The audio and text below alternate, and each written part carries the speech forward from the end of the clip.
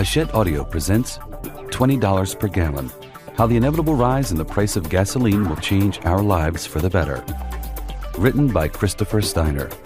Read by John Wolfe. Author's note. Oil and gasoline are mercurial commodities. The year 2008 saw oil prices touch highs that most thought wouldn't occur until decades in the future.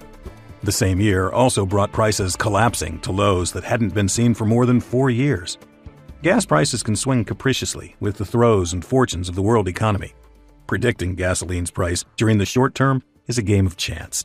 Long term, however, there is only one sane prediction for gasoline prices: up. Most of us can agree, as the facts and considerable bounty of research show, that oil is a finite resource that we use at a gluttonous pace. This audiobook goes beyond the mere acknowledgement of peak oil. This audiobook is the next step in the conversation. This audiobook examines how our everyday lives will change as the price of gasoline gradually escalates. What will life look like with gas that costs $8 per gallon, $10 per gallon, $18 per gallon? Our homes, our cars, our jobs, our vacations, throughout they will all change, step by step, with the price at the pump. In that spirit, I've worked hard to find people who grasp our futures, people who can map out our lives as they change with the price of gasoline. The following forms a thought experiment on the what-ifs of high gas prices with a focus on tangible changes rather than abstract ones. February 2009. $20 per gallon. $4. Prologue.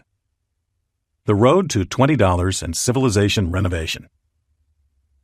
We used to turn to the weather when all else failed us as conversationalists. Clouds and sun, however, have been relegated to the back seat of chit-chat lulls. Everyone wants to talk about the price of gasoline. Even if you don't drive, this is fascinating fodder. Yes, the calamitous increases and the more sudden decreases of gasoline prices have been interesting to us purely as an economic curiosity.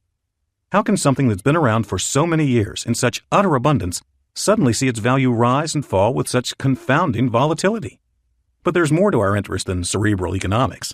The tales of gas price flux have regaled our nation in the manner that J.K. Rowling or Stephanie Meyer tames adolescence. You cannot open a newspaper, national or local, that doesn't feature a prominent story with some angle on gas prices. And as it turns out, we're not lemmings tethered to a petrol spigot. We have limits, and some of them have been reached. During 2008, a year when gas prices touched historical highs, Americans drove 100 billion fewer miles than they did the year before. That's the first such decrease in 30 years and easily dwarfs the driving decreases during the 1970s oil embargoes. There's something guttural, something personal about the price of gas. Even though we've pared our driving, there's a feeling that there's more to this, more than $2 versus $4, more than the price of our weekly fill-up. At the gas pump, we're egregiously offended by big numbers and comforted by small ones. Big numbers make us sick. But why? The price of commodities, the price of nearly everything we use in abundance, has shot up during the last 5 years. So what makes gasoline so special? We don't have the same visceral reaction to, say, the price of grain, even though it goes into half of everything we eat, and its price has more than doubled in recent years. Why does gasoline set off different, shriller alarms than other things we consistently buy? Perhaps that's our human intuition, an evolved sense that there's more to a situation than the mere face of it. It turns out that our sense of intuition, honed by millennia of survival, is quite canny. The inexorable rising price at the pump represents several worlds of change beyond smaller cars and more cumbersome gas station charges.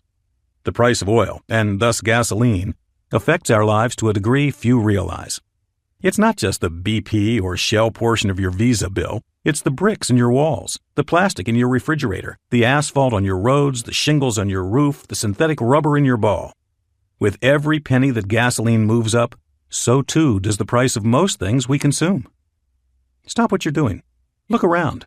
Look on your desk, at your shoes, at your shirt, at your windows, your kitchen. How much of it comes from oil? More than you think. Look out your window. Look out at the world. How much of it owes its existence to oil? Again, more than you think. The United States imports 67% of its oil, but only 40% of that goes into our vehicles' fuel tanks. The rest is used to make, fortify, and shape just about anything you can imagine. Consider Bill McPetroman of Suburbia, USA, 2009. Bill lives like many of us do. He's an American suburbanite with a good job, nice house, nice family. Bill isn't rich, Bill isn't poor. Let's examine a typical Bill morning in 2009 as he gets up for a day at the office. For simplicity's sake, Bill's wonderful wife and children, who, let it be known, enjoy gasoline as much as he does, are on vacation at the family cabin. Bill will be joining them there this weekend. It's Thursday morning. Bill gets up at 7 a.m. to the sound of his Sony clock radio, which is encased in plastic made from hydrocarbon molecules ripped from sweet crude oil at a Houston refinery. Just about everything plastic in our lives is made in a similar process with one main source: oil and its derivatives. Bill rolls off his sheets and puts his feet on the carpeted floor, whose fibers are made of nylon, one of the original and most successful plastics made from petrochemicals.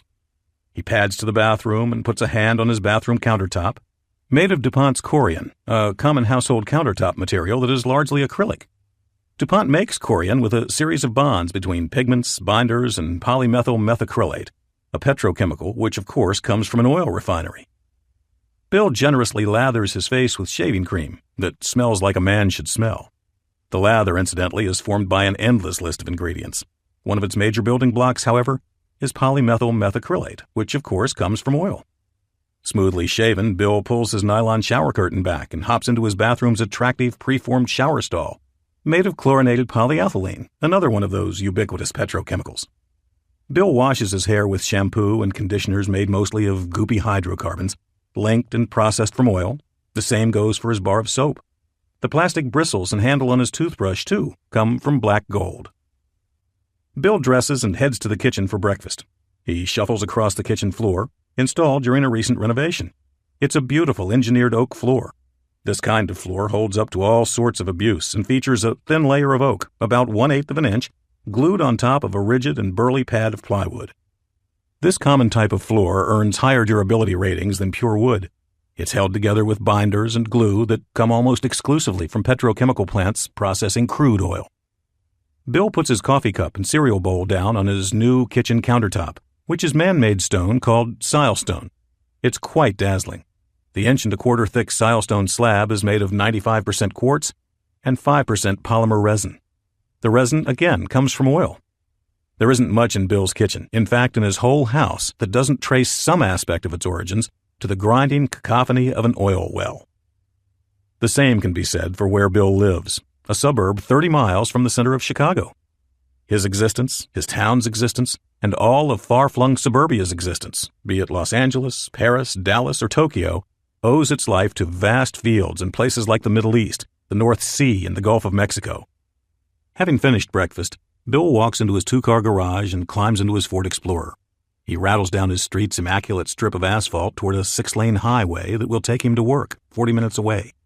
Bill's normal evening hours are spent shuttling his children from athletic events to tutoring sessions to music lessons to shopping malls, all of which are located in disparate corners of his megaburb, which is more than 5 miles wide. Bill's Americanized materialistic existence, like all of ours, is wrapped in a cocoon of gasoline and its petro-bred brethren. But there's more to this than the price of your, my, and Bill's stuff. The mounting cost of gas will dictate cultural changes, housing changes, civic changes, education changes. It will leave nary a spot on the globe, or how we live, unchanged. Not all of the change we face is gloomy. In fact, many people's lives, including many Americans' lives, will be improved across a panoply of facets. We will get more exercise, breathe fewer toxins, eat better food, and make a smaller impact on our Earth. Giant businesses will rise as entrepreneurs' intrepid minds elegantly solve our society's mounting challenges, as gasoline prices inevitably rise, changing the world economy and our lives forever. The world's next Google or Microsoft, the next great disruptor and mega company, could well be conceived in this saga. It could be a battery company, a breakthrough solar outfit, or a radically innovative vehicle manufacturer. This revolution will be so widespread and affect so many that it will evoke the Internet's rise in the late 1990s. But this revolution will be even bigger than that. The Internet allowed us to buy a book online, to peruse information at will and with speed. The rising price of gasoline, however, will reshape your house, your car, your town, your stores, your job, your life. America has never seen so great an innovation spur as escalating petroleum prices. This tale will bring with it all the global impact of a world war and its inherent technology revolutions, minus all the death. Some people even welcome oil's coming paucity and expense as one of humankind's grand experiments. And, in fact, it will be so. The future will be exhilarating. This audiobook acknowledges that future and embraces it. We want to tackle that omnipresent and intricate question. How will the rising price of gas affect our lives? There is a two-word sophomoric answer to the question. A lot. But this is not a simple matter to debug. Oil and gasoline play such integral, piercing parts in our lives. At times, their presence is beyond obvious, such as when we're pumping gasoline into our car on a hot afternoon for $3.50 a gallon. And at other times, gasoline's presence is more nuanced, but just as pervading, such as when a New Yorker buys a potato that's traveled from Idaho to her grocer, or when you turn up your thermostat during a chilly evening, or when you wrap leftovers in saran wrap, or when your local high school stops playing in statewide tournaments to save money. The polygonal changes that rising gas prices will bring cut a puzzle that's hard to decipher. But the best and the most entertaining way to tame this subject is to section things according to what we pay at the pump. This audiobook's chapters follow the cost of gasoline in the United States. Chapter $6, Chapter $8, Chapter $10, and so on. Each chapter details the changes, consequences, and innovation that each price level will bring. This approach proves to be particularly informative because our lives' adaptations will not arrive all at once, but will filter in gradually as the price of petroleum dictates. Each increase in price will bring with it new pain that will force us to adapt. Each dollar increase in the price of gasoline will crank different gears of change. $8 gas isn't $10 gas, and $12 gas isn't $14 gas. Each extra dollar unlocks new possibilities and ushers out an old product or way of life. Each chapter will focus on one or two major changes brought about by this particular gas price, as well as a coterie of other, smaller events connected to this price. Our lives will transform on innumerable fronts, socially, economically, and so on, as we go from $6 to $8 to $10 and beyond. Why the price of gas will keep climbing. Why the following chapters matter. The plausibility of these scenarios, these hypothetical worlds that each chapter will project, America at $8 a gallon gas or $14 a gallon gas, depends on gasoline's increasing scarcity and, of course, its increasing cost. There still exist thousands of people, some of whom preach from very public pulpits, editorial pages, magazines, television, that say expensive oil will be a temporary blip in our continued and apparently endless path of gluttonous consumption. Gas prices, these people say, are artificially goosed up by nervous traders and reckless speculators. Normalcy will return soon, they assure us, as it did in the latter months of 2008. But normalcy, for better or worse, is already gone. Gas prices had to go up, and so they did. The sunny, "this is merely a passing bubble" outlook, unfortunately for Hummer drivers and the airlines, has taken no measure of world economics, demographics, or capitalism. The following two statements, in most sane circles, are accepted as fact. 1. The demand for oil will gradually increase and will continue to increase as the global middle class expands.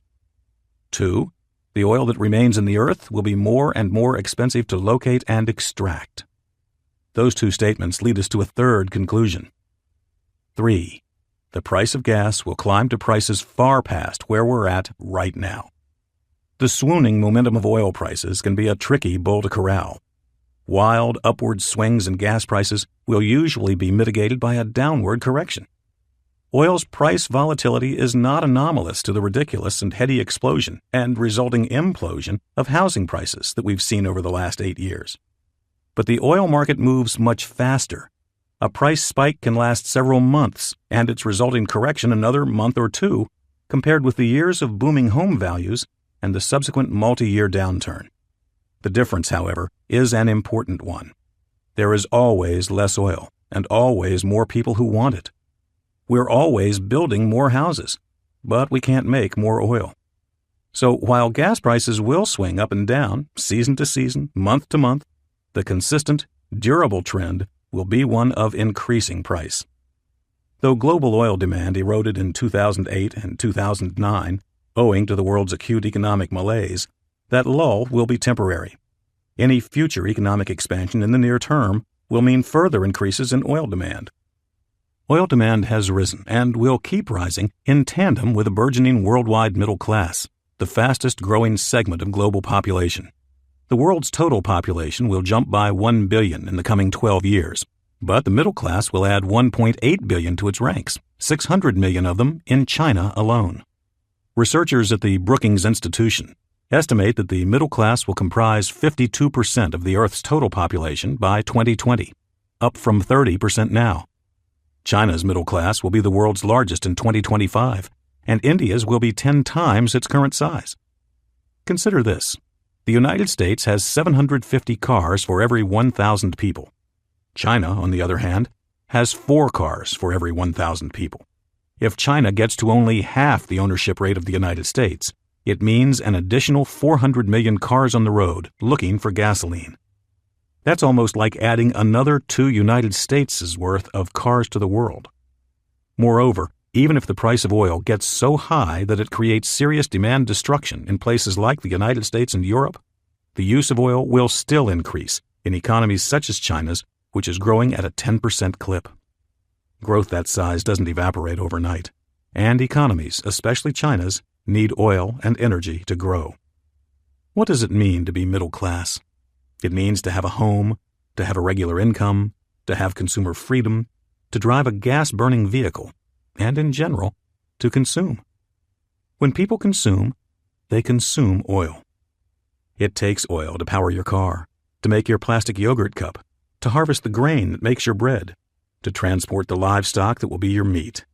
It takes fuel to ship the clothes, gadgets, and items that middle-class people buy and use. It takes petroleum to create the chemicals and compounds that go into so much we use today, including computers, cars, homes, and infrastructure. Car sales may be down or flat in Europe and the United States, and they may remain that way.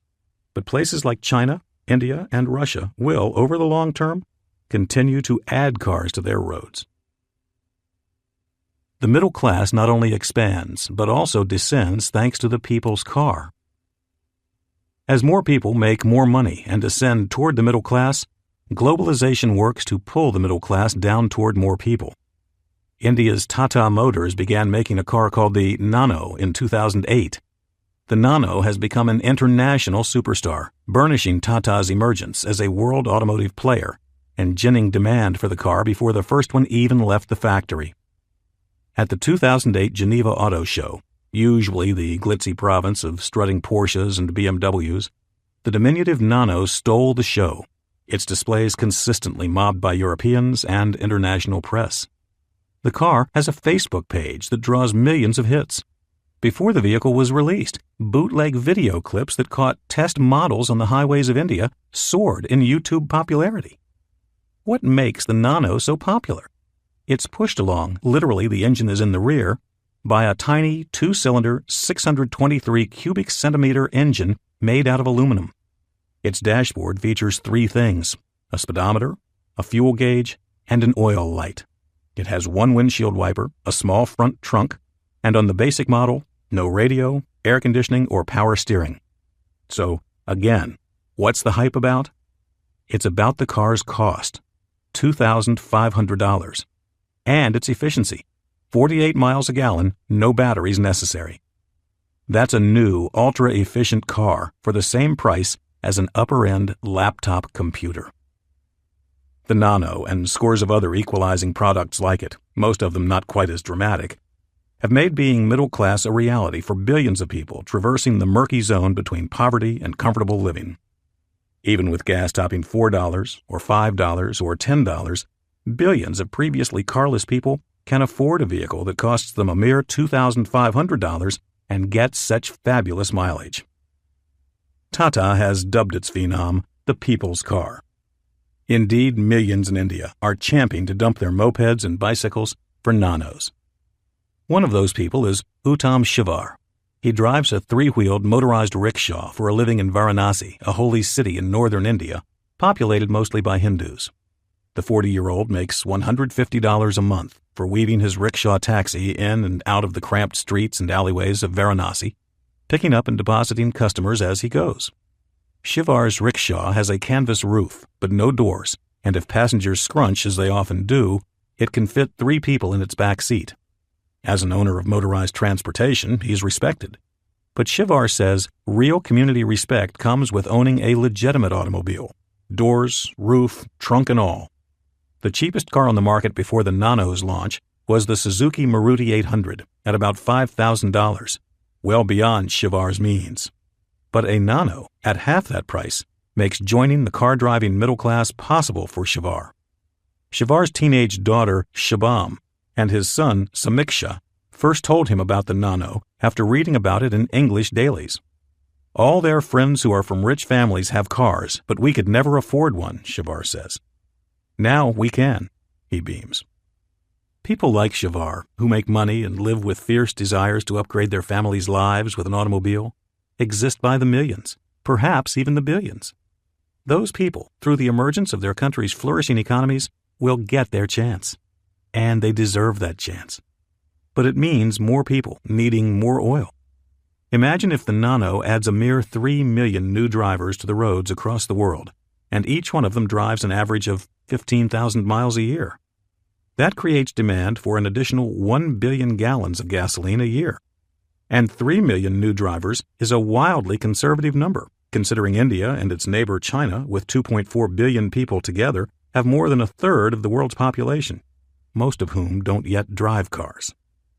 Not only are places like India, a net oil importer, devouring more and more oil, but the net exporters, places like Iran and Saudi Arabia, are gobbling up more and shipping out less of the resource that their economies are built on.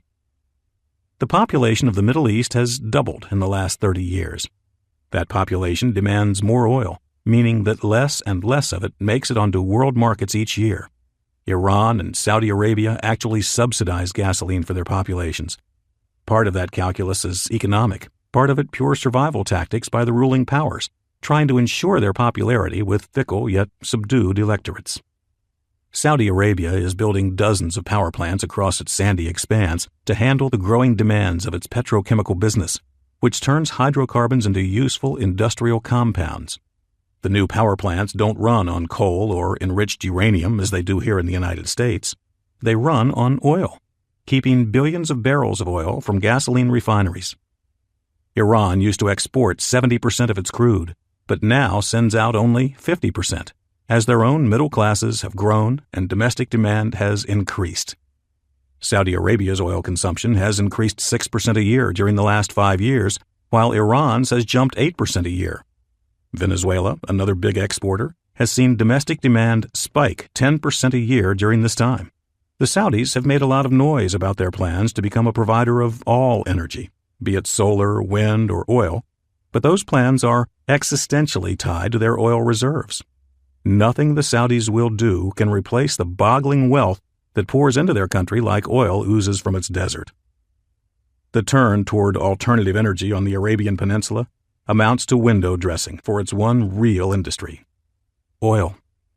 As the middle class continues to explode in China, India, and scores of other spots circling the earth, hundreds of millions of additional cars will hit the roads, giving rise to more demand for gasoline and other petroleum-based products. People want what Americans have had for decades: easy cars and an easy life. These people will get what they want, but in the process, they will catalyze a global economic reformation on a scale never seen, changing our lives, changing their lives, changing the earth. There remains little easy to get oil. New people every day get introduced to levels of lifestyle and income that add to the demand for the world's oil. That pressures demand on one side. On the other side, the supply side, petroleum has been getting harder to find and extract from the earth. Of all the statistics telling us oil is getting harder to find, none are so compelling as this. For each 6 barrels of oil we consume, we find 1. The Texas and Saudi Arabia-style gushers of yore are exactly that, the past's myth and lore. There are no more undiscovered fields such as those. We now work harder than ever to get a barrel of oil to the surface, especially from deep-sea wells and aging fields that require all manner of expensive and complicated tricks, such as injecting water into source rock to force out more oil. We have hit what's popularly known as peak oil, meaning that global production of crude is at a zenith that will never again be realized. The evidence supporting peak oil as a current phenomenon is compelling. A founded argument for oil's increasing scarcity has been made best and most famously by Ali Samsam Bakhtiari, a former director of the National Iranian Oil Company who died in 2007. In one of the PhD's last research essays, he wrote this about the world's oil production. After some 147 years of almost uninterrupted supply growth to a record output of some 82 million barrels per day in the summer of 2006, crude oil production has since entered its irreversible decline. This exceptional reversal alters the energy supply equation upon which life on our planet is based. It will come to place pressure upon the use of all other sources of energy, be it natural gas, coal, nuclear power, and all types of sundry renewables, especially biofuels. It will eventually come to affect everything else under the sun. He is not alone in his dire outlook. T. Boone Pickens, a man who has built a $3 billion fortune on oil and gas, said at a Forbes CEO conference, "The world has been looked at. There's still oil to be found, but not in the quantities we've seen in the past. The big fields have all been found, and the smaller fields, well, there's not enough of them to replenish the base. If I'm right, we're already at the peak. The price will have to go up." Pickens has taken things a step further. The lifelong oil man is calling for the United States to stop blowing $700 billion a year on foreign oil and has tried to create a pop buzz for wind power, on which he and other investors plan to dump $10 billion for a massive project in the Texas Panhandle. Perhaps this is an 80-year-old trying to cement an eternal legacy. Perhaps this is just T. Boone the billionaire trying to make another billion. Whatever it is, the shrewd Wall Street raider wouldn't be jamming himself into this business unless he thought that conventional energy, oil, was on the wane. It doesn't help that the 10 largest holders of oil reserves in the world are state-owned oil companies in countries such as Russia, Iran, and Venezuela, which aren't particularly friendly toward the West. The world's giant independent oil companies, like ExxonMobil, Royal Dutch Shell, BP, and Chevron, have the most experience and best methods for bringing hard-to-get crude to the surface and for maximizing the value of maturing fields.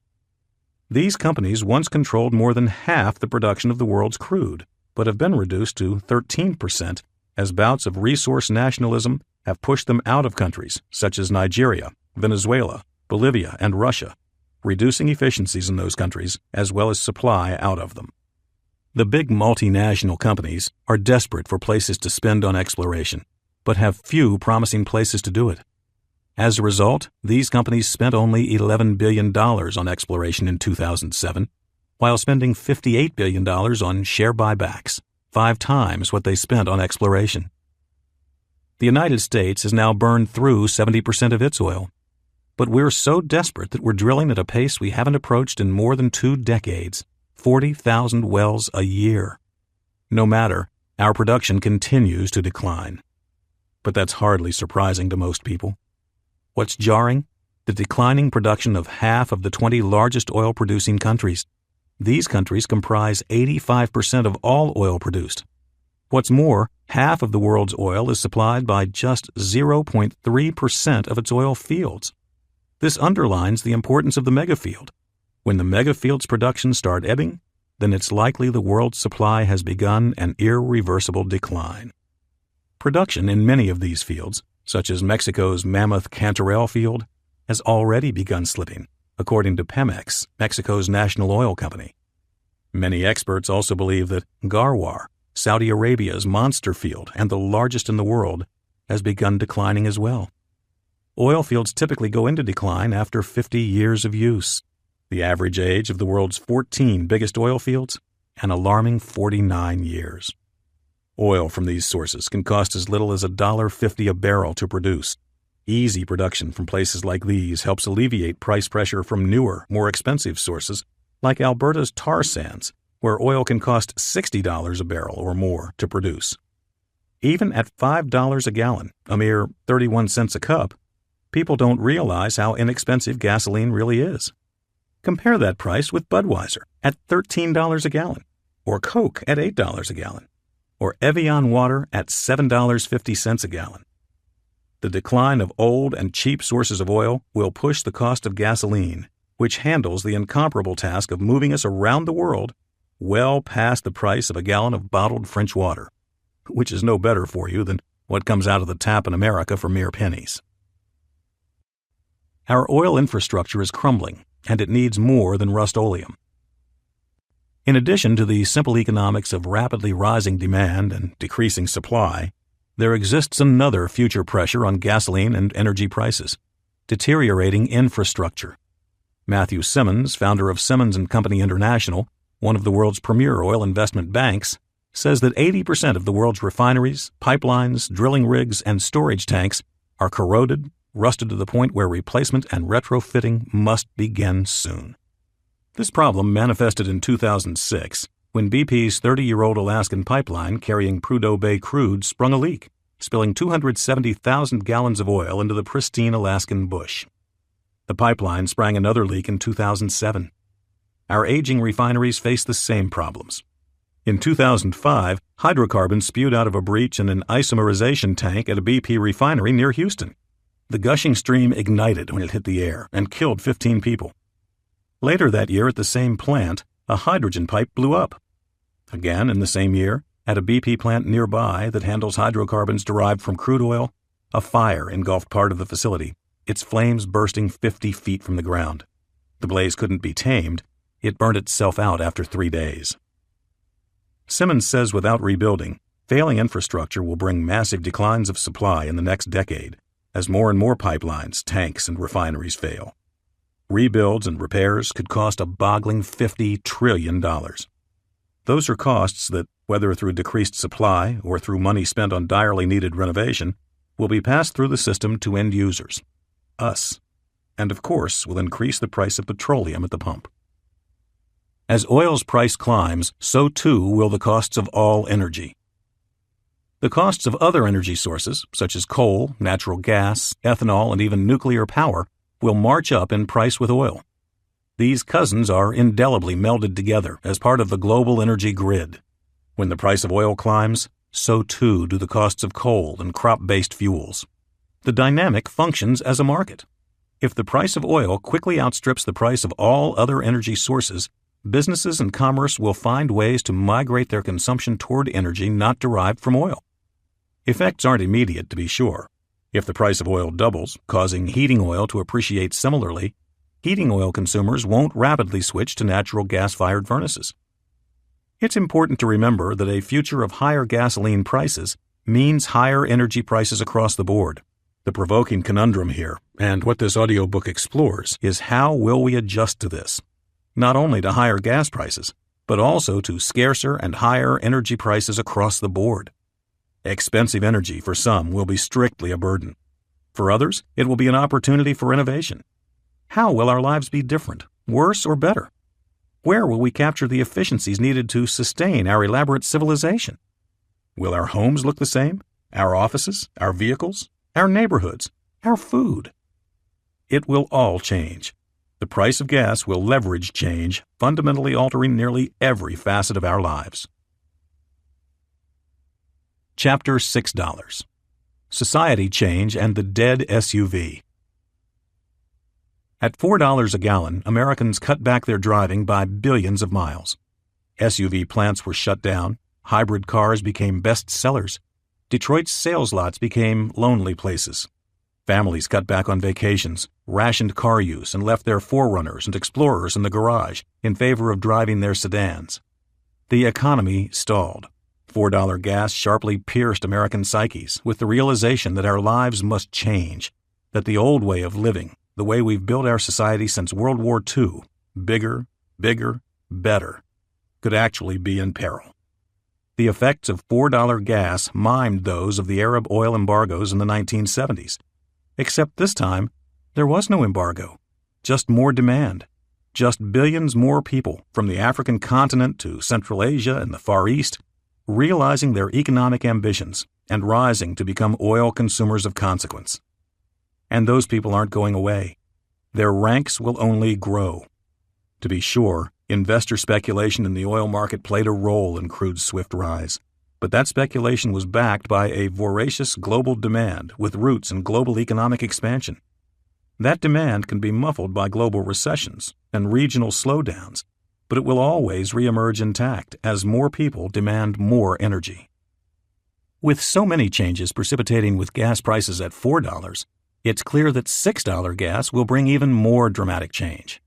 This price will set massive gears gnashing, gears that will eventually change nearly every aspect of our lives, some for bad, some for good.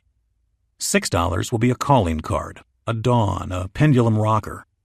At $4, there remains hope in many people's guts that expensive fuel will recede far into the past, and that prices of $2 or even $1.50 will return for good. Those hopes, misbegotten and childishly optimistic, will be finally dashed at $6. The lusty days of $2 gas will be firmly in the forgotten past as our new world unfolds. At $6, our lives, our businesses, our families will all be caught unready for the coming cavalcade of evolution and adaptation that rising gas prices will bring. Monthly gas station bills for families that were $400 at $2 will be $1,200 at $6. Our economy and even our societal fabric will suffer a stiff jab to the mouth when gas tickles $6. Changes that were merely budding at $4 will bloom in full. The $6 price level will activate change like no other. It will serve as a bellwether to American society that the way we consume energy is unsustainable. What happens at $6 will be a prelude to $8, $12, and $20. It's here where Americans will be truly shocked and deeply affected. But it's also here where Americans will pause, take measure, and accept a future of higher energy costs. Denial still runs deep and swift at $4. People can convince themselves that cheaper gas, normalcy, will return. That moat of unfounded reasoning will quickly dry out once prices reach $6. Energy will cost more, but we'll use less and we'll use it smarter. But our acceptance of things will not shield our economy and our lives from the pain that comes with more expensive gas. We will not be prepared. Our shipping services won't be prepared, nor will our homes, our food, our children, our jobs, or our cars. $4 gas made life more expensive. $6 gas, however, will mark the beginnings of true change. $4 gas meant our public transportation systems saw 300 million more trips in 2008 than in 2007. San Francisco's rapid transit system, BART, once a neglected novelty, removed seats from its trains to make room for more people to pack on and stand. In Boston, the number of cars on its infamous Mass Pike dropped by millions in 2008, and public officials implored mass transit passengers to travel during off-peak times to mitigate crowding problems on the city's T subway system. In Chicago, riders swamped L trains even more than usual, despite the fact that, owing to massive overhauls on many tracks, some trains were running at their all-time slowest. At $6, public transit will be the absolute belle of the ball. Our subways will overflow further, trains will be added, and new routes proposed. But that's not even half of the $6 story. The big snowball. What we drive and how we drive it will change indelibly. $6 gas, though its specter may sound implausible, isn't too far away, says Jeffrey Rubin, a respected economist and the chief strategist and managing director of CIBC World Markets. Rubin says gasoline will likely cost $7 a gallon by 2010. As a result, he says, over the next 4 years, we are likely to witness the greatest mass exodus of vehicles off America's highways in history. By 2012, there should be some 10 million fewer vehicles on American roadways than there are today, a decline that dwarfs all previous adjustments, including those during the 2 OPEC oil shocks. No realm of our lives will be affected faster, and no corner of big business will be rocked harder than that of the vehicles we drive. Of those 10 million vehicles that Rubin predicts will come off U.S. roads, many will be SUVs. In fact, if you examine things with an eye toward a kind of natural selection of automobiles in a world of $6 gas, It's pragmatic and reasonable to expect that most of the vehicles coming off the road will be the guzzlers, the SUVs, the non-essential pickup trucks, the low-end sports cars. Those are the cars that people won't want. Small cars will be worth money. Large cars will be worth very little. Prices of nimble fuel sippers will hold up incredibly well. We've already seen this effect, in fact, when gas was $4 a gallon in 2008. Two-year-old Honda Civics, in demand for their brisk fuel economy and low-maintenance reputations, were selling for $16,000, or 85% of what a new Civic cost at that time, according to J.D. Power and Associates. A similar two-year-old Toyota Prius, the hybrid car that's becoming ubiquitous in American cities, ran 87% of the new model price. Used cars of that age normally cost 50 to 60% of what a new model costs. When gas hovered at $4, our beloved SUVs rapidly depreciated. They were impossible to sell. Nobody wanted a car that seemed to be facing its twilight. When gas reaches $6, our SUVs will look like scrap metal in our mind's eyes. They will be intractably obsolete testaments to a time when oil came easy and cheaply. The whole country will sit up, take notice, and realize that in driving our SUVs, we have been piloting vehicles that were simply unsustainable luxuries unique to this time in history. The SUV's traction in the auto market teetered ominously when gas cost $4 a gallon. At $6, the SUV will die. Many people enjoy slathering the blame for our bloated domestic vehicles squarely on the big three Detroit automakers. We bemoan them as out of touch and foolish when compared to their nimble counterparts from Japan. What a bunch of morons, we say. Didn't they learn anything from the 1970s and 1980s? They did. As consumers, we learned a few things too. But we rapidly jettisoned those lessons of scrimp and economy with the gas-and-go 1990s amid blistering economic growth and ridiculously low gas prices. Detroit merely followed our lead. They made what we wanted. As consumers, our tastes for giant vehicles created the demand. Detroit simply filled that demand. And in the process, Detroit made a ton of money. And isn't that the whole point when it comes to a corporation? What should Detroit have done? Neglect their shareholders and the capitalist model to stubbornly crank out small cars that nobody wanted? No. They did what they did to make money. Toyota and Nissan noticed. They jumped in with their own giant vehicles, chasing the same customers. And it worked. It worked until the SUV party stopped bumping when gas prices sped past $3 a gallon in early 2008. Gas prices have since been tempered by floundering demand and a struggling global economy, but those conditions won't last forever. Even with the downturn in gas prices, SUV sales have not perked up much. Americans have developed a sense of inevitability regarding the SUV's ultimate doom. The tale of the SUV and America is an incredible economic parable. It's a study in elastic demand and its wild swings of enriching glory and muddy tragedy. It's a story framed by lust, vanity, money, and playing the role of protagonist or antagonist, depending on one's view, the price of gasoline. How America got hooked on the SUV. To understand how we've gotten to become a nation of gas-thirsty, steel-craving gasoline munchers, it's important to know how the last 20 years have unfolded. The last 2 decades have featured a collision of storms, economic and societal, that have shaped Americans' tastes and stretched the limits of consumption. Some of the cheapest oil in history coincided with the rise of SUVs, which engorged the bigger, fatter, better trend to an exponential degree here in the United States. Our society evolved from being one of savers, scrimpers, and pragmatists to being one of flaunters, competitors, and cravers. The gross enlargement of the standard American vehicle came even after the severe oil scares in the 1970s and early 1980s deflated the size of most Americans' cars. We blithely forgot, even with those memories of long gas station lines lodged somewhere in baby boomers' heads, how volatile the gas pump can be.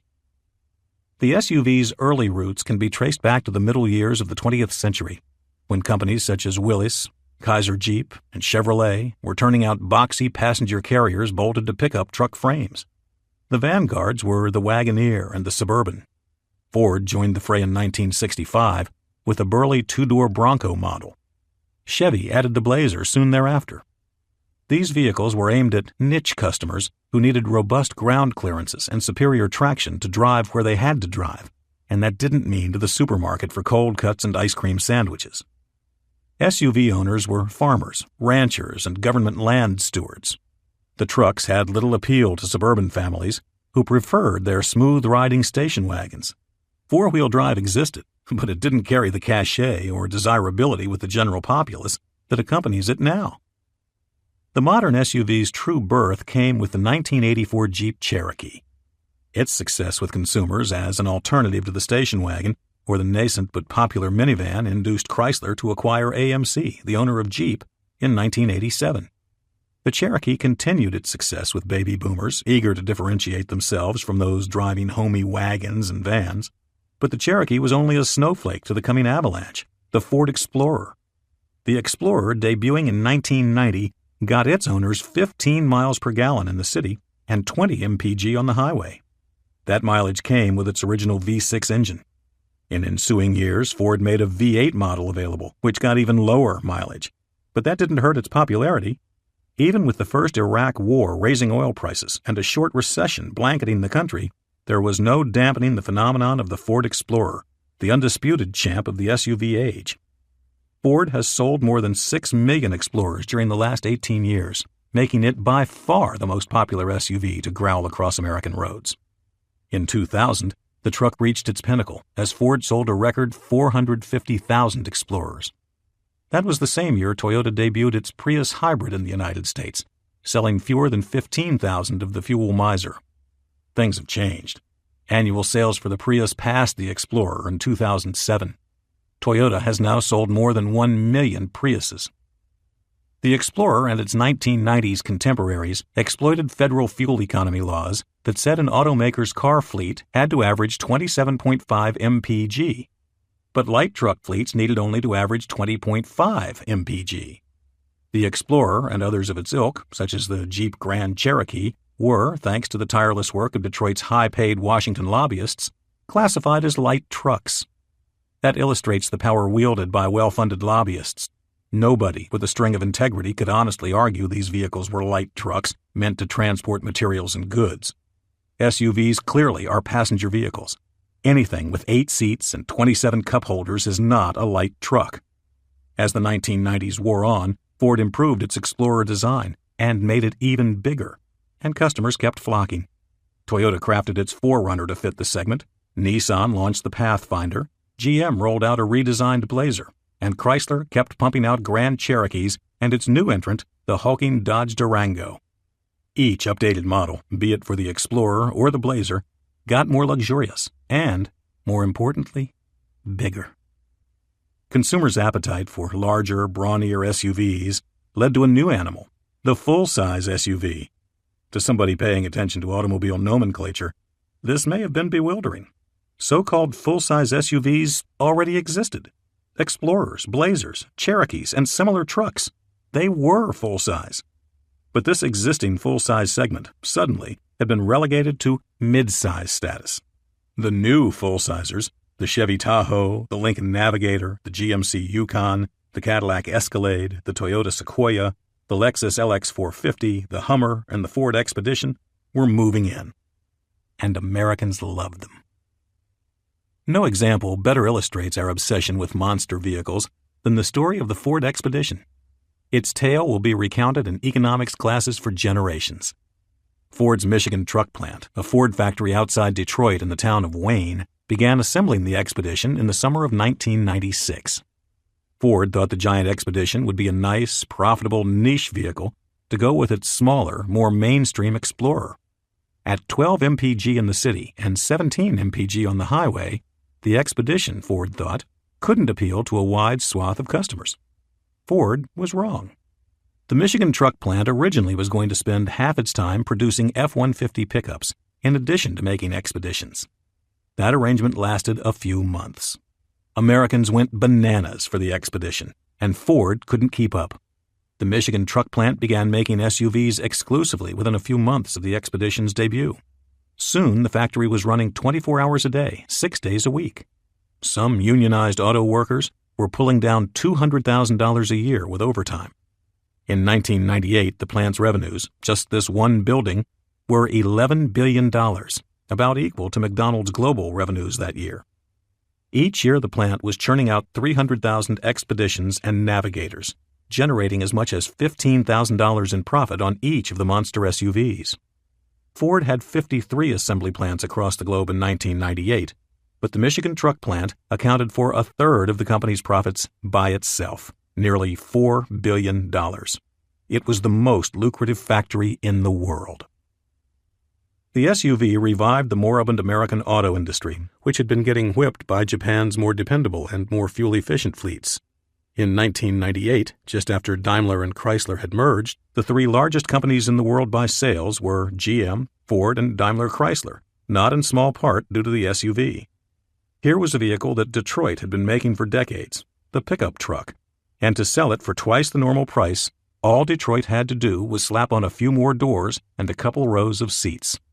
And why not roll out some luxury models? The most successful, the Cadillac Escalade, was nothing but a GMC Yukon spiffed up with additional sound dampening, some chrome, and a few minor modifications. And the GMC Yukon, of course, was nothing but a slightly nicer Chevy Tahoe, which was, of course, a Chevy Silverado pickup truck with some seats and a roof. GM made the Escalade for $25,000, and people scrambled to buy them for $50,000. Most car makers, Toyota, Ford, Chrysler, and GM, got into the luxury SUV game. It was simply too profitable not to.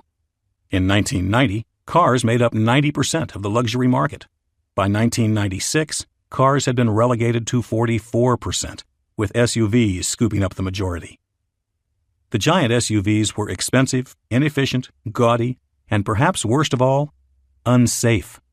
In his book on the SUV popularity surge and its dangers, High and Mighty, New York Times writer Keith Bradsher compared driving an Escalade to a pig on stilts.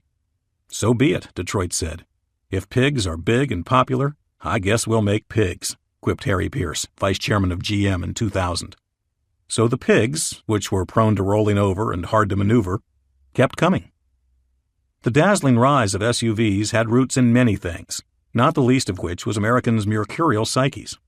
According to some of American automakers' own market researchers, the type of people who tend to buy SUVs are insecure and vain. They're people who frequently are nervous about their marriages and uncomfortable about having become parents.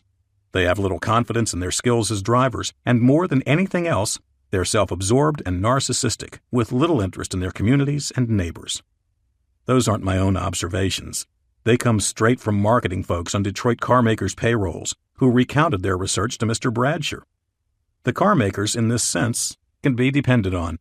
Their market research is exhaustive, detailed, expensive, and massive in its scale. Perhaps you are listening to this and appraising your own character right now on account of something you may park or have parked in your garage. I know the feeling. I drove an old Toyota 4Runner all over the country for a decade, running the odometer past 240,000 miles, and I loved it. Oil prices enabled the SUV to thrive, but they will ultimately bury the SUV in its grave. We can't fully blame ugly American attitudes for the rise of the Jeep Grand Cherokee, the Expedition, and the rest of their brood. SUV mania and Detroit's renaissance rose, not coincidentally, with the lowest oil prices the modern world has ever seen. Oil in 1998 averaged $15.35 a barrel in today's dollars. The next cheapest year was 1946, when oil sold for $17.26. Many parts of the country in 1998, just a decade ago, saw gas prices of well below $1. Driving from Illinois to New Orleans on a trip with friends that year, I paid 59 cents a gallon at a gas station in Missouri. I filled the tank for $7. Gas wasn't free, but it was close. Roaming the country was limited by one's stamina and caffeine tolerance, not by money. Low oil brought casualties, too. Amid the record low oil prices in 1999, GM trashed its ballyhooed electric car, the EV1, which it had spent billions to develop during the 1990s. The car had just started rolling off a Lansing, Michigan assembly line in 1996. Electric cars and subcompacts were of little use to Americans, with gas at $1 or less. Cheap gas also fueled a pickup truck boom. Ford sold 939,000 of them in 2004, a record. Pickup trucks, because of their functionality, will persevere at $6, but normal people won't consider them for a spot in the garage, as they have in the past. The days of driving a truck purely as a statement of machismo or a subconscious sense of insecurity will be gone. These feelings can't be indulged at $6 a gallon. Gas prices of $4 during 2008 gave us a clear vision of what to expect when gas reaches $6. Trucks, vans, and SUVs comprised 2/3 of Ford's 2004 sales in the United States. Things have changed since then. Amid rising gas prices, Ford lost $15.3 billion in 2006 and 2007 combined. In the summer of 2008, Ford shut down production at its Michigan truck plant for more than a month before announcing that the famed factory would stop making Ford Expeditions and Lincoln Navigators altogether. Ford is spending $75 million to make its truck plant into a compact car plant. The factory switched to producing the Ford Focus, and some employees even worked overtime at the plant during 2008 to keep up supply of the compact car, whose sales boomed amid $4 gas. Mirroring what will surely be more severe effects when gas reaches $6, $4 gas sent our car makers to the brink of death. Expeditions, Navigators, Tahoes, and Jeeps piled up at dealerships, with few takers even with giant incentives and discounts. GM will shutter at least 4 SUV and truck plants by 2010. When gas reaches $6, all SUV plants will close. GM, the fallen icon, lost $39 billion in 2007 and $15 billion just in the second quarter of 2008, amid growing American rejection of its giant and profitable trucks. When gas reached $4, Chrysler, with few compact offerings, was reduced to proffering lame promotions, such as guaranteeing Jeep buyers $2.99 a gallon gasoline for the first 2 years they own their vehicle. As our cars morph smaller, so will some of the companies who sell them to us. By the time you hear this, one or more of the big 3 American car makers may have already succumbed to the combined effects of high 2008 oil prices and an economic slowdown. $6 gas will further challenge the survivors, perhaps reducing the big 3 to the big 1. $6 gas will wreak havoc on the industry, no doubt, says Mike Jackson, director of North American vehicle forecasts at CSM Worldwide, an international analyst firm. It will signal a whole new era for car makers. They will change, or they will perish. Americans will, at long last, embrace diesel when gas reaches $6 a gallon. Diesel engines, long ignored and often maligned in North America, will begin to settle in at the American table when gas goes to $6. Ford has a car for sale in Europe right now that gets 65 miles per gallon. The car is attractive, seats 5, and has an onboard navigation system. And it's a diesel. It's called the 2009 Ford Fiesta Econetic. Volkswagen, Mercedes, and BMW have plans to get new cars utilizing clean diesel technology to the North American market starting in 2009. Diesel engines, invented by Germany's Rudolf Diesel in the late 1800s, can get as much as 50% more mileage out of a gallon for 2 reasons. The first is that a gallon of diesel fuel contains about 17% more energy than a gallon of normal gasoline.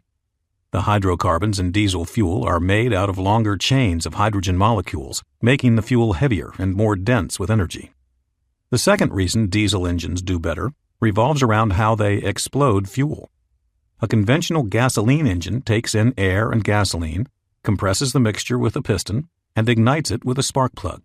The resulting explosion pushes the piston down, which ultimately drives the car's wheels. A diesel engine's pistons compress air alone, no gasoline, to a pressure about double that of a conventional engine's compression. The air in the diesel engine rapidly heats up when it's compressed. When the temperature of the compressed air is near its peak, the diesel engine injects the fuel, which explodes from the heat of the air, forcing the piston down. Diesel engines have no spark plugs. The higher compression rate leads to higher efficiencies and to additional power. Here's a simplified way of looking at the diesel advantage. When all of the oxygen molecules are packed so closely together in high compression, the fuel stands a greater chance of quickly reacting with the air, making for a more efficient explosion. Diesel cars like Ford's Econetic will see their fortunes burgeon when gas reaches $6. Car shoppers in the United States aren't going to care much about diesel knock, the rattling noise a diesel engine makes, or their slower accelerations. And many of those quirks have been smoothed out, In fact, in some of the new generation diesel engines being released by VW, Ford, and Mercedes. The other big and legitimate snipe on diesel engines in the past is that they're dirty and fundamentally worse for the environment than our standard gasoline engines. That used to be true. But the new, so-called green diesel engines hitting the market now run just as clean as a gas engine, in some cases cleaner. Improving the distribution infrastructure for diesel fuel won't cost much because it's largely already in place. Our trucks and semis have long leveraged the advantages of diesel engines. $6 gas will mean fewer lives lost to crumpled steel and unyielding pavement. There will be painful economic adjustments, but not all of our adjustments will be agonizing. Some of the first dominoes to tumble will be beneficial for all of us. The graph representing the number of miles driven by Americans annually is a consistent set of stairs, each stair reaching higher than the previous stair. Anybody climbing those stairs would be in for a surprise when they reached for the tread of 2008, because, as was mentioned earlier, that stair was lower than the previous stair for the first time in nearly 30 years. High gas prices compelled Americans to drive 100 billion fewer miles in 2008 than they did in 2007. That's a good thing. In some ways, it's an excellent thing. Harvard and the University of Alabama determined that for every 10% gas price increase, there's a resulting decline of 2.3% in the number of driving deaths nationwide. That means a shift from $4 gas to $6 gas would save 4,000 lives. That's a third more people than America lost in the 2001 attacks on the World Trade Center. David Grabowski, a professor of healthcare policy at Harvard Medical School and one of the study's authors, says that when putting the paper together, they didn't examine gas prices as high as $4 or $6 because they were limited to available data sets of historical prices that hadn't yet reached those heights. But he believes that starting at $4, the tail of statistics will become even more dramatic. There's plenty of evidence that these higher prices of $6 and $8 will bring about change even faster than increases in the past, Grabowski says. Grabowski has done some complicated extrapolations, however, to plot his data according to theoretical $4 gas prices. Assuming the prices are sustained for a year, gas prices of $4 would save 1,000 lives every month compared with the current driving fatality rates. That's 12,000 people annually, almost a third of those killed on U.S. roads every year. In the short run, the changes we make in our lives according to gas prices are very superficial, Grabowski says. But in the long run, the changes add up and the results are staggering. Taking things further to our world of $6 gas, Grabowski sees changes sustained and habits reforged, a civilization adapting its lifestyles and modes of transportation. He expects 15,600 lives to be saved annually at $6 gas compared to $2.50 gas. At $8, 18,000 lives saved a year. At $10, 20,000 lives. Those numbers could even be conservative, Grabowski says. I think it's not going to be a purely linear progression. We will probably see accelerating rates on things like this, he says. People really aren't able to make major changes to their lives when gas just spikes in price. But when those prices are sustained for years, that's when people change their lives. The numbers in Grabowski's study reflected gas prices rising at a time when, for the most part, the number of SUVs on the road was rising or flat. His numbers reflect merely the effect of fewer cars crowding our roads. Grabowski's calculations do not account for the fact that many of the cars that will be leaving our roads when gas reaches $6 will be the most dangerous ones. SUVs, when it comes to accidents, are decent at protecting the people inside the SUV, but in all other respects, their effect on the safety of our roads is a negative one. The obvious problem is that SUVs inflict colossal damage on those they hit. Nobody wants to be in the Yugo, says Grabowski. They want to be in the Range Rover. The real problem with an SUV stems not from how it protects its passengers, but from its inability to avoid accidents. SUVs flip easily and can't easily swerve to avoid contact. A driver of a small Toyota Corolla, seeing a pile-up accident suddenly forming ahead of him, may veer to another lane or a shoulder in time to avoid smashing through the tailgate window of the kid-filled station wagon ahead of him. Because of its mushy handling and outsized momentum, the Range Rover, or Explorer, Grand Cherokee, or Tahoe, is far more likely to barrel into the back of the station wagon, bringing its full girth to bear on the pile-up crash. When gas hits $6, fewer SUVs on our roads will mean fewer accidents and fewer people dead. The same can be said for pickup trucks. Safety statistics compiled by Tom Wenzel, a scientist at the Lawrence Berkeley National Laboratory in California, and by Mark Ross, a University of Michigan physicist, bear out the theory that SUVs can wreak more death on our roads than normal cars. Their research expresses the numbers of driver deaths per million vehicles of a given model. In a separate statistic, they also determined how many other deaths resulted from accidents involving those models of cars. For example, for every million Toyota Camrys on the road, 41 Camry drivers perish in crashes, and an additional 29 people die in accidents involving Camrys. That makes for a total of 70 people killed per million Camrys on the road. Drivers of the Ford Explorer, however, which would slice through a Camry like a spoon through an avocado, die at a much higher rate, 88 drivers per million vehicles. And perhaps because they're so big and inflict so much damage, 60 people die in accidents involving Explorers, for a total of 148 deaths per million vehicles. But why more driver deaths if the Explorer is so much bigger? Because, again, it's more difficult for an Explorer to avoid accidents than it is for a nimbler Camry. These aren't isolated examples. Consider the Toyota Avalon, with 60 total deaths per million vehicles, or the Volkswagen Jetta, with 70, or the Nissan Maxima, with 79, compared with these SUVs, the Toyota 4Runner, with 137 deaths per million vehicles, or the Chevy Tahoe, with 141, or the GMC Jimmy, with 114. Or consider some of the worst performers in this vein, pickup trucks. Drivers of the Ford F-Series pickup died at a rate of 110 drivers per million vehicles, with a gruesome 128 others killed, for a total of 238 deaths. Or the Toyota Tacoma, with 171 people killed per million vehicles.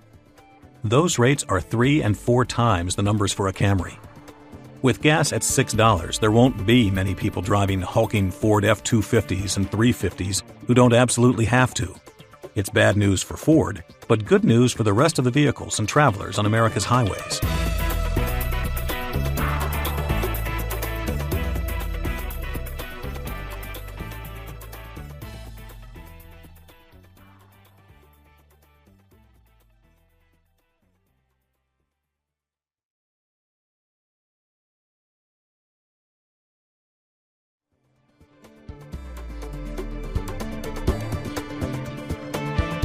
With all this data in hand, would it be cataclysmic for a politician to suggest higher gasoline taxes, if not in the name of raising government spending or weaning our nozzles off foreign oil, then in the name of saving lives? A tax rate that yields a real increase in the price of gasoline sustained over time will reduce fatalities and air pollution substantially, Harvard's Grabowski says. And higher gas taxes wouldn't be outlandish in the world scheme of things, Grabowski points out. Gas taxes make up 75% of the price of fuel in Italy. In Canada, Australia, and New Zealand, taxes make up about 50% of the cost of gas. In the United States, taxes account for only 20% of the cost of fuel. If the normal price of gas were $4 a gallon in the United States, and fuel taxes were increased so prices were $6 a gallon, the taxes would still only account for 46% of the price of gas, still less than most of the Western world. And think of the rail lines and the improved roads that could be built with that kind of tax increase. It's a luxury that Europe has already known for decades. Rising gas prices also mean a physically skinnier America. The United States, by just about any measure, has managed to make itself fat. Since 1979, the percentage of U.S. adults who can be classified as obese, the condition of weighing substantially more than the medical optimum, has risen from 15.1% to 32.2%. That's more than a doubling, an astounding rate of change.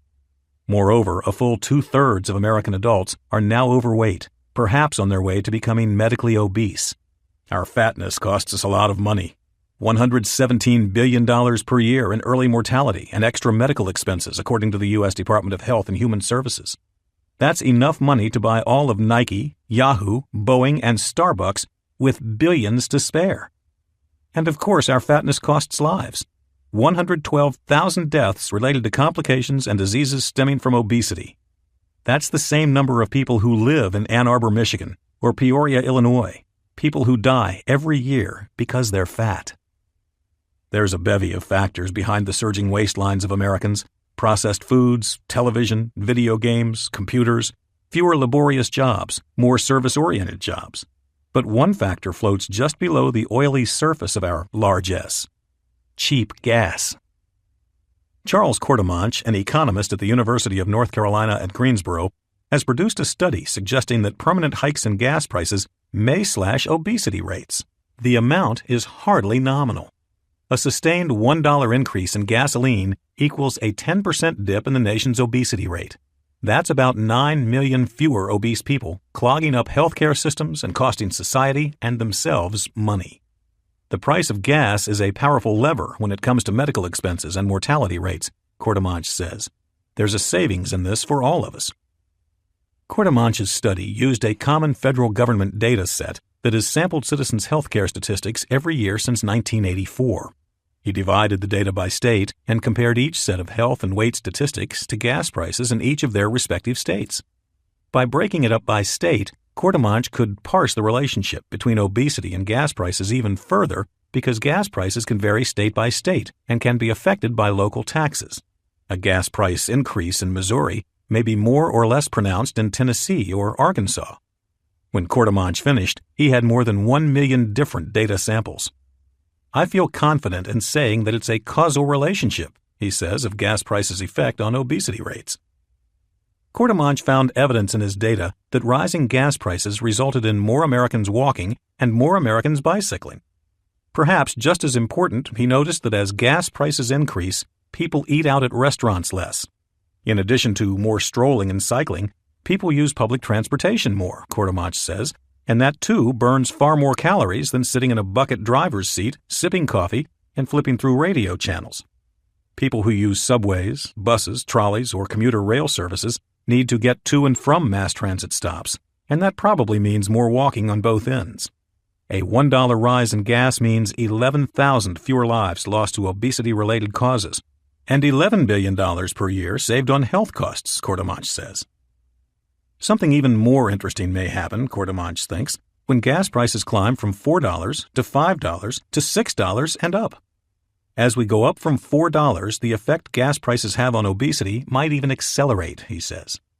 Now you're not only talking about more biking and walking, you're talking about people actually starting to change where they live and more people moving into cities. Courtemanche, for one, has cast his lot with the urban crowd. He and his wife have decided to buy an attached townhome in central Greensboro rather than a larger single-family home a little farther out. We want close-by shops and restaurants that are walkable and bikeable, he says. I think that's the direction we're all going in. High gas prices will clean up our skies, clear our vistas, and scrub our lungs. There are few niches of urbanity that inspire a sense of clean, opulent living like Santa Monica, California. Driving north up the Pacific Coast Highway here is like straddling the beach, Hollywood, and the French Riviera. It's a green and lush spot where sunshine rules and where it always seems to be 78 degrees. The cars are waxed, the people coiffed, and the ocean view's resplendent. Surfers climb up the sea cliff stairs from the beach, and joggers trot beneath giant palms on a winding sidewalk snaking between two perfect runways of green grass. People here can catch a sea view by just craning their necks westward. There are few better fusions of landscape and human inhabitants. It's a merry tune that plays here. Merry until you go to snatch a view of the San Gabriel Mountains, which rise more than 6,000 feet to the north and east. That's when the magic ends. It's hard to see those mountains. It's akin to trying to view the New York skyline through a scratched and grubby window on an elevated train in Queens. The grandeur is half apparent, but it's not at all satisfying. We've added the smog rampart in our lives with our industry, our fires, and our cars. It would seem to make sense that higher gas prices, which mean fewer cars on the road driving fewer miles, would mean less pollution. But how much damage do our car engines wreak on air quality compared with belching coal power plants, steel mills, and antiquated factories? How much of that urban fog that cloaks many of the globe's finest views comes from our vehicles? Quite a bit, says J. Paul Lee, a professor of health economics at the University of California, Davis. And that murk doesn't only harm our views. Some of the worst, most damaging air pollution to humans comes as particulate matter. airborne particles from 10 micrometers down to below 2.5 micrometers. How small is that? A human hair typically has a thickness of 70 micrometers, which makes it 30 times larger than the smallest particulate matter we breathe. Our vehicles spew about 50% of the ambient particulate matter in the air, Lee says. That's a staggering amount. What makes particulate matter so damaging is that when inhaled by humans, their teeny size allows them to lodge onto lung walls and even to enter our bloodstreams. Particles can cause a spectrum of health problems from coughing, chronic bronchitis, irregular heartbeats, and non-fatal heart attacks to premature death for people with heart or lung disease. Fine particles, those that are smaller than 2.5 micrometers and the deadliest to humans, are also the major cause of haze in parts of the United States, such as the fog that plagues Los Angeles' mountain views. The grimy soot of particulate pollution also makes our streams and lakes more acidic, changes the balance of nutrients in coastal waters, and can alter the diversity of ecosystems. Their most damning scourge, however, is their effect on human life. An estimated 25,000 people in the United States die every year from particulate pollution. Lee conducted a study concluding in 2008 that tried to pinpoint the effect a 20% jump in gas prices would have on air pollution, especially particulate levels. It's clear that higher gas prices have public health implications, Lee says. There is overwhelming epidemiological evidence of air pollution causing heart attacks and other factors leading to deaths. When you find spikes in air pollution, you find spikes within just a couple of days in heart attacks in seniors and generally in people who have a history of heart disease. Lee found that a 20% increase in the cost of gas sustained for a year would save, conservatively, 694 lives because of decreased air pollution. Lee's study used gas prices and data available from earlier years when the price of gas was more modest than recent times. But we know that as gas has approached $4, people have dramatically altered their behavior. Lee suspects that when the price of gas climbs past $4 to $6 and beyond, more lives will be saved than the linear line his study suggests. It's quite credible to think that as people are affected more and more by high gas prices, and as some even switch to hybrid and electric cars, this trend in lives saved would accelerate as the price of gas goes higher. Moreover, Lee says, his study focused only on the near-term effects of pollution from cars relative to gas prices, which is the only feasible way to measure things. But the real damage from air pollution accumulates over the long term, Lee points out. These studies are understated because the long-term effects are so hard to track. $6 gas will usher in a new sense of conservation, a sense of cash conservation, not ecological. Nothing motivates change like money, but all these meatballs come from the same loin. More expensive gas will mean less gas burned, which means better views of the San Gabriels in Los Angeles, the Wasatch Range in Salt Lake City, the Cascades in Seattle, and the Rockies in Denver. More important than the improved sharpness of our mountain views, however, will be the multiple thousands of lives saved by fewer particulates invading our air. With gas prices at such a premium level, our tailpipes will finally emit judiciously rather than on mere whim. Our lungs will be grateful. $6 gas will spark an infrastructure revolution and the era of widespread tolling. Our pullback on gasoline use when prices reach $6 will create some unintended tangential costs. One of the least considered costs, the price of sustaining our infrastructure.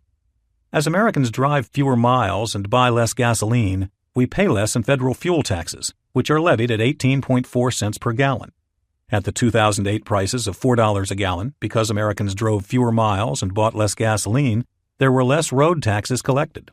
At $6 a gallon, the federal government will collect an even smaller amount for road taxes, even though the cost of maintaining the roads, thanks to the high price of gasoline, will go up. Those gas taxes are the main source of funding for highway and mass transit systems, networks in dire need at the moment. A quarter of U.S. bridges are either functionally obsolete or structurally deficient. 1 out of every 7 miles of U.S. pavement is rated not acceptable, according to the National Surface Transportation Policy and Revenue Study Commission, which assesses infrastructure and recommends fixes. It will take $1.6 trillion to get all of our roads, bridges, and tunnels up to safe, acceptable conditions, according to the American Society of Civil Engineers. Based simply on our system's current decay, it's clear we weren't even generating enough taxes to keep up our roads with lower gas prices. Higher gas prices and less driving will exacerbate this problem. It's a conundrum that can be seen no farther away than your closest viaduct, bridge, or overpass. Look at this right here. At least 15% of the concrete has simply fallen off. Joseph Schofer points at a crucial support arch underneath a train overpass that stretches across Hollywood Avenue on the north side of Chicago. You have a lot of spalling on this concrete, he says. When outer layers of concrete chip, crack, and slough off, it's called spalling. But spalling is not necessarily a terrible thing, and it's not unusual in concrete. What you don't want to see is spalling so bad that the concrete's reinforcing steel is exposed, he says. Then he extends his finger, wagging it. But there's the steel staring us right in the face. The outer rings of steel rebar form a set of rust-colored veins around several of the bridge's most decrepit arch supports.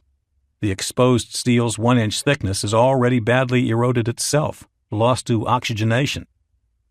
Professor Joseph Schofer has been teaching civil and environmental engineering at Northwestern University for 40 years. He says the United States was already heading toward problems because of the general age of our country's infrastructure, but the recent rise in gas prices has pressed the problem to the fore. We're now reaching a point with our infrastructure where something has to be done in terms of how we finance it, he says. We're going to run out of money. This is a crisis, let there be no mistake. Billions, if not trillions, will be needed to fix bridges like the Hollywood Avenue span, just 4 blocks from Chicago's Lakeshore Drive. Under the bridge, small piles of rubble have accumulated, like an ancient limestone cliff shedding its layers, where the concrete is deteriorating quickest. The Chicago Transit Authority, which runs the rapid transit L trains that traverse the 4 tracks above, has buttressed the bridge's arches with steel girders, shoring them up in case the concrete fails. Usually, when we talk about shoring in bridges, we're talking about temporary shoring, Schofer explains. These, he says, fingering one of the yellow-painted trusses, are not temporary. This is heavy-duty stuff. Is this their permanent solution, Schofer wonders? It very well might be. In fatter times, the CTA would likely rebuild the bridge, fully replacing the most battered sections and repouring structural concrete. The bridge's deck, the horizontal structure that the tracks rest on, is also made of reinforced concrete. Several large areas of the deck's underside, each roughly 50 square feet, have already deteriorated, exposing their lower rungs of steel rebar, now flaky with rust. They haven't done anything there yet because there's probably a lot more steel in that deck than they need. There's a lot of redundancy built into these bridges, Schofer says. But this ought to be on somebody's list. I have to wonder how often they look at this. It's tough to add things to lists when there's little money, which explains how quick, cheap fixes like the steel jammed underneath this concrete Chicago bridge get tacked up and approved. The way we levy infrastructure taxes has to change, and will change. Soon. Basically, the faster gas prices reach $6, the faster our current infrastructure rubric will collapse. I think we're going to see big alterations in how we pay for roads within the next 5 years, Schofer says. This is not a faraway problem. There exist many theories on how to raise the necessary capital so we're not driving, walking, and pedaling on packed dirt 20 years from now. None of them would be popular. To have people pay directly for things that they may have felt they were getting for free before, even though they weren't, is a very hard thing to do, Schofer says. One of the simplest ways to fix the problem would be to change the tax on gasoline from a flat fee to a percentage. The federal government has charged the same 18.4 cents per gallon, whether gas was $2.70 or $4.50, even though the jacked-up price of gas affects nearly everything that goes into building roads. The price of building roads has increased, essentially, at the same rate as the price of gas, but the government has been collecting the same amount of money, 18.4 cents a gallon, even as the number of roads and bridges needing work piles up. If the government charged, say, 10% on every gallon of gas, then it would collect 20 cents on $2 gas and 40 cents on $4 gas. A simple solution and a needed one, because, as Americans demonstrated during 2008, we buy fewer gallons when the price of gas goes up. But getting that measure into place is next to impossible politically. There are few incumbent politicians who want the bullseye of raising gas taxes on their backs. Schofer believes the likelier solution will be some kind of usage tax on our major roads, similar to a toll, but widespread and sliding, so that rush-hour drivers get dinged for more. People have to be reminded with higher tolls that certain behaviors, traveling at off-peak times, are better for society, he says. It can be done. Models with such things in mind have been successfully implemented in the central city areas of London and Stockholm. These systems were put in place with strong leadership at the top, Schofer says. I just don't know if we'll get that leadership. London's problem proved particularly knotty. In 2002, about 250,000 vehicles entered London's central business district every day. Those drivers, it was estimated, spent a full 50% of their time stuck, going nowhere. The city's bus system, also part of the vehicle-choked roads, was considered slower than walking during peak travel times near the central city. In 2003, Mayor Ken Livingston, who campaigned on congestion issues in the 2000 election, installed a camera system that captures license plates at all 174 entry points to London's business district, charging drivers $9 to enter. That toll was raised in 2005 to $14. London's experiment has been, by nearly every measure, a success. Congestion has shrunk 30%, and the average speed of vehicles inside the district has increased 25%. The system makes a net profit of roughly $200 million. That money goes to pay for improvements to the network and then to pay for public transit projects. A bus system improved with toll revenues and by less congested roads now carries 37% more people entering the central business district during peak times. Bus riders' waits citywide have decreased 24%. A full 85% of peak travelers entering the district now use public transportation. The scheme has led to a drastic reduction in air pollution, too, within London's heart. Levels of nitrogen oxide, which causes smog, have dropped 18%, and disease-causing particulate matter is down 22%. Fossil fuel use and carbon dioxide emissions within the zone are down 20%. The public has responded well despite early skepticism and some outrage. Many shops and businesses have benefited from decreased travel times to their locations. Of proprietors in the district, 71% say the system has not hurt business whatsoever. Stockholm put in a system similar to London's in 2006, when only 31% of the population favored such a move. After a 6-month trial, the system gained permanent status through a referendum where voters gave it approval. Now, a full 2/3 of the city agrees that the system has been a positive change. It has led to 15% less traffic and a 14% decrease in CO2 emissions. Congestion of this magnitude does not plague every American city, of course, but the idea of charging drivers for road usage and on a sliding scale determined by time of day is quite applicable. The London and Stockholm implementations prove it can be done successfully. New York's Mayor Michael Bloomberg proposed a similar measure for Lower Manhattan, hoping to charge drivers $8 or more to enter the southern half of the island where traffic is worst. His proposal didn't pass the city's political phalanx and was quite unpopular with local businesses who depend on getting their vehicles into the city every day. But these kinds of measures will sprout up in the United States eventually, with New York likely leading the way. Other probable tolling spots: Chicago's Central Loop, Washington, D.C.'s core, San Francisco's financial district, and Boston's business center. A system similar to these, but on an even grander scale, could work for the entirety of the United States in a future of higher gas prices. And the U.S. system would be implemented for reasons beyond congestion. It would be installed for the very sustainability of our road systems. Schofer pictures electronic tolling throughout our infrastructure, similar to the full-speed tolling systems in place on some roads today. People would, in essence, pay for every mile they drive. For this to work, we have to explain to people how dire the situation is, Schofer says. When the price of gas hits $6, asphalt will be more expensive than ever. The sticky, black component of asphalt comes directly from oil refining. It's the gunk left at the bottom of the refining tank after the more valuable resources, jet fuel, gasoline, diesel, and propane, have been skimmed from the top. So the price of asphalt rises and falls almost identically with the price of oil and gasoline. Higher gas prices mean higher prices for asphalt, which makes up a huge majority of our roads. Even with gas at $4, municipalities and governments have paved less and have let streets reach levels of disrepair unthinkable a decade ago because material costs, especially those of asphalt, have become exorbitant. The expense of paving materials coupled with a severe loss of gas tax revenue will result in fewer road projects getting completed and fewer roads maintained in good condition. Something will have to be done, but it probably won't happen during an election year, Schofer laughs.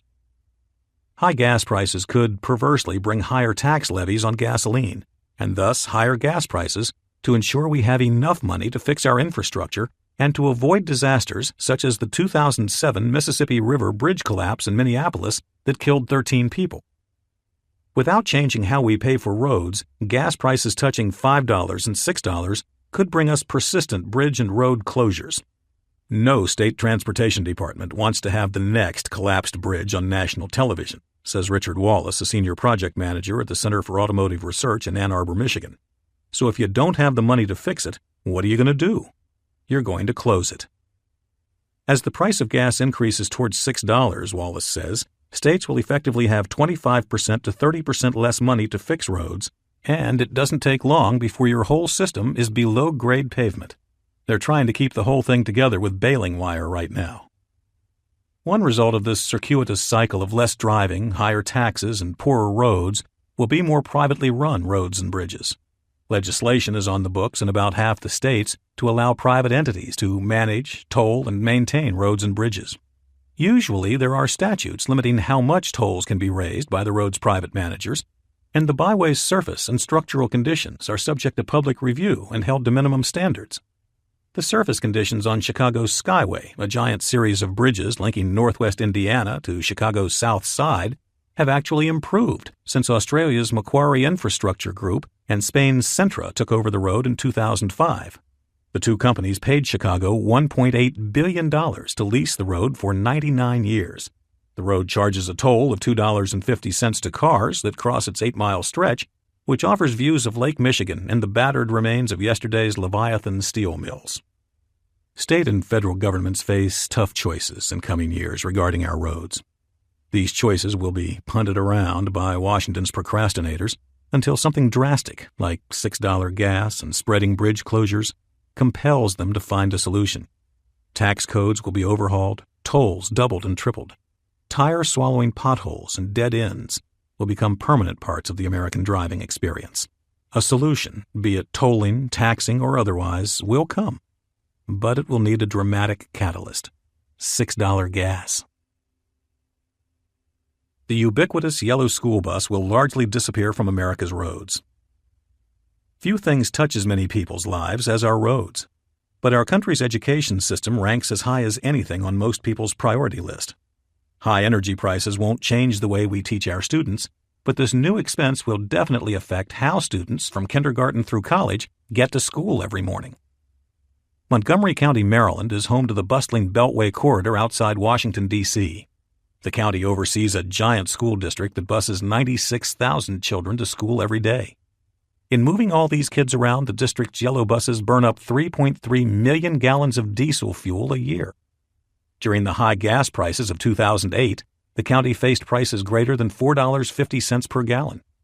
For every penny diesel fuel goes up in price, Montgomery County has to spend another $33,000 to sustain their busing program.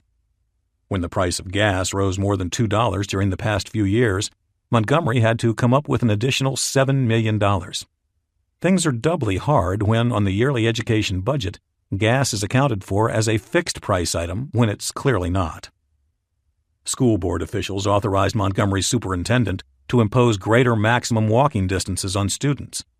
Generally, students who live inside the walking limits are expected to hoof it to and from school. The limits currently are 1.5 miles for middle school and 2 miles for high school. The district last raised the limits in 1996, when it increased the high school limit from 1.75 miles to 2 miles. That move, with gas prices at little more than $1, saved the district $250,000. A similar move now would save 4 or 5 times as much. When gas prices inevitably flirt with $4 again and head up near $6, the walking distances all over the country will surely be extended. Fairfax County Public Schools in Virginia, which transports more students than any school system outside of New York's, set its fuel budget at $8.4 million in fiscal 2009, double the 2005 level. Faced with cost increases such as these, America's schools have tough choices ahead of them. When gas reaches $6, the crisis will be an exploding one across the nation. Parents will be outraged at the possibility of losing bus service for their children, but school systems will have to cut somewhere. And perhaps rightly, those cuts are likely to come in the form of fewer buses, routes, drivers, and gasoline, rather than fewer teachers, classrooms, and sports. It could be that for at least a time, until technology brings us cheaper running buses, and it will, many school districts across the country will abandon busing except in the most rural of cases. In fact, many states don't require districts to supply transportation to students, including California, where the Capistrano United School District in Orange County recently eliminated 44 of its 62 bus routes, saving the district $3.5 million. The cuts affect 5,000 students and have many parents frothy mad, threatening lawsuits. Challengers say that the cuts mean hundreds of more cars on the roads because parents will have to drive their kids to school. Those parents are paying for gas too, however, and can't be pleased at the prospect of adding more miles to some of their already circuitous Los Angeles commutes. But in a place as nice as Orange County, weather-wise and community-wise, it only makes sense that children should hop on their bikes or take a pleasant walk in the Southern California sunshine to get to school. High gas prices will temper the major league traveling in youth sports. The face of school athletics, an arena quite near many parents' hearts, will undergo large changes too. Kids today, whether they hold the promise of being an elite athlete, a future Michael Phelps, or just that of a decent jump shooter on the basketball court or an average midfielder on the soccer pitch, travel more like professional athletes than ever before. They play in tournaments on both coasts, sometimes missing school and catching red-eye flights, to make games on back-to-back days 3 time zones apart. Parents, in many cases, are all for it. Many travel with their kids, rooting them on from the stands in disparate reaches of the country. One team from Artesia High School in Lakewood, California, recently played 5 games in 6 days on opposite sides of the country with a 6-hour red-eye flight jammed in the middle. All this during final exams week. This level of coddling and travel has been made possible by 2 things: overzealous parents bent on making their children stars, and cheap oil. Parents may not change, but the price of oil certainly will. Transportation costs are a huge chunk of any high school sports budget, and the adjustments that at $3 and $4 were just filtering in will come en masse when gas hits $6. Most school buses get about 6 miles to the gallon, so it can take a lot of expensive diesel fuel to get anywhere. States will implement changes that will mean more than merely fewer multi-day tournaments and trips to play elite teams from other states. The changes will alter how states conduct playoff tournaments, and in some cases will even skew competition, sectionals, and playoffs unfairly. In 2008, the Illinois High School Association made a change that would require teams and fans to travel less for early rounds of state playoff tournaments. The changes affect sports from basketball to baseball to soccer for schools in the parts of the state south and west of Chicago, where the population is less dense. Previously, the playoffs' early rounds, which are called regionals, were seeded by teams' performances, usually ensuring that the best teams wouldn't meet until later rounds of the playoffs, called sectionals. Now, some of the early rounds will be based purely on proximity, which means schools play the schools closest to them early on, even if the consensus says the 2 schools are number 1 and number 2. It was pretty apparent that we had to do something to mitigate energy costs for schools, says Marty Hickman, executive director of the IHSA.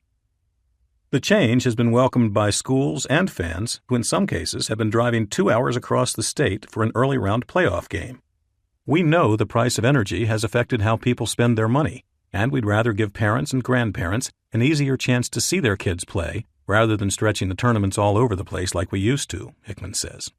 Even people who aren't crazy about it knew that we had to do something, he says. I think changes like this are going to become more common across the nation. Indeed. Tennessee has implemented changes similar to those made in Illinois with the same mixed response. Mississippi simply cut sports schedules across the board by 10%. A school district in Fort Mill, South Carolina, recently started charging high school and middle school athletes $50 to help pay for gasoline. A school district in Florida recently forbade JV teams to travel outside the county. Another one eliminated middle school sports altogether, similar to a school in Lansing, New York, that eliminated its JV football team and its JV girls soccer team. Many schools across the country are trying to coordinate schedules among several sports so that different teams, say soccer and field hockey, can be jammed onto the same bus. These were changes made with gas prices briefly touching $4. When gas climbs to $6, the changes will be bigger and they will be permanent. One of the ancillary benefits of changes such as these, Hickman adds, is that it keeps athletics in perspective. There's a little less emphasis on winning and losing, and more of an emphasis on local competition. keeping a community together and keeping things affordable for schools and for fans, he explains. The coaches may disagree with me, of course. College teams, especially at the high Division I level, won't feel the pain as acutely. They operate like professional franchises and will continue to do so.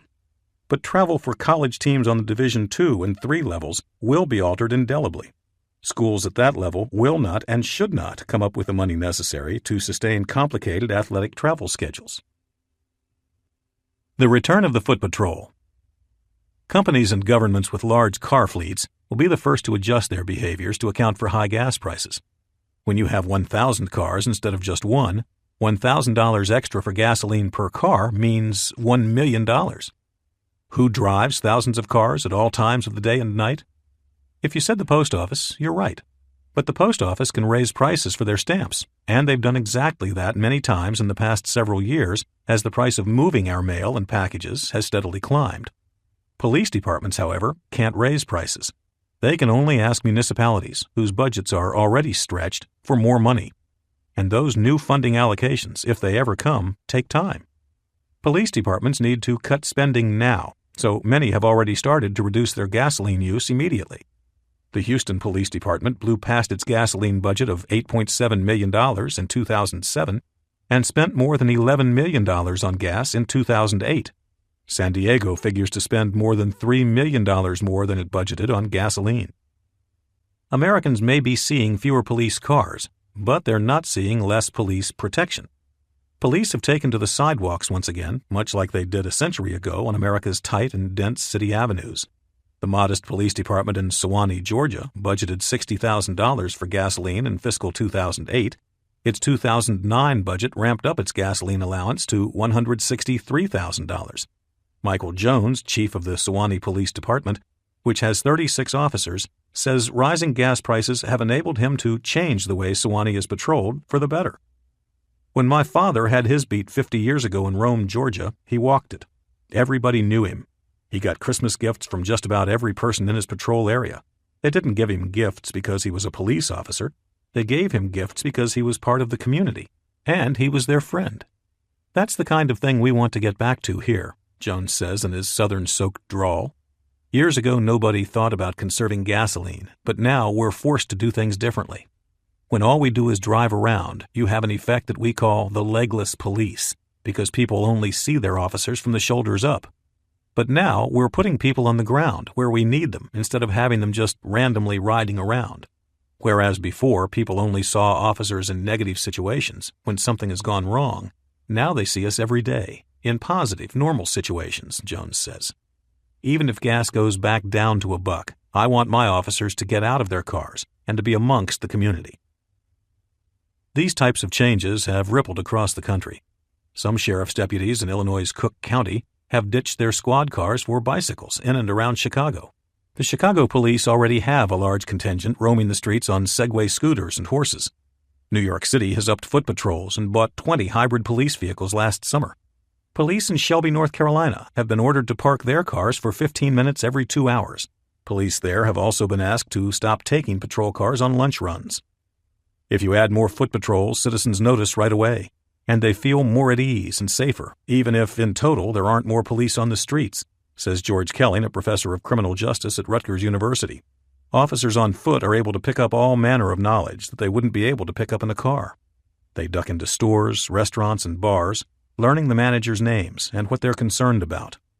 I think the days of police sitting in their air-conditioned or heated cars and watching society from afar are ending. People want the police amongst them, involved, and these high gas prices have made that possible, Kelling says. The idea that patrolling can be done by car is a bad idea, and it just doesn't work. Kelling recently spent a day pedaling about the Boston Common with 2 Boston police officers. They're on those bikes anytime the weather allows it, and the citizens are very aware of them being there, Kelling says. Once you get the police walking or biking around, citizen appreciation goes way up and their fear of crime goes down. When the fear of crime is low, people reclaim ownership over property. Drug dealers get forced out. Marginal characters get forced out. And pretty soon there's families and children on the streets again. Kelling says research suggests that people don't notice when police departments add or take away car patrols driving around, but they notice foot patrols right away. I don't care where you go, Boston, Philadelphia, Milwaukee, Los Angeles, more departments understand the benefit of getting the officers onto the pavement and out of the car. I would expect to see more of it, Kelling explains. And the gas savings is a nice benefit. It gets our officers in great shape, too. Chapter $8. The Skies Will Empty. Mike Potter is an undertaker of sorts. His cemetery sprawls across a swatch of baked sand in the heat of inland California. It's filled with planes that, at least for the moment, have been deemed more valuable as parked albatrosses than fuel guzzlers plying the skies and ferrying passengers. The gritty desert floor here has been lightly rutted by landing gear, marking the paths of erstwhile aviation giants, now old and unwanted, cast away for lack of money or for younger, shinier versions. Potter gives these outcast birds a home. His business of housing these invalids surges with the airline's misfortunes. But Potter also profits when the airlines grow and shed old aircraft for new. The old planes have to go somewhere, and Potter is usually the guy who gets them. Those in the aviation industry call Potter's operation the Boneyard. On one side of his boneyard, Potter has a dozen DC-9s lined up like regal veterans champing for one last fight. But these DC-9s will probably never fly again.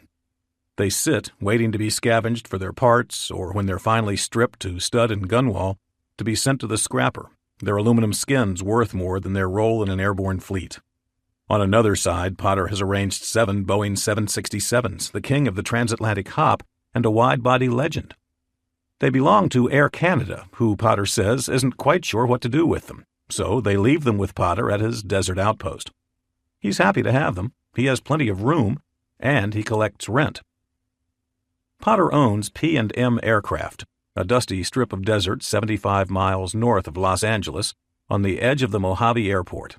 When calamity strikes the airline industry, Potter ensures that every displaced plane will have a patch of dirt to rest its landing gear. At 64, Potter still likes to go by Captain Mike, a nod to his own glory days when he piloted the Earth's airspace for TWA. At 20, he was the youngest pilot to fly for a U.S. airline. At 23, TWA made him the youngest captain and awarded him command of a TWA Convair 880 and later a Boeing 707. Potter, who has plenty of stories, likes to talk about the times when he flew for Howard Hughes when the magnates still owned a large part of TWA.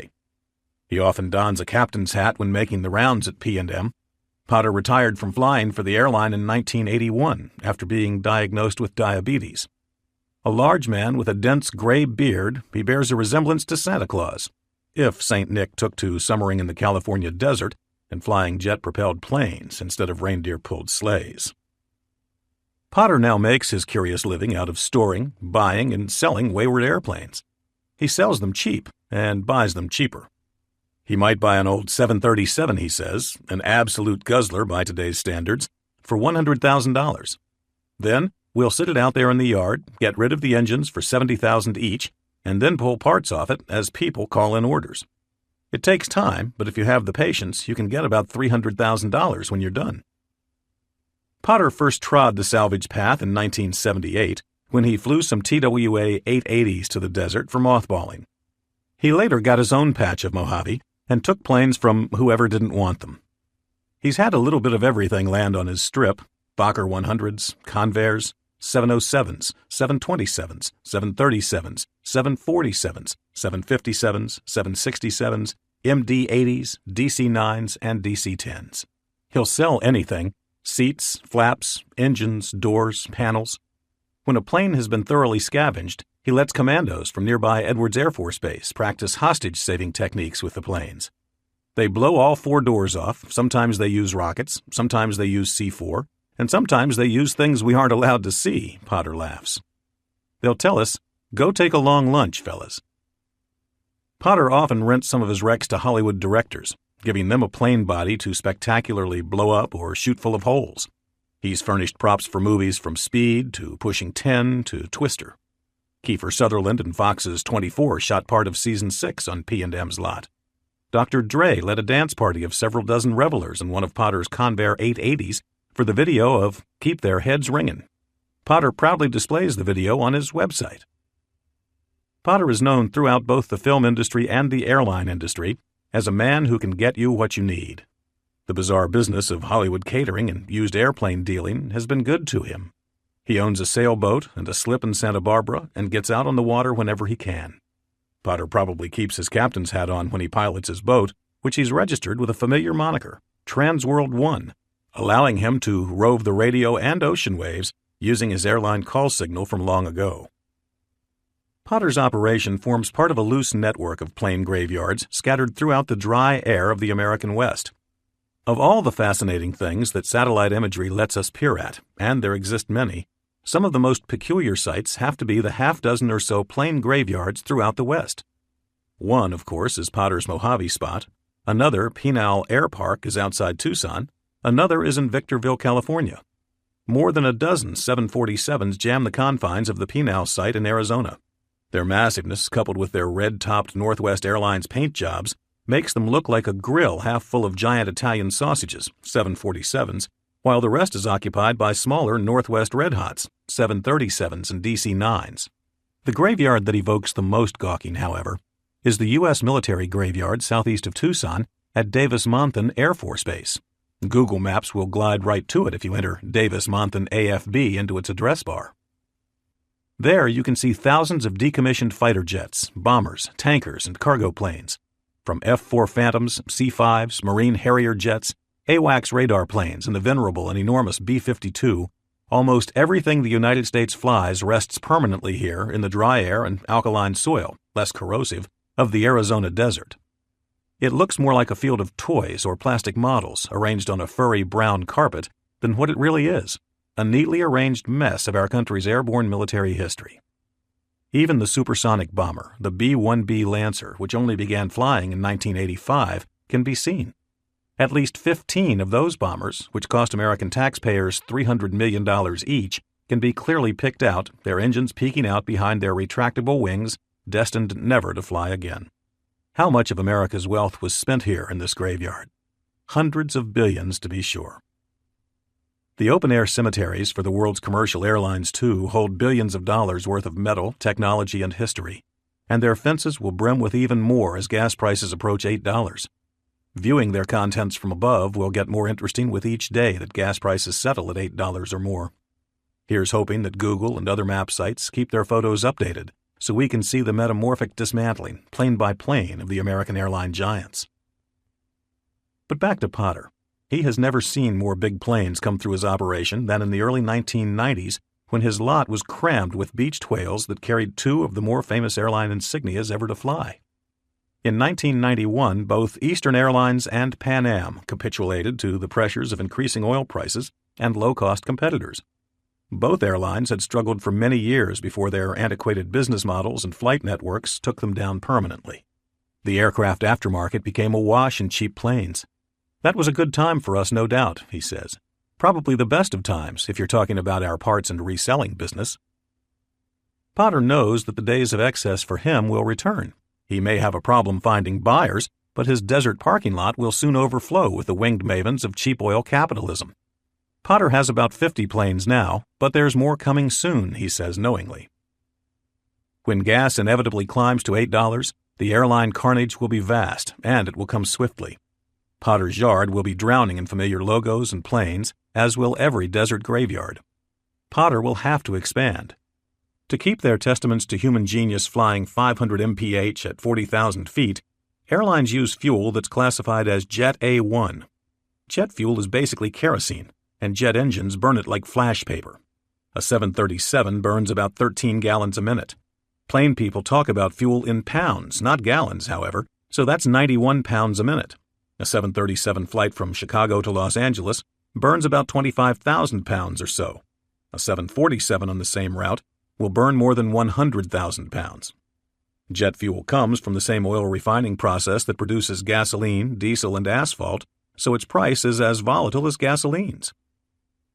The world's airline executives stare at the very real possibility of disaster every day. If they don't outwardly acknowledge that they're living on leased time, they think it. They think it every hour of every day that they show up for work. Everything that airlines have done in the last 5 years, pairing their workforces, charging for checked baggage, stripping away in-flight meals, raising mileage requirements for reward flights, asking $4 for a tiny package of Oreos, and generally thinking up fees for anything they can, has been done to offset the concrete baluster of fuel prices steadily dragging them toward extinction. When the gas station marquees start reading $8, the airline jig will be up. The airlines, trees of unending bureaucracy and unions, won't all fall in a month. There will be the obligatory rounds of Capitol Hill hand-wringing, and perhaps even some imprudent measures such as federal loan guarantees. But in the end, the rising price of gas will gut our extensive air network, leaving less and less behind as the price marches past $8. Names we've been programmed to recognize and associate with flying and leisure will disappear forever, following Eastern and Pan Am into corporate oblivion. Flying won't be impossible, of course. There will still be airlines, but far fewer, and those that survive, I'll tell you who, will charge fares most of us won't be paying on any kind of regular basis. The days of swinging out to the West Coast to see Aunt Jolene and Uncle Freddie, or flying home for Thanksgiving because it feels good, will be over, except for those with cash to burn. For them, a jet engine will always hum. But for most people, flying will be a luxury indulged once every year or two. Flying the whole clan down to Disney World, ensuring that a few more American kids undergo this baptism in consumerist values and marketing genius, won't be economically possible. There has been no industry in the history of the world that has defied the simple laws of economics as long as the airline business. How do the major traditional carriers of the United States, United, American, U.S. Airways, Delta, Northwest, and Continental, survive year after year? American stock market investors have a strange affinity for airlines. The airline model, which even in the best of times has small profit margins, clearly loses relevancy with every cent gasoline goes up in price. Yet people seem drawn to airline securities, as if owning a few shares of United is somehow sexier than owning equity in Kraft or Coca-Cola. It makes no sense. For the last 8 years, all these airline companies have managed to do is lose money. Lots of it. Since 2001, the airlines have hemorrhaged $45 billion. Their fortunes in 2007 turned out decently, actually, when they turned a profit of $5.6 billion. But fuel prices smashed that party quickly, and the industry surrendered those winnings in 2008 when they spent $186 billion on jet fuel. Usually, when an industry performs this badly for this long, it either disappears or radically changes. Most people do not realize how close we are to a total reformation in the skies. In 2003, a mere 6 years ago, jet fuel made up less than 13% of airlines' costs. When gas prices reach $4 a gallon, as they did for part of 2008, jet fuel makes up 40% of carriers' costs. That's an astounding number. Almost half of airlines' costs, including the price of planes, ground crews, pilots, insurance, airport fees, maintenance, comes from the hydrocarbons needed to keep these sleek, purring machines aloft. When gas reaches $8, carriers will be throwing down 60% of their operating costs for fuel. That cannot be sustained. The ultimate contraction awaits. The airlines know it. The crisis is reshaping the industry in more severe ways than the demand shocks of SARS or 9/11, says Giovanni Bisignani, CEO of the International Air Transport Association, which represents most of the world's airlines. When fuel goes from 13% of your costs to 40% in 7 years, you simply cannot continue to do business in the same way. Fundamental change is needed. The flawed precedents of the late 1990s and its cheap oil. For those who exited college from 1998 through 2000, the world seemed to offer infinite and simple paths to fat paychecks and glossy lives. Fortunes could be made easily, we thought. People didn't gamble in the stock market, rather we printed money in the stock market. If it wasn't Yahoo, it was Dell or AOL or Microsoft. Everything came with little effort. History offers no time with more boundless enthusiasm, easy money, or widespread hubris than the latter years of the 1990s.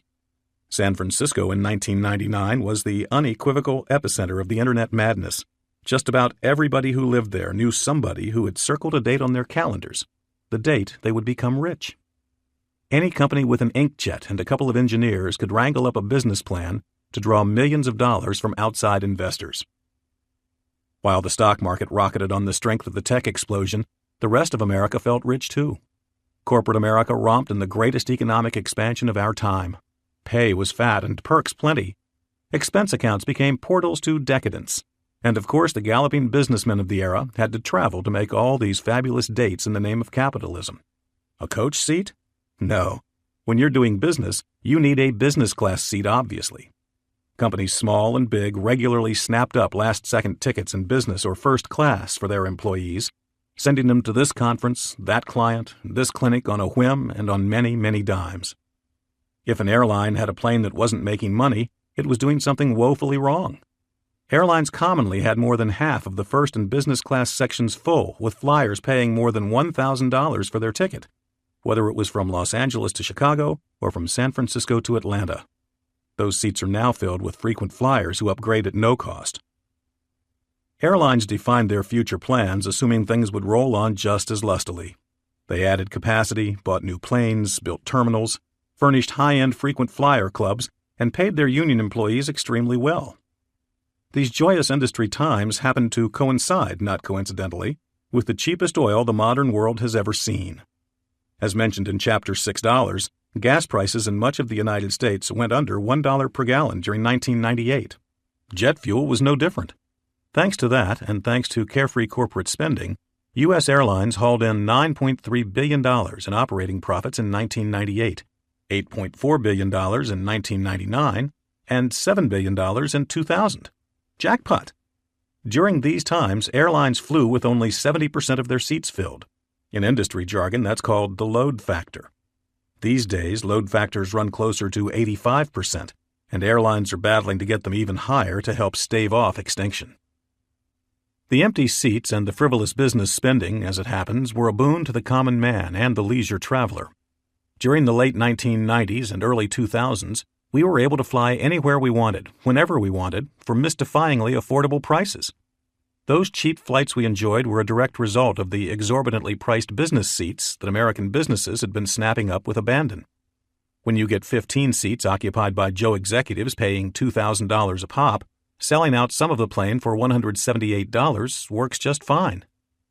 Back then, 80 million passengers a year paid 3 to 4 times the normal fare on domestic flights, sometimes even more than that.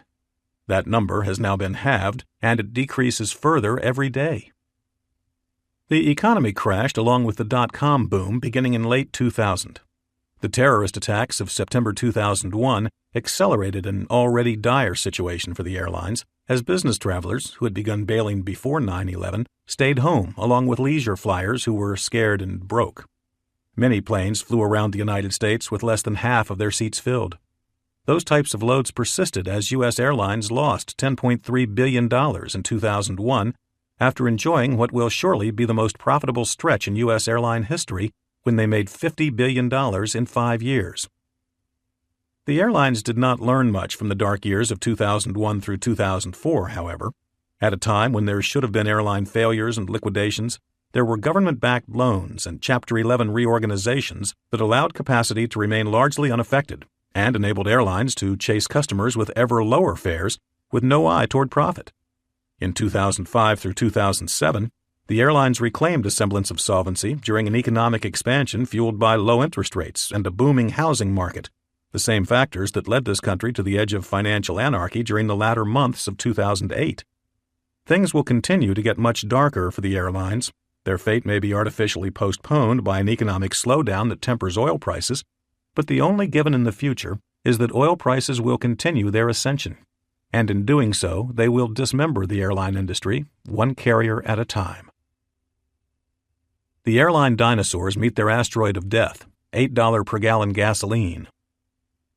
The so-called legacy airlines, the carriers that emerged from deregulation in the 1970s, United, Northwest and Delta, American, Continental and U.S. Airways, stand to lose the most and the fastest in a new world of higher energy costs.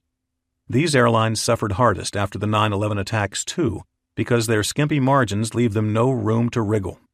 Their tight quarters are born out of old workforces, union contracts, expensive airport hubs, and expensive fleets. Their debt loads are so heavy that any spare change they have, should they somehow eke out a profitable year, has to go toward paying down their loans rather than into more new planes, terminal upgrades, or plane refurbishing. It's obvious that some of these airlines are just going to have to go out of business, says Vaughn Cordell. Cordell isn't a normal Wall Street pontificator. He's a pilot who flew, among other planes, a Boeing 777 for one of the largest U.S. airlines for more than 25 years. Cordell, who is a certified accountant, began digging into the hard economics of the industry in the late 1990s. Fascinated, he immersed himself in the metrics and operating complexities of large airlines. His expertise manifested in a consulting business, Airline Forecasts, which proffers advice to banks and other large investors examining their airline holdings. Cordell recently quit his pilot gig to focus on his consulting work, which is ramped up briskly and lucratively with the increasing turbulence facing U.S. carriers. If you ever catch analysis of the airline sector on CNN, Fox News, MSNBC, or CNBC, you've likely seen Cordell give his take. Cordell has agreed with his former employer not to specifically discuss it by name so as to avoid any legal scraps with the company. That hardly stops Cordell from pitching zingers at his old industry. There's just way too many competitors right now, he says. As for the legacy U.S. airlines, his dire outlook, they're dinosaurs. They have company culture disadvantages. When you have unions that want to go back to a bygone era of compensations, you're battling uphill, and that's what they have. Their labor is old and disgruntled. You can't provide good service when you have angry grandmas serving meals. Banks and investors keep bailing them out, but it's better to put them out of their misery at some point. And then for punctuation, he reiterates, they're just dinosaurs. Cordell's firm did an exhaustive study on the airlines and oil prices in late 2008. His work predicts which airlines would survive past $8 per gallon gasoline. Cordell fully expects his study to be relevant. Oil, he says, is bound to reach those heights within 3 or 4 years. For half of the current airline seats to fall out of the sky, as Cordell predicts will happen with $8 gas, it will take more than airline belt cinching. It will take brand extinctions. The first big airline to permanently punch out will be U.S. Airways. The company, a crude amalgamation of Arizona-based America West and Northeast favorite U.S. Airways, has awkward hubs in Charlotte, Philadelphia, and Phoenix. U.S. Airways is already in a slow liquidation right now, says Cordell. At the time of this writing, U.S. Airways was still flying full bore. But by the time you hear this, the airline could already be filing for Chapter 11 bankruptcy protection for the third time since 2002. U.S. Airways has been playing with other people's money for half a decade now. They paid off government loans from 2002 with different debt they raised from yet more outside financiers.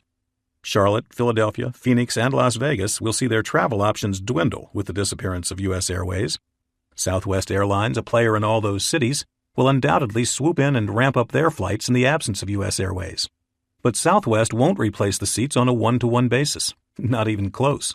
Travelers will immediately pay more to fly in these markets. The next airline carcass will be that of United Airlines. A drastic stretch of mismanagement by the company's executives will squander what is arguably the best set of hub airports and routes in North America. United's hubs evenly split the lower 48 states in a straight line down their center, starting in Washington, to Chicago, to Denver, and then to San Francisco, which is one of United's gateways to its profitable Asian routes.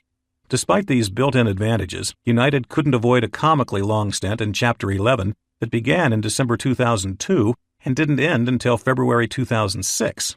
In an industry that regularly enriches bankruptcy lawyers, United's was the largest and longest Chapter 11 stretch ever.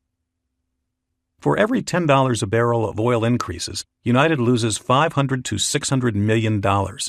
United's executives have called for consolidation in the airline industry, but Continental, after entertaining prospects of a merger with United in early 2008, rejected United, deciding to stand pat and alone. United has already grounded 100 planes in the desert, knowing it must contract to survive. The industry will indeed contract, and part of that contraction will be the whole of United. United's capitulation will offer spoils to whomever can claim them. Some of its Washington, D.C. routes will be snatched by Southwest, but United's real plums, its Asian routes out of San Francisco and Chicago's O'Hare, will go to a different suitor. Delta and Northwest announced in April 2008 that they would merge and operate wholly as Delta Airlines. Together they fly, and together they will fall. The 2008 merger created the largest airline in the world with a curious set of hubs: Atlanta, Cincinnati, New York, JFK, and Salt Lake City for Delta, and Detroit, Minneapolis, Memphis, and Tokyo for Northwest. Delta was hardly in high health before the merger, having filed for Chapter 11 in 2005, emerging in 2007. Northwest, too, exited bankruptcy in 2007. Mushed all together, the airline has nearly $20 billion of debt and almost zero free cash flow. It's awfully hard to pay down a gargantuan pile of debt if you're not making money. Delta, even in a leaner, meaner form with some upper Midwest hubs, will be permanently torpedoed by $8 gasoline. That leaves two legacy airlines, American and Continental. American, somewhat amazingly, has been the lone major U.S. carrier to avoid bankruptcy in the modern era. But American, too, carries a bag of debt around its neck. American's IOUs top $10 billion, and their susceptibility to ills brought on by high oil prices may be the most pronounced in the industry. American flies a fleet of inefficient jets, including 300 jet fuel-guzzling MD-80s. That's half of their fleet.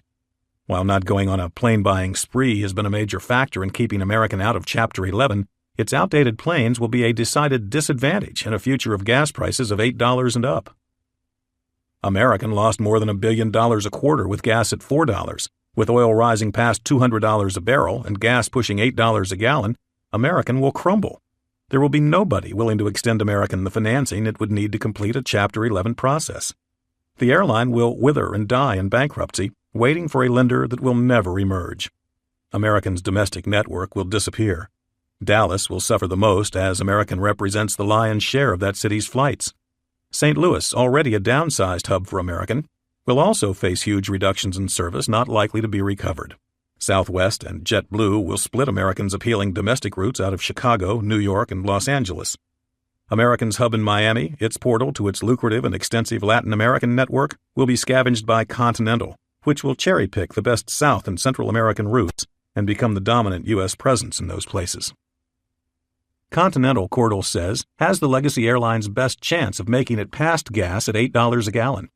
Their employee morale is number one, their management team is the best in the business, and they know how to maximize value, Cordell explains.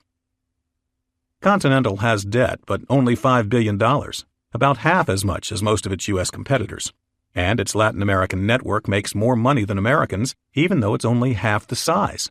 Continental's European network, about the same size as American's, makes twice as much money. Continental's Pacific network is quite profitable too, though it's small compared to United's and Northwest's.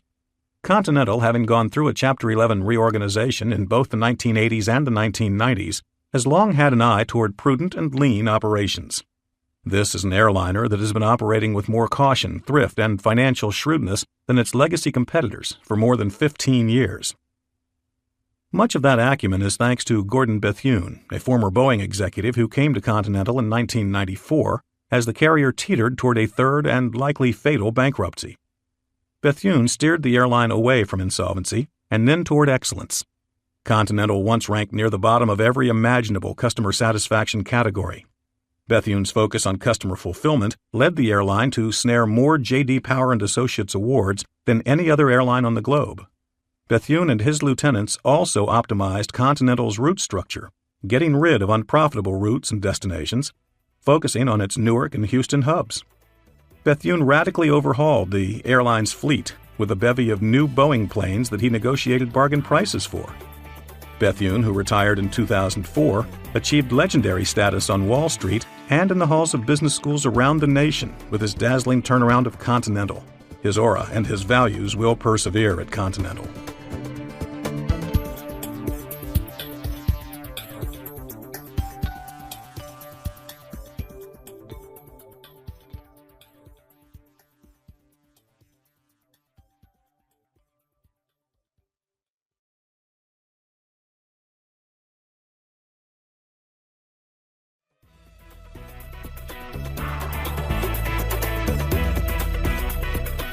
The future of the U.S. airlines will look something like this.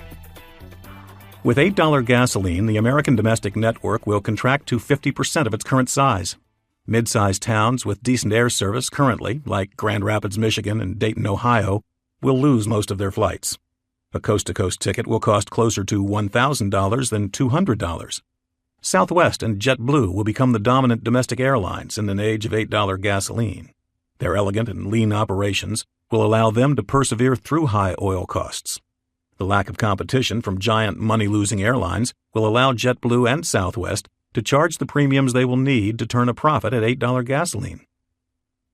Regional jets, those of the 30-seat variety, will disappear.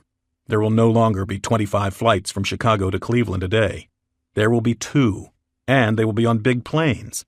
Flights of that length, 350 miles or so, will be the shortest commercial flights available. If you want to fly from New York to Boston, or from Chicago to Indianapolis, or from Seattle to Portland, you'd better own a plane, because those kinds of short-hop commercial flights just won't exist.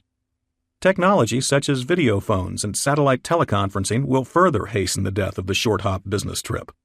Planes burn an inordinate amount of fuel just getting up to cruising altitude, so shorter flights cost more per mile. Few people will pay $750 for a 200-mile flight, so major air service between cities in the same regions will cease. The lack of regional flights may open a niche market for very small players with 10 to 20-person jets making 1 or 2 hauls a day at $900 a pop between places such as New York and Boston. But the big boys, Southwest and JetBlue, won't do it. As the price of gas increases, the radius of available flights will stretch out longer and longer. At $12 gas, trips less than 500 miles will be done by car, by bus, or by rail. Continental will survive at $8, barely. The sole legacy carrier will shrink its domestic network, leaving JetBlue and Southwest to compete for those U.S. scraps. Continental will focus on becoming the lone American carrier of international consequence. It will open international hubs, as was mentioned earlier, in Miami, as well as in San Francisco, Los Angeles, and Chicago, in addition to its existing New York area hub in Newark. Continental will resurrect American and United flights to London, Paris, Brussels, and other major European cities. Continental, thankfully for consumers, will not have an exclusive grip on international flights out of North America. Some foreign carriers will persevere through the storm and will keep competition for international flights honest. Carriers you can expect to survive: Lufthansa, British Airways, Air France-KLM, and Japan's All Nippon Airways. Many flagship foreign carriers are better financially positioned than U.S. carriers to survive higher oil prices. Many of them have been profitable at $4 gas prices, whereas all of the American legacy carriers have lost money. Foreign carriers tend to face less competition at home. None of them face 5 or 6 giant competitors for domestic traffic, as do the U.S. carriers. And international flights, which tend to be far more profitable, comprise a higher percentage of foreign carriers' business than they do for U.S. carriers, who spend a lot of their money and energy schlepping people to and from places like Baltimore and Dallas for $300. Some countries, such as Belgium, the Netherlands, Switzerland, Austria, Ireland, and Italy, will lose their national carriers altogether as foreign airlines take over the transatlantic business. Continental, Air France, British Airways, and Lufthansa. The same thing can be expected on the Pacific Rim, where Korean Air, China Eastern, Asiana, and Thai Airways will all disappear. A standard coach ticket for a U.S.-European flight will cost $2,000 on the cheap end with sustained gas prices of $8 a gallon. Taking the family across the pond for a swing through Paris, London, and Rome will no longer be palatable for even upper-middle-class families. As gasoline prices march up from $8, transatlantic flights will become more and more a province of the elite and the rich. A trip to Europe will be a once-a-decade treat for people who sacrifice and save. The only good news here is that Europe's extensive electric train network will keep traveling about the continent somewhat affordable. But getting across the Atlantic will be half the cost of any vacation. As gas increases from $8, the airline's capacity will continue to shrink. More planes will be grounded, and more second-tier cities will see their air connections obliterated. Airline terminals that once stretched like monolithic petals from a giant airport stem will be closed. Airports now are far too big for a future of higher oil prices. Giant airports in Denver, Dallas, Detroit, Atlanta, and Houston will shut down more than half of their gates. Metros with more than one big airport, such as New York, JFK, LaGuardia, and Newark, Chicago, O'Hare and Midway, and San Francisco, SFO, Oakland, and San Jose, will consolidate their traffic into one field. Parking at airports will no longer be ridiculous. The hinterland lots, the ones farthest out from the airport, will be closed. The erstwhile short-term lots will be all that we need for our small cars. As the price of gas increases and the traditional airlines head to the graveyard, we'll see all manner of gimmicky startups and odd innovations in the air. One we should all expect: flying by the pound. The idea has already been satirically floated by ads in the Philadelphia Inquirer and the Philadelphia Daily News that pushed a fictional airline, Derry Air, and told readers that The more you weigh, the more you pay. The paper's owner, Philadelphia Media Holdings, and Gyro Ad Agency put the ads together as a publicity prank. Most people had a nice chuckle at it. But somewhere, some entrepreneur's brain is cranking through the possibility of operating an airline this way. Obviously, larger people would avoid a real Derriere's planes, but that would be the point. When it comes to fuel economy, it's all about shaving weight. If Derriere could fill its planes with the skinnier folk around, it would be operating with an acute advantage. Politically correct pandering obviously won't matter to a future Derriere, and it won't matter to the svelte people who fly it. Who can afford to be so sensitive? All this idea needs is $8 gasoline, a little capital, and a few cheap airplanes, which will be hardly tough to find. Just ask a man named Potter in the Mojave Desert. The crashing impact of a venerable business collapsing. The U.S. airline business is a big one. When half of it vanishes, it will leave a crater.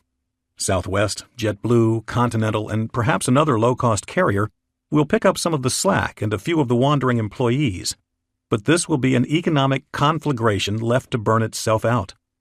Factoring out the parts and routes that will be sustained by the survivors, losing the airlines previously mentioned will amount to this: 2,800 planes grounded, 200,000 jobs lost, 13,000 flights eliminated, and $67 billion of revenue gone. It will get worse, too, as the price of gasoline increases from $8. Where do the pilots go? The flight attendants, the baggage crews, the mechanics. They'll need to pick new careers. A lucky few pilots will be able to continue to fly for a living, but most of them won't. There's no shiny side to this nickel. It's all dirty. Jets need oil. There's simply no other way to get them aloft. People will change their lives and cut flying out as the price of tickets doubles, triples, and keeps soaring. The aviation industry, along with its giant pool of employees, faces an unshakable destiny of being radically deflated. The figures mentioned apply to job losses only at the airlines. Thousands more jobs will be lost throughout the structure that supports our flight network. Jobs at airports, maintenance shops, plane caterers, rental car companies, travel agencies, aircraft leasing companies, and even airport peripheral players such as taxi and shuttle drivers. The economic damage will be deep and pronounced. This will be the beginning of the destruction of a major piston in our economy. A giant herd of people will have been set loose without jobs and without hope of employment elsewhere in their industry. Cheap used planes and expensive fuel means trouble for Airbus and Boeing. When airlines start dropping flights and capacity, even before more than half of them are herded to Chapter 11 and extinction, the world's secondary market will be choking on airplanes. Potter expects plenty of cheap carriers to pop up to fill the voids left by fallen behemoths, for the simple reason that running an airline suddenly will have low startup costs. You'll be able to pick up a 737 with plenty of life left on it for, $700,000, he says incredulously, of an airplane that lists at $50 million. That's pennies. Get the cheap plane, throw some fuel in it, slap on a safety certificate, and away you go. But the price of fuel won't stop rising at $8, and the planes picked up by these new whirlybird airline operators will soon find their way back to the secondary market as their operations collapse under the cost of jet fuel. Dealers like Potter may even get to sell the same plane 2 or 3 times. And when the big trees start coming down, the old airlines with the fanciest tricked-out planes will unload their birds on the market. Premium planes like 777s and late-model 737s will be floating around for dimes on the dollar. These are planes that right now airlines have to get in line to order. They're hot. The wait times for 777s and 787s stretch past 6 years. So what happens to the businesses of Airbus and Boeing when the secondary market gets sloshed with hordes of newer aircraft? Clearly, the two companies will lose giant swaths of their commercial airliner businesses. Both companies will have to concentrate on next-generation crafts that have superiorly efficient fuel and maintenance costs. Eventually, either Boeing or Airbus will give up the fight to sell commercial airliners. There just will not be enough business in the world to sustain 2 big commercial jet makers. Boeing, with its defense contracts and its satellite and missile businesses, may find itself leaving the jetliner game to Airbus, which, because of the subsidies it receives from European governments, may be able to survive more easily in a trampled commercial airline market. On the surface, that scenario seems plausible, But that plot outline ignores Boeing's current and considerable advantage in constructing the first plane designed for the age of oil scarcity. Boeing's big bet on the world's shriveling oil supplies. There's a palpable din of determination as workers scurry about the space, fetching tools, scaling towering and complex scaffolding, and examining plans with careful eyes. These craftsmen aren't erecting a building. They're inside a building that's fully built. It's the largest building, in fact, in the world, with 472 million cubic feet of airy space, 9 times the size of the Sears Tower. The sprawling structure is just a couple of log lengths from Possession Sound, a back bay of Washington State's Pacific Inlet, Puget Sound. It's here, about 45 minutes north of Seattle, where Boeing puts together its greatest airplanes, its 747s, 767s, and 777s. Boeing recently started putting out a different type of airplane here, the 787. This plane is a large part of the Chicago company's resurgence. Workers in this building, the best in the world at what they do, know they're contributing to something special, something different, something that will redefine the rules of aviation. Scaffolding hangs over wings and travels along fuselages, mimicking the form of the planes in a delicate spider web of trusses, braces, and suspensions. Workers tread planks along the scaffolding, checking the plane's wiring installations and fasteners. The inside of the plane is striking for its vastness. It's a raw display of skeletal fuselage construction, the bony steel and titanium members still exposed, sections of insulation blankets stuffed in between them. Still void of all its comfy passenger innards, an observer can truly appreciate the volume of a wide-body plane. It's like stuffing 2 3-bedroom homes onto a set of wings and wheels. Pat Shanahan, who heads up the 787 program, beams like a rock star as he talks about the construction and points at the form of what many think to be the greatest passenger plane ever designed. Shanahan's crews had recently hit their stride after countless setbacks in assembling the plane, from labor strife to supplier ineptness. If you would have come here 6 months ago, it was all long faces, real frustration, Shanahan says. Now they are really motivated. They can see the light. These guys are pumped. The workers may be almost as pumped as Boeing's customers, who have lined up for a chance to snag one of these planes for $150 million. For the 787, which, as of this writing, has never carried a paying passenger, Boeing has already amassed a ridiculous 900 orders. Some perspective. In Boeing's lineup, the 787 replaces the 767, a successful plane by any standard and the most popular transatlantic jetliner of all time. Boeing has been selling the 767 for more than 25 years. The company just sold its 1,000th 767 3 years ago. Boeing has managed to create the iPod of planes, says industry analyst Ronald Epstein. Everybody feels like they have to have one. I was one of the lucky few allowed on the first walkthrough of the 787 put on by Boeing for the world press in 2008. The global excitement garnered by this plane became demonstrably clear when I saw the diversity of the journalists covering the event. North Americans may have been in the minority. The media of nearly every major company in Europe had at least 2 representatives there, and many Asian countries, Thailand, Singapore, South Korea, Japan, and Taiwan, had even more than that. This plane, perhaps more than any other in history, is a big deal. What possibly can make an airplane so desired by the world? Simple. It burns less gas. The 787 uses 20% less fuel, in fact, than a comparable aluminum-skinned aircraft. The 787 is the first of its kind, in that it's a large commercial airliner whose fuselage is made not out of metal punctuated by rivets, but out of carbon fiber and epoxy in what's called composite.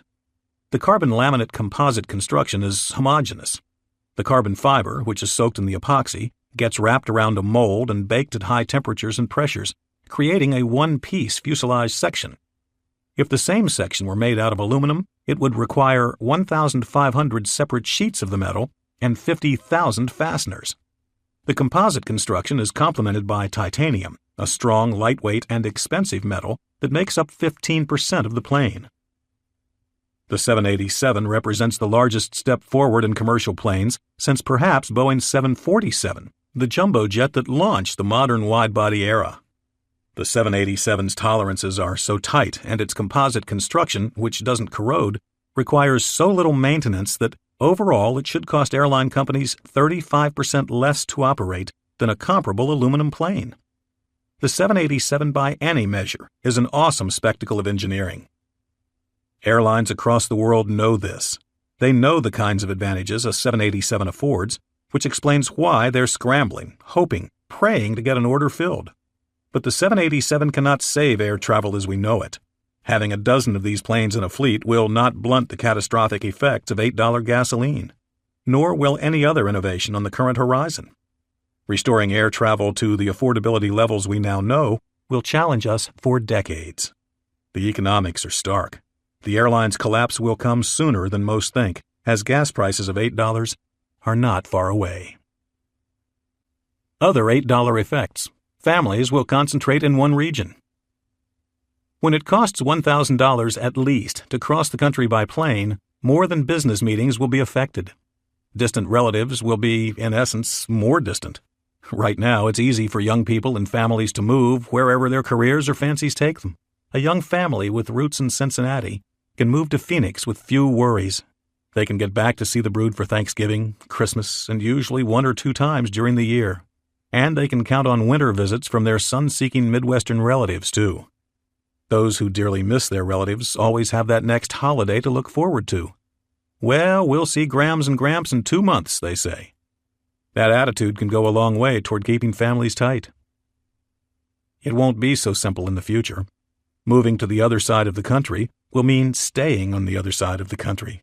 It gets harder to give the nod to a cross-country relocation when you'll see Mom and Dad only once a year, if that. In this way, the future of high-cost air travel will lead to more people sticking to the regions whence they came. Video calls supply a nice medium to keep in touch with close relatives, but they're hardly a replacement for the bonds imparted by physical touch. Fewer relatives will move far away. The integrity of family, insofar as it's defined as simply being together, will be one of the winners in the future of gas prices of $8 and up. You'll see more of Aunt Sis and your cousin Lil, and children will enjoy their grandparents even more than they already do. Other $8 effects? Most college-bound teenagers will see their school choices shrink. One of the negatives of widening the country by increasing airfares will be a reversal of geographic diversification on our nation's campuses. A sharp student from Chicago, who in the past might have considered attending Berkeley or Virginia, along with regional picks like Illinois, Michigan, and Northwestern, will no longer be able to give those distant schools serious thought. They won't get home for the holidays, and they can't expect their parents, who ultimately bear much of the college burden, to visit. Obviously, the rich will be immune to this effect. A well-heeled teen genius from San Francisco will go to Princeton if that's what her heart wants. Newark airfare be damned. Non-elite private schools will be harmed the most, as they depend on big tuitions from a high percentage of students who don't come from the same state. Coupled with the declining number of children in future generations, middling private colleges face an unknown future. Several dozen across the country will undoubtedly shutter their classrooms for good. Those schools without generous endowments to cushion them, again, these are usually the more marginal schools, will likely be first to go. But state schools that depend on out-of-state students will be hurt as well, including the University of Vermont, which draws 65% of its students from out of state, and the University of North Dakota, whose ranks are 48% non-native. Giant public schools anchored in states with smaller populations that depend on out-of-state students for more than a quarter of their body will have to shrink too. The University of Iowa, for instance, with 34% non-Iowans, will contract, as will the University of Oregon, with 28% of its students coming from outside its state borders. This regional mindset for colleges will mark the end of an incredible era where capable students could attend college in just about any part of the country they might choose. Other $8 effects: resort townies will live lonelier lives. The last 20 years have seen an explosion of destination resorts in the United States and around the world. New towns have sprouted up where once there was only a dirt strip. Towns that were once small and rural are now cosmopolitan and the playgrounds of millionaires. Jackson, Wyoming, not too long ago, was a tacky hotel stop-off for Yellowstone tourists. In the last 15 years, the town and the nearby ski resort, Jackson Hole Mountain Resort, have changed immeasurably. The town now boasts a dozen restaurants of culinary note. On the south side of the ski resort's lower slopes, in what was once scrub brush and ponderosa pine less than a decade ago, there is now a Four Seasons hotel and spa. Rooms there during the ski season can run more than $2,500 a night. Jackson has become a magnet for wealth. Homes that were worth $150,000 in 1999 are now worth north of $1 million. The cheapest real estate in town consists of ratty one-bedroom apartments built in the hideous fashion of 1970s tract construction. These hovels sell for $500,000 each. If you're not rich, owning your home in Jackson is next to impossible, if you didn't buy it 10 years ago. A local backcountry skiing guide, Jim Woody Woodmansey, likes to say, "My children won't be able to live here unless I give them my house." Jackson's situation is not anomalous to other towns that have staked their future to the resort industry. Aspen, with its average home price of more than $4 million, will always be exhibit number one, but similar explosions have taken place in Crested Butte, Colorado, Park City, Utah, Vail, Colorado, Tahoe City, California, and Telluride, Colorado. It's not that long-time residents have gotten rich off tourists and are bidding up the local real estate. The tech industry and Wall Street have fueled a growth in the number of Americans who can afford to own a pricey second home. So when prices in Jackson spike, it's the result of a dot-com prodigy bidding against a New York banker for a $12 million, 10,000-square-foot house that will barely get used. Locals call these structures 10-2-2s, meaning 10,000 square feet that will be used by 2 people for 2 weeks a year.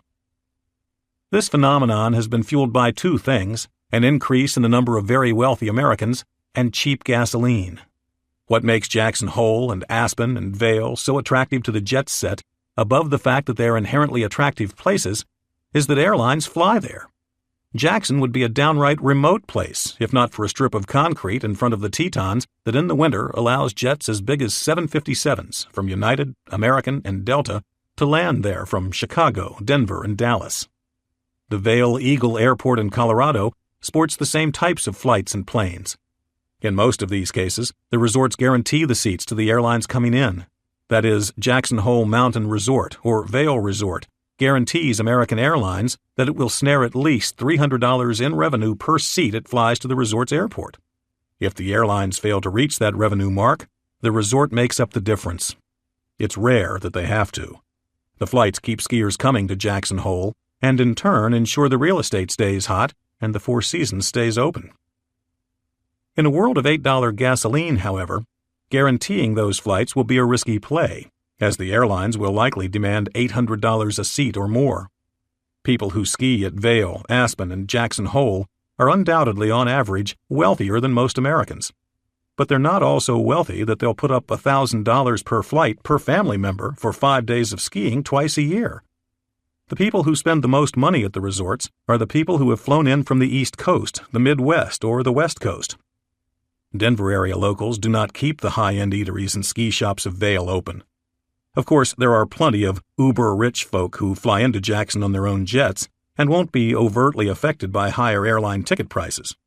But the majority of people skiing Jackson Hole's slopes and roasting marshmallows outside the Four Seasons flew there on an American Airlines or a United flight. The reordering of the airlines will slam the resort world in the gut. Resort operations will shrink and their surrounding real estate will wilt as the cost of visiting second homes becomes an obstacle even to the wealthy. Ski resort towns illustrate the point here well, but the same can be said for any destination resorts that depend on airborne buses to haul in customers, be it Cabo San Lucas, the Bahamas, Cancun, or Hawaii. On the positive side, it will be easier for true locals to own a house in these places because the pressure of outside money on the real estate market will be far less acute. The job markets in these places, however, will suffer as the number one area industry, tourism, contracts to a more modest footprint. We can't talk about resorts and ignore Disney World, which was mentioned earlier in the chapter. Many people went to Disney World as young children and had what was then the time of their lives. But alas, in a world of $8 gas, ruptured airline networks, and exorbitant ticket prices, who will travel to Disney World outside of Florida day trippers? What will Disney do at $8? It's a perplexing question. But in the end, as gas prices climb past $10 and higher, Disney World will undoubtedly be closed, economics having the final, decisive say on the matter. Disney will persevere as a company. Geographical distances don't strain its cartoons, DVDs, and movies. Snow White won't disappear. But her human likeness, surrounded by all of her dwarves and her Disney cohorts, in a warm, tropical setting punctuated by a castle belonging to Cinderella, will be gone forever. Those of us that saw the place will recount its splendor in vivid detail, either conjured or remembered, for our grandkids, who will undoubtedly gawp in awe, and not a small amount of envy. Other $8 effects. The desert temple built for games of chance will go bust. Las Vegas. What will become of this carnival of excess in the desert once people can't hop there for $300? Almost nobody, save a few LA gambling junkies, drives to Vegas, and the 5-hour drive from Southern California won't be too appealing either, when filling the tank costs $150. Who will fuel Vegas's decadence? The fountains, the lights, the felt-top tables, and the free cocktails.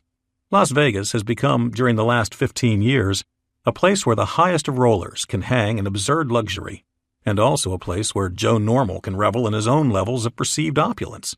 That will change. The Strip, after years of advancing like an unstoppable sand-eating virus, will shrink. The periphery hotels and casinos will be gone. Only the newest, most ridiculous resorts will survive. Conventions will still be held in Las Vegas, but not at the rate with which they are now. Companies will not be able to afford $1,000 plane tickets for 50 employees. Conventions in the manner we're now used to, in fact, will be greatly impacted. Associations and groups that may have held annual conventions may switch to holding their gatherings every 2 or 3 years. Las Vegas will persevere, but at a size of less than half its current largesse. Of the 25 largest hotels in the world, all of which have more than 2,500 rooms, 19 of them are in Las Vegas. Half of these bloated, gambling cathedrals, with sustained gas prices of more than $8, will be gone. The winners will be the newest, cleanest, and most luxurious of the resorts. Nobody will want to stay at Circus Circus when rooms can be affordably had at the MGM Grand. Circus Circus will be torn down, and it won't be rebuilt. The Flamingo, a presence and Hollywood magnet for more than 50 years, will fall too. The Imperial Palace will also come down, and so too will the newer Excalibur and the iconic off-strip Las Vegas Hilton. In a true harbinger that the Vegas boom times have come to a close, the hotel casino that, more than any other, is the godfather of today's Las Vegas, will shut its doors. The Mirage, when it opened in 1989, was a wonder of engineering, construction, and vanity. Its fountains and its exploding volcano put the rest of Vegas into an awestruck stupor. But the Mirage's reign as Casino Uber Supremo didn't last long. Its extravagance and technological wizardry has since been passed more than a dozen times by newer casinos in Vegas's lineup, such as the Bellagio, the Luxor, and the newest Wynn creation. When the Mirage succumbs to the demolition man's dynamite, and it will, its rubble will join the wreckage of half of the Strip, never to rise again. Chapter $10. The Car Diminished but Reborn. Our Vehicular Romance. It was one of those bizarre Chicago days that come along at least a couple of times a year, when the weather belies the date. Sometimes that can be good, and sometimes that can be bad. In this case, it was good. It was also a day where I was sharply struck, again, by America's love and fascination with its vehicles. The leaves were still clinging to many of the branches in Evanston on this early November day, and the temperature had settled in at a marvelous 72 degrees. It was sunny, it smelled like fall, and it felt like fall, but there was no foreboding nip of winter involved. I was sitting on the small deck at the back of our house, enjoying the sunshine and getting some editing done. Our house has no backyard, and our deck sits almost right next to the alley. I often look up from my papers when a car goes slowly rumbling by, sometimes to wave, sometimes to stare, but always to peek out of curiosity. I looked up this time to see an old Ford Aerostar van going by. I recognized the car and the driver. He wears a thick gray beard, and I've never seen him without a bandana wrapped around his head. I don't know his name, but I have a sense of what he does. He's a kind of antiques bounty hunter, always finding things for my neighbor 2 doors down, who works as an antiques reseller and appraiser. I think the Aerostar owner might be a horse racing man, too. His license plate reads, "They're off." I gave him a wave as he rumbled by, doubtlessly after depositing something with my neighbor, and he waved back. He continued down the alley for about 2 more houses, until he suddenly pulled sharply to the left and parked the Aerostar. He got out of the van almost excitedly to have a look at an old 1960s Ford Mustang that one of my neighbors keeps next to her garage. Usually the car is covered, but it wasn't on this day. The bounty hunter is clearly enthused. He ogles the car from the left side, then the right. Then he's peering in the windows, scoping the interior. Soon he's wriggling along on the concrete to get a look at the chassis. I was getting little editing done at this point. I found the bounty hunter's car explorations far more interesting than my own work. I tried to keep my spying inconspicuous, but that got harder when he popped open his van's tailgate and started busting out tools. What was this guy doing? He disappeared out of my view toward the front of the car for several minutes, but I could hear clanking and clanking. He was working on something. Then he reemerged at his van and pulled out what looked to be a very delicate dust brush, probably something he used on antiques. Clearly, he held this car in the same kind of esteem he would a Victorian chest of drawers.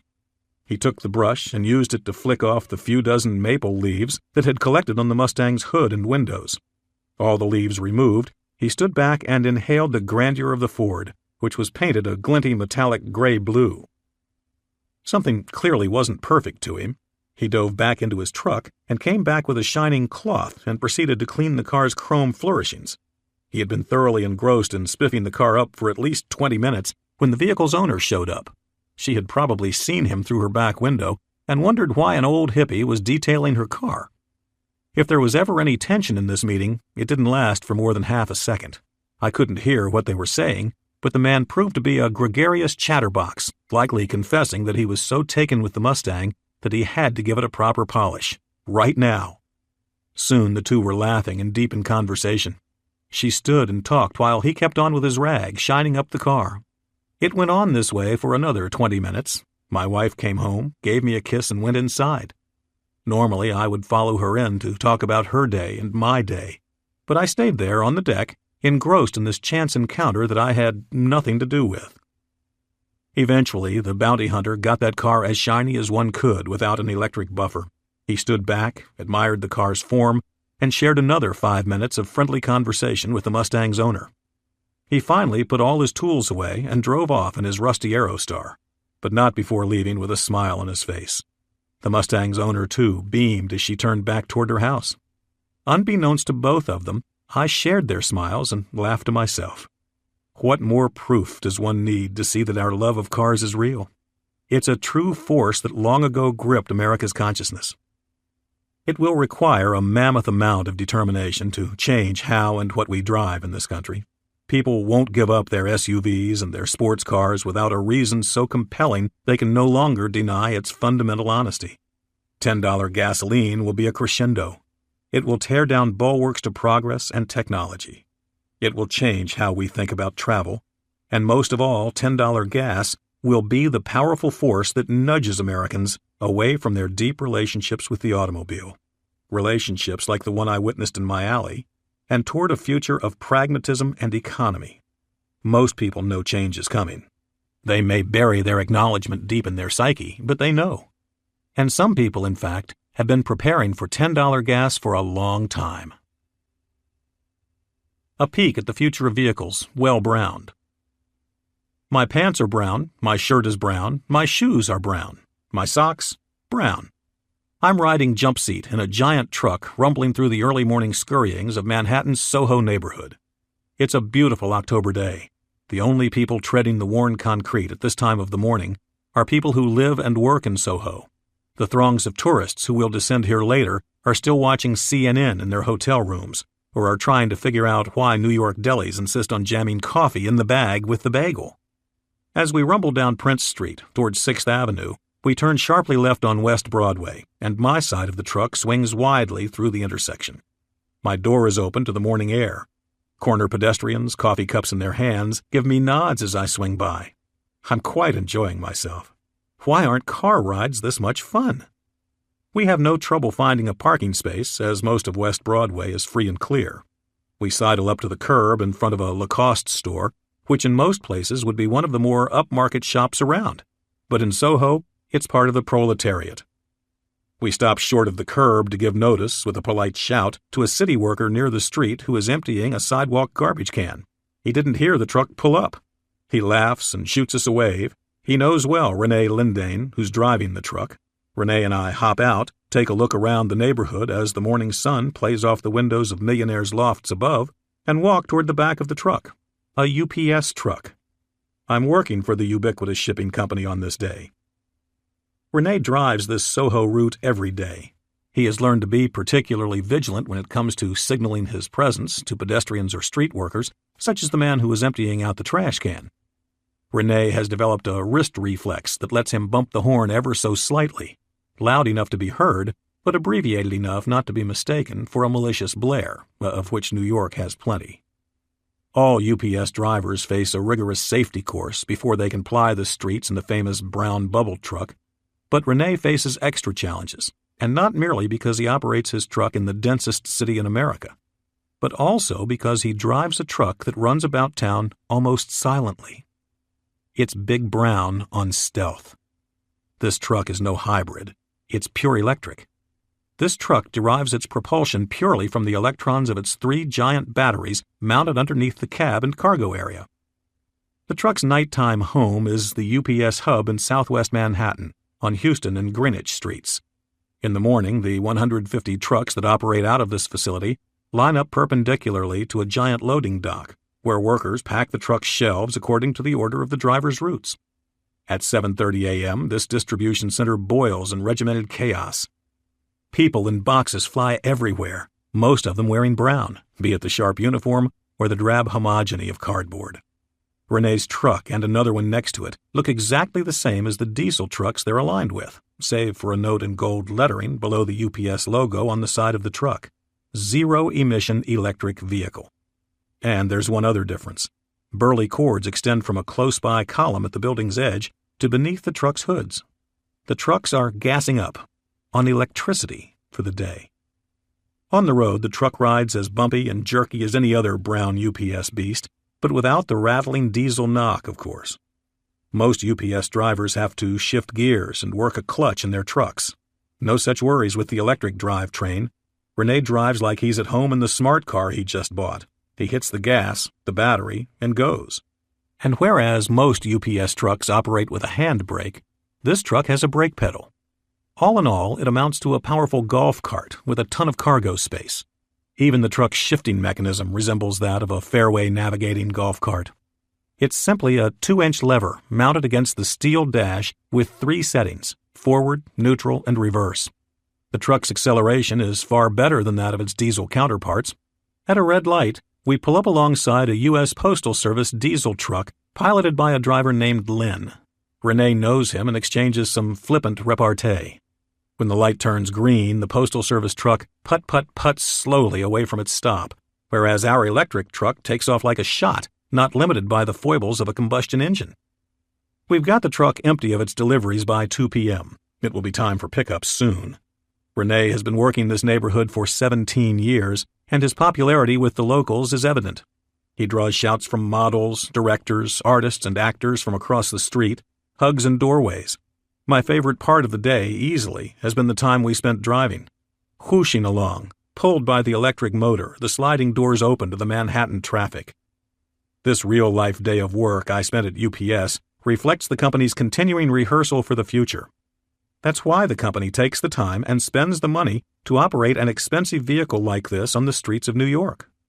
When the dust settles at $10 a gallon gas, UPS will be one of the winners thanks to its prescient preparations.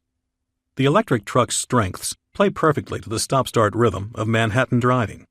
UPS has been testing 2 electric trucks on Manhattan routes for more than 4 years.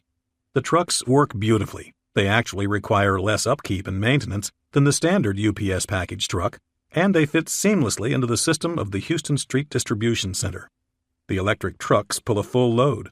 There's nothing trial-like about their routes. UPS's business relies upon the free and affordable flow of oil. The company is acutely aware of its dependence. That's exactly why UPS has so intensely studied using trucks that run on things other than gasoline. UPS counts these electric trucks as part of its fleet of 1,600 alternate fuel vehicles, the largest private fleet of its kind in the world. Many of those trucks run on propane or natural gas, which obviously will face some of the same scarcity issues as gasoline. But UPS also operates hybrid electric vehicles and recently added an exciting new kind of truck that gets double the mileage of a conventional diesel truck by pairing a gasoline engine with pressurized hydraulic tanks that power the crankshaft. In 2008, UPS purchased 500 electric hybrid trucks to add to its fleet.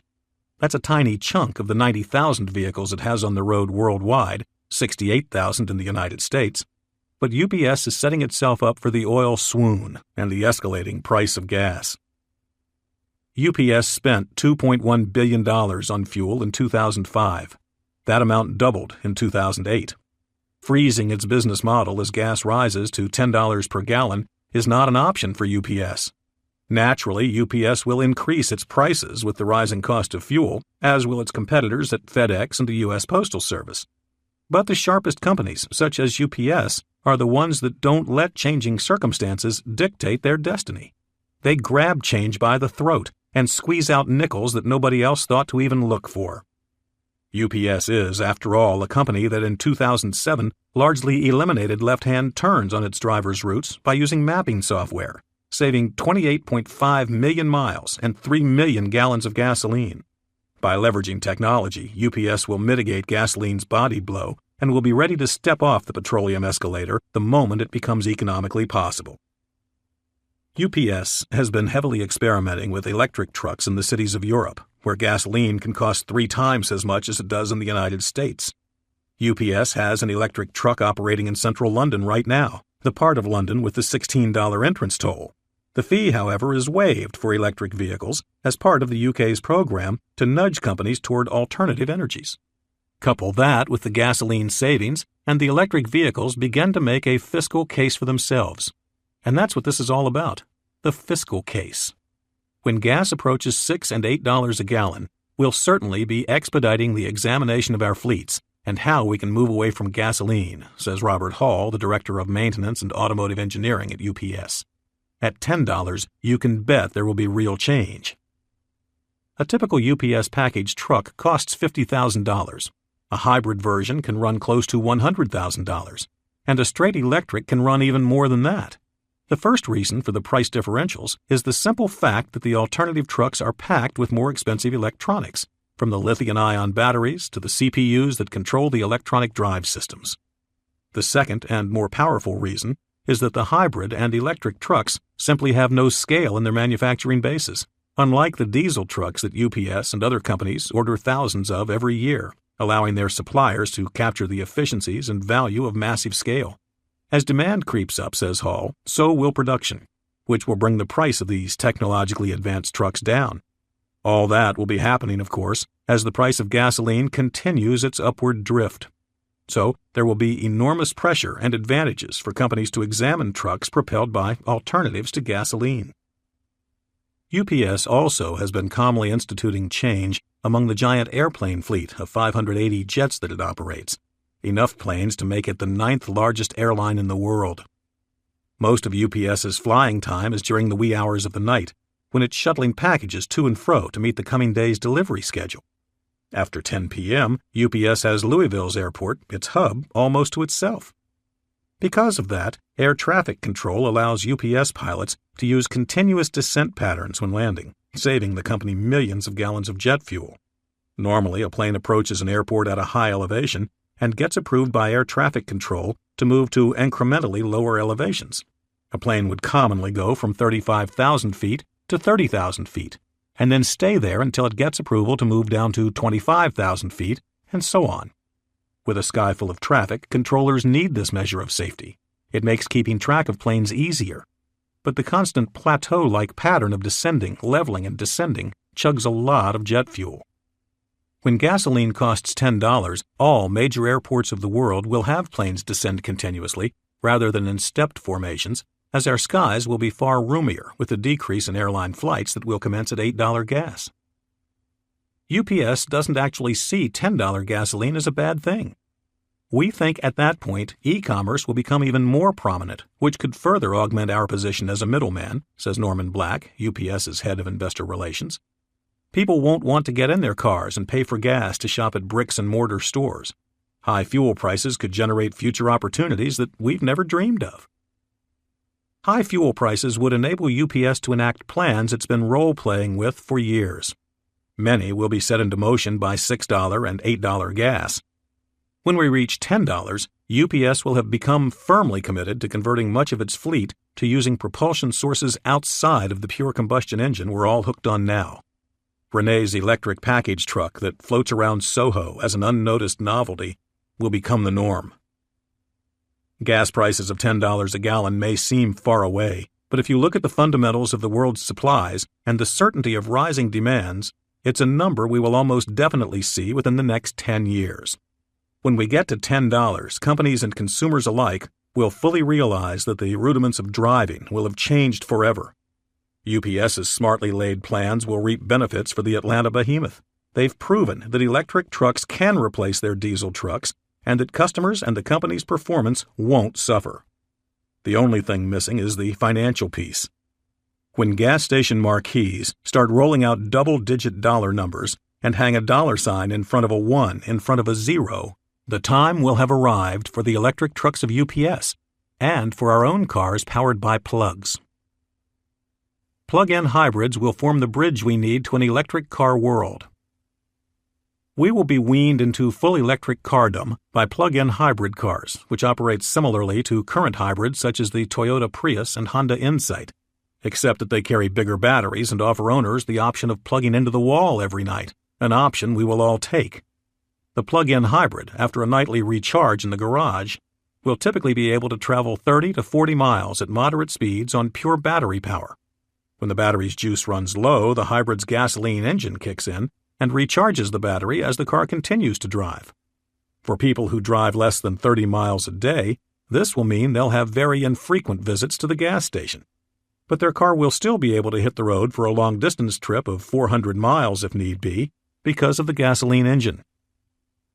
Plug-in hybrids, in some form or another, will be on the roads by 2010, but they won't come cheaply. GM Chevy Volt, Detroit's highly anticipated plug-in dynamo, will run more than $40,000. It's hard to justify that kind of cost when gas is $6 or less. But as Nissan, Toyota, Honda, and Ford get their own plug-in entrance into this derby, prices will come down. These cars will never be as cheap as a straight gasoline vehicle, however, because they carry expensive batteries and electronic systems in addition to their gasoline engines. But as the price of gasoline moves upward from $6, the value and utility of plug-in hybrids will increase, and they will appear in more and more garages.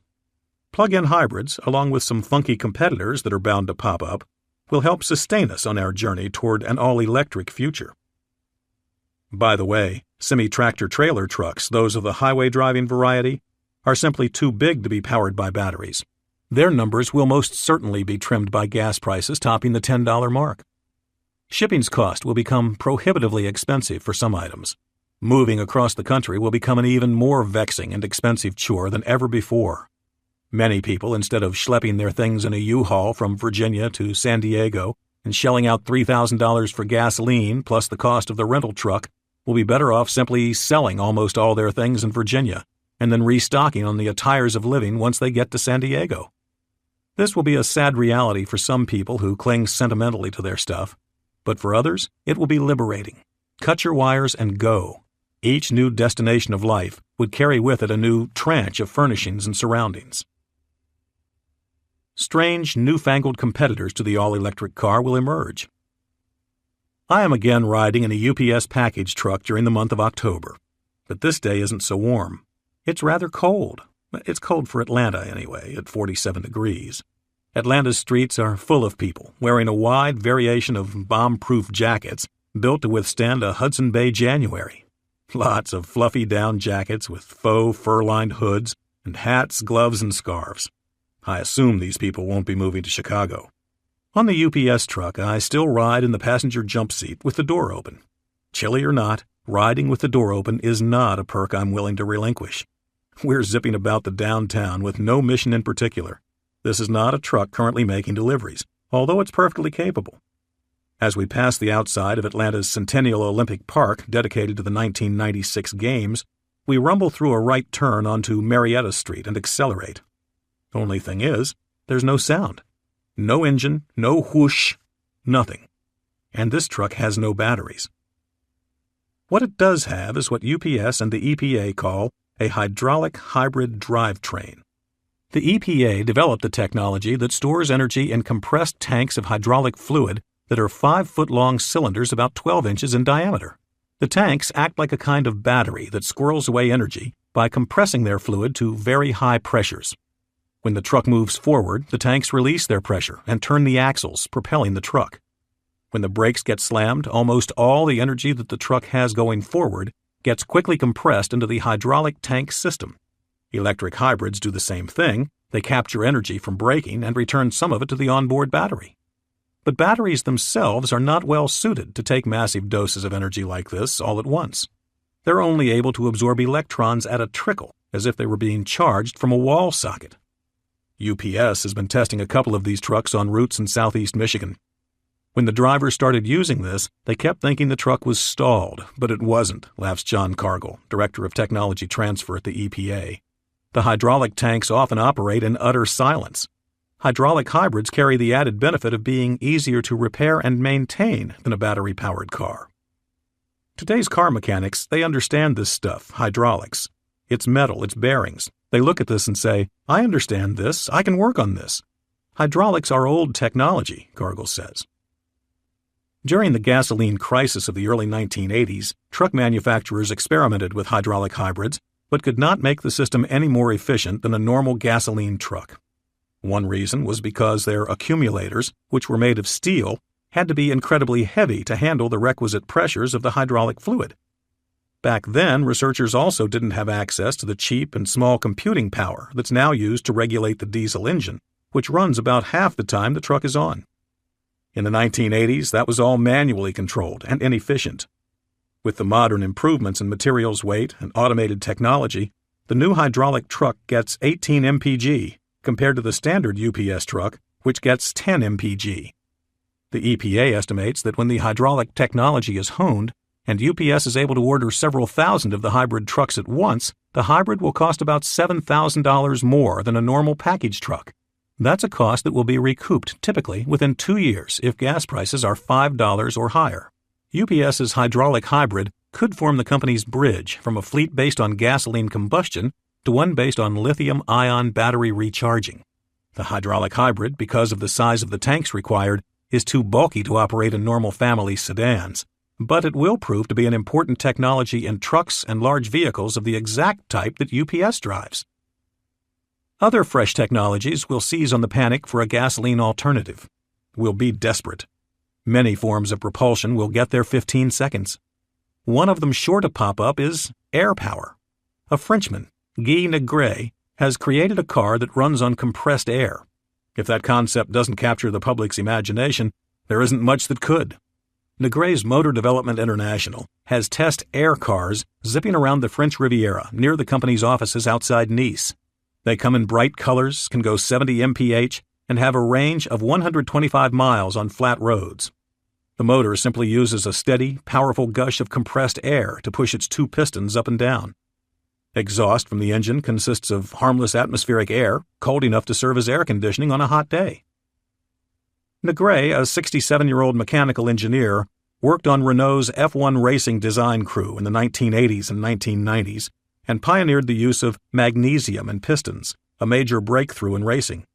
During his tinkering in the 1980s, Negret became fixated on a green car. In 1991, he founded MDI with $36,000 in venture money.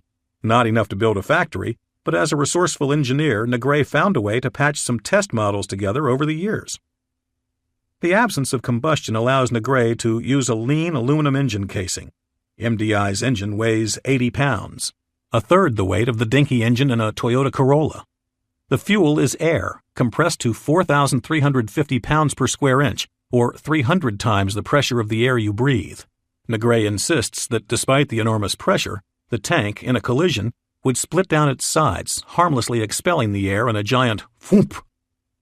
Negret, who speaks some English but isn't utterly fluent, likes to say that the future of cars is air. That's an excitable engineer for you. Using air as an energy storage medium is clever, clean, and cheap. Air cars' limited range would require plenty of fill-ups at compressed air service stations, except those don't exist. But of course they could be built. Drivers could fill up at home by plugging in the car's onboard compressor, which would take 4 hours. Again, that's not a deal breaker, and it's similar to an electric car's recharge time. The air car weighs only 1,873 pounds unfueled and might not meet the safety regulations of the United States, but Negre says he can upgrade the safety features. If we want to be in the U.S., we will have to pass, so that's what we plan on doing, he declares. MDI plans to license the product to manufacturers in attractive markets. Negre presumes that these franchisees will buy parts, assemble them, and sell cars directly to the public from a small showroom on the site of the factory.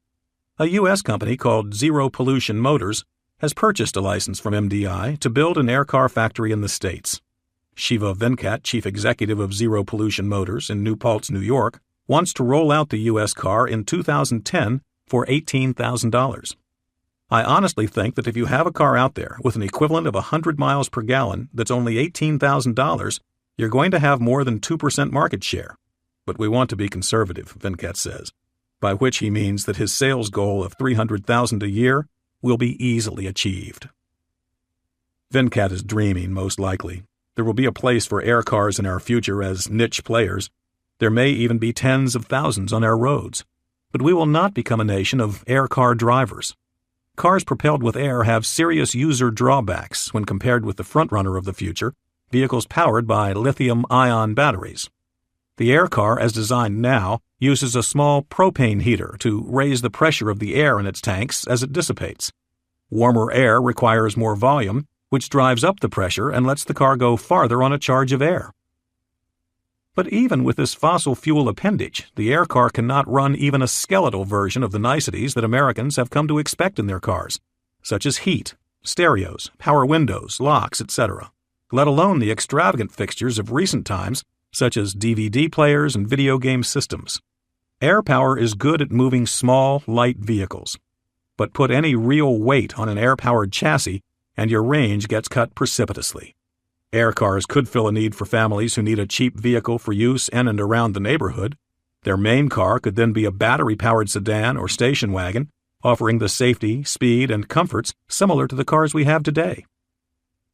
Ultimately, our needs and the realities of energy scarcity will push us toward becoming a nation of electric car drivers. The only thing we have in relative abundance is energy from our power plants. Our trump card is our electric grid. Batteries allow us to play this card with aplomb. A hydrogen-powered solution is not in the offing anytime soon. As the gasoline cost crisis continues unfolding, we'll likely see hydrogen raised again as the clean, guiltless solution to our energy problems. GM has spent more than $1 billion chasing this idea, but their chase will likely end with their dreams trampled. The idea of a hydrogen-based transportation system amounts to one of the bigger hoodwinks perpetrated on Americans since smoking's health claims in the 1950s. I will not waste much time undressing hydrogen because it doesn't take more than a sentence or two. Hydrogen as an energy source works beautifully. Hydrogen fuel cells operate cleanly, quietly, and efficiently. They work by separating electrons from hydrogen atoms and forcing them through a circuit where they do work such as turn a motor or light a bulb. The electrons return to the fuel cell to bond with the leftover hydrogen ions and oxygen, forming the fuel cell's harmless exhaust, water vapor. Aside from the fact that fuel cells cost a fortune, the ultimate problem with hydrogen is simply where we get it. There are no hydrogen mines. There are no vast stores of this simplest of elements sitting beneath our feet, and we can't pull it from the air or water without using massive amounts of energy. So where does almost all the hydrogen we use come from? Natural gas, or even worse, oil. Industry strips natural gas, CH4, of its hydrogen, leaving behind carbon that forms CO2 and ends up in our atmosphere. So in essence, unless there is an unforeseen breakthrough in getting hydrogen from a source such as seawater, our hydrogen stores amount to the stores of our fossil fuels. Hydrogen doesn't sound like a solution because, as of now, it's not. Electric cars will eventually rule our thinning traffic 100 years after some thought. Mankind has been toying with electric cars for more than 150 years. Long before we ever built a carburetor to mix gasoline and air in a combustion engine, we were propelling crude four-wheeled platforms on the power of a lead-acid battery. In 1834, New Hampshire blacksmith Thomas Davenport, the inventor of the electromagnetic motor, built a carriage that ran on juice supplied by a charged rail. That moment was lost to history for decades, however, as the steam engine proved to be more industrious and less temperamental for the heady times of railroads. However, in the early years of the 20th century, there were dozens of companies turning out electric cars. In 1897, Philadelphia's Electric Carriage and Wagon Company manufactured a fleet of electric taxis for New York. It did seem for a time that we would become a nation of electric vehicle users. It took the genius of Henry Ford in 1908 to fork us decisively in a different direction when he introduced his gas-powered Model T at half the cost of electric cars. And the Model T would only continue to get cheaper as Ford honed his assembly line proficiency. It will turn out that what Ford really did was delay us by more than 100 years from realizing our transportation destiny: electric cars powered by batteries. The idea is simple enough. The cars plug into the wall and charge up at night. Cars will also charge up during the day at workplaces where parking slots are so equipped. Batteries aren't perfect, but they're the best and most affordable of the options we will be given in a world where oil scarcity becomes more acute by the day. Filling up a large battery that can propel an average sedan about 100 miles would cost less than $5 at current electricity prices, a steep discount compared with gasoline. Once we've handled the enormous burden of paying for our electric car network, our driven miles should cost considerably less. Our fuel would be kilowatts delivered to our car batteries from our electric utilities. That fuel will be a bargain compared to gasoline. Even when using a modern hybrid car, such as a Toyota Prius, which gets close to 50 miles per gallon, the power generated by the Prius from gasoline costs 40 cents per kilowatt hour at gas prices of $4 a gallon. Power from the electrical outlet runs, in most places, less than 20 cents a kilowatt hour, and off-peak power, at night, can cost half that. The longer we delay migrating from a gasoline-based transportation world to an electric one, the worse our pain will be. And the pain, says Shai Agassi, will be bad. The man who may have cracked battery-powered cars' most vexing problems. Agassi heads up Better Place, a company he founded to solve the logistical riddles facing electric cars in a world and infrastructure built for gasoline. We don't have a choice, Agassi says. We either do this, or we suffer the catastrophic failures of economic ruin and global warming. A native Israeli, Agassi comes to the transportation world from an unlikely place. Agassi and his father founded a software company in the 1990s that SAP, the German business software giant, bought for $400 million in 2001. Agassi then joined SAP, where he was president of products and recognized as a likely candidate to ascend to the CEO pulpit. But in the fall of 2007, Agassi chucked his future at SAP to start Better Place. He had been seized by a cause. When he talks, Agassi likes to pause for suspense's sake before he's about to make a weighty point. He enjoys torpedoing conventional wisdom and often sets up his bombs with the statement, "Let me send your mind reeling a bit." He sees things one way, his way. But in the past, he's been right more often than not. A highly placed SAP executive told me that Agassi can sound downright arrogant sometimes, but he's the best salesman I've ever seen. It's true that Agassi's persuasive talents and intellect have won him scores of influential fans. Better Place has raised more than $200 million of capital, and its goals are nothing short of world-changing. It's plain that Agassi isn't an ordinary CEO pushing an ordinary corporate agenda. He works for an idea and a clutch of values, not numbers in an annual report. All idealism aside, however, Better Place is still a company and one that plans on making money. It's just that for Better Place, making money also means, in Agassi's eyes, saving Western society from the coming resources scourge should we continue down our current path. For a nation switching from gasoline cars to electric cars, all manner of challenges exist. It's not quite as simple as buying the car, driving home, and plugging it into the garage wall. Well, it might be close to that simple for consumers and car owners, but the backstory here lies in the enormous complexities of making electric cars possible for a large swath of the population. It's complicated because our local utility lines can't handle a third of the homes on a normal block plugging in their cars all at once, let alone most of the homes. Transformers would explode. Local grids would melt down. It's complicated because batteries take a long time to recharge. It's complicated because batteries can cost more than $10,000 per car. So how do we make the electric car transition without spending $1 trillion to rework the national power grid? That's where Better Place comes in. They want to be the ExxonMobil of the electric car world. Where Exxon drills for oil and ships gasoline to our network of service stations, Better Place wants to be our arbiter of electrons. Better Place wants to facilitate our current, balkanized electric grid to become the equivalent of our vast network of gas stations. Better Place isn't in this to sell cars. Anybody can sell cars. They want to solve the big, seemingly intractable problems facing electric cars, and in the process, become the lithium-ion version of Exxon.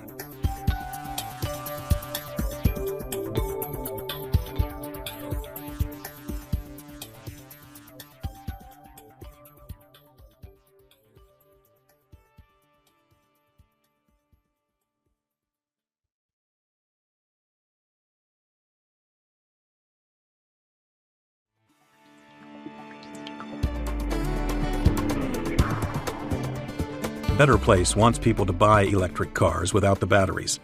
They equate batteries and their power to gasoline. We don't buy our cars now with a long-term down payment on the gasoline our vehicle will use throughout the next 10 years. So, Better Place asks, why should we do the same for a battery?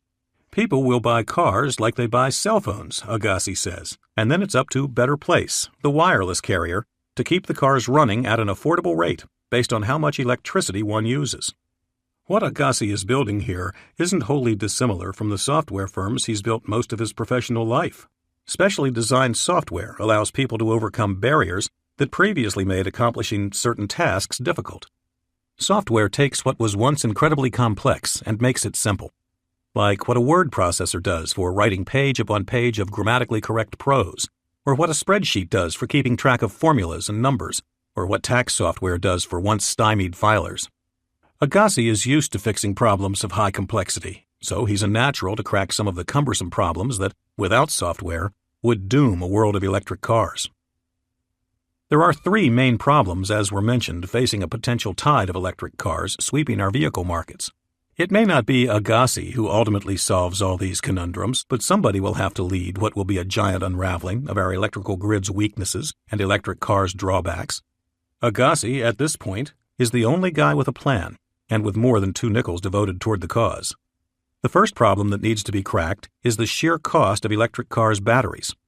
Under Better Place's plan, that problem is mitigated by having electric car users pay a monthly battery subscription fee. That's my wording, not theirs. That will run less, they say, than the monthly cost of gasoline at $4 a gallon. Drivers won't own the batteries, Better Place will.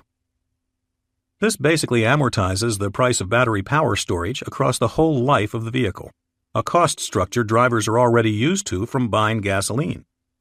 Dealing with batteries this way also keeps car owners from having to deal with cell replacement and disposal costs when their car reaches 10 years of age or so. Replacing a battery can run more than $10,000. It would be like having to bear the cost of rebuilding your transmission 5 times, all at once. The second problem that Better Place seeks to solve, the simple fact that you just can't get very far on a battery, 100 miles at the most, probably less. Better Place's solution is as simple as the problem. Just as we now pull up to a gas station to refill when we're about to go empty, we will pull into a Better Place depot when our battery is near exhaustion and we have more driving to do. There's no way to charge a battery of the size cars use in less than a few hours, but that doesn't mean a different, fully charged battery can't be swapped in. A Better Place station will swap out a dying battery in less than 5 minutes, allowing the driver to continue along her day with an interruption of the same curt magnitude as filling up at the gas pump. The third major problem that Better Place's plan addresses, and this is a dilemma that might be slightly arcane to most people, but nonetheless just as knotty as the first two, is the fact that much of our local electrical grid isn't ready for several people on one block to simultaneously plug in their electric cars overnight. We might have the spare juice in our power plants, but the local lines can't carry the required amperage all at once. There's nothing else in your house that gets plugged in for 6 hours and draws 30 amps and 220 volts, says Mike Lindheim, an electrical engineer with Better Place. There's simply nothing else that pulls that much power.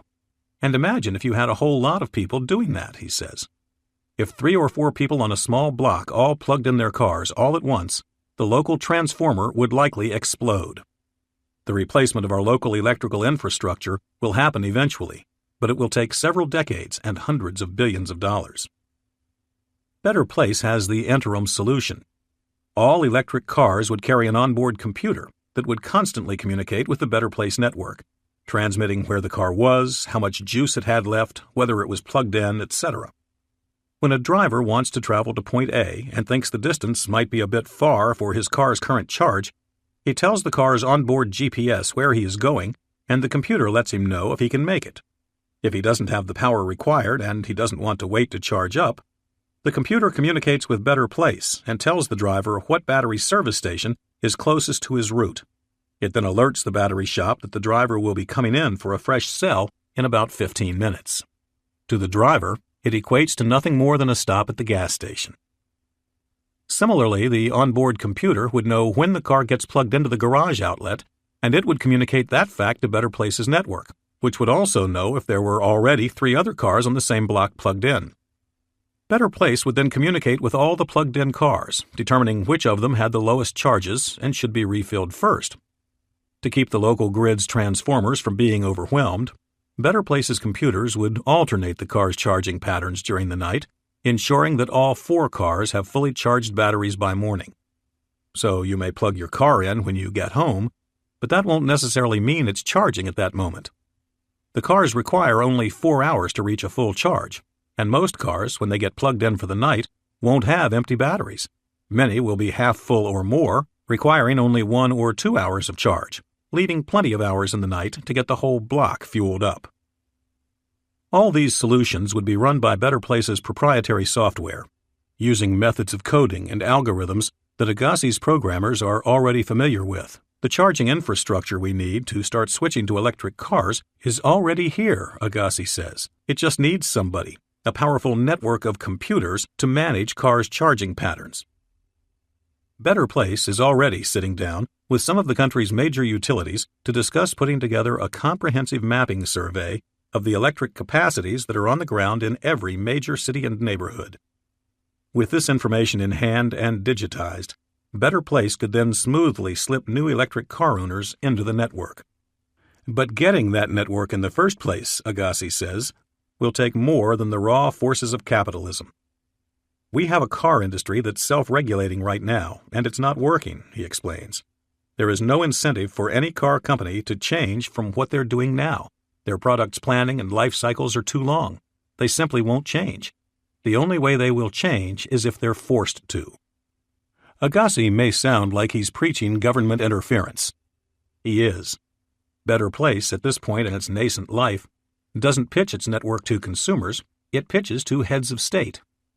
Agassi's sales skills have already proved themselves 3 times in a span of less than 12 months when he landed deals with the Israeli, Danish, and Australian governments.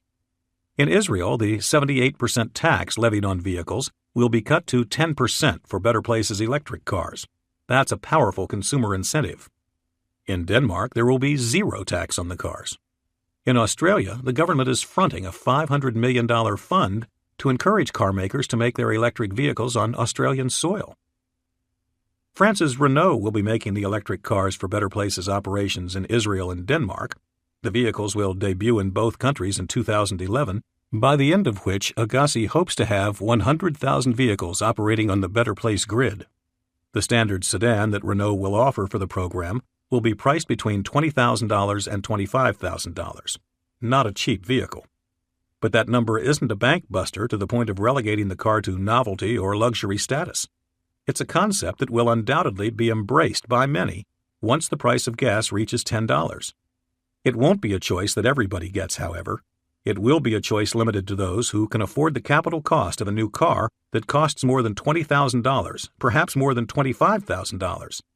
It's a price that will exclude a large chunk of car buyers, and certainly people who buy used cars. Agassi says that we can't afford to wait until gas costs $10 per gallon to embrace electric cars. By that time, he says, we will have boxed ourselves into a very tight corner. With electricity and batteries, we can build Saudi Arabia instead of fighting over Saudi Arabia, Agassi argues. None of our society's future scenarios are good ones unless we disconnect the car from gasoline. Agassi isn't totally wrong. The longer we wait, the harder these changes will be to institute. But his sound bites are also driven by his strident mission to make Better Place one of the biggest companies in the world.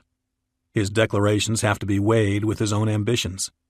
The good thing about Better Place for all of us is that it's enacting a live trial on 2 different stages, Israel and Denmark, that we get to sit back and watch during the coming years. Whether or not it's Agassi and Better Place that takes the United States and ultimately the world forward into the era of mainstream electric vehicles will undoubtedly take away innumerable lessons from Better Place's current work that will help them, or somebody else, put electric cars into wide circulation when gas prices reach $10 per gallon. The future of cars will be electric, but it won't be a smooth ride.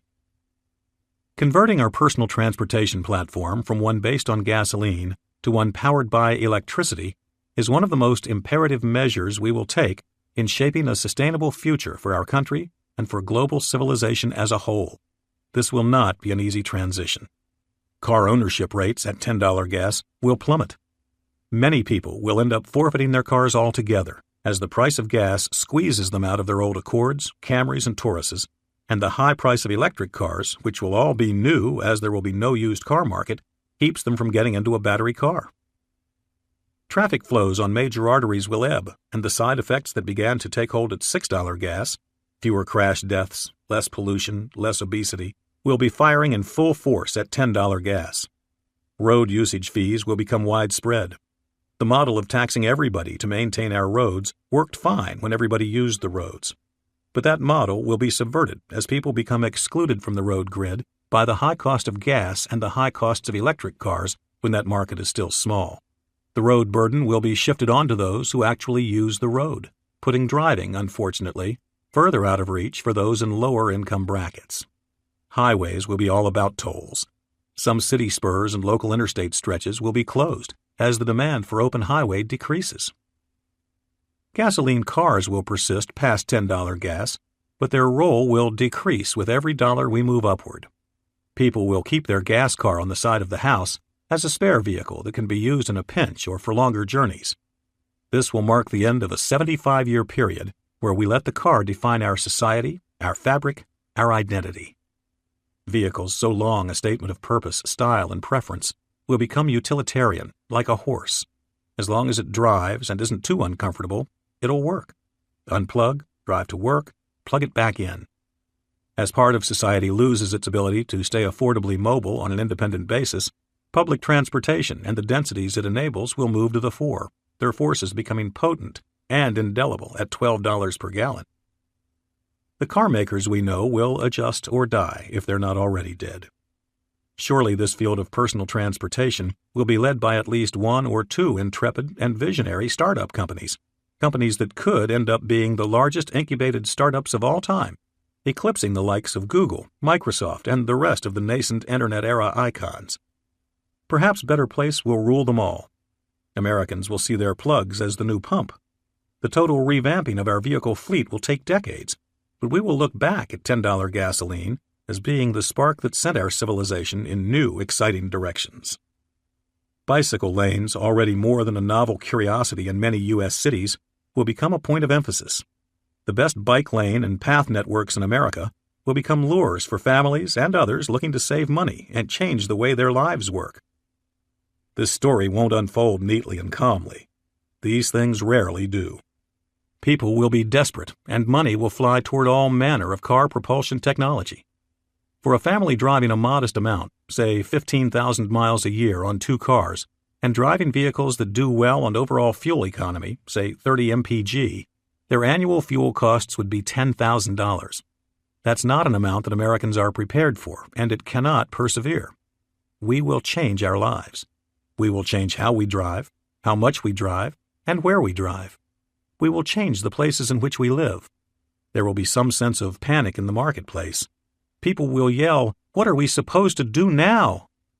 The public will want quick and easy solutions, but unfortunately there won't be any.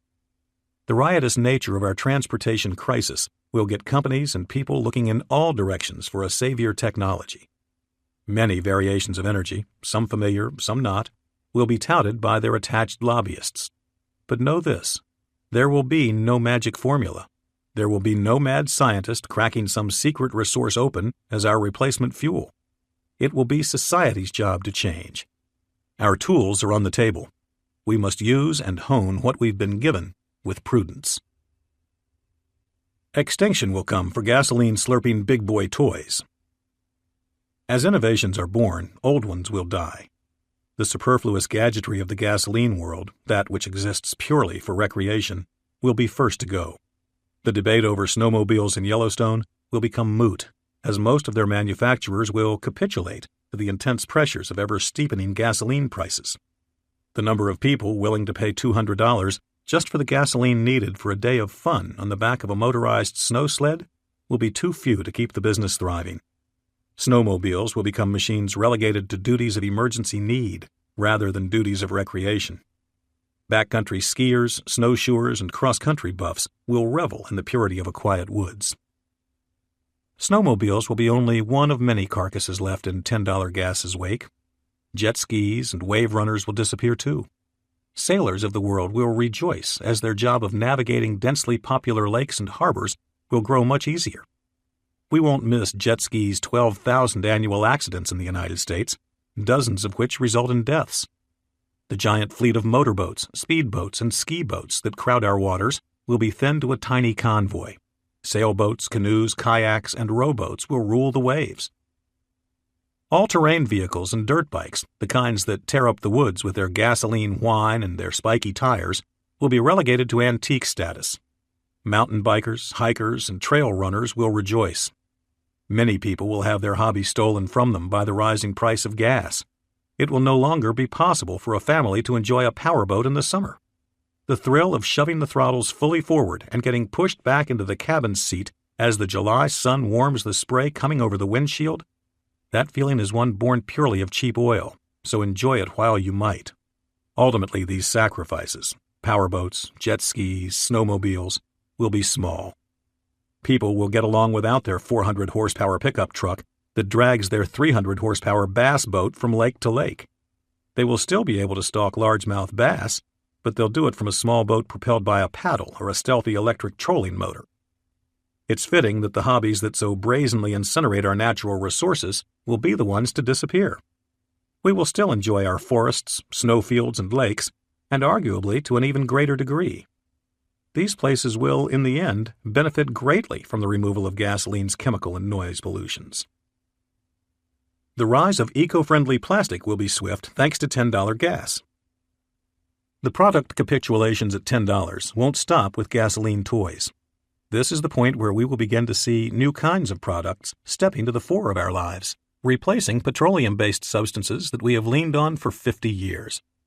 The gross, unsustainable habits formed by our society in the 1950s won't give way easily, but $10 gas will prove to be the onset of permanent decay for our plastic society. Already, we're seeing companies bent on improving their public relations, and increasingly their bottom lines, turn to conservation for a way to curb their use of plastics and oil derivatives. Whole Foods will pay you a dime for every grocery bag you bring in and reuse.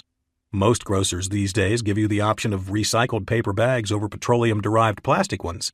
That was not common just 5 years ago. IKEA, by charging 5 cents for each plastic bag, encourages customers to get their stuff out of the cavernous Swedish store without using disposable plastics. IKEA figures customers will use 50% fewer bags, saving 35 million of them a year from landfills and keeping more IKEA earnings out of the hands of oil refineries. Plastics, however, aren't going away. Their utility has enabled us to raise our standards of living and has brought new levels of comfort to lower classes of people all over the world. Plastics are durable, lightweight, strong, and easy to color. Plastic can be supple, it can be tough. Plastic wire insulation, cases, and circuit board supports allow our computers to be small and powerful. Polyvinyl chloride pipes have allowed us to safely and incredibly cheaply move sewage and waste away from people and into treatment facilities. Our astronauts wear 7-layer insulated suits made from polymers, and their helmets are polycarbonate down to the transparent visors. We've explored the bottom of the ocean with lenses and electronics that owe their integrity to thick layers of clear acrylic. In 1960, the Bathyscaphe Trieste reached a depth of 35,797 feet, 7 miles, in the Challenger Deep section of the Mariana Trench. Jacques Piccard and Don Walsh peered out at a slimy ocean floor teeming with small flounder and sole through a thick plate of plastic plexiglass, the only transparent substance that can withstand the Challenger Deep pressure of 16,000 pounds per square inch. Plastic is the most amazing substance man has ever contrived, but it's also one of the most damaging. Plastics derived from petroleum biodegrade so slowly that many of them will be hanging around eons from now. 1,000 years from now, your ashes will have been sucked up by a nutrient-seeking oak tree, which will be cut down for firewood and burned again. Your ash will then manifest in yet another organic life form, perhaps 2 continents away. You might be in a stalk of wheat in Mongolia, but your old wiffle ball bat, the thick yellow one with the handle that you wrap duct tape around, will still be jammed in a rock formation near your old house. Plastics made from oil are and will continue to be a testament to the stubborn presence, good or bad, of man on Earth. But as oil creeps up and up in price, some things, like plastic shopping bags, will be left to history. In some cases, such as shopping bags, the replacements might be as simple as a canvas tote bag that we keep at home, hanging on a hook in our mudroom. In other cases, we will see replacements step up and in for petroleum-based plastics. The most interesting of these replacements will be plastics themselves, but they won't be made from oil. They'll be made by, of all things, bacteria. Plastics from the prairie and the leaf rather than the depths in the drill. On the rolling Iowa prairie, on the east side of the state near the Mississippi River, rises a cacophony of steel vats the size of silos. From the steel cylinders travels a silver pipeline raised on I-beams painted stark white. 7 giant cranes fill the horizon, like a slice of Shanghai economic bluster embedded in the Midwest corn belt. Corn that comes here, and it doesn't come from far away, won't be turned into ethanol. It will be turned into wonderful, pliable, strong, and biodegradable plastic. A lot of it. This plant will soon crank out 110 million pounds per year. And that number could quadruple within a few years, say the plant's joint owners, Archer Daniels Midland, the Illinois corn and chemical giant, and Metabolics, a Boston firm that has pioneered plastics made from grain-based sugars. The plant began making plastic in early 2009 using principles developed by Dr. Oliver Peoples. While a research scientist at MIT in the early 1990s, Peoples and 2 other researchers started wondering if they could use modern genetic tools to make bio-based plastics. The benefits were obvious. If he figured out what genetic switches to throw, Peoples could control many characteristics of plastics, including its ability to biodegrade, its hardness, its malleability, and its opaqueness. Here's how it works in a simplified nugget. The engineered organism, bacteria, which is housed in large metal tanks, eats a feedstock of sugar and starch derived from corn, sugar beets, or switchgrass. The organism gorges and swells, becoming 80% plastic by weight. The plastic can then be easily extracted from the tank and compacted into the standard nodules, the tiny ball-like form of commoditized plastic, ready to be melted and formed. Peoples, after figuring out the science, was convinced that he had a hot concept on his hands, so in 1992, while still at MIT, he founded Metabolics. We decided it was time for the world to change how it makes these chemicals, Peoples says. The world's oil supply was in the middle of a rutty glut that would run longer than a decade, however, so Peoples' timing wasn't fabulous. And the concern over plastic's environmental detriments wasn't the shrill whistle we hear now. It turned out that not too many people were interested in making plastic like this, Peoples recalls. Times have changed. Metabolics went public in November 2006 and has at times had a market value of more than $500 million. The good times have coincided with increasing oil prices. Bioplastics are currently favored for uses where their biodegrading characteristics can be best taken advantage of. Because the plastics, by genetically altering the bugs that create them, can be made to break down incredibly quickly in soil, from as little as a month to more than a year, they're excellent candidates for applications that demand environmentally sensitive solutions. Metabolics' plastic, Mirel, is now used in pots, compost bags, and materials that are to be used near water. You know that famous island of plastic junk in the Pacific, the one that never goes away and grows every week, says Metabolics CEO Rick Eno? He is talking about the North Pacific subtropical gyre, also known as the Great Pacific Garbage Patch. It's a place in the middle of the vast Pacific where much of our ocean-bound plastic ends up. A consistent high-pressure zone keeps prevailing winds from penetrating the area, keeping the water there in a constant swirl, and keeping all plastic debris that enters from floating off. The area stretches across 1,000 miles of sea and has more than 3 million tons of floating plastic trash blown to the ocean from landfills, jettisoned off boats, and just straight dumped onto beaches. Well, our plastic wouldn't stay there, he says. It would just degrade. Our stuff will disappear in soil, home compost, wetlands, even the ocean. It doesn't have to become permanent waste and a stress on the environment. Mirel is slowly becoming popular in food packaging, such as bottles and caps for things that have definite shelf lives. The benefit is obvious there, Eno says. Target plans to make a gift card out of the stuff that will biodegrade within 6 weeks in soil. A nice side benefit for Target? It gets unredeemed gift card liabilities off the books by way of disintegration. Hotels are starting to make their key cards, which are disposed of by the millions every month around the country, out of the biodegradable plastic. Metabolics is planning to make printer parts and ink cartridges for businesses interested in cutting their carbon footprint. And they are pursuing cosmetics makers who would be able to mold Mirel into fashionable lipstick containers while being able to tout their green sensibilities. Eno calls rising environmental awareness and the burgeoning price and scarcity of oil as a kind of perfect storm for our product. Niche products are nice, and there's no doubt that bioplastics are making big strides in the material world. But their so-called perfect storm has yet to arrive.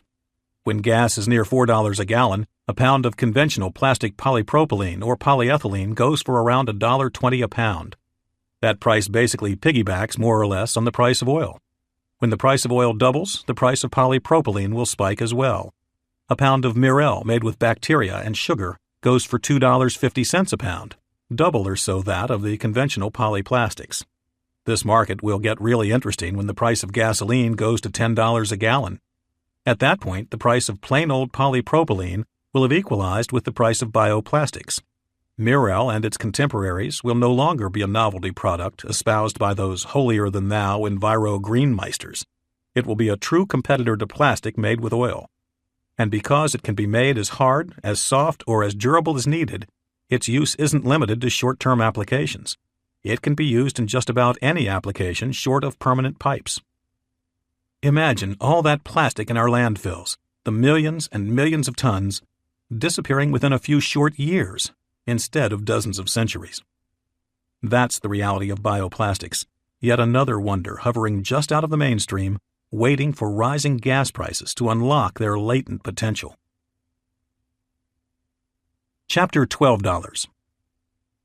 Urban Revolution and Suburban Decay. I was standing on the Union Square platform at 14th Street with my good friend Tom Pennington, thinking about the spidery, amazing network of the New York subway system. Tom and I graduated college together, both as civil engineering majors. Career-wise, we've gone in different directions. Tom is now one of a handful of American civil engineers who specialize in tunneling. He works for Parsons Brinkerhoff, a company that's designed several of the few new and large tunneling projects in America, including some of the new Manhattan subway tunnels. Tom has been a part of the engineering squad on the designs and has spent months of his life poring over their details. He has an intuitive handle on how much work these things, these subways, entail, and how much money they cost. We weren't on a fact-finding mission or anything like that this night. We were simply two friends waiting for a train. But as I stood there, I turned to Tom and motioned at the 4 lanes of track, their platforms, their tunnels, and their support beams. So how much would it cost to build New York's entire subway system right now from scratch like it wasn't even here? Tom considered this for a very brief moment and almost shuddered. Then he scoffed out loud and just shook his head. "I don't think it could happen," he said. "It just couldn't." In our current world, with our current attachment to individualized transportation, Tom is right. The New York City subway system, built anew, couldn't happen. But the world of $12 gas will be much different. In that world, subway systems will romp across our cities and course beneath our homes, rerouting America toward an urban ideal. Listen to the rock. It holds lessons for our future. Longtime civil engineer Edward Kennedy is trundling down 18 flights of stairs that descend into the earth on Manhattan's Upper East Side at 2nd Avenue and 63rd Street. The stairs start at a nondescript brick structure with a padlocked metal door. The thousands of daily passing pedestrians don't give the battered door a second thought, but what sits beyond its threshold is a foyer to one of man's engineering coups. The stairs are narrow, steep, and concrete. Their rise-to-tread ratio wouldn't pass a home inspection. Kennedy takes each stair steadily and solidly, not too fast, but not in a doddering way either. The concrete walls show the plywood grain that once held them firm in a form. The landing numbers are painted on the wall in black. Kennedy is a civil engineer who specializes in piercing tranches of the Earth's rock with tunnels. He is also a storyteller. He likes to pause at every third landing or so to relive an old tunnel tale or some piece of geotechnical lore. "The rock talks to you," Kennedy says, "and you better listen." We stop at a landing about 2/3 of the way to the bottom. There is a door here, and Kennedy motions at it. "This isn't our spot, but let me show you something." We slip through the door and walk another 20 feet, where we meet a dirty metal railing. "Okay, wait a second," Kennedy says. "I hear one coming. Yep, here it is." New York's F train goes tearing by, only 5 feet from where we stand. It's packed on passengers oblivious to us, the observers. "Not many people get to see the subway from in here," Kennedy smiles. He leads the way back to the stairs, where he continues down the abrupt flights to the final landing. We're now 140 feet below the Manhattan streetscape. Kennedy unlocks a final door that leads us into what looks like a giant cave. Except this cave has walls that are so smooth they look like poured concrete, as if we've found our way into the middle of a giant pipe. But the walls aren't concrete. They're 100% pure granite. Examined closely, the walls show a tiny corrugated pattern, as if a cheese grater had shaved their sides. Of course, we're not in a cave. It's a tunnel. A granite tunnel. It's 22 feet in diameter and has a rickety-looking train track running down its center. 2 giant inflatable ducts traverse the upper reaches of the tunnel, carrying air from the surface southward down the tunnel. "Now we wait for the man train," Kennedy says. "Should be here soon." The rumble of the man train becomes audible about 2 minutes later, but it doesn't show up for another 7 minutes. It's loud and it's slow. It's nothing more than a diesel-powered engine cab that drags, or pushes depending on the direction, a banged-up metal passenger car about 15 feet long. Passengers hoist themselves through a small entrance door and have a seat on one of the benches that runs up and down either side of the car. This is not a subway car. It's a mining car. It gets workers to and from the head of the tunnel. The car's windows are simply large rectangular holes in the sheet metal covered with wire grating.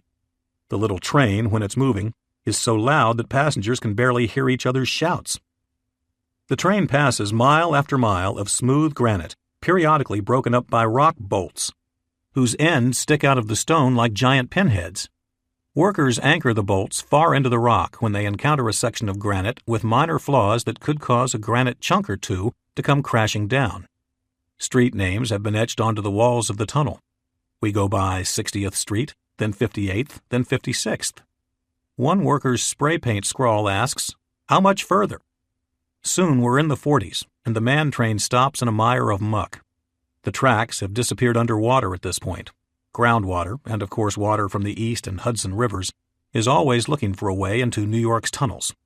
New York City Transit employs 753 pumps that flush out 13 million gallons of water every day. Without the pumps, the whole tunnel network could fill with water in 36 hours. It's sufficient to say that an unfinished tunnel is no place for wingtips. It's rubber boots all the way. This tunnel is being dug so that Long Island commuter trains can finally go from Queens to Grand Central Station, which is on Manhattan's east side. Currently, trains from Long Island only go to Penn Station, which is on the west side of the island, causing east side-bound commuters to spend 30 to 40 minutes per day going from one side of town to the other. The project will increase the Long Island to Manhattan rail capacity by 50%, and will eliminate 2 lanes of traffic on the East River bridges and tunnel during rush hour. Penn Station commuters will benefit from less congestion as their station ceases handling passengers heading to the east side. Kennedy tromps through the tunnel's muck, stopping to chat with workers who remove their dust respirators to talk. One of them takes the lead and brings us toward a machine that's pure science fiction, except it's real. You can't walk around the tunnel boring machine because it is the tunnel. Where it goes, be it through granite or schist, tunnel follows. The machine is 400 feet long. It bores forward by gripping the sides of the tunnel and propelling itself into the rock ahead, applying 3 million pounds of pressure through 49 steel-cutting discs that bring the granite crumbling down. The wrecked rock is carried from the front of the machine to the back by a conveyor belt that runs through the center of the beast. The machine averages a little more than 50 feet of progress per day. Each 12 inches of tunnel progress creates 25 cubic yards of crushed rock. The boring is done with the accuracy of a dentist, guided by lasers and satellites. Tunneling this way, with this machine that came from Italy, beats how things were done 100 years ago when most of New York's subways were dug. Then it was all done by legions of workers, called sandhogs, who used drills, dynamite, and picks to make New York's coursing underground train system the envy of much of the world. The tunnel being dug now is a project of gall and grandeur, to burrow 8 miles through solid granite beneath one of the world's densest cities that's already noodled with underground passageways. This tunnel has been bored beneath the Waldorf Astoria Hotel and Mies van der Rohe's Seagram building with nary a peep from Park Avenue tenants. But construction of this scale in the current world, especially that of tunnel building, carries with it an exorbitant price tag. This tunnel will cost $7.2 billion. New York realizes the value of what it has and it wants more. It may seem odd that New York, the town with by far more trains, tunnels, and mass transit than any other city in America, would be spending so much money to extend what it already has just a little farther. How can New York justify that kind of spending when it already has so much? If New York can spend $7 billion for one set of commuter train tubes, why can't other cities, places like Atlanta, Dallas, Phoenix, and Denver, put up a fraction of that to build better systems for themselves? The simple answer is because there is no demand. Of course, that's not completely true. There exist pockets of people in every city who clamor for more mass transit, more funding, etc., but they are a very small minority. Most Americans are quite content with a 2-car garage, 2 cars to go in it, and driving to most everywhere. People in Dallas or Atlanta might say, all of that so commuters won't have to cross town? What a waste. These cities won't spend that much on building new rail or extending their current systems, but New Yorkers know the value of infrastructure, and that $7 billion tunnel project is only part of the New York story.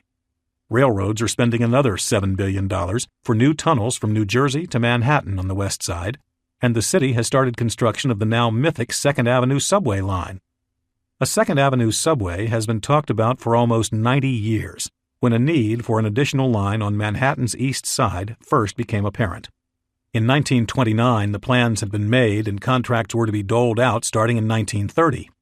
The public was aghast and amazed at the $89 million price tag. But then came October 1929, Wall Street's catastrophe, and the Great Depression. In 1939, the project was dug back up and pegged at a cost of $249 million. Subway construction got shelved, however, by World War II. In 1951, the public approved a bond issue for $500 million to cover the 2nd Avenue subway's construction, but almost all that money was diverted into improvements for the current system. Money popped back up in 1972 and construction began, but that movement was halted in 1975 when the city's financial straits turned calamitous. The project got pushed again to the fore in 2007, and crews are digging again. The price this time around could reach $20 billion. That's $20 billion for a subway line that people in New York now get along without.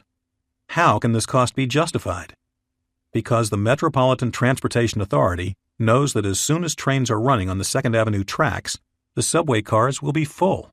The line closest to what will be the new subway is the Lexington Avenue subway, the only choice there is for the East Side, which has seen residential development explode during the last decade. The Lexington Avenue line carries more passengers by itself in a day, 1.3 million, than any other U.S. city's entire train system outside of Chicago's. During the 1990s, no city in America, not Phoenix or Las Vegas, Denver or San Diego, added more people than New York did. New York's population increased by 685,714 to 8,008,278, more than double the second largest increase in the United States, which belonged to Phoenix at 337,642 people added. Nobody noticed because New York is built to handle it. New York's density at 26,403 people per square mile is prolific. Among large U.S. cities, its number one ranking is a non-contest. Its density measures 46% higher than second-place San Francisco's and is double third-place Chicago's.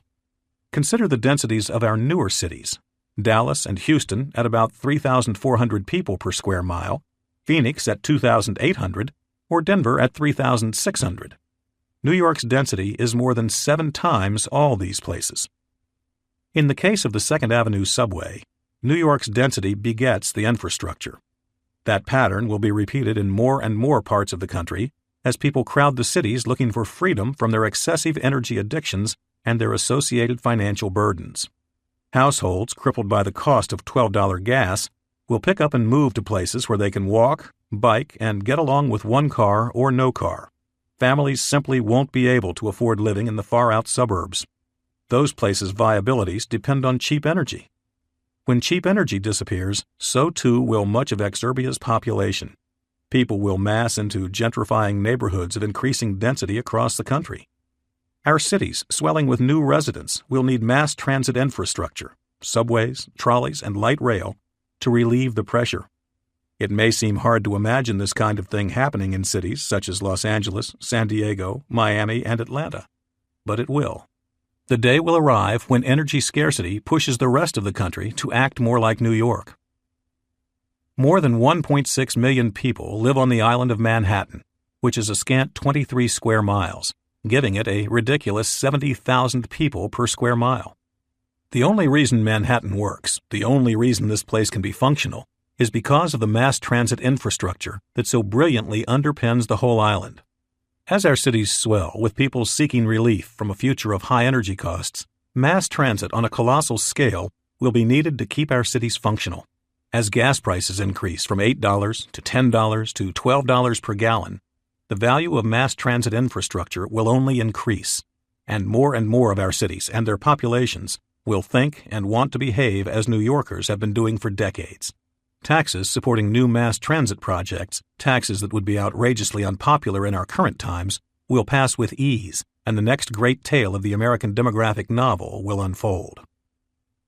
It's important to realize, too, that electric cars, though they will be swinging to popularity, can't and won't stop our assimilation into cities.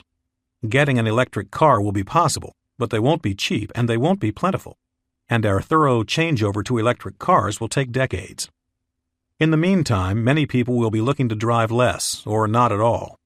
This movement will give rise to a massive shift of population as our fringe suburbs lose their value and our inner cities reinvent themselves again.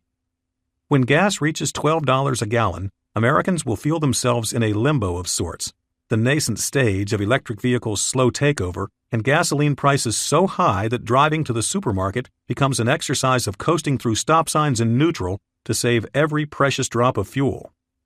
The only thing real, the only thing proven to save us money and time and to stand the perseverance of market swings and real estate undulations will be our city's great neighborhoods and the infrastructure that supports them. Trains will overflow. New subway cars will be bought, and manufacturing will revive on the back of this movement as the demand for light rail, urban electric trains, and buses spikes to levels unseen.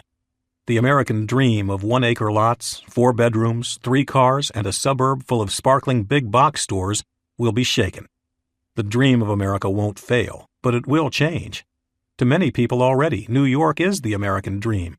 That way of living in dense, efficient, and elegant blocks will spread across the country from one city to the next, from Atlanta to St. Louis to Minneapolis to Denver. No city will reach New York's level of compression. That's something that's been developing for more than 200 years. But the densification of our cities is academic. It's only a question of when energy prices and gas prices soar past $10 to $12. Projects like the $7 billion tunnel connecting Long Island to Grand Central Station will no longer be the once every 2 decades exception. Endeavors of this ilk will pop up in city after city, as people demand progress and mass transit that's desirable to ride, not merely sufficient. People's reluctance to pay for such things, in the form of taxes, fares, or tolls, has always been a hurdle rarely cleared outside New York and a few other cities on a very few number of projects. Americans will drop these protests as energy costs vacuum more and more of their paychecks. On a macro scale, there is one path to mitigating our runaway energy use: density. The modern city, from scratch and for real. The world's great cities, its metropolises of consequence, are dwelling sites that have existed for, most often, centuries. Paris, London, New York, Tokyo, Chicago, Moscow, San Francisco. These places have been hoarding their culture, their generations, and their joy of life for, in all cases, more than 150 years, and in most cases at least twice that long.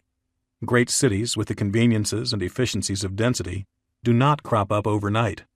When small cities grew into big ones during the 20th century, they did so without a plan and without a nod toward mass transit and density. They grew helter-skelter.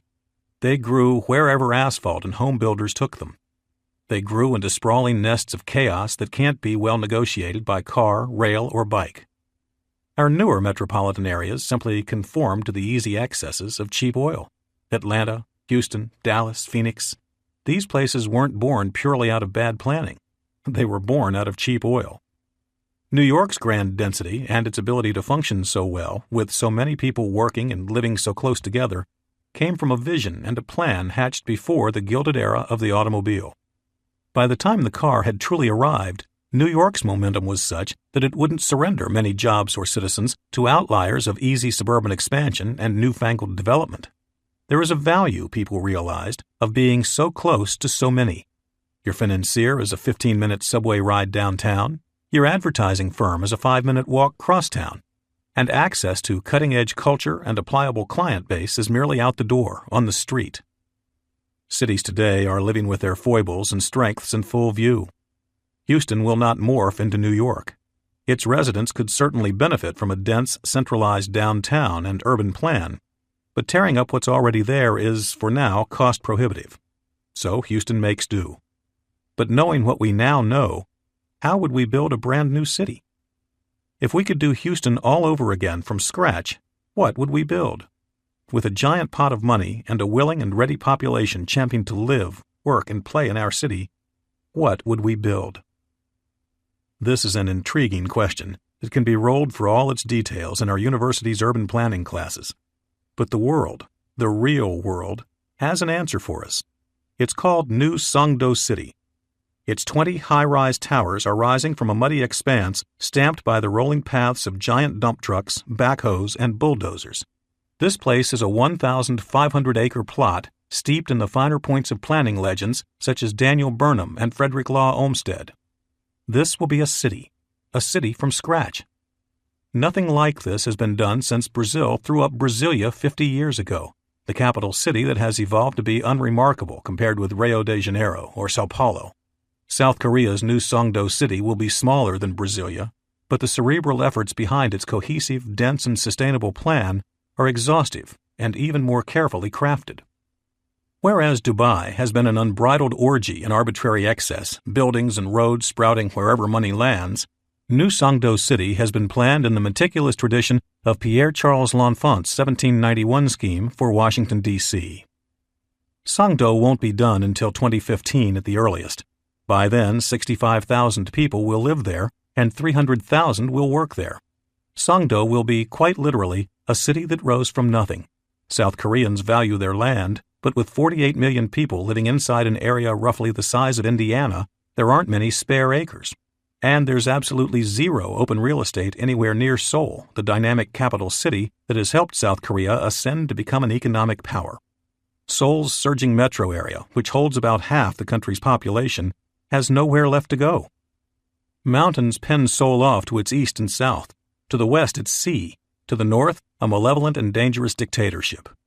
The government picked the path of least resistance, and in what began a continuing list of engineering feats in Songdo, dumped 110 million cubic yards of mountain rubble into the Yellow Sea, creating Songdo's 1,500 acres 40 miles southwest of Seoul.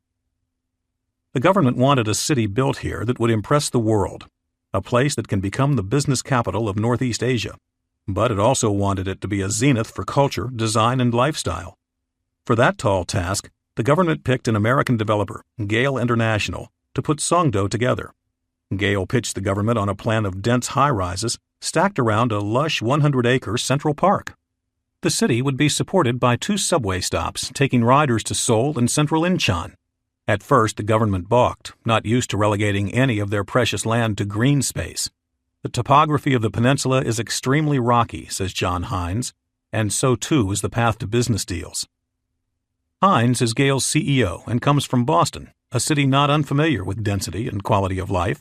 It's number 4 in the United States, with 12,000 people per square mile, and that number would likely be higher, except the city is so old that most of its buildings simply aren't very tall.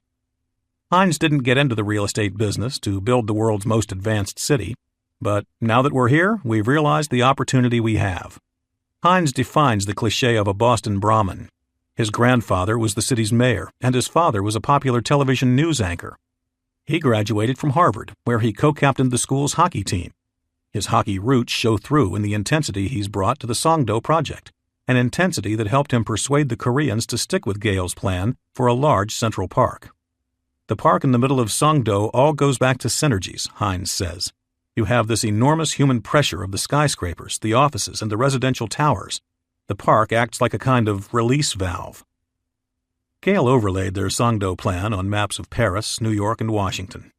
They showed the government evidence of higher land values and happier homeowners with this sliver of parkland. The government, wanting a grand slam, acceded. It's not hard to see where Gale and its designers drew inspiration. The firm's headquarters, on the 44th floor of a building on New York's 5th Avenue at 57th Street, have a full and stunning view of Central Park's 843 acres. They're happy because it makes a better city, and we're happy because in the end, the park will make all of this dense residential development worth quite a bit more, Hines explains. When it's finished, Songdo will be the most energy and resource-efficient city in the world. Because it's all brand new, Gale and its designers were able to leverage all manner of modern advantages, from recycled materials to advanced insulation techniques — Korea's climate is cold like the upper Midwest — to synchronizing pedestrian-laden elevators with nearby crosswalk signals. Songdo's design pays special reverence to water conservation. In America, we tend to forget that water is such a finite resource, says Ashok Raji, one of the project's principal engineers from the British firm Arup. Korea's level of water stress is equal to that of Libya. All of Songdo's buildings recycle their used sink, shower, and bathtub water for use in toilets and irrigation. This type of technology, called gray water, has been used before in conservation-minded projects, but it's never been installed on a citywide basis until Songdo.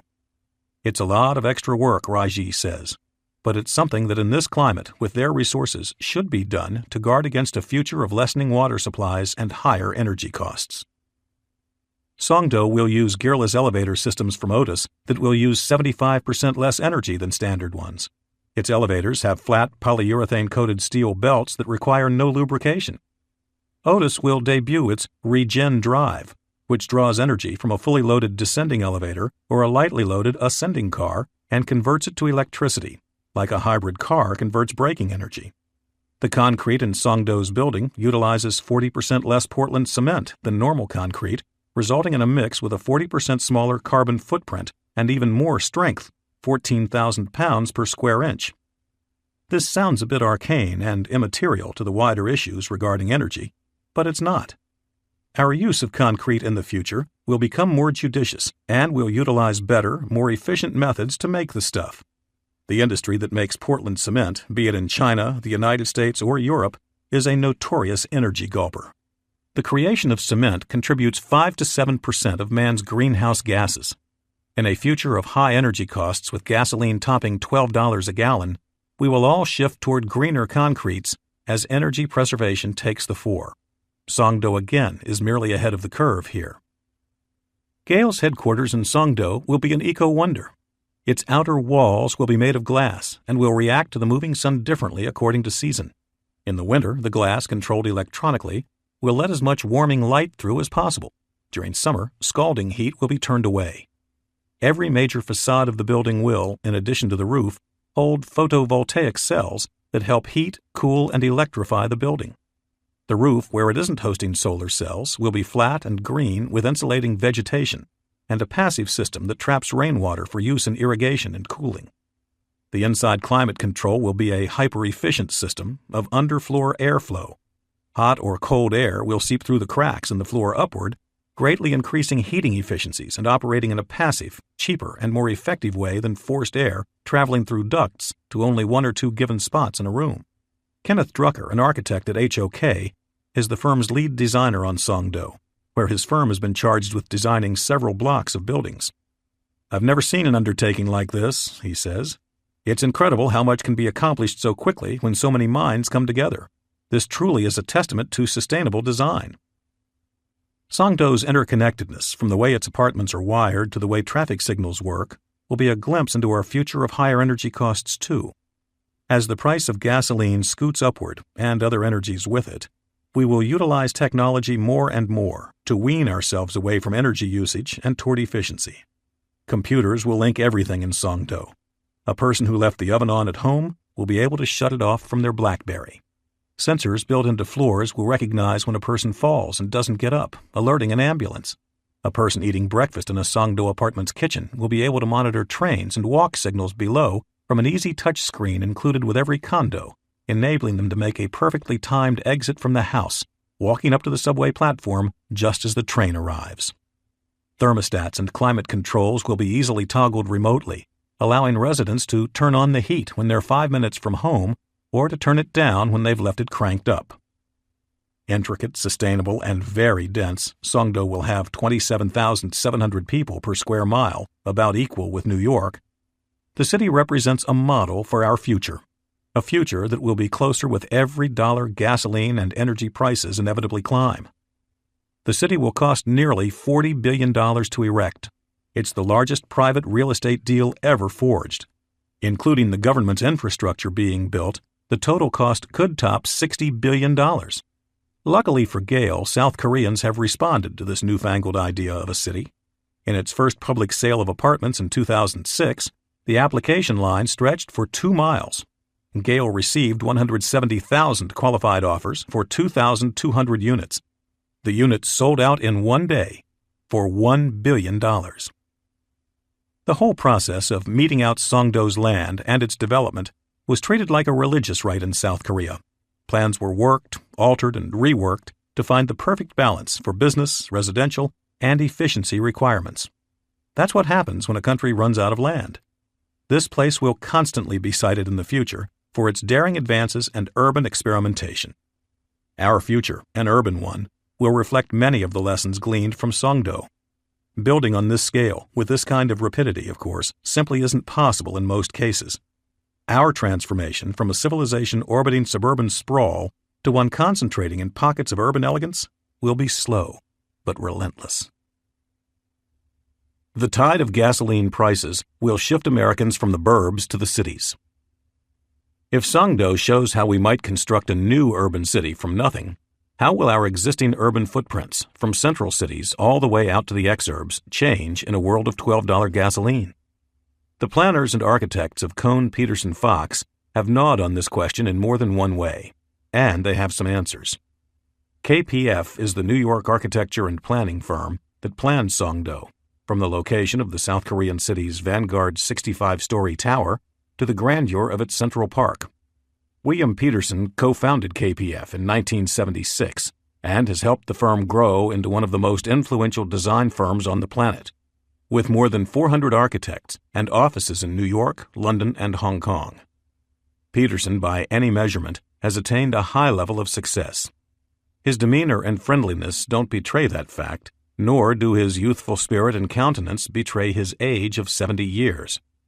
From 3 feet away, he looks to be in the prime of his early 50s. Peterson's silver hair is as thick as carpet. His face carries the light ruddiness of experience, but not weariness. Peterson still designs with the vigor of a newly christened associate, but he started his career almost 50 years ago, when architecture was still enveloped in Mies van der Rohe's thoughts on simplicity. Peterson currently lives in a Manhattan apartment. He walks or rides his bike across Central Park every day to work. It's a beautiful arrangement, he says. Here we have this intense density, but we can all make the park a daily part of our lives, and it helps open up our minds, keeps us instilled with a sense of openness.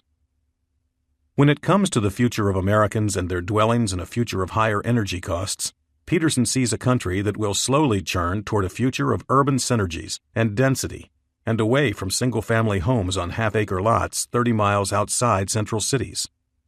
Propelling the trend will be the simple fact that the suburbs just won't be affordable for most of the people who now live there. Leaving the energy-intensive living of the burbs won't be something that everybody welcomes, of course. Fundamentally, Americans look so much differently upon urbanism than Asians do.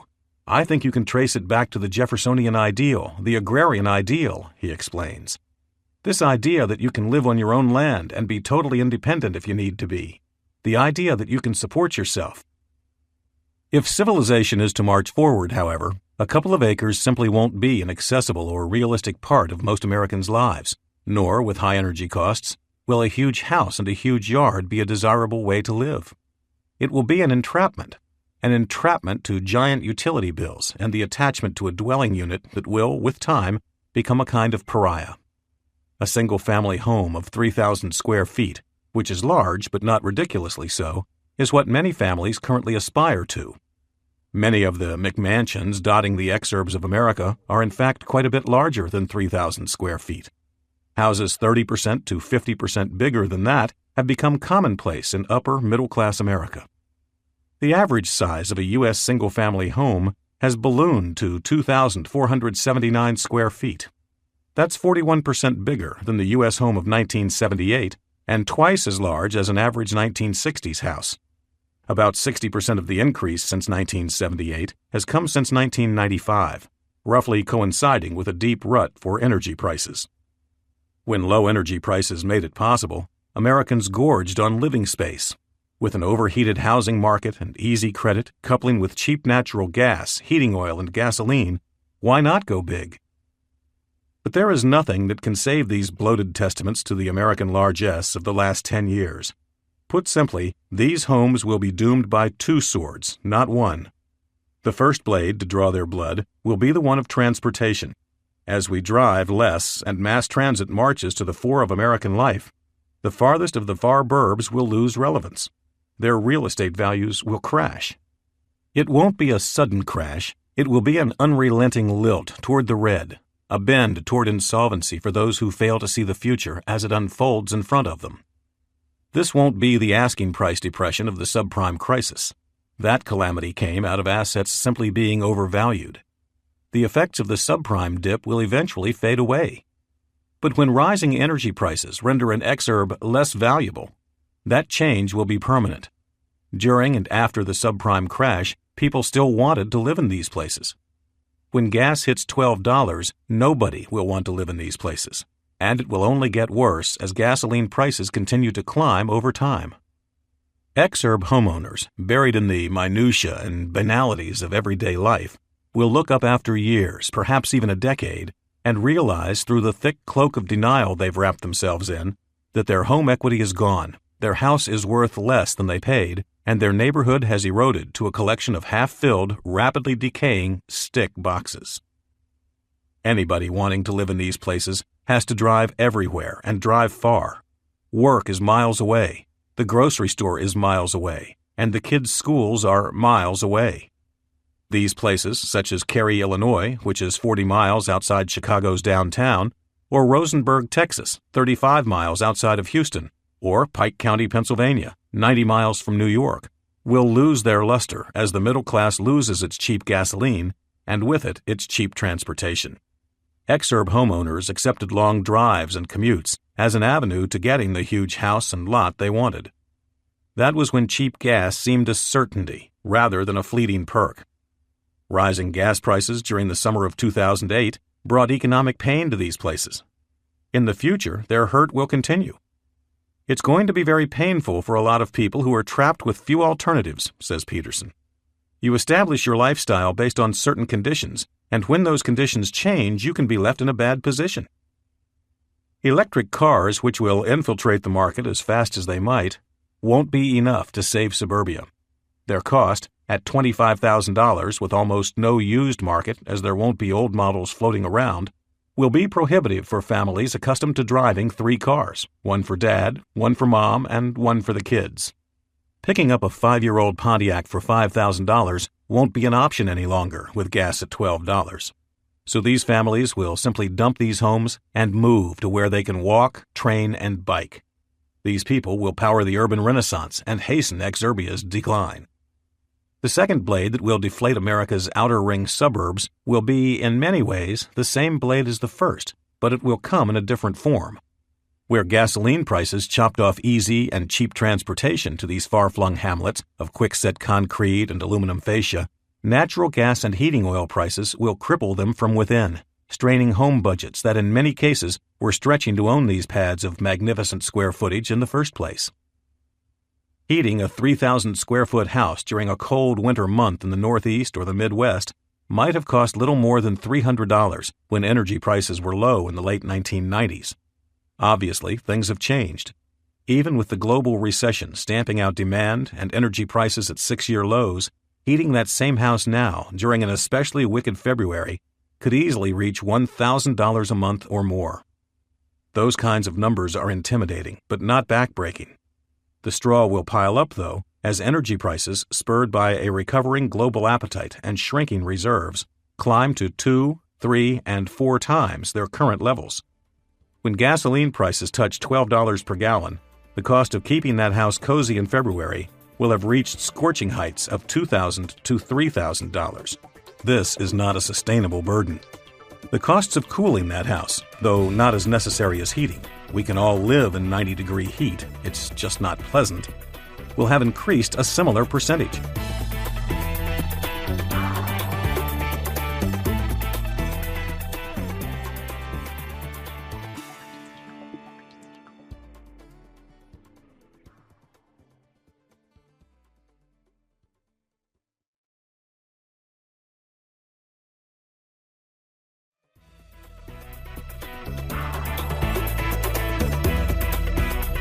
As energy prices go up, the 3,000-square-foot house won't disappear. There will always be people who can afford to live however they might want. Large single-family homes will persevere within city limits and first-ring suburbs. That's the good stock where, because of mass transit and walkable destinations, people will want to live. What will slowly erode? The stock of large, cheap, single-family homes at the edges of metropolitan areas. These homes typically are newer and were built in tract fashion during the last 20 to 30 years. Architecture snobs detest them, but the fact remains that most of America likes them, and they will not enjoy giving them up. It won't be easy to descramble Americans' hardwired suburban sensibilities. Most people want 3,000 square feet. They want big cars, big stores, and lots of stuff. These attitudes need renovation, a renovation that will come at the hands of high energy prices.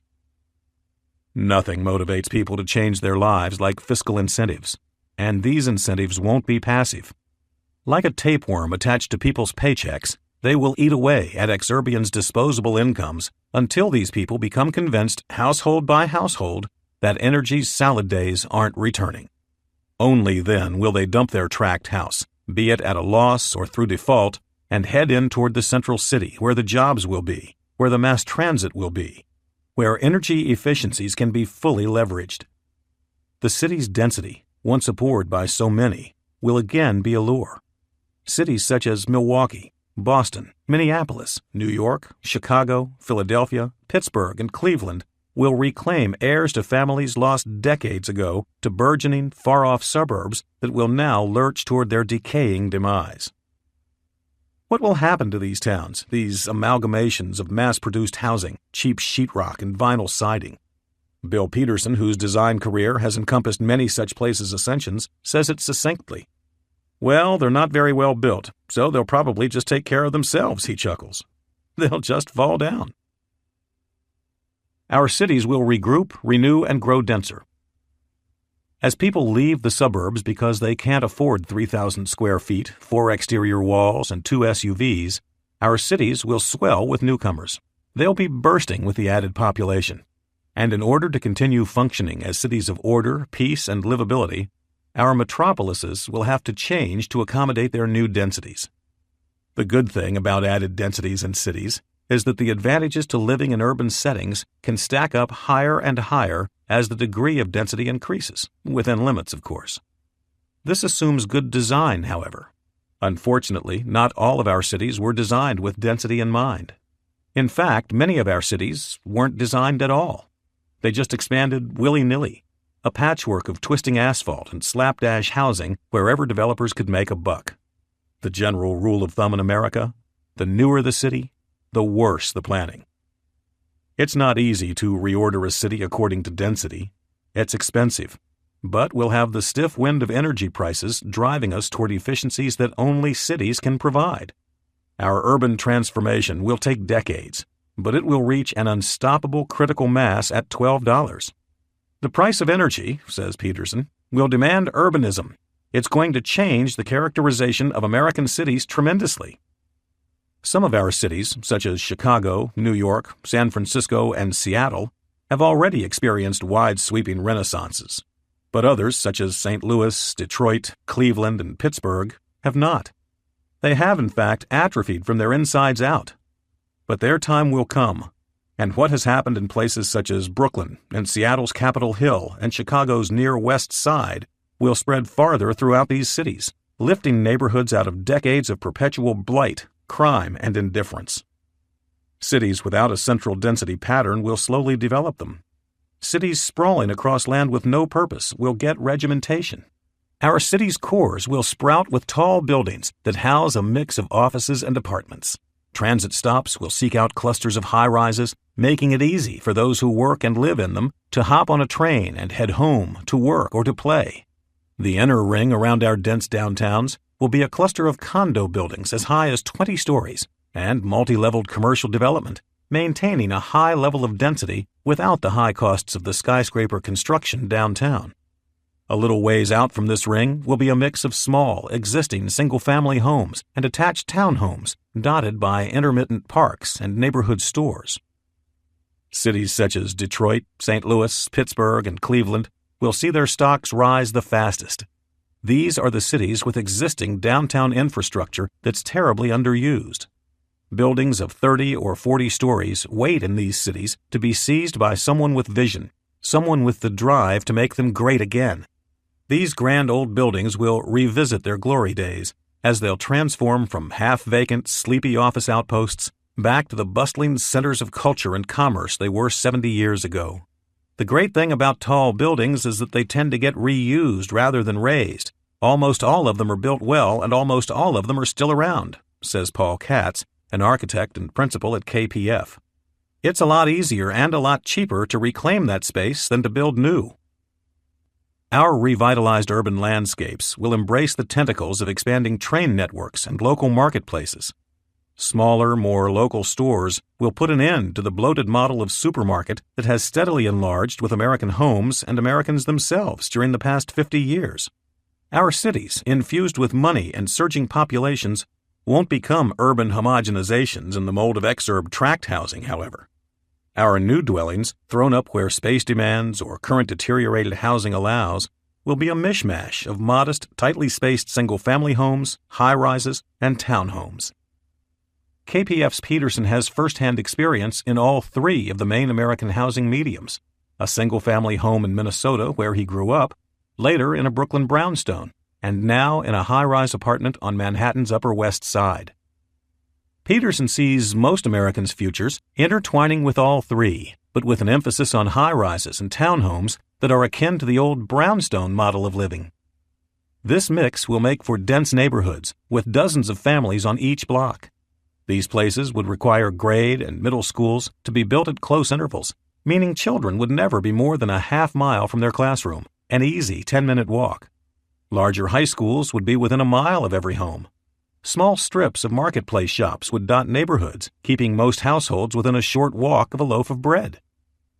Socially, this would be a giant upgrade for families used to schlepping all about exurbia to accomplish the mundane missions of life: grocery runs, school drop-offs, and work commutes. These neighborhoods will cluster along new or renovated railways that carry people into the central city. As the railways draw closer to the city, tight townhouse developments will give way to condo developments attractive to singles and young couples. Nearer downtown, the buildings will grow higher and denser still. It won't be anomalous to the densification order many of our cities exhibit right now, except that many of our newer cities, such as Atlanta, Phoenix, or Houston, give way to sprawl very quickly after the central city, underutilizing urban land that will grow all the more valuable as energy's price increases. The densification of our cities will occur one project at a time, grouped about existing transit lines. In a world of $12 gasoline, these projects will be waiting like gnashing piranhas for the next train line to be built, the next station to be added, or the next subway tunnel to be dug. There will be a shortage of desirable, walkable, and dense developments near city cores when gas reaches $12. Developers will rush to fill the void, but these projects will need the infrastructure of improved mass transit to be the true bastions of quality urban life that people will be seeking. Governments will have to build on a massive scale. To have density, you need infrastructure, and the only infrastructure we've built here since World War II has been the interstate highway system, says KPF's Katz. And that highway system, of course, has led to sprawl. The expressways will ultimately prove useful, however, as they offer municipalities unmolested right-of-ways radiating out of central cities, easements that can be used by governments to locate train lines. Building trains above ground on existing open corridors costs far less than building elevated train platforms and a mere fraction of the expense that burrowing subway tunnels entails. It's inevitable, says Katz, that portions of many of our inner-city interstate corridors will eventually be used for mass transit, starting with dedicated high-speed bus lanes and then later permanent train lines. Because there will be so many fewer people regularly driving and so few cars on the road, cities will be able to commandeer lanes from highways and install trains on them. There will be little need for 12-lane stretches of monster roads burrowing through cities in a future of $12 gas. Towns like Atlanta, Houston, Dallas, Los Angeles will take some of these lanes and send train spurs firing out of them at all angles, mirroring the current highway designs. Outer ring train networks will connect close-in suburbs and densifying neighborhoods to one another. The cost of our city's transformations will be incalculable. For that reason, this is something that will not take a mere 5 years. It will persist for decades, a steady melting of the far-out suburban landscape and a solidification of our urban cores. The suburban melt will fill up the sponges that comprise our cities, sponges that have in many cases gone hard. But their infrastructure remains, their avenues remain, their many pores for people, civilization, and culture remain. All it takes is money. The modern city was on the right track until the emergence of the automobile, Katz says. We can reclaim our place on that vector. The money that's needed to reinvigorate our urban cores is money that right now most Americans do not wish to part with. We cannot raise taxes for mass transit infrastructure because in most cities' cases, save New York and a few others, the majority of the populations do not want it. $12 gas will more than change their minds and lubricate the wheels of urban renewal with a gusto America has never seen. Subways, the ultimate expression of urbanism. Subway tubes will puncture the ground beneath cities' central cores, alleviating pressure on the dense grid above. They will elegantly whisk people from one side of town to another, all out of sight. Subways in places of the greatest density are the best things that can be built for cities. They avoid the clutter and confusion of surface or elevated trains and let buildings and development morph as they will, unaffected by the harsh dividing barricades that urban train lines can be. Subways are the ultimate in mass transport, but they're also, of course, the most expensive. Which is why, when cities install new trains these days, they opt for some form of on-grade light rail or elevated system, save New York. But subways, as evinced by New York's venerable but highly functional system, are the best mass transit investment a city can make. You only build a tunnel through rock once, says Edward Kennedy, the civil engineer on Manhattan's East Side Access Project. They don't take much maintenance, they're just granite tubes, it's the project that keeps on giving. Elevated trains, on the other hand, require constant maintenance and need to be virtually rebuilt in their entirety every 75 to 100 years, which Chicagoans are now finding out. Elevated trainways' foundation footings erode and destabilize the steel trusswork, which itself corrodes and requires constant painting and overhauling. This work often requires lines to be shut down for months or even years. Chicago shut down its 100-year-old elevated Green Line for 2 years in the 1990s to replace 1,700 footings and install 7,500 tons of new structural steel, slathering it with 73,000 gallons of paint. Had the Green Line been a subway, no such project would have been needed. With subway's benefits laid out for society's perusal, cities other than New York will begin to bore tunnels beneath their streets as mass transit becomes a top priority for tax-paying citizens. Subway construction will roar to life in Miami, Houston, Charlotte, and Denver. Underground construction will churn anew in Atlanta and Los Angeles. Chicago's train system will expand and incorporate long-neglected neighborhoods with subway spurs and loops. Dallas and Houston will bore through Texas bedrock to raise their systems from anemic to comprehensive. Boston's and Philadelphia's systems will update, expand, and refresh. Urban families will shed their automobiles, opting for one car instead of 3. Freedom from automobile, gasoline, and insurance bills will free up families' capital for other things, such as higher housing costs and mass transit fares. Families will revel in the freedom of an ultimately easier lifestyle. Not having to use an automobile is a tremendous boon to one's life, I think, Peterson says. I don't want to wish for the price of gas to go up, but I think that there are a lot of advantages to having that happen. Tighter cities make for better communities. America's zoning laws for so long a lever for sprawl will be trashed. As the suburban model decays, America's zoning and building codes will be rewritten. Their homogeneous nature and their pedantic enforcement have played no small role in America's aimless sprawl. Minimum setbacks, lot size requirements, and Byzantine building codes, much of them excessive, have spawned what can only be called enforced sprawl. The bureaucracy of our building regulations has kept creative minds out of the planning field and kept density, even where it's warranted and would be desired by most residents, out of most towns.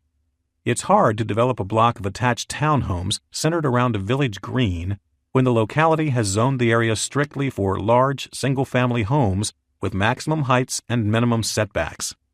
The zoning laws that have really pushed most of our development since World War II are already changing, says Marianne Lazarus, the Sustainable Design Director for HOK, a global design firm with 29 offices on 4 continents, and the price of fuel will quicken those changes.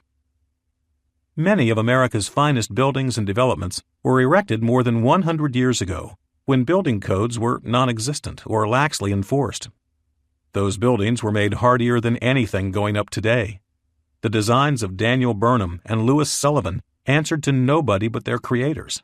That was enforcement enough. Changing zoning laws in a future of higher energy prices will allow the return of more than densely packed buildings. The neighborhood store, the corner bakery, the butcher shop, these places will return to our urban neighborhoods. Older American cities and inner-ring suburbs are pocked with buildings that at one time were clearly storefronts of some sort. Either by the owner's choosing or by zoning law requirements, most of these little outposts have been converted to single-family homes or ground-level apartments, window blinds awkwardly shading the giant glass storefronts that abut the sidewalk. As urbanites ditch their cars for a lifestyle centered on pedestrian shopping trips, small local stores will once again be ensconced within our residential neighborhoods, not just in dedicated strip malls. Zoning laws, like everything else, will yield and reform around the realities of $12 gasoline. Bureaucratic obstacles will be no match for the financial and demographic necessities that densification will represent. Every day that passes, the United States consumes another 20 million barrels of oil, and our suburban society grows closer to extinction. Minivan lovers will learn to love the city. They will learn to love density and the freedom that reliable and widespread mass transportation can provide. Places like Denver, Dallas, and Atlanta will move from being mere regional hubs to world-class cities as people, culture, and commerce crowd in.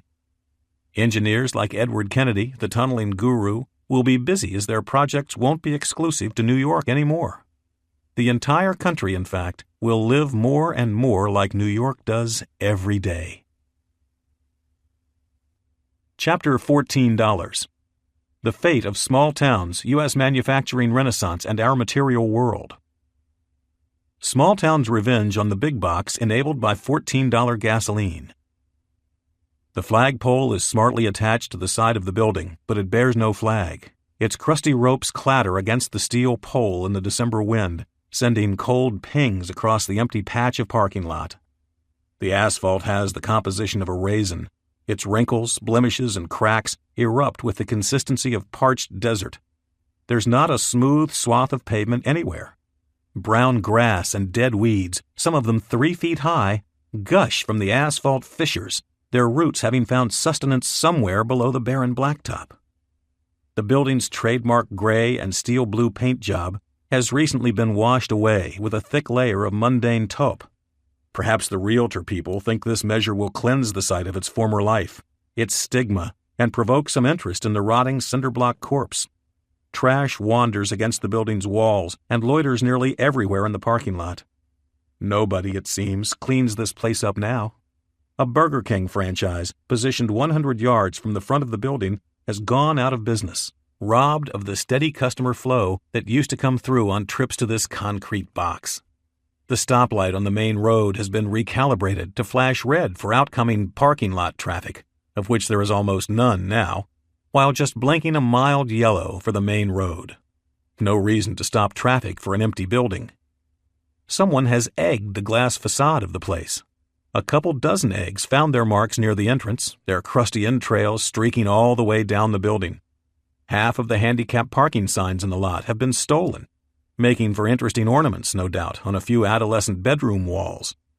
The old garden department of the store has turned into an empty, chain-linked prison, secured by rusting yellow chains and padlocks that may never meet their keys again.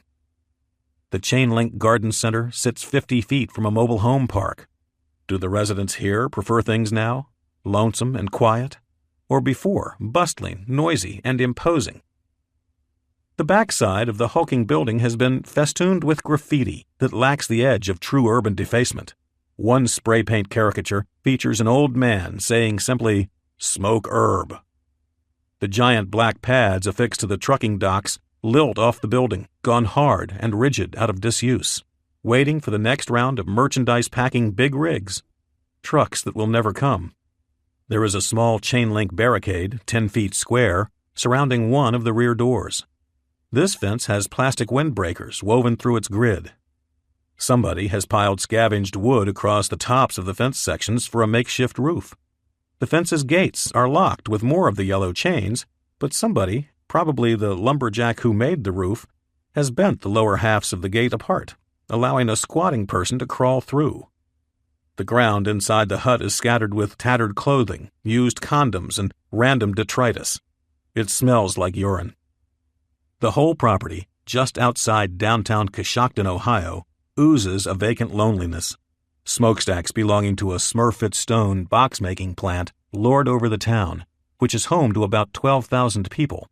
But whereas the plant, with its foul odors and plumes of smoke and steam, is a cauldron of activity, this building, with its unclaimed flagpole and its hives of garbage, is an empty retail tenement. The structure is a testament to small-town decay. The building seems so new, but it's clearly unused and uncared for. It's called a ghost box. It's what those in anti-Walmart circles call a store that the Arkansas company has abandoned. There are more than a few of these. In fact, more than 200 of these vacated carcasses pepper America's exurbs and small-town fringes. Just a few years ago, Walmart had 350 of these stores rolling around their balance sheet. It's taken an intense effort during the last 3 years by the company's real estate arm to carve that number down. Walmart has ditched a total of about 1,000 stores during the last 10 years, leaving some of them after little more than a decade. The company deserts a site usually to move into a bigger structure that's often, but not always, constructed within several miles of the original store.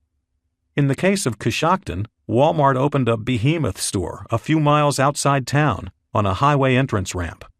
A typical Walmart retrenchment will create a 120,000 square foot ghost box on one side of town so the retailer can open a 200,000 square foot supercenter that includes a grocery store on the other side of town. Getting rid of the ghost boxes once they've been abandoned falls to a segment of the company called Walmart Realty, which employs 500 people and whose main purpose is to dump used Walmart properties. In a future of $14 gas, these people will be busy. Almost every one of Walmart's giant stores will be relegated to serving a different purpose when gas prices reach $14. The force that brought globalization to every American's closet will have been laid to waste by gas prices soaring past $14. Walmart will die. Ghost boxes will dot the exurban and rural landscape from coast to coast. At $14, the framework upon which Walmart has spread cheap Chinese junk around the country will fall apart. Supply chains that go from node to node to node across oceans and continents won't survive except for products of the utmost importance. Cheap spatulas and ballpoint pens won't qualify. There will be two things stemming from high gasoline prices that contribute to the obsolescence of big box stores that in most cases are located on the fringes of towns and suburbs rather than city cores. One, obviously, is that people will not be carelessly gallivanting about town in their cars anymore. Electric cars will exist, yes, but cars and roads will not be the glue of society any longer. People will walk or travel to stores less than 2 miles from their home, not the 5 to 10 miles people now schlep to make a visit to Walmart, Meijer, or Target. The second big banana, and the biggest reason for Walmart's demise, at least Walmart as we know it now, will be the outrageous cost of maintaining the retailer's vast distribution and product network. Walmart's model works because of cheap gasoline. The company is able to leverage cheap labor in China to make many of its wares because of the low cost of getting those products back to the United States aboard giant cargo ships. Walmart by itself is China's 8th largest trading partner. Once the boodle gets to a West Coast port, it's moved by rail and by truck to Walmart's 140 distribution centers. This task requires Walmart's fleet of 7,200 semi-tractor trailer trucks, which fan out the goods to Walmart's 4,000 U.S. stores. Without gasoline at affordable prices, goods from China don't float in at mass quantities, choking a main Walmart advantage. Flinging the goods around the country, from port to distribution center to store, will become prohibitively expensive. Consider some of Walmart's incredibly cheap wooden furniture. The wood comes from Russian timber in vast Siberian forests, which migrant laborers and loggers fell with clattering chainsaws. The wood gets stacked on giant semi-trucks that haul the trunks to a mill where it's cut into long, flat pieces. The freshly cut lumber then gets loaded on a train and travels more than 1,000 miles to factories in China, where laborers earning cents on the hour fashion the Siberian lumber into shelves, desks, and chairs. These goods, in turn, get stacked on pallets and shoved back onto railroad cars, where they head hundreds of miles to one of China's giant ports. The newly minted furniture gets stuffed into containers and gains lodging on a trans-Pacific cargo ship, arriving in a place like Long Beach or Seattle a week later. The furniture then finds its way onto trains belonging to Union Pacific or Burlington Northern and heads out across the American West, across the Rockies, to a drop-off point in Nebraska. From there, it's back onto a semi-truck for a ride to one of Walmart's main distribution centers. At the distribution center, a veritable international airport of cheap stuff, the Russian wood, Chinese-built furniture gets transferred to a Walmart truck that makes its way to a secondary Walmart distribution center. From there, the junk is finally brought to a Walmart store, where employees set up the kitchen table for $69 and the computer desk for $59. It's an awesomely complex model and one that works only with cheap petroleum. The sound of Walmart falling will be one that all of us hear. Walmart is the largest company on the planet. It tallies nearly $400 billion in sales annually. It employs 2.1 million people. When Walmart winces, the whole world knows. Walmart has about 6,000 global suppliers. More than 80% of them are in China. China's manufacturing sector will be in chaos. The makers of the cheapest stuff, the commodity junk, such as pens, inexpensive clothes, and housewares, will be hardest hit. Only the United States can inhale that much junk. Companies will be wrecked, supply chains will be decimated, jobs will be lost. Small towns will lose their anchors, the store that supplied nearly everything to everybody. But some small towns will climb out of their hole. they will revel in their newfound identity, shedding the homogenization that Walmart spread. Retailers such as Home Depot, Lowe's, Target, and Kmart will contribute their colossal structures to the ghost box count as well. In the United States, 10,000 ghost boxes will serve as giant rotting gravestones for the era of mass globalization and merchandising. They will surround our condensing towns and cities like ancient tin-walled ramparts forged for battles long since past. The future of small towns in a $14 per gallon world sans Walmart. Nowhere has Walmart's power been more pungent than in America's small towns. Walmart, in effect, has co-opted America's rural centers as its own captive customer base. Whether a rural consumer is buying a chicken leg, a mop, or a hammer, they're probably doing it at Walmart. Walmart's effect on small-town life in America has been well chronicled. It's not a flattering tale. Kenneth Stone, an economist at the University of Iowa, has made his name documenting the change that Walmart brings to rural communities. His studies that detail the destruction of Iowa's main streets proved to be a keystone for many of the controversies that surround Walmart's business plan. Walmart first invaded Iowa in 1982. It marched across the state during the next 10 years. According to Stone, Iowa lost 2,200 of its retail stores from 1983 to 1993. That includes 37% of the state's grocery stores, 43% of its men's apparel stores, and 33% of its hardware stores. Walmart, in effect, turned these towns inside out. Most small towns once had central business districts surrounded by homes built within 5 to 6 blocks. This kind of town design, simple as it is, manifested during a time when the car was not king. Automobiles may have existed, but we hadn't yet wrapped our lives around their shiny chrome accoutrements. There was always a core to the town, a heart from which homes radiated. Walmart transplanted that heart into a tin-roofed warehouse several miles from town, where real estate was cheapest and zoning non-existent. Two things happened. First, people shopped at Walmart instead of Main Street, which choked Main Street's revenue and caused most of its stores to disappear. Second, the town's development sprawled toward Walmart, creating a thick slice of splurb between the old centralized town and the out-in-the-boonies Walmart. But it's difficult to blame people for shopping at Walmart instead of Main Street, when Walmart's prices were more than 20% cheaper on average than those of the town's other stores.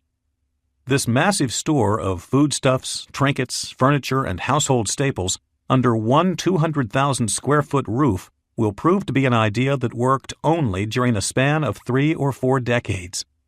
But a company that wields as much control as Walmart does won't just topple without a fight. Walmart has already begun experimenting with different business models. It has a sector of stores called neighborhood markets, which are around 40,000 square feet, a quarter the size of a normal Walmart, and can be nuzzled into walkable communities without demanding a huge pad of real estate. Some of the new Walmarts will be as small as 15,000 square feet and will be called market-side stores. Walmart isn't blind to the future, but they're not convinced of it either. As small towns reconsolidate around a central core, Walmart may find a way to be part of it. Perhaps they run small stores on the town square or right on Main Street, which is how many Walmarts originally operated during the 1960s when Sam Walton began building his empire. It wasn't until the 1970s that Walmart began pursuing a widespread plan of freestanding colossi outside of towns. They're talking about 12,000 square foot stores on one hand and a NAFTA superhighway for their trucks that cuts a swath through America from Mexico to Canada on the other. So they're hedging their bets. They're not sure which way this is going to go, says Al Norman, who runs Sprawl Busters, an organization that helps towns deal with issues of sprawl and local retail woes related to Walmart. If Walmart wants to survive in small towns, it will have to try and do so on the locality's terms, not its own. Walmart made people hike far outside of town to shop its shelves. In the future, it will be Walmart chasing people back toward the center of town. To avoid rural extinction, Walmarts will have to offer local goods and negotiate with local growers, builders, and resellers to stock its shelves. It won't be able to bring in pallets of junk from China, be it plastic spoons, rubber balls, or cheap furniture. Stuff the goods and wares we live our lives with, will again have value. The disposable armoire and the $50 kitchen table will be a thing of the past. This will be a positive change for our lives, our footprints, and our planet. Urban areas that Walmart has penetrated will be affected the least by the demise of giant stores, as local stores located more frequently in cities will pick up the slack. The suburban ideal, where everyone gets a half-acre and a modestly built frame house, will end. That way of life will not be sustainable for the huge swath of the population that now lives it, as was discussed in Chapter $12. Following that trend, it's easy to dismiss small towns' futures as doomed. But small towns will survive. In some cases, they will thrive. Small town life will not be for everyone, but some will seek it out and prefer it to the urban and fast-paced life of the city. And for the first time in decades, small town life will resemble the kind of existence that we've associated with rural towns for so long, even though life in these places, for decades, hasn't been anything but a homogenized, standardized, and watered-down version of suburbia. Goods in these places come from Walmart and stores of its ilk. Organic foods and products that differentiate themselves from the standard are easier to find in cities, not small towns.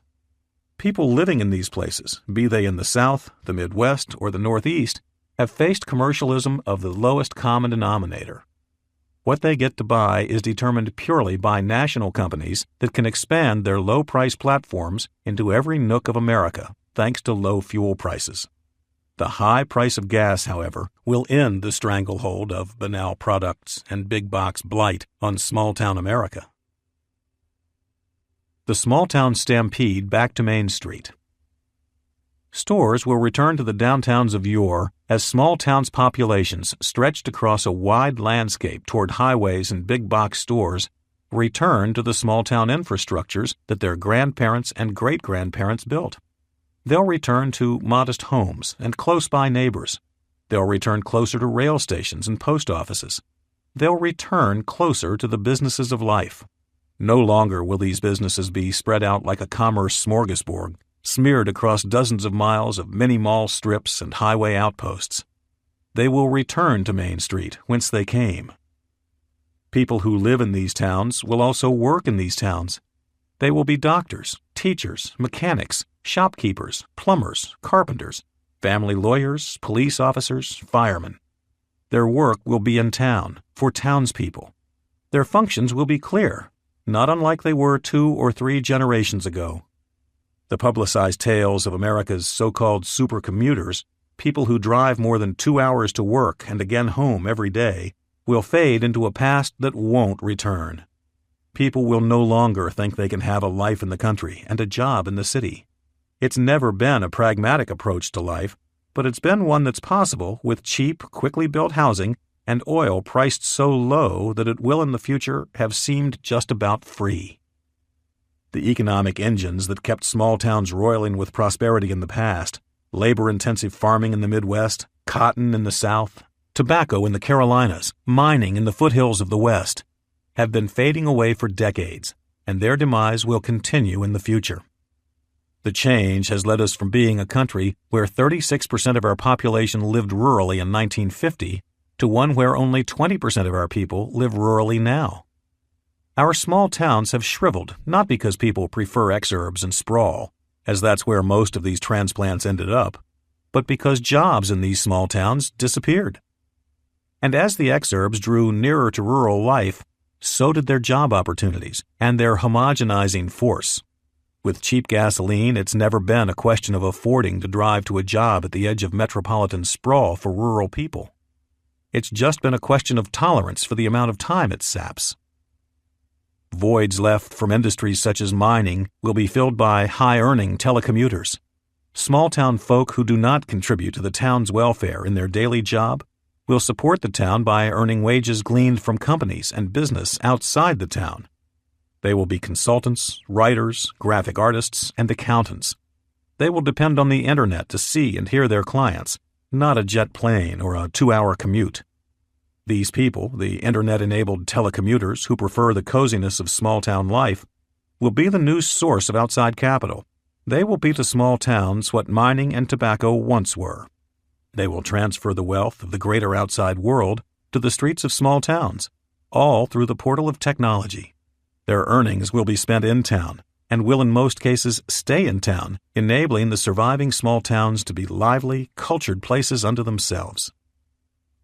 Goods will come into these towns from the outside, but they won't stream in with the volume of the bountiful Walmart pallets that once flooded small-town America. Shipping merchandise will be expensive, and there's no way that small towns will be able to avoid shouldering the cost of getting goods to their towns.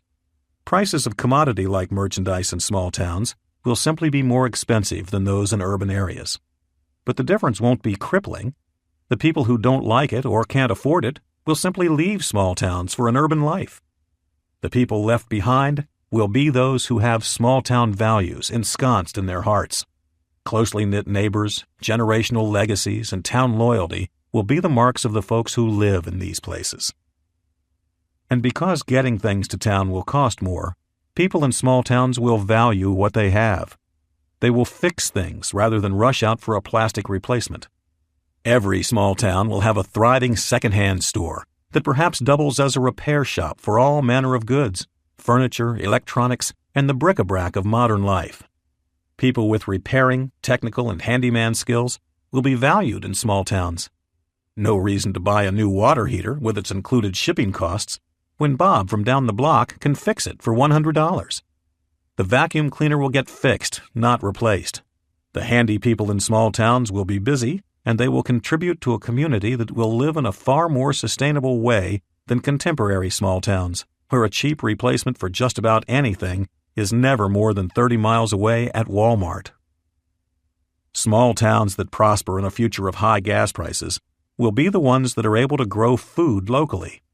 Produce will be fiercely local, as further described in Chapter $16. A town that calls for every staple to be shipped in from afar will likely not survive.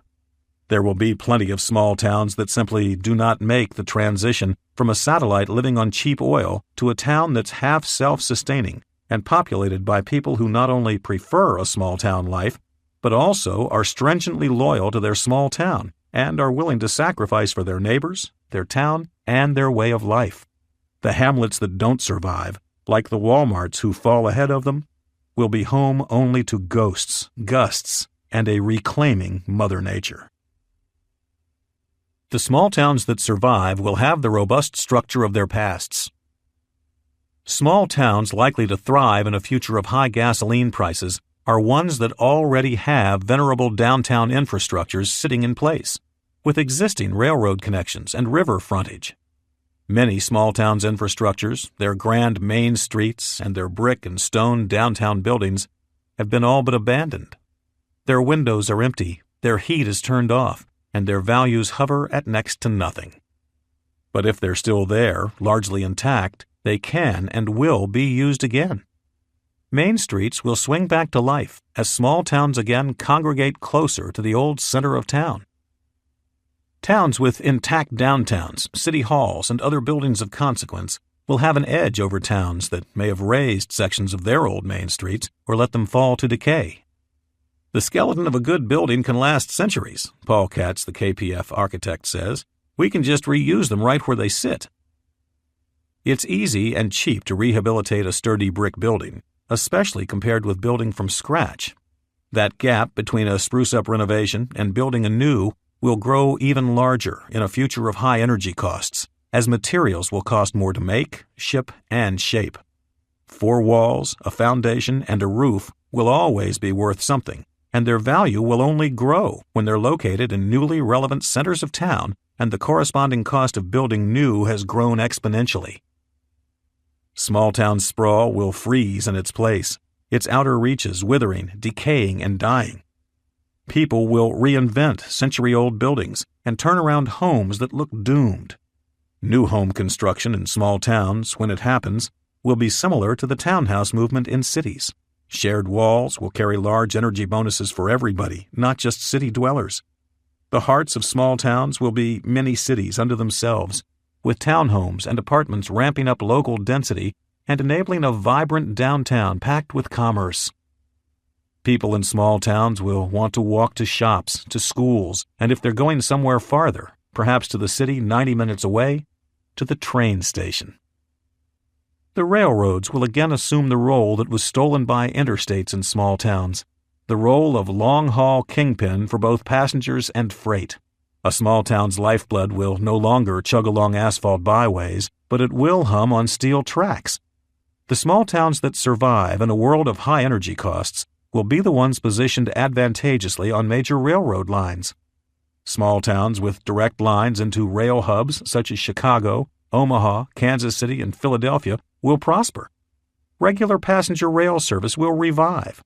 And freight, so cheaply delivered on rails even now in a world of cheap gas, will grow even cheaper compared with trucks. The average American freight train can deliver 436 tons of cargo 1 mile on 1 gallon of gas, more than 4 times the 105 tons that semi-trucks can deliver 1 mile on a gallon. That gap won't narrow, and its significance will only grow with time. The 300% advantage rail now holds will be exacerbated as gas goes from $3 a gallon to $6 per gallon to $12 per gallon. A rail renaissance will grow more expansive with every dollar gasoline climbs. Towns strategically positioned on the best rail lines will reap the benefits. What this means simply is that our oldest small towns, the ones with fine old buildings, magnificent main streets, even if empty, and of course mainline rail service, which usually was the reason for their original prosperity, will be the winners in a future of $14 gas.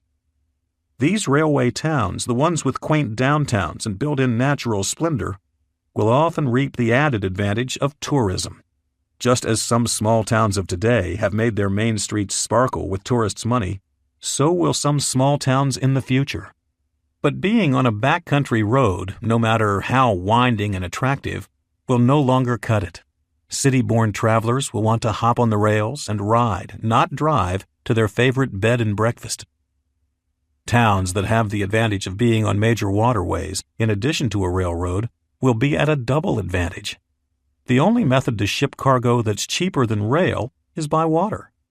A river barge can move 576 tons of freight 1 mile on a gallon of gas. That's an impressive statistic that won't escape the MBA types of the future.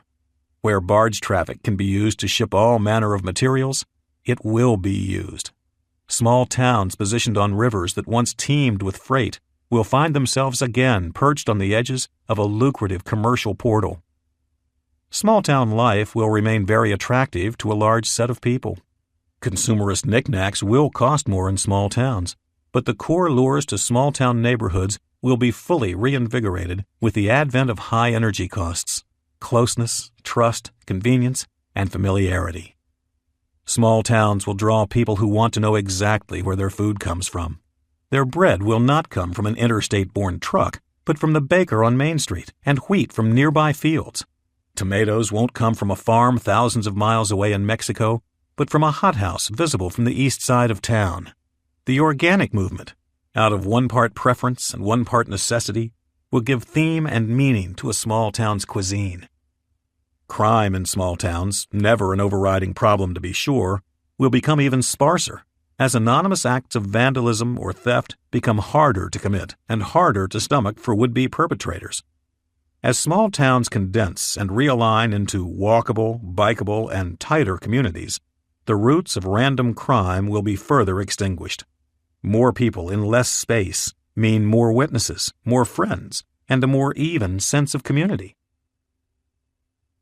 The American manufacturing renaissance must defeat the container ship. In 1956, a cargo ship in Newark Harbor took on 58 giant metal boxes, each of them about 40 feet long, 8 feet wide, and 8 feet high. The ship, an aging, rusty hulk called the Ideal X, made its way to Houston 5 days later. Without any ceremony whatsoever, the 58 metal boxes were transferred to 58 trucks waiting at the port, and the semis rumbled off to destinations throughout the Southwest. Nobody besides the port workers noticed the exchange, and nobody cared. But that shipping swap marked the beginning of the container age that changed the shipping industry and global commerce forever. Shipping containers allowed space on cargo ships to be easily sold and sorted. ships went from cluttered bins of assorted cargoes to neat file cabinets of goods, easily packed and loaded and unloaded. It took shipping containers decades to fully revolutionize trade. Old established ports weren't equipped to handle the boxes in bulk, so containers remained an outlier until ports constructed in the 1970s, 1980s, and 1990s were built with the express purpose of leveraging this prescient way of shipping, packing, and sorting. The shipping container, with its neat rows and orderly delineations, allowed myriad medium-sized companies to easily charter their way onto the holds of the world's largest ocean-going ships at affordable rates.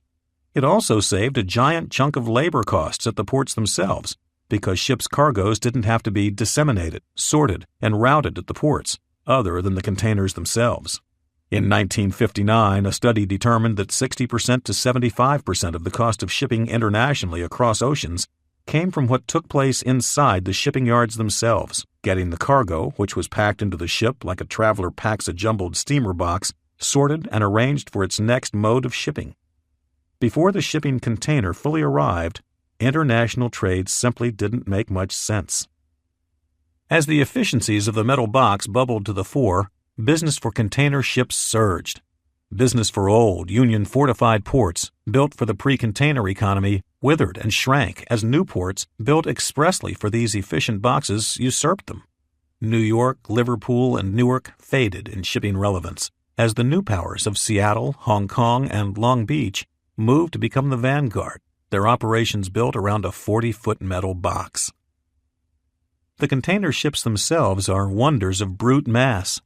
They can be 1,100 feet long and 140 feet across, and their cargo consists of 100% containers.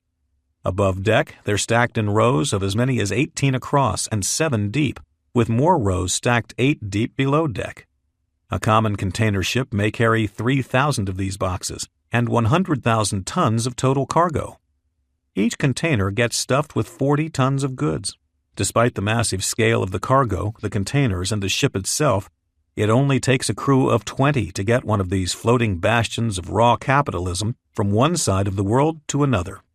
When the ships sidle up to dock, enormous spider cranes immediately go to work, 200 feet high and weighing more than 20 million pounds. The crane booms sweep out for 110 feet, easily long enough to reach across the massive ships and wider than the Panama Canal. The shipping container has effectively taken over world commerce. It has enabled colossal volumes of goods to be transported from country to country, from continent to continent, with minimal labor costs. The container has made factories in southern China relevant to a gadget maker in Omaha. Though it took decades to fully commandeer world trade, the container is now thoroughly ensconced in all markets of global consequence. The sorting mechanism of the container has enabled the United States to import 4 times the variety of goods that it did 30 years ago. During the last 15 years, many of our country's last strongholds of manufacturing have been dismantled and shut down as companies turn to cheap and easy labor in places such as China, Taiwan, and Vietnam.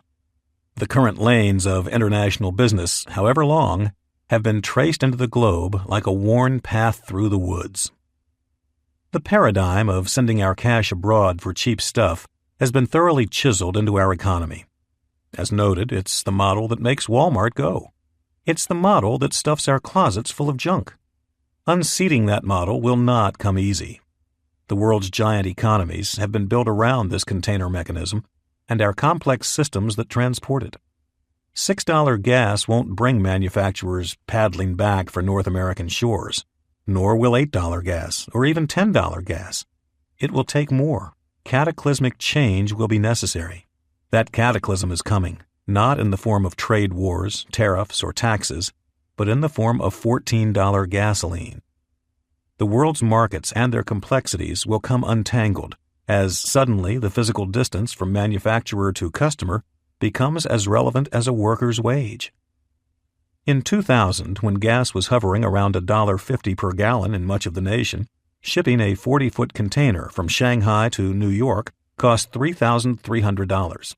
In 2005, with gas near $2.50, shipping the same container the same route cost $5,100. During the spring of 2008, with gas at $3.50, sending the container from China to the East Coast took $8,350. When gas approaches $5, getting the metal box to New York will run $10,000. When gas approaches $8 per gallon, the ocean freight for a container will run $15,000. That equates to sticking a 15% tariff onto goods coming in from China, says Jeff Rubin, chief economist and strategist for CIBC World Markets in Toronto. Globalization is reversible, Rubin likes to say. And he's right. It's simply a question of gas prices. A tariff of 15% takes a large hack out of the margins of companies sourcing their goods from overseas. For the biggest margin items, and those would be the things that are a step up in complexity from a ballpoint pen, stuff like power tools, consumer electronics, cell phones, etc., it will take more than a 15% tariff to overpower the leverage of cheap Chinese labor. The system of build it there, sell it here is deeply ingrained. As the incumbent way of doing things, the China model holds the built-in advantage of having few capital costs beyond maintenance, whereas moving manufacturing back to North America entails not only reorganizing shipping routes, but also building factory lines anew, training a different fleet of workers, who of course make a lot more money than their counterparts in Guangzhou. But when that tariff goes past 25%, expect a massive defection of manufacturers from Asia back to their corporate home of North America. That tariff is coming in the form of $14 gasoline. At that point, profit margins will have been thoroughly erased by the cost of container ships' fuel. It takes about 13,000 tons of fuel to get a container ship carrying 5,000 of the metal boxes from Shanghai to an East Coast port. But when gas is $4 a gallon, that fuel runs about $550 a ton, meaning that ship spends about $7.2 million just on fuel. When gas approaches $14, the fuel will cost that same ship nearly $30 million. Plenty of manufacturers will begin relocating at least some of their lines to North America before gas reaches $14, but that price will mark a wholesale flush of manufacturing from Asia back to North America.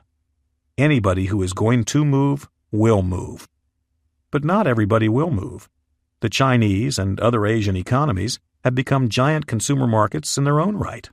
Their heft, as the years go on, will only grow, allowing them to absorb more and more of what's made on their own shores.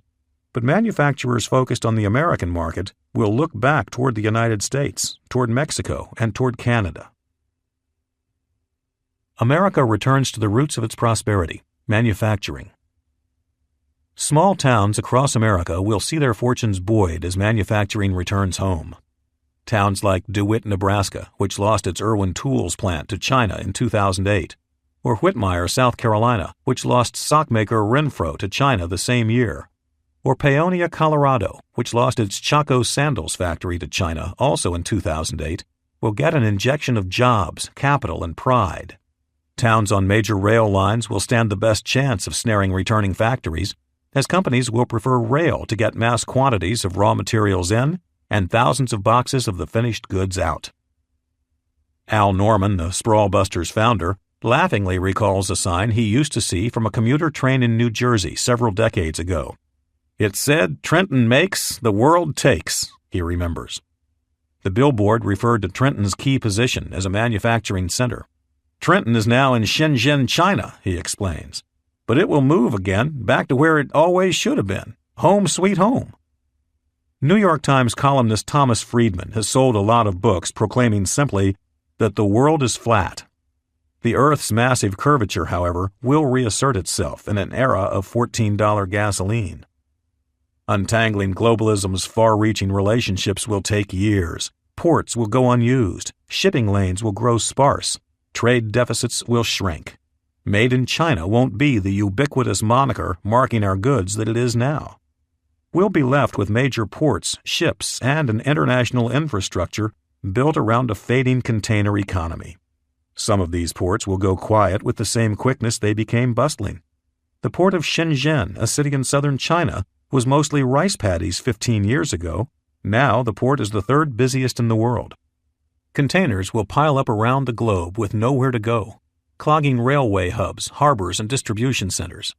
Millions of these corrugated containers, having been relegated to dinosaur status, sitting idly by in ports like Long Beach and Seattle, will turn into tomorrow's scrap metal, destined for I-beams, car doors, and food cans. We won't abandon international trade, but the whimsical nature with which we now ship goods to and fro will fade into history. If we import something from China, we'll have a damned good reason. A resurgent manufacturing sector for the American economy will have two edges. The first edge, the obvious one, will be positive. More jobs, more employment stability, less money going abroad, and theoretically more tax revenues for the government. The second edge, depending on one's outlook, can be considered negative or positive. Less cheap stuff. Americans love cheap stuff. We love being able to swing down to the grocery store and pick up a can opener for $2. We love getting 20 clothes hangers for $3. We love going to Home Depot or Lowe's and getting a set of 10 screwdrivers for $7 or a set of 3 adjustable wrenches for $5. Before China moved in, stuff simply cost us more money. By the same token, though, we used to buy less stuff. Now, if we lose a pair of pliers or a kitchen tool, we give a cursory look around the house before we just go buy another of whatever we've lost. Inevitably, the old item shows up and we're left with two. China has enabled us, through cheap transportation and cheap oil, to become a truly disposable society. Will our quality of life truly suffer with less Chinese junk? Maybe just a little. And there's little doubt that Americans in the lower middle class will be most affected. Walmart and China have grown the specter of things that people with low incomes can afford. But it's also true that blue-collar America stands to benefit most with the return of manufacturing to U.S. shores.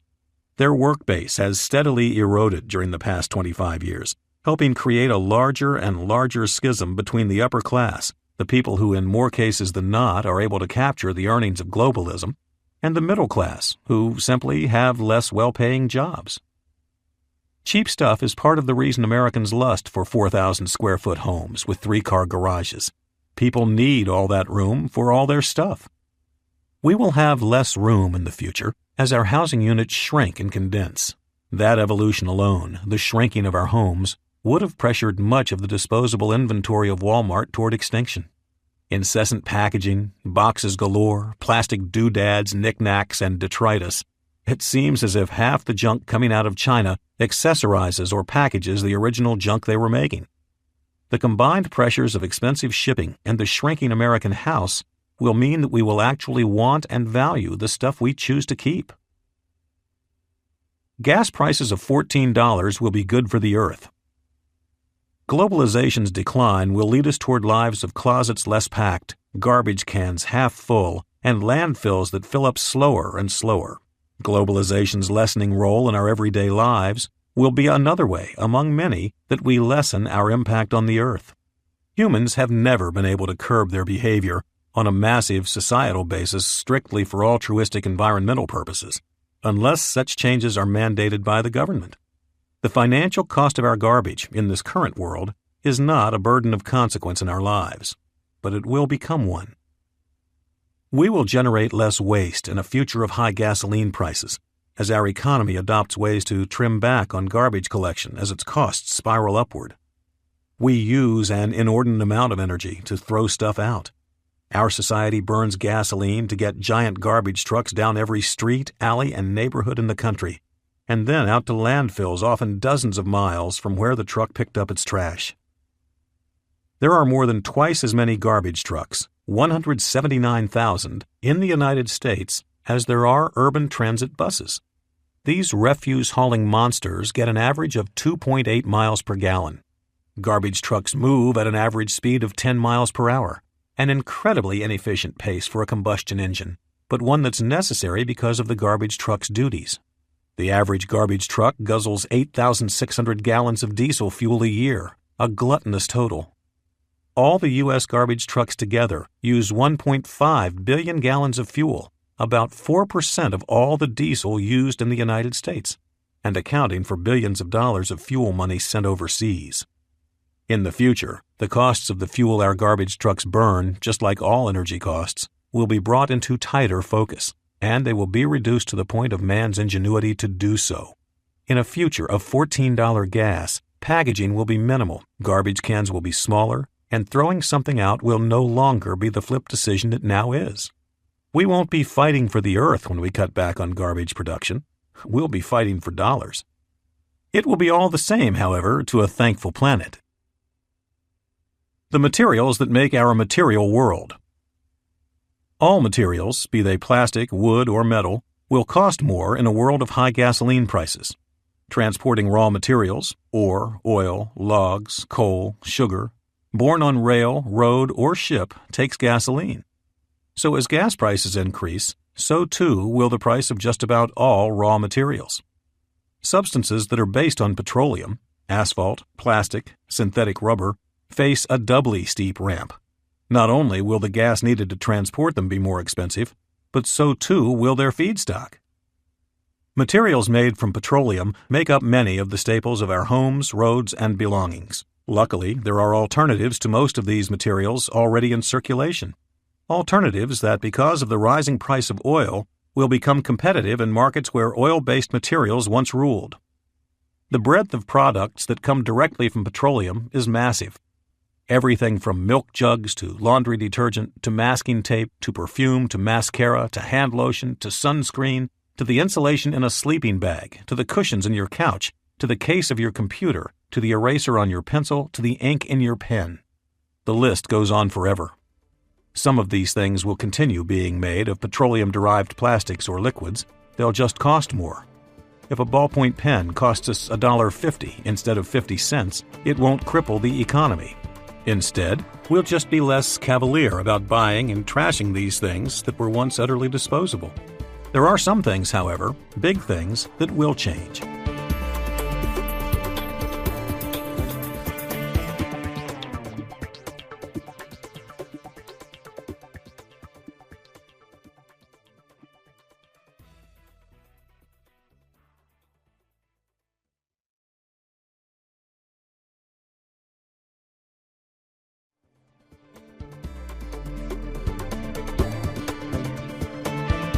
When a homeowner gets the grim word from a contractor or an inspector that it's time to replace the roof, there's most often only one candidate for the new roofing material: asphalt shingles.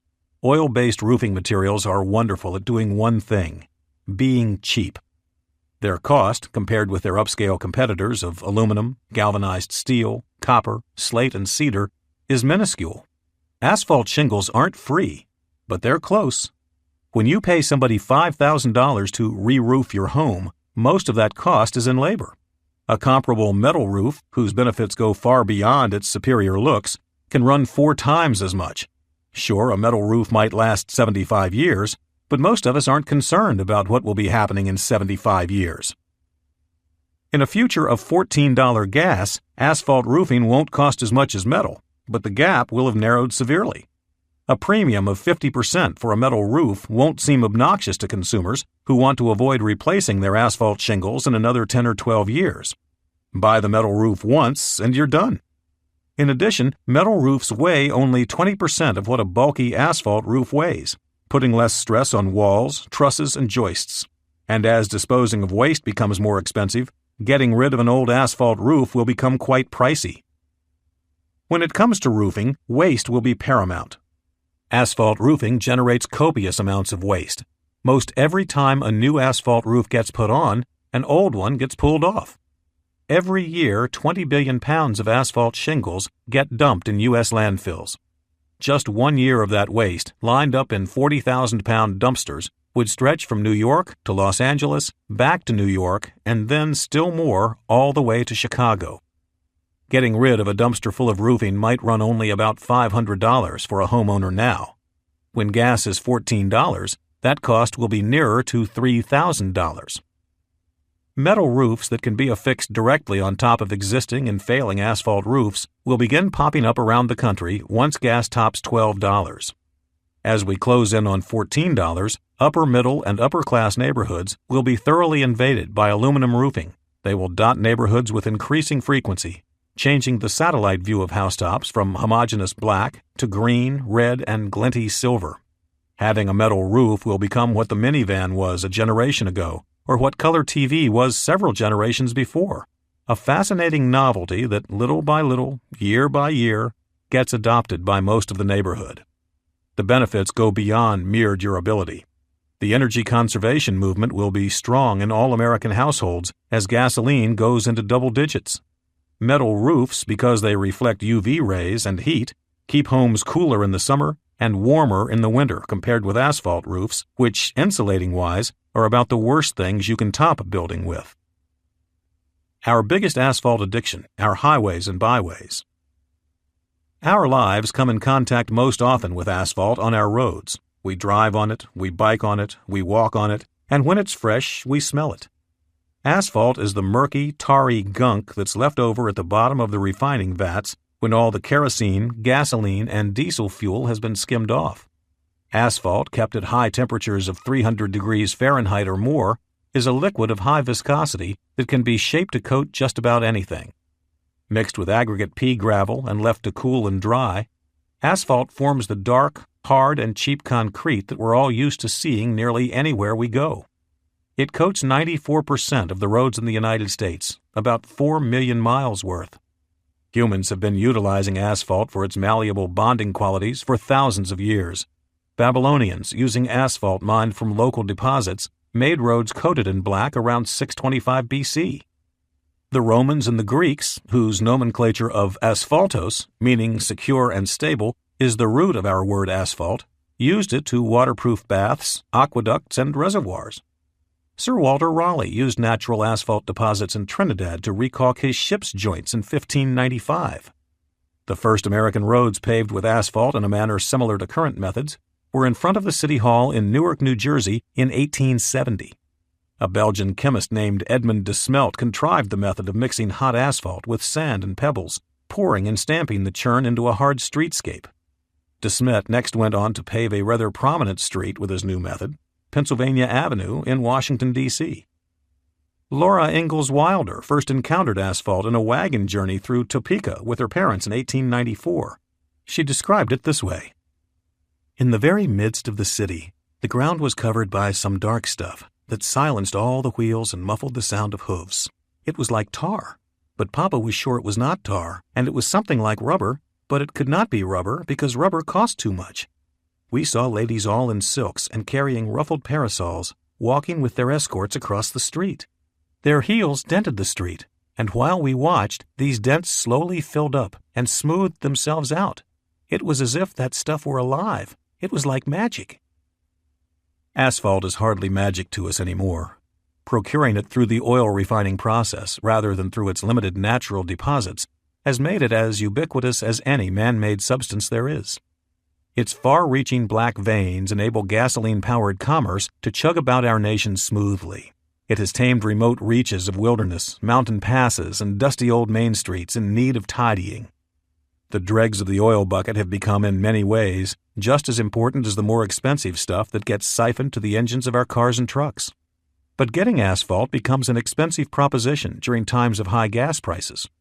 Asphalt's price, which is tightly pegged to oil and the operation of refineries, spiked like a rocket, hampering infrastructure projects from Maine to Florida to Washington State. Towns and municipalities that were paying $50 a ton for asphalt in 2001 paid $100 a ton in 2008, removing a huge chunk of what they were able to do during a typical summer construction season. Places like Bergen County, New Jersey, paved 23 miles of road when their original budget called for 32 miles of paving. Drivers noticed. During summer 2008, AAA reported 13% more flat tires for its drivers compared with other years. Lake County, South Dakota postponed a 5-mile repaving project when bids came in $150,000 more than the project's budget of $442,000.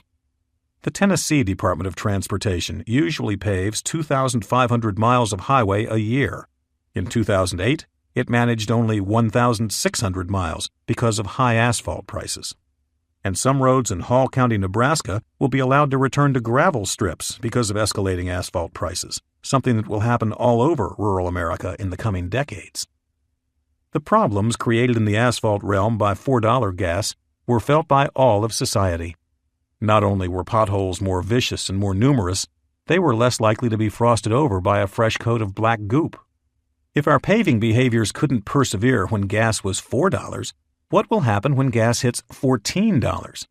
More of our most vital thoroughfares will be paved with concrete, which is more than 5 times the cost of asphalt currently, but lasts decades longer and is less susceptible to the freeze-thaw cycles that ravage asphalt roads and cause potholes to multiply in the winter.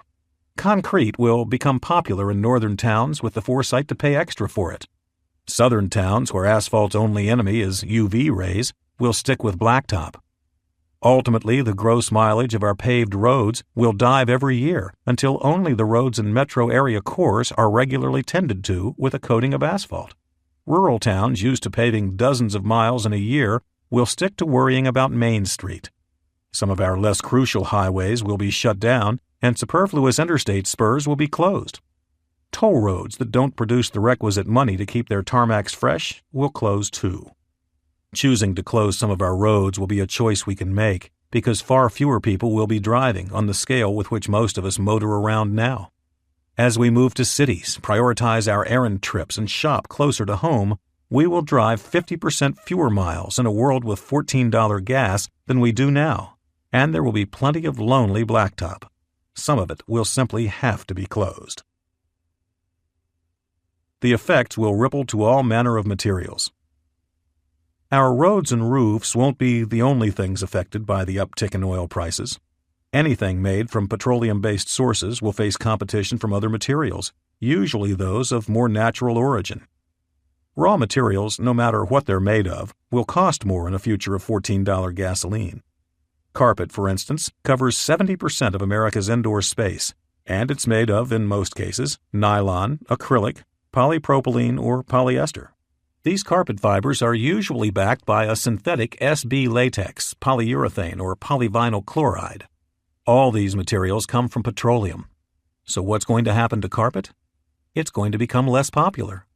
Hardwood, already on the comeback trail, will cover more of our floors. Carpet in the future will come from things like hemp, wool, abaca fibers, a cousin of the banana plant, sisal from the South American agave plant, or resilient strains of seagrass grown underwater in controlled farms.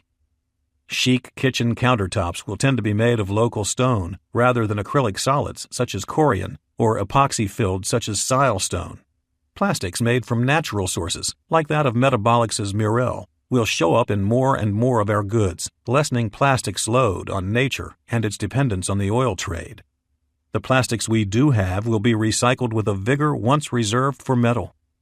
Entrepreneurs will seek out and find hundreds of new uses for recycled plastics, keeping the petroleum-derived plastic we do have in circulation longer, out of landfills and places like the Great Pacific Garbage Patch. Building materials, those beyond asphalt, will depend on the region where a project is built. Local materials will be prized for their value as transportation costs for construction fodder become a larger and larger slice of the material's overall price. I think you'll see 2 main questions pop up with regard to materials, says Marianne Lazarus. How far does it come from? And how much does it cost to move? Lazarus, the sustainability director at architecture giant HOK, expects builders to start seriously reconsidering the materials they put in their buildings when gas prices reach $10 a gallon. By $14, the whole ballgame will be changing, she says. Local materials will be king, that's for certain. St. Louis, for instance, sits on top of a giant clay bed, so brickmaking is a local industry in the area. When you walk around the old sections of downtown St. Louis, you notice how many of the buildings were built out of bricks simply because they were easy to get.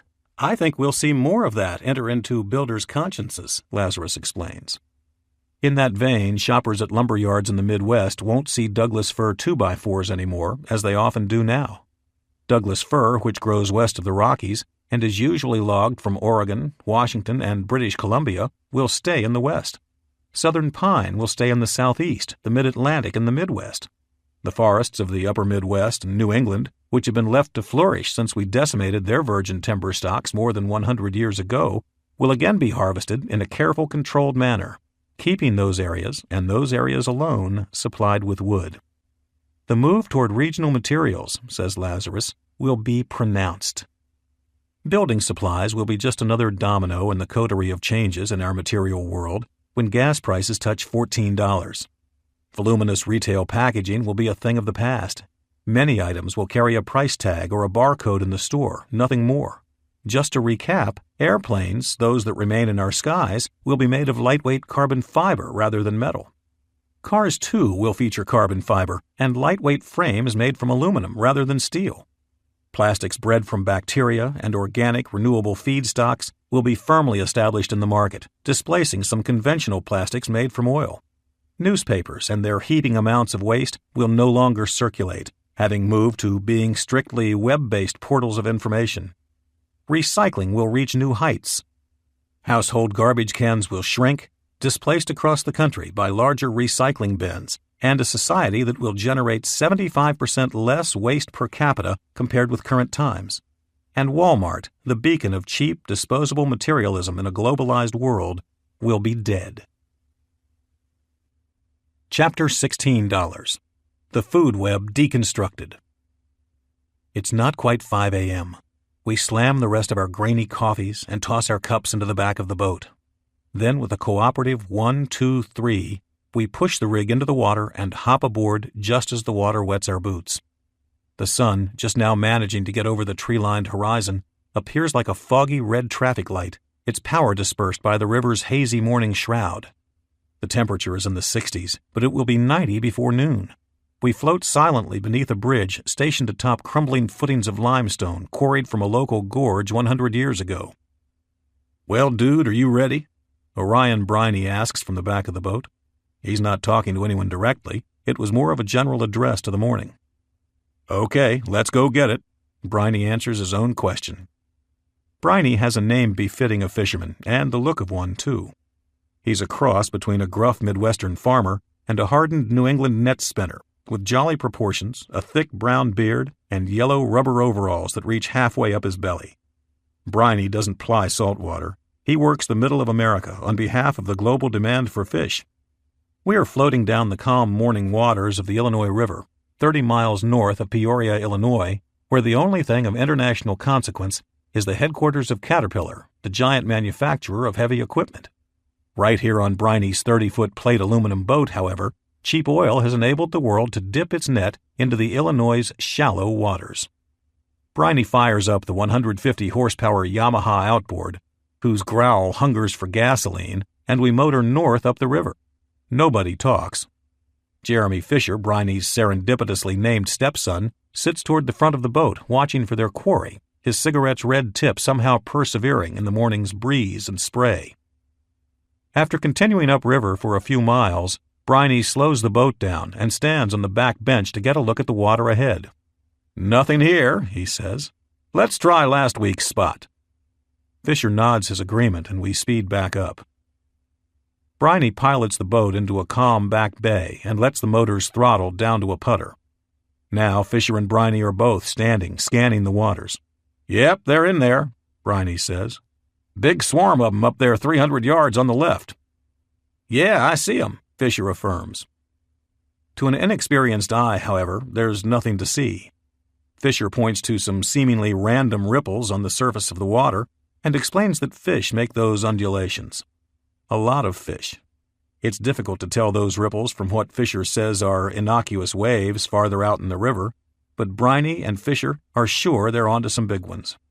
Briney steers the boat past the fish flock about 1,000 yards, and we start dropping long lengths of net into the water, about 700 yards of net in all. The water in this spot is only 3 to 4 feet deep. Briney then doubles back to again get behind the school of fish. He guns the motor, and we head straight for the fish in a long pattern of zigzags. He's herding them toward the nets. As soon as the boat is halfway there, the fish's presence is obvious. The nets have become a rollicking boil of whitewater as the fish get ensnared in the monofilament loops. Briney works the boat up toward the net's chaos and gets right alongside the first net. Fisher and Briney then go to work hauling the nets in, hand over hand, disgorging them of their considerable cargo. They take the fish out of the net, almost always with 2 hands, these are big fish, and toss them into the middle holding section of the boat. Within half an hour, the boat is teeming with writhing, bloody fish the size of logs. Getting around in the boat requires walking on top of a layer of fish 3 feet deep. After another 40 minutes, Briney and Fisher have the boat utterly full, and Briney turns the boat around to motor the several miles back to the landing. The boat, weighed down with 5 tons of fish, scrapes against the muddy bottom of the back bay as it heads toward the main river channel. The sun is fully ablaze now, and the river's misty cloak has been pulled away. Briney opens the motor up when the boat reaches the big part of the river. This is when things get totally strange. The boat is under attack. Giant fish are literally exploding from the river's surface, jumping right at the boat. Nonchalant passengers risk getting smacked by a leaping 40-pounder that can knock them out of the boat and unconscious. Briney keeps the motor at full throttle, giving the boat enough speed to avoid most of the jumping fish, whose leaps land them in the boat's wake. Each time the boat slows down for a turn or a narrow channel, however, the fish are able to catch up, and it's time again to vigilantly guard against attack. Half a dozen fish have landed in the boat at this point, and one hit Fisher in the back, making him spit out his cigarette. Luckily, it was only 7 or 8 pounds and not 50. Every day on the Illinois River, Briney and Fisher catch a horde of fish and then dodge those fish's relatives on their way back to land. The leaping fish don't know the boat is laden with their buddies, or that's what conventional wisdom and biologists say anyway. These fish are Asian bighead carp. They don't belong here. They've besieged the giant rivers of the Midwest, ransacking habitats and running off native species such as buffalo, shad, and bass. Mississippi and Arkansas catfish farmers originally brought the fish to North America to control algae blooms in their ponds. The farmers' algae munchers, which are native to Chinese rivers like the Yangtze, escaped in 1993 when a flooding Mississippi River overtook the catfish ponds. Though small in number, the fish multiplied in the Mississippi, gorging on plankton and reproducing each spring. By 1998, the fish had made it to the Illinois River, a Mississippi tributary thriving in its placid and muddy backwaters. The sound of a motor sends the carp launching high out of the water at passing boats, sometimes literally smacking passengers straight into the river. Water skiing on the Illinois has become treacherous. "It's like popcorn exploding out there," says Stephen Schultz, a biologist with the Illinois Department of Natural Resources. "A lot of popcorn." The DNR estimates 56 million pounds of Asian carp swim in the Illinois. To most, these fish are an unmitigated environmental disaster. To Briney and a few others, the fish have been an incredible opportunity to take part in a global marketplace that's lubricated with oil so cheap that a person in Hong Kong may eat fish head soup made from an Illinois River carp. Nobody around Peoria has interest in eating the fish, which with their flat heads and tiny eyes look grotesque. But the fish are a delicacy to many Asians. Michael Schaefer was first to figure this out. He owns Schaefer Fisheries in Thompson, Illinois, a Mississippi River town 150 miles west of Chicago. Schaefer buys Briney's load for 20 cents a pound, guts and cleans up the fish, sending the fillets and heads all over the world. The whole complicated orchestration, from the catfish farmers raising exotic carp to the environmental goof to Briney's harvest to Schaefer's gutting and shipping, owes its execution to one thing: cheap gasoline. It's one of the oddest of many interesting storylines involving our food and its bizarre faraway origins. Briney's operation, taken strictly inside the state lines of Illinois, is a study in the world that fossil fuels enable. Briney wakes up at 3 o'clock each morning, usually 7 days a week, packs up his nets, and drags his boat more than 2 hours north to the Illinois River. Then he tools around the river with his enormous outboard motor, gulping gas at a frenetic clip. Once the catch is landed and the boat back to shore, he drives his monstrous Chevy Silverado another 90 minutes, with 10,000 pounds of fish in tow, to Schaefer's plant in Thompson. Then Briney gets to haul his truck and boat back home, another 3 hours of driving.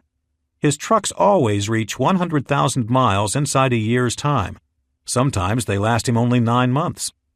Briney has taken in as much as $300,000 in a single year, but his life is a hard one, enabled purely by gasoline at prices below $4 a gallon.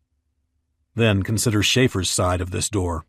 He is able to buy all of Briney's catch because he has hunted out markets for a fish that isn't an easy sell in the upper Midwest, where garbage fish, such as carp, are viewed as a polluting nuisance, not food.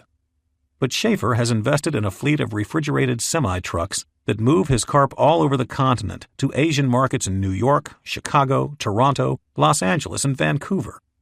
He has taken advantage of the low shipping rates to China because of the millions of containers that arrive to the West Coast full and then often return to the China Sea empty. People all over the world now enjoy fish head soup made with Asian carp that grew up, by mistake, in a landlocked river in downstate Illinois, more than 1,000 miles from any ocean. And the only reason the carp were ever in North America to begin with was because southern catfish farmers, also enabled by cheap oil to ship their slithering crop to stores all across the continent, somehow got their hands on an Asian import that, no doubt, got to Arkansas cheaply, its travels borne on the hydrocarbon. Asian carp aren't the only food traveling the world on cheap gasoline. Briney's story is unique for its characters, but not for its theme. Peculiarities in the world's current food web abound. It's a world in which labor costs in some corners are exorbitant and in other corners are filthy cheap. And what makes all labor relevant to all markets is the price of transportation, which, relative to the flexibility it imparts to the world marketplace, is stunningly inexpensive. Cod caught in Norwegian waters get sent off, frozen to China, where they're gutted, filleted, and packaged by workers earning a pittance. From there, the spiffy cod packages return whence they came, to Norwegian supermarkets, so that Scandinavians can feel good about eating their local water's bounty. In big grocers on the famous citrus coast of Spain, Argentine lemons line the shelves like thousands of yellow soldiers, while the region's own lemons rot on the ground in local citrus groves. Italy, because it can grow kiwis when New Zealand wrestles with the southern hemisphere's winter, has become the world's largest exporter of New Zealand's trademark fruit. Reshuffling the world's spidery and sometimes nonsensical food web will be one of the last tricks turned by rising gas costs. It will take a giant lever to unseat what have now become our standard and complex food networks. That lever awaits us at $16 gasoline. Everything, starting with farming, will change. The changes will ripple through to things like fish and livestock, then on to dairy and other animal products. Our fertilizers, mostly imported and made straight out of fossil fuel, will change. We will no longer eat oil. The price of everything will increase, to be sure, but these price increases will enable one to grow wheat locally where before it was cheaper to import. Unfortunately for Mr. Briney and Mr. Fisher, the world market for cheap carp fillets will eventually close to landlocked Illinoisans. Local food will again prosper, not shackled by the competing low costs of foreign land and labor connected with gasoline. Our tastes for shrimp in the United States will no longer be responsible for intractable pollution in Southeast Asia wetlands caused by shrimp farming. Europe's salmon habit will no longer defile Chile's once immaculate coastline with millions of tons of fish farming waste. The crashing fall of sushi. There may be no dish that has better defined this culinary era and its tangled globalized web than sushi. Sushi, of course, is the provenance of Japan, a dish that has grown with that country for centuries, from a localized method for preserving fish to a force that has reordered fisheries in every ocean on Earth. Sushi has created countless millionaires, trade between unlikely partners, and new oceanic research. Sushi, too, has spawned pirates, smuggling, and international bureaucracies. Sushi's popularity has become a masthead for Japanese culture. Sushi diners once signified a city's affluence. Now, they're merely a sign of cultural relevance, as sushi, if it hasn't planted itself in the mainstreams of all places, certainly has sidled up to the edge. Just as Japan is head sensei in the world sushi order, one fish sits above all others in sushi's hierarchy. Diners may order from all corners of the menu and from all different cuts of an assortment of fish, but there is one fish that defines a sushi restaurant: maguro. Maguro is tuna, and tuna to serious sushi eaters is bluefin. Not ahi or big eye, the same thing, or even yellowfin. It has to be bluefin. Bluefin tuna, with its wavy, translucent fat and its exquisite texture, is the most sought-after fish in the world. The cowboys that chase bluefin take giant risks to bring its bounty back to shore. The reason, as always, is money. The biggest wild bluefin tunas, which can push 1,000 pounds, have fetched $100,000 at Tokyo's Tsukiji Market, the New York Stock Exchange of world fish markets. Raw bluefin, in sashimi form, is best enjoyed fresh inside of a week from where the migratory, muscular fish was wrested from its seawater kingdom. Fishing for bluefin can be a quixotic quest. Clusters of tuna travel with the prolific tendencies of a billionaire socialite, often moving thousands of miles in mere weeks. As Japan's population grew in the 1950s and 1960s, and the country's demand for maguros swelled, the country's tuna fleets, plying northern Pacific waters, had pushed their own stocks of bluefin to the point of collapse. Demand outpaced supply in Japan, and maguros' values spiraled. The world's waters beyond Japan held more bluefin, but boats couldn't get the delicate fish to market in time from so far away. The first piece in the unfolding puzzle that would become a truly global tuna market came in, of all places, Toronto, as detailed by Sasha Isenberg's The Sushi Economy. In 1971, Wayne McAlpine worked for the cargo arm of Japan Airlines. He had been tasked to find high-worth Canadian exports for Japanese consumers. JAL cargo planes were discharging thousands of tons of gadgetry into North America, often returning home almost empty. It was bad business to run a plane full only one way. JAL executives were searching for something, anything, valuable enough to justify air transport back to Japan for consumers ready to spend a growing trade surplus. McAlpine mentioned to his bosses, in passing, the odd tuna fishing tournament held off Nova Scotia annually. Several dozen boats would go out and, with a rod and reel, battle the monstrous Northern American bluefin. The angler with the biggest fish would take home a nominal prize. What struck McAlpine as slightly odd, and what so intensely intrigued his bosses in Japan, was what happened after the weigh-in. The tournament organizers fired up a bulldozer and a backhoe, dug a giant hole, and buried all the caught tuna, apparently unwanted. People in North America had no taste for tuna's red meat back then. To fishermen, the fish were enormous, fast, and fun to catch, but the only market for the meat was in pet food at cents per pound. Within a year of McAlpine's note, giant northern bluefin were regularly traveling, on ice, in the cargo holds of JAL planes from the East Coast to Tokyo. One big fish could mean $15,000 or more to the fishermen. New England fishing towns boomed and bristled with new entrants chasing tuna dollars. In the 2 decades following the first shipment of Atlantic tuna to Tokyo, there was a 10,000% increase in the price paid to tuna anglers for their catch.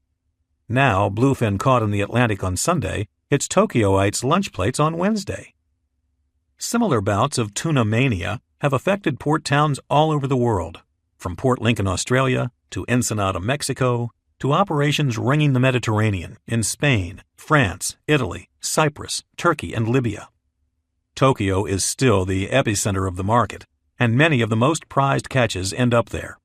But now demand for bluefin comes from cities in every nook of the globe, from New York and Los Angeles to Shanghai, London, and Cape Town. Wherever a bluefin roams, it swims with a target on its back. The fresh tuna market, enabled by cheap jet fuel and plentiful air cargo space, has become truly global. Bluefin is almost never destined for plates anywhere close to where it was caught. Its migratory ways don't end until it lands in a diner's mouth. As the price of fuel marches up, our airspace will become less congested. Air cargo space will thin and thin some more, eradicating empty cargo holds and any hope for affordable air freight. When gas tops $16 per gallon, the availability of air freight will be a fraction of what we have now. Its costs will jump more than 5-fold. Transporting a 500-pound tuna, once less than 15% of the meat's value, will explode to more than 50%. The global market for bluefin, connected by planes with space to spare, will crash. Add in the increased costs of chasing these brutes about the ocean in high-powered fishing boats, and the cost of a piece of fresh tuna, already expensive now, will soar to heights not tolerable for most consumers. Sushi's identity will be shaken. Its foundation, its king, and its ruler, the bluefin, will cease to be a liquid global commodity. The truly rich will still enjoy luxurious, silky cuts of toro meat from bluefin's underbellies, but most of us will not see that distinctive red, translucent flare on a regular basis, if ever again. The consumption of tuna, and of many of its fresh sushi brethren like yellowtail, eel, and the rarest of the wild salmon, will be limited to places located near these creatures' natural habitats. Mediterranean diners will see bluefin as they have for centuries when their schools circle through once a year. The same goes for people in the Northeast. Hawaiian consumers will never see ahi tuna, their local variety, go away, but Chicago shoppers won't see it again behind the counter at Whole Foods for $20 a pound, a price that seems steep now, but will in the future be hearkened to as a bargain. Sushi restaurants, in their number and frequency, will dwindle in an environment where their core offerings of fresh, raw seafood have jumped astronomically in price. The few sushi restaurants that do survive in places far from natural fish stocks will either be of gourmet ilk and very expensive, or they will rely heavily on rolls made with artificial crab, farmed salmon, and cooked or tempura fried fish that were deeply frozen. The bright side of this coming sunset for the globalized seafood market is that the world's fish populations, especially the fragile stocks of fish such as bluefin, cod, snapper, and salmon, will get a chance to heal, repair, and renew. It's estimated that our ocean's fish stocks have been depleted by nearly 50% in the last 50 years. The world's bluefin fishery has been pushed near the brink already. Many of the tuna's most frequented hangouts, the North Atlantic, the Mediterranean, and the South Pacific off Australia, have already seen their catches crash by more than half in the last 20 years. The so-called ranching of tuna, where younger fish of about 50 pounds are netted in the wild and raised to become large in pens, has helped keep world bluefin markets lubricated with protein, but their economic model is already prone to capricious swings, and those fish still travel on airplanes in most cases to reach markets. Tuna ranching has accelerated the depletion of tuna schools because it removes the adolescent fish that should become the school's reproductive mainstays. Luckily for the tuna, high gas prices will end tuna ranching as we know it, putting the ranch's faraway markets out of reach. The only question is what will give first, the tuna or gas prices? The race for tuna's survival pits energy prices against dwindling stocks of the fish worldwide. The longer it takes for gasoline to make its inevitable giant price climb, the longer the global tuna fishery will be exploited and pushed near the brink of an irreversible crash. There are two scenarios for the future of sushi. 1. Gas prices rise only moderately during the next 5 years, allowing us to eat sushi often and relatively cheaply until the world's fisheries collapse. 2. Gas prices advance rapidly during the next 5 years, saving fisheries and ensuring that future generations will get to eat bluefin indefinitely, albeit only on special occasions. The race is on. Many American farms faced with high gasoline costs will go local again. Tim Fuller is something of an expert when it comes to soil health. He can tell dead soil from vigorous soil the way a normal person can tell sand from clay. Fuller, a farmer, also knows that our soils across much of North America have been nutritionally bankrupt for decades on account of our industrialized methods of farming. The only thing that keeps crops rising from our flaccid soils year after year is the liberal application of fertilizers. Fertilizer has become the key to human population. Without it, humankind simply wouldn't have enough food. And as with most things in our current world, fertilizer has more to do with oil than most think. Fuller slumps to a knee, burrows his hand into the loosely packed soil, and digs out a weed that's infiltrated his neat and flourishing row of onions.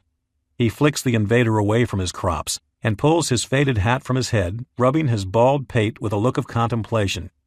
Fuller's fingers, stained brown like his compost-rich soil, smooth out the dirt like a carpet salesman proudly petting his wares. "I tell you, there wasn't a living thing in this soil when we got here, far as I could tell," he says. He rises up, puts his hat on his head, and points out at the homogeneous sea of soy that surrounds his farm on 3 sides. It was all like that, mass-farmed, sterile, and bombed with herbicide 3 times a year. His disdain for big business farming, like that which surrounds him and its chief enabler, St. Louis-based Monsanto, is plain. Fuller reclaimed this plot to grow produce for local customers and restaurants in 2001. It took 2 years of tilling in compost, manure, and dried molasses to resuscitate the beat-up soil. There's nothing worse you can do to farmland than what they have going here. He again raises his arm and sweeps it toward the fields of soy.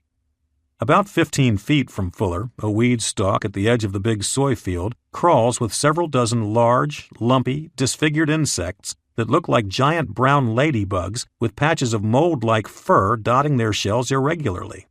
Fuller fingers one of the critters and gives it a squinty examination. Well, isn't that gross? These things have survived 3 cycles of Roundup this summer. Roundup is a popular herbicide made by Monsanto, the agriculture giant. He turns one of the bugs over in his fingers and rubs his head again with his free hand. Well, I think they're Colorado potato beetles, but these are the weirdest looking ones I've ever seen. Farming is not Fuller's first career. He's 64, he has an MBA from the University of Chicago, and taught business school classes there for 7 years. Before farming the Illinois prairie, Fuller owned a management consulting business that, while it paid better than willing green beans from dirt, left him unfulfilled. A longtime Northern Californian, he reveled in the aura of the Cultural Revolution cradled in Berkeley's 1960s. Its echo never quite left him. Fuller grew organic crops in his yard for several years and found an outsized amount of satisfaction in that compared with his lucrative consulting business. So in 2002, he pushed all his chips into his hobby and opened up Erewhon Farm, a 6-acre plot 50 miles west of downtown Chicago. He's at ease milling about his hand-tilled produce rows. "I'm broke," he says, chewing on a tomatillo he just plucked, "but I'm happy." Small farmers of Fuller's ilk are few. But their day will come in a world of $16 gas, when our transportation networks for produce become untenable and volume loses out to vicinity. Fuller's farm is ideally located for a future world. One side of his field straddles the start of hundreds of miles of mega-farms that stretch west all the way to the Rockies. The other side of his farm borders the burgeoning exurbs of Chicago. Fuller grows a little bit of everything: sugar snap peas, Swiss chard, eggplant, arugula, raspberries, blackberries, strawberries, spinach, and an uncountable variety of tomatoes. "It's challenging," he says. "It's the most complicated thing I've ever gotten involved with. Our mission is to see if we can run a local, sustainable farm profitably. It's elusive, but that's what I need, something that's impossible." Fuller's operation, at a mere 6 acres, is small for any farm, but especially compared with the multi-thousand-acre spreads that supply much of our grain and produce. Because gasoline comes so cheaply compared with the price of produce, it currently makes perfect sense to grow tomatoes in California and Mexico for consumers in Minneapolis, Cleveland, or Boston. "I was talking with some shipping companies about what it costs to get produce from California to Chicago," Fuller says. "The numbers were under 15 cents a pound. 15 cents a pound? That's nothing when you're talking about produce prices of $1 to $2 a pound." The price of moving food mingles with other costs too, the biggest of which are storage and refrigeration. When a tomato is picked in California, it's nabbed from the vine long before it becomes ripe, so it can weather the tumbling, chaotic journey from its remote western field to an East Coast grocery store. The tomato needs refrigeration, sometimes during its voyage, and almost always upon arrival, because local stores may not yet be ready to put it out. So the tomato travels across the country hard and green, surviving roads' potholes, handlers' drops, and forklift shakes. Upon arrival, it waits and waits until its number is called, which rescues it from the age-defying chill of deep refrigeration. What grocery store shoppers are left with at the end of this process is a round red fruit with a spongy interior and a wisp of tomato flavor that can be teased out with some granulated sodium chloride. "Consumers think salt is taste," Fuller laughs. But for most consumers, salt is taste, when without it your tomato tastes like an irradiated watermelon. All that trucking, refrigeration, and storage costs money, but it's not enough money, Fuller points out, to outweigh the rewards of growing produce in mass quantities in a hospitable place such as Central California. At what point in terms of the price of gas are we going to be able to overcome the advantages of the year-round growing season in California and other parts of the world? Fuller says. I'll tell you one thing, it's going to be a high number, nothing as low as $10 a gallon. It will be closer to 20. The ultimate disruptor to our food web, outside of natural disaster, Fuller says, will be the price of energy. Rising gasoline prices will be the incorrigible gorilla that trashes our complex weave of food producers, shippers, and wholesalers, ultimately changing the equation for good at $16 per gallon. Ferrying Central California's bounty to New York will be economically unsavory. The year-round growing seasons of places like California, as Fuller says, gives them large advantages in maintaining hegemony of our produce supply. But the world's ebbing oil supply will force the price of transportation from these places to far-off coasts past a tipping point. When gas reaches $16, packing a piece of produce from California to the Midwest will cost $1 a pound or more. Will we get to a point when human labor becomes cheaper than gasoline-powered machinery for some tasks? Fuller asks. I think that's possible. Couple that with the transportation costs that $16 gas brings us, and there won't be many Spaniards grinding up South American lemons for a post-siesta refreshment or an evening aperitif. They'll grind Spanish lemons, and fish won't likely be crossing Asia twice on their way from North Sea waters to Norwegian restaurants. Our food world will condense. What I think will happen is this, Fuller says. Cities like Chicago will be ringed by a series of farms that go from 10 acres to 100 acres, maybe even to 500 acres. Not nearly as big as the biggest farms today, but big enough to take advantage of scaling their costs, he explains. Each one of these farms will specialize in something.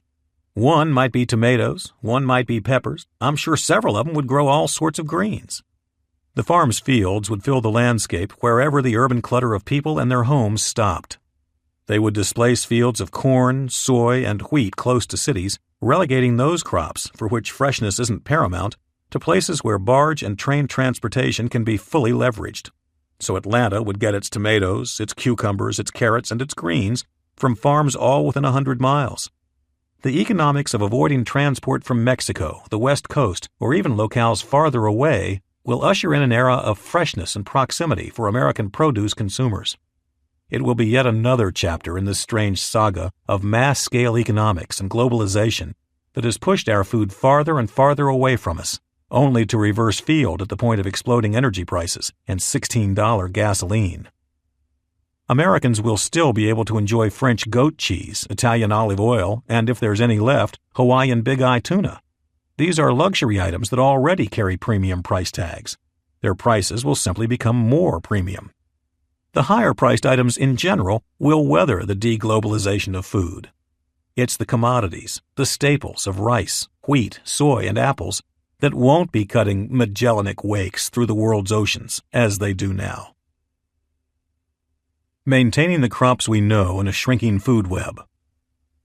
Things like potatoes will go from the ground to a train car to a market to your dinner table. The whole operation might take 1 to 3 days. The costs of massive distribution networks will no longer be levied on the consumer. The fingers of radiating farm rail services will facilitate an elegant, simple supply chain from maker to user. Albertsons or Safeway will no longer set the price of a sweet potato. Rather, the local market will.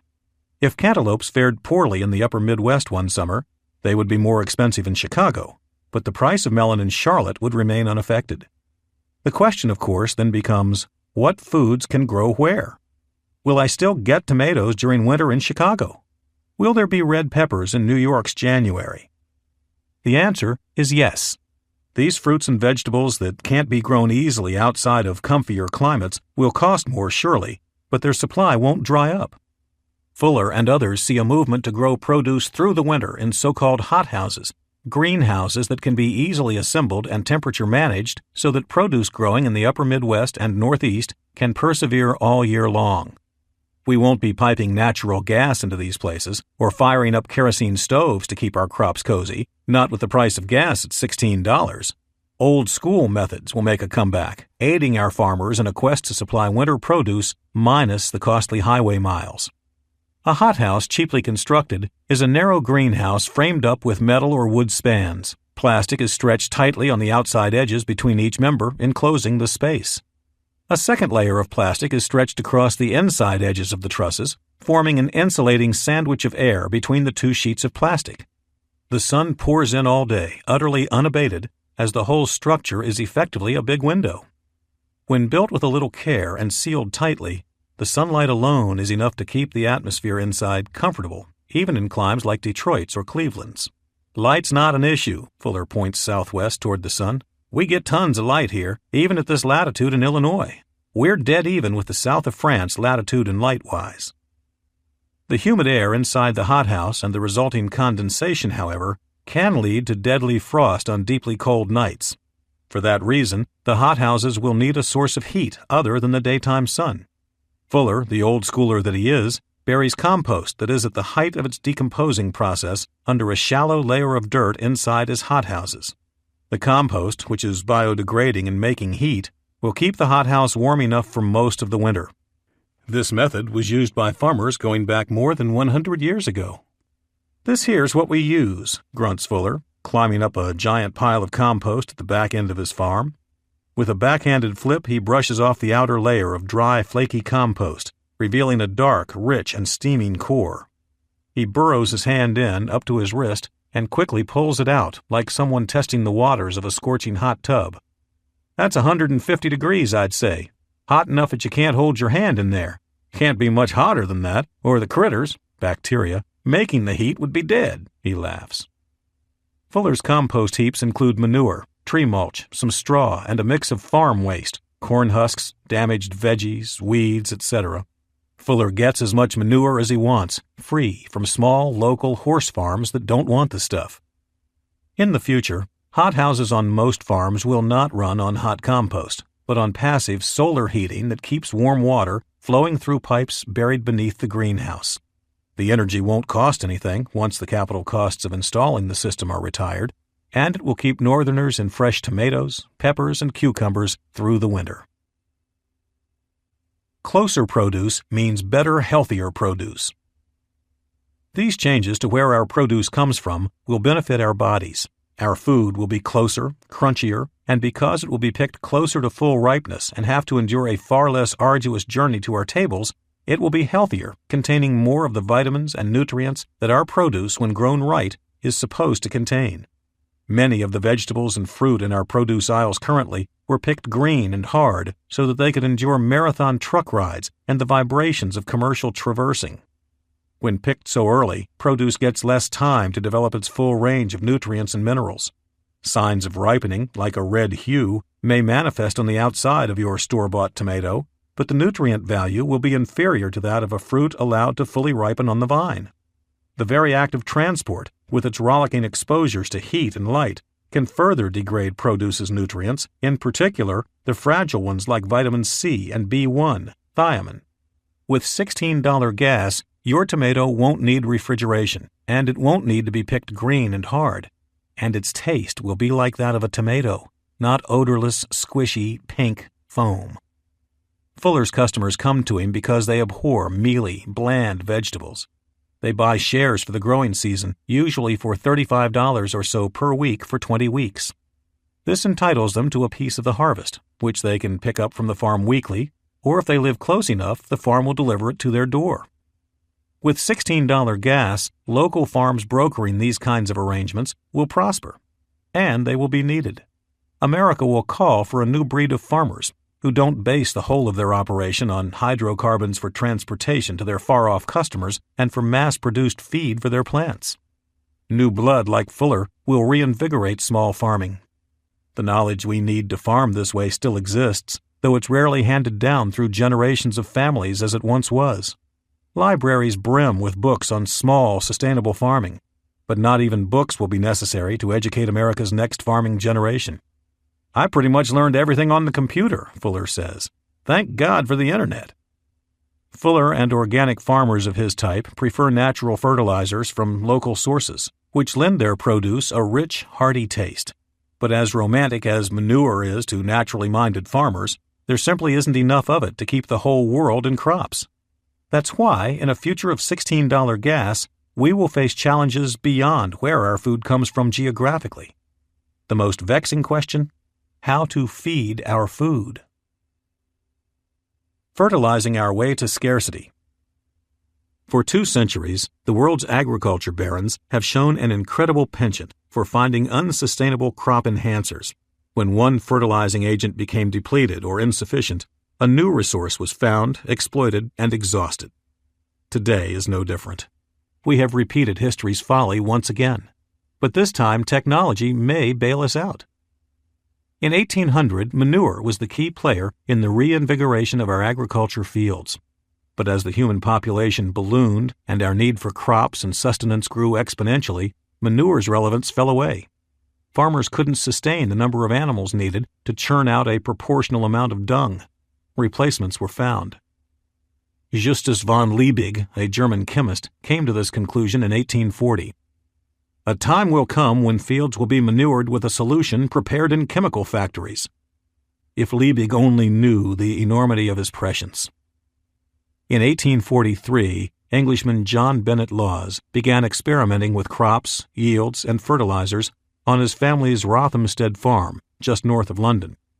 Rothamsted still operates as an experimental farm today, its bottled crop samples fully intact and dating back more than 160 years. Rothamsted confirmed and chemically elucidated what some farmers had figured out on their own. Applying mixtures of nitrogen and phosphorus can radically improve crop yields, even beyond those of a thoroughly manured field. This realization and wide recognition of the chemistry behind crop yields led to some of the more bizarre twists in world history. In the 1600s, Europeans hauled back boodle from newly discovered continents and islands that consisted of gold, spices, silver, and gems. 200 years later, Europeans, and now too Americans, pillaged the southern hemisphere and Pacific islands not for gold, but for bird poop, bringing it back by the shipload. Europeans and North Americans spent the better part of 100 years, beginning in the mid-1800s, separating countless islands and their civilizations from magnificent hordes of phosphorus and nitrates. In many cases, ships sailed to tropical waters for that one reason: to mine poop. Ancient guano, left from centuries of migrating seabirds, had accumulated on these islands, forming thousands of layers of chalky deposits that in some places were 200 feet thick. The first guano hit American shores in 1824, when John Skinner, who was the editor of the American Farmer, imported 2 casks of Peruvian guano to Baltimore. With 30 times as much nitrogen as ordinary manure, guano's utility became clear immediately. Crops flourished, and farmers from the Carolinas up through Maryland clamored for it. By the 1850s, New York ports welcomed guano shipments regularly, and the United States and England imported a combined 1 million tons a year. As guano grew in value, it even set off wars. The War of the Pacific pitted Bolivia against Chile in a scrap for control of guano deposits on the Pacific coast. When the war ended in 1883, Chile's victory left Bolivia landlocked as it exists today. Bolivia's current navy, the world's largest for a landlocked country, remains an odd legacy of that long-ago war fought over bird shit. By the 1930s, we had exhausted most big deposits of guano, leaving more than one island in ecological ruins, as their own nutrient pyramids had been hijacked to subsidize European and American growth. Where we would turn for our next source of soil-enhancing nutrients would be almost academic. As petroleum-powered machinery took over farming, so too did petroleum-based fertilizers. Our fertilizers would now come from the same sources that supported a 20th century of astonishing technology advancements. That model, thanks to cheap fossil fuels, remains in place today. Almost all of our nitrate-rich fertilizer in the United States now comes from natural gas. After using all the manure we could find and depleting the world's ecologically marvelous stores of guano, our farming practices have now contributed, in not a small way, to the whittling of our precious fossil fuel supplies. Most of the world's fertilizers are built mainly with ammonia, which is a molecule comprised of 1 nitrogen atom and 3 hydrogen atoms. Humankind manufactures more ammonia than any other chemical compound on Earth. Its creation demands a giant amount of the Earth's resources. Making NH3 sucks up 1% of the world's power supply and 4% of the fossil fuels that we burn. The compound also goes into refrigerants, cleaning solutions, and fuels, but its main use, nearly 89%, is for fertilizers. Ammonia has become the building block on which the world feeds. When you eat an ear of corn, you are eating fossil fuel. Not just because it took an enormous amount of fuel to plant and harvest the crop, but because the nitrogen compound that made it possible for that ear of corn to grow was derived from natural gas. When you eat corn, soy, a tomato, or a potato, you're eating natural gas. Yum. The nitrogen for NH3 comes easily. It's simply plucked from the air we breathe, which is 78% nitrogen. The hydrogen in ammonia has always been the tricky atom to wrangle. In 1910, German chemist Fritz Haber patented a method using high temperatures and extreme pressures to bond hydrogen atoms with nitrogen from our air. Soon thereafter, Carl Bosch, working for the German chemical company BASF, commercialized the process, making it applicable on a massive scale. Their method, called the Haber-Bosch process, won the pair Nobel Prizes and is more responsible for humanity's population explosion in the 20th century than anything else. Haber and Bosch showed the world how to grow more food. For a few decades, water was the main source of hydrogen for making ammonia through the Haber-Bosch process. Electrolysis, passing giant amounts of electric current through H2O to split the molecule into hydrogen and oxygen atoms, was used to obtain the hydrogen. Norway constructed the 60-megawatt Vermach hydroelectric plant for the sole purpose of splitting water molecules to make ammonia. That plant furnished most of Europe's ammonia needs up until the Second World War. The use of electrolysis and water in making ammonia all but stopped with the advent of cheap and bountiful natural gas in the 1930s. That's because it takes far less energy to simply strip the hydrogen out of natural gas, CH4, than to split water molecules. But the price of natural gas is inherently tied to the price of oil and gasoline, and it will increase to the point where getting our fertilizer from water molecules rather than hydrocarbons will make sense. And here in the United States, we have burned off much of our easy-to-get natural gas already. As a result, we now import 80% of our fertilizer from nations like Qatar, Mexico, and Russia, where natural gas is more plentiful and cheaper. That's a higher import percentage than oil, which we import at a 67% rate. And arguably, the ammonia fertilizer is every bit as important as our oil, perhaps more so. Surging fuel prices will compel us to find an alternative to eating fossil fuels. When the price of gas reaches the heights of $16, natural gas's price too will have become exorbitant. Peak supplies of oil and natural gas have been reached in our current world. We will not see major increases in these supplies ever again. People tend to forget that our cars and our industry aren't the only things competing for fossil fuels, says Steve Grun.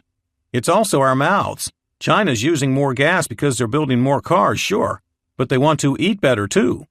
To sustain human life as we know it, we must have ammonia-based fertilizers. People can live without cars if they have to, points out Grun. They can ride bicycles, but they can't live without food. And they won't.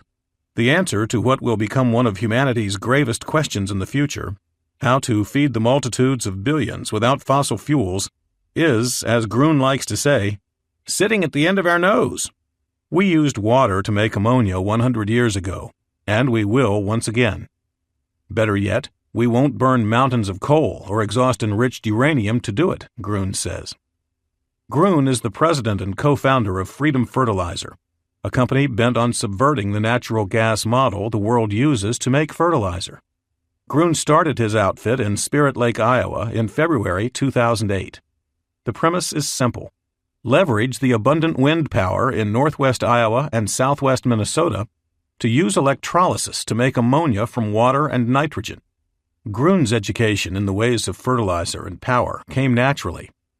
He grew up on an Iowa farm that remains in his family. In 1998, the state of Iowa conducted a wind survey to determine the best possible locations for future wind power development. The Grun family farm, it turns out, was on the windiest spot in the state. When I saw that, I knew that at some point somebody was going to approach us about putting up turbines on the property, Grun explains. So I wanted to be prepared. Grun immersed himself in the grittier points of wind power, learning everything he could. Having been a farmer his whole life, Grun, 48, already knew the pressures surrounding fertilizer production, having seen it shift from the United States to overseas quickly as our gas supplies dwindled. The more I found out about wind, the more intrigued I became, he says. Grun lives near a geographic feature in Iowa known as Buffalo Ridge. Upper Midwest winds tear through the Dakotas and slam into the ridge all year round, making it one of the better spots in all of the United States for wind power. But the problem inherent in placing windmills in places like Buffalo Ridge and the gusty Dakotas has been that because very few people live there, the power has to be carried out on high-voltage lines to cities such as Chicago, Omaha, and Minneapolis, if not farther. Those lines would cost billions to erect. In addition, when electricity is transported across great distances, a good chunk of it gets lost to resistance in the transporting wires and cables. In the case of shipping wind from Iowa and the Dakotas, 50% of it could be gone before it gets to its users. The beauty of Grun's vision keeps the wind power working locally, cranking out juice to separate hydrogen from oxygen.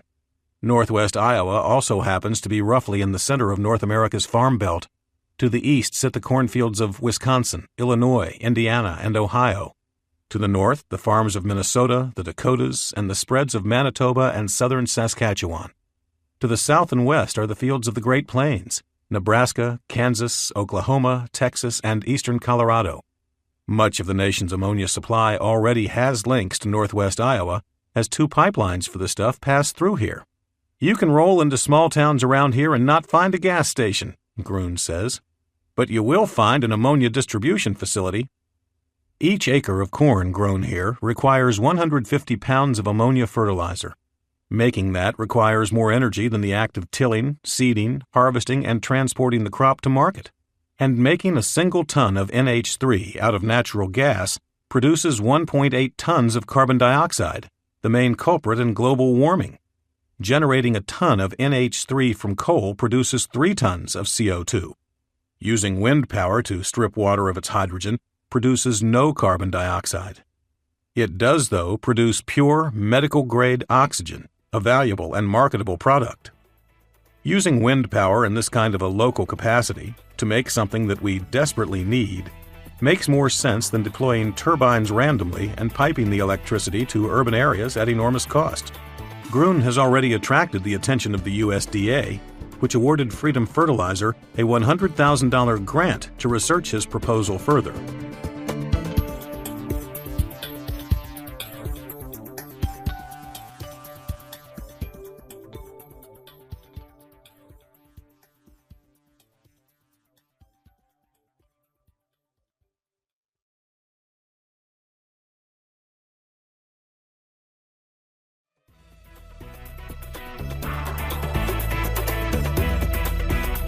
Iowa's place in our grid of energy solutions has been rising steadily. If I stand on my rooftop here, I can see 400 megawatts of wind power and 300 million gallons of ethanol production and a couple of biodiesel plants, Grun says. Of the millions of dollars that the USDA doles out in grants, 10% have been going to innovators under the jurisdiction of the department's Storm Lake, Iowa office, near Grun. A full 30% of USDA grants have been pouring into Iowa, the state that straddles the progressive upper Midwest and the more conservative Great Plains finds itself the epicenter of green energy's new core. Most of the new wind towers going in here are beasts reaching 400 feet above the ground and beyond. They have the capacity to generate 2.5 megawatts. When wind consistency and speed are factored in, the turbines should deliver the equivalent of 1 megawatt of continuous juice, which equals the needs of about 800 American homes.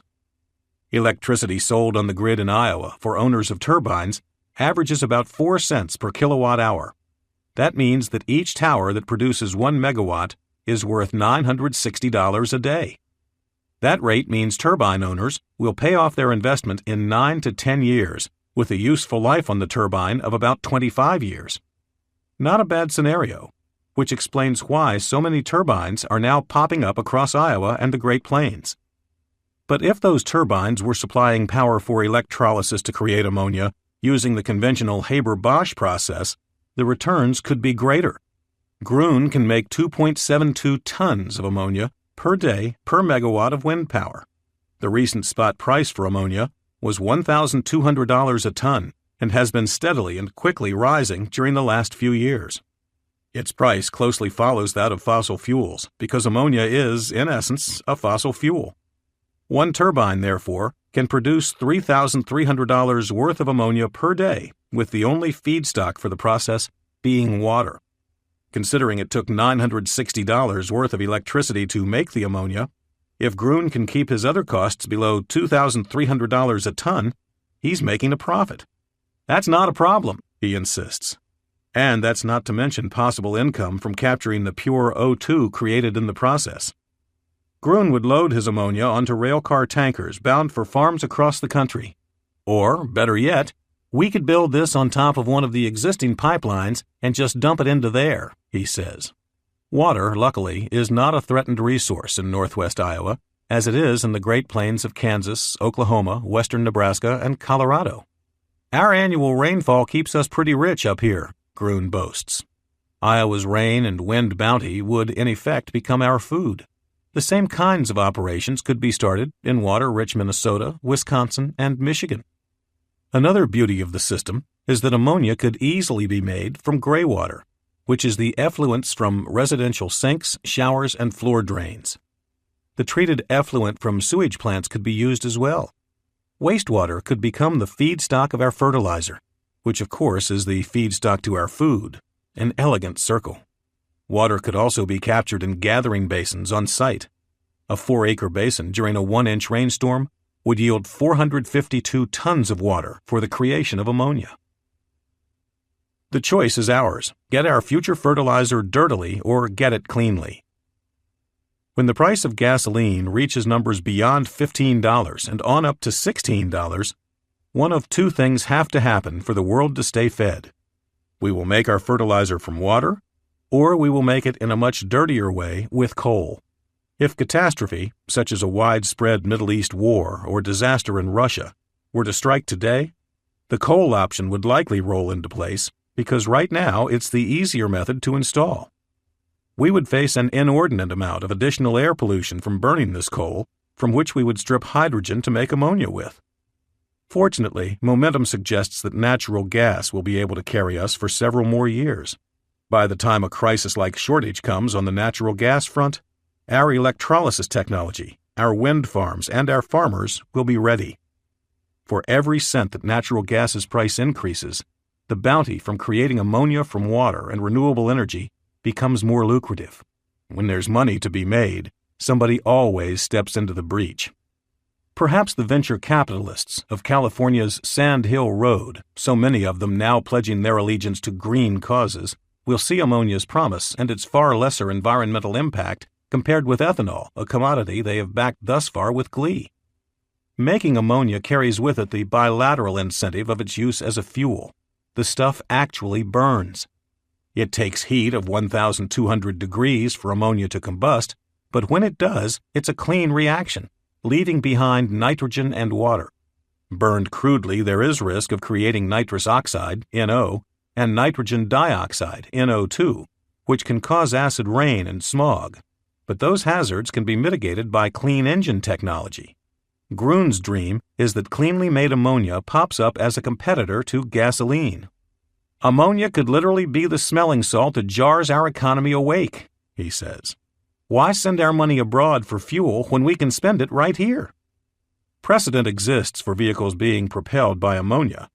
In World War II, the Nazis, desperate for fuel to keep their war machine churning, stripped Belgium of all its gasoline stores and resources. Belgians, trying to keep Brussels running as it did before its occupation, converted the city's buses to run on ammonia. We can make ammonia fuel for about the equivalent of $3 a gallon diesel fuel, Gruen points out. A world beyond $16 gas could usher in a new farming economy, born almost fully on the fumes of ammonia. Our abundant wind would be converted to food grown on local farms along rail tracks leading into cities. The farm's produce and grains would ride to urban consumers along sleek, dedicated rails, towed by purring locomotives, spewing not the smoke or particulates of diesel fuel, but nitrogen and water. Chapter $18. Renaissance of the Rails. A mere 75 years ago, a man named Ralph Budd placed the United States firmly at the fore of train travel and technology. The passenger train industry in the early 1930s, like most everything else, was struggling for customers and for relevancy in a bleak economic landscape. Budd was the president of the Chicago, Burlington, and Quincy Railroad, better known as the Burlington. Budd had been searching for a way to excite America's taste for train travel, which had been ebbing thanks to the automobile's rise and the dire state of the economy. He wanted a marvel that would sell newspapers, set spectators agog, and most of all, get more people back on the rails. Bud's solution was to build the fastest, most advanced train in the world, something that would compel people to ride. And this train would be no prototype. Bud's rig would carry paying passengers. He needed a builder, someone who could make his mind's spectacle a reality. In one of those coincidental twists of history, Ralph Budd of Burlington met Edward Budd of the Budd Company in 1932. Edward Budd, while no relation to Ralph, was something of an innovator himself. Ralph Budd had been spending some of his leisure time plying the pages of the Canterbury Tales. Inspired by the book's recounting of Zephyrus, the wind out of the west, Budd named his new, yet-to-be-created train the Zephyr. He had engineers design the outside of the train's cars to be sheathed in stainless steel, which lent the locomotive and its trailers an exotic flash. More importantly, stainless steel is light compared with the old hardened steel and wood cars that roamed the world's rails at that time. Less mass meant the engine could pull the same number of cars with less energy, leaving more of its torque to advance the train to high speeds. Consistent with the Art Deco movement of the era, the train was streamlined, its edges rounded, and its countenance, caboose, and passenger cars tailored to a smooth finish. The front locomotive resembled a knight's helmet, bent forward and charging toward a foe. This not only gave the train a futuristic look that galvanized passengers' excitement, but also reduced drag forces by a third compared with the Zephyr's contemporaries. This further aided the Zephyr in its quest to go faster with less effort. The Budd Company came upon another breakthrough when it built the Zephyr's cars to share wheel trucks. Instead of the traditional couplings which would connect each car to the next one, Budd's idea was to have each end of each car rest on a set of two-wheel axles, leaving the other end of the wheel axle platform for the next car, connecting the cars together. This eliminated the heavy coupling mechanisms and reduced the number of wheel trucks needed under the train, further decreasing the Zephyr's weight. The Budd Company received yet more patents for the fluting that ran along the sides of the stainless steel cars, reducing their drag and strengthening the panels at the same time. A 600-horsepower, 447-kilowatt engine from the Winton Motor Company powered the train. Budd and Budd had built a wonder of engineering. They planned to unveil the sleek beast at the Chicago World's Fair in 1934. But it wasn't enough to just plop the train down in the middle of the festivities. Burlington wanted splash. Ralph Budd planned a record-breaking trip from Denver to Chicago that he dubbed the Dawn to Dusk Dash. Budd and Budd, along with a train full of passengers, set out on May 26, 1934, from Denver at 7:04 a.m. The train pulled into Chicago at 8:09 p.m., 13 hours and 5 minutes later. That trip took normal trains 25 hours. The Zephyr averaged an amazing 77 miles per hour on its trip, and at one point hit 112.5 miles per hour, a record for a train carrying passengers on normal track. The Zephyr became a celebrity machine. It toured the country, drawing 2 million people out to see its gilded flourishes. Burlington then sent the Zephyr into regular service, which it toiled dutifully at for 26 years and more than 3 million miles. Its last on-duty run went from Lincoln, Nebraska to Kansas City, Missouri. The iconic train then continued on to its old cradle of fame in Chicago, where it now sits on display in the city's Museum of Science and Industry. Amtrak immortalized the Zephyr name in 1971 with its California Zephyr route, which travels from Chicago to San Francisco and still operates today. Amtrak didn't canonize the Budd's creation simply for its notoriety. What the Budds did was make a machine upon which almost all of the world's current high-speed train travel is based. Almost everything we know about high-speed trains came from the pioneer Zephyr, says Rick Harnish, the executive director of the Midwest High-Speed Rail Association. The stuff they use today in France, China, Japan, most of it comes straight from lessons learned on the Zephyr. There's irony in the fact that Amtrak would name a run after the Zephyr, a train whose technology led the world to a revolution of train travel, but whose home country, the United States, lags far behind the rest of the developed globe. Amtrak, of course, is the last guardian of long-haul passenger rail service in this country. And the Zephyr, as glorious a triumph as it was, marked the last time the United States led innovation on the rails.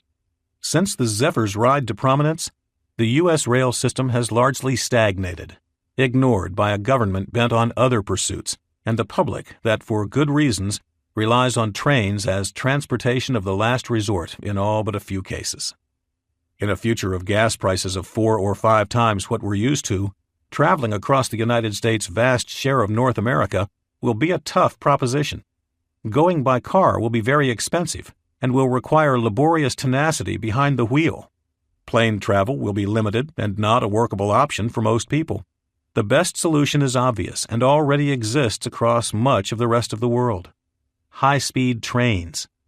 Not only are modern high-speed trains fast and efficient, but they run on electricity, not gasoline or diesel. A high-speed train is effectively a transportation instrument, a highly proficient one that runs on whatever we want it to: nuclear, hydro, wind, coal, solar, or cow farts. The dire state of the network.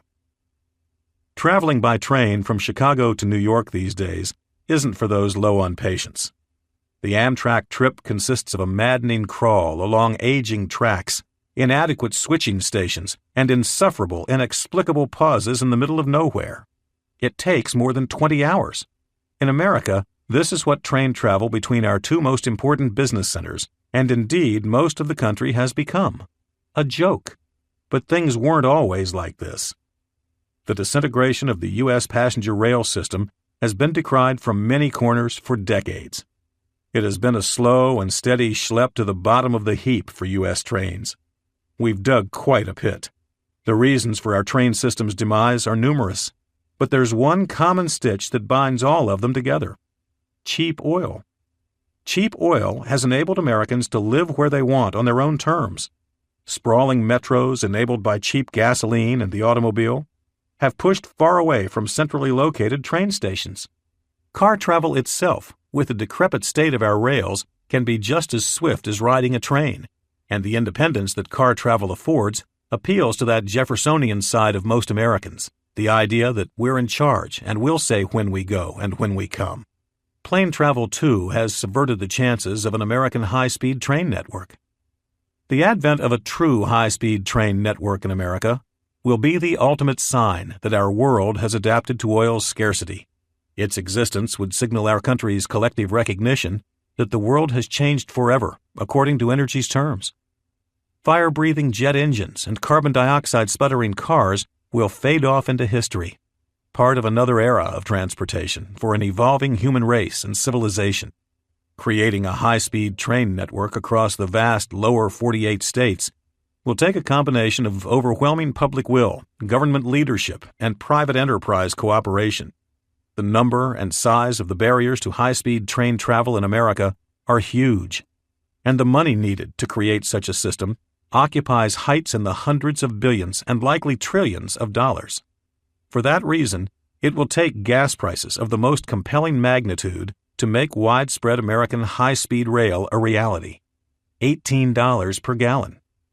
People will cling to their steering wheels and their airline seats until their fingers are pried off by sheer financial behest. But people won't simply ride trains because they've become the only affordable form of traveling long distance. They may very simply just stop traveling, a phenomenon that would be devastating for our economy and our national fabric. So how can we ensure that doesn't happen? It starts, says Alex Kumant, with giving people service that's enjoyable, dependable, and of course fast. Kumant was the CEO of Amtrak until November 2008. He oversaw the Amtrak revival of 2006 through 2008 that witnessed the service's trains packed as high gas prices and plane fares sent new riders running to Amtrak. Kumant left Amtrak amid disagreements with the service's board of directors regarding Amtrak's direction and philosophies. Most of the board had been appointed by President Bush, who tried to wean Amtrak off government funding to operate more like a private business and less like the successful national high-speed train networks across the world, all of which depend on some form of government support. A high-speed network of American trains will bring cities closer to one another, enabling easy travel and seamless business. An encompassing high-speed train network will give us the general sense that, after seeing our world shrink thanks to the slow atrophy of our plane and car options, our world encompasses more than our immediate city.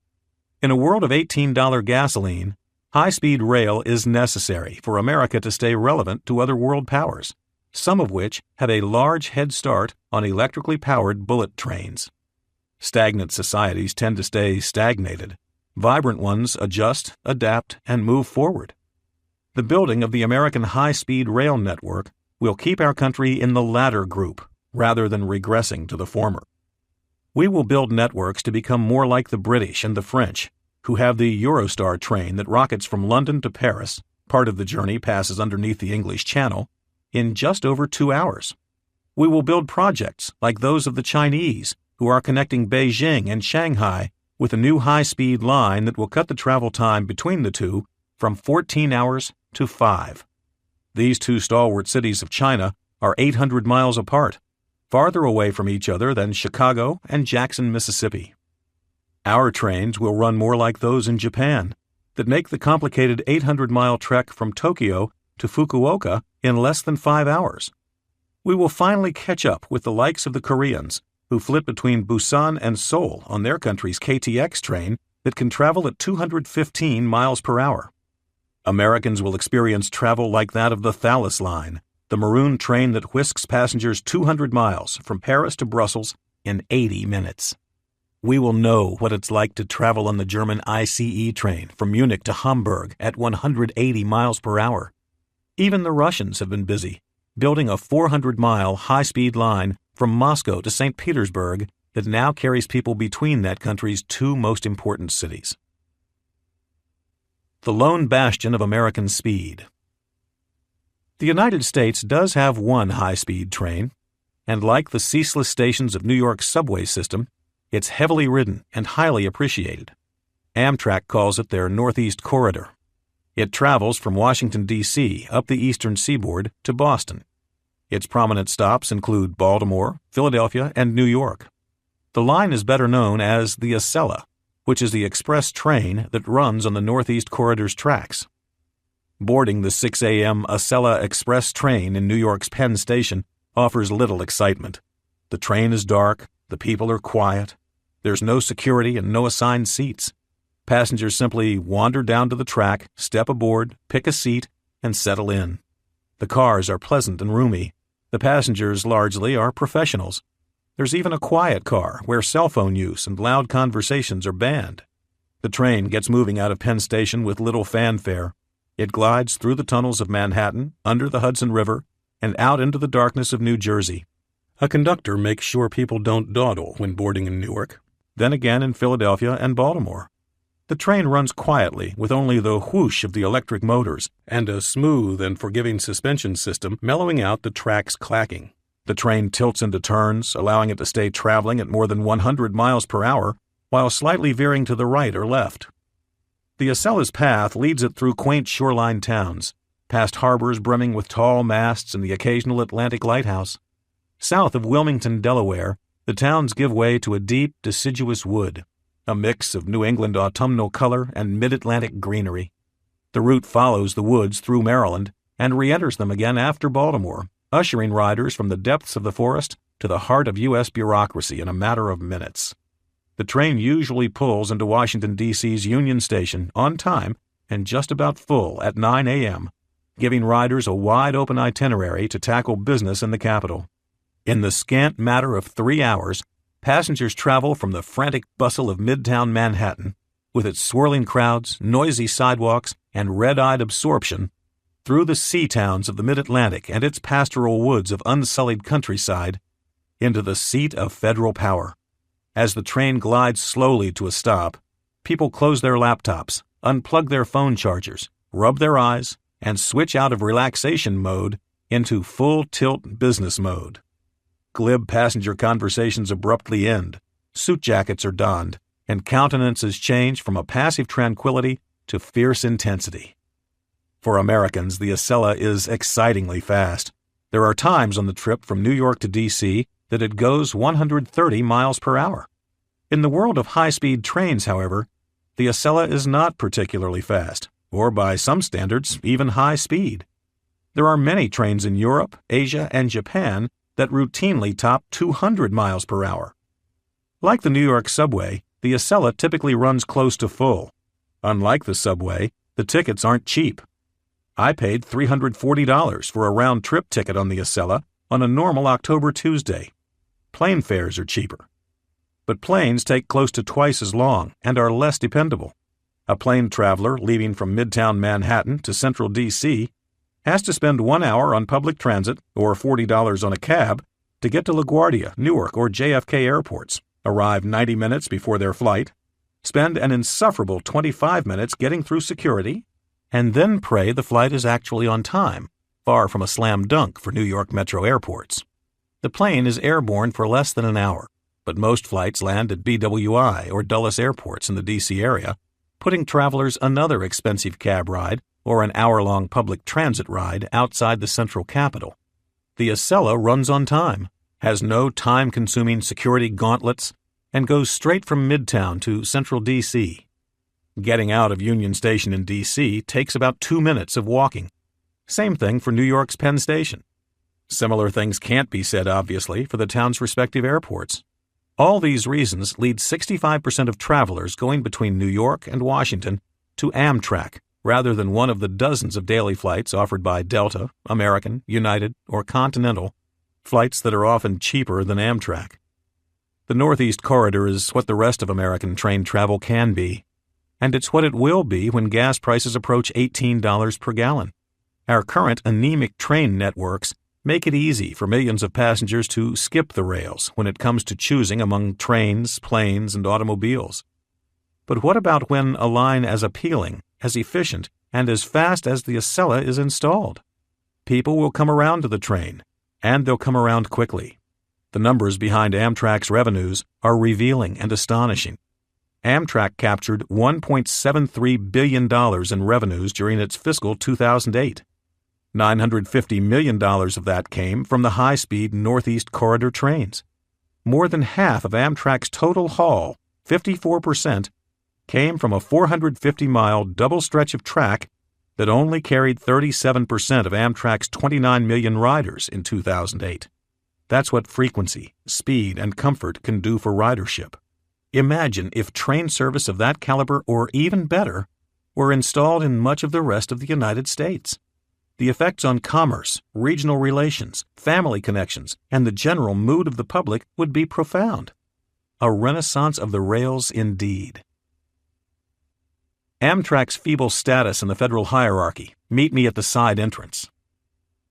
Architect Daniel Burnham, the protagonist of Chicago's record-setting World's Columbian Exposition in 1893, intended for Washington, D.C.'s Union Station to be the grand entrance hall to one of the world's most important cities. When the station opened in 1907, most people agreed that Burnham had succeeded. Union Station's polished Great Hall and its muscular arch-filled facade pack enough bombast for a narcissistic monarch. The station is the southernmost stop for the high-speed Acela train and connects directly to Washington's beautiful subway system.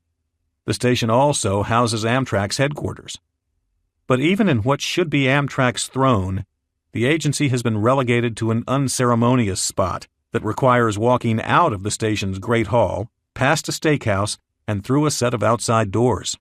Once outside, those seeking Amtrak's door can find it a few giant columns to the left, behind a nondescript entrance that requires visitors to be buzzed in by a security guard in a drab front room, like a walk-up apartment.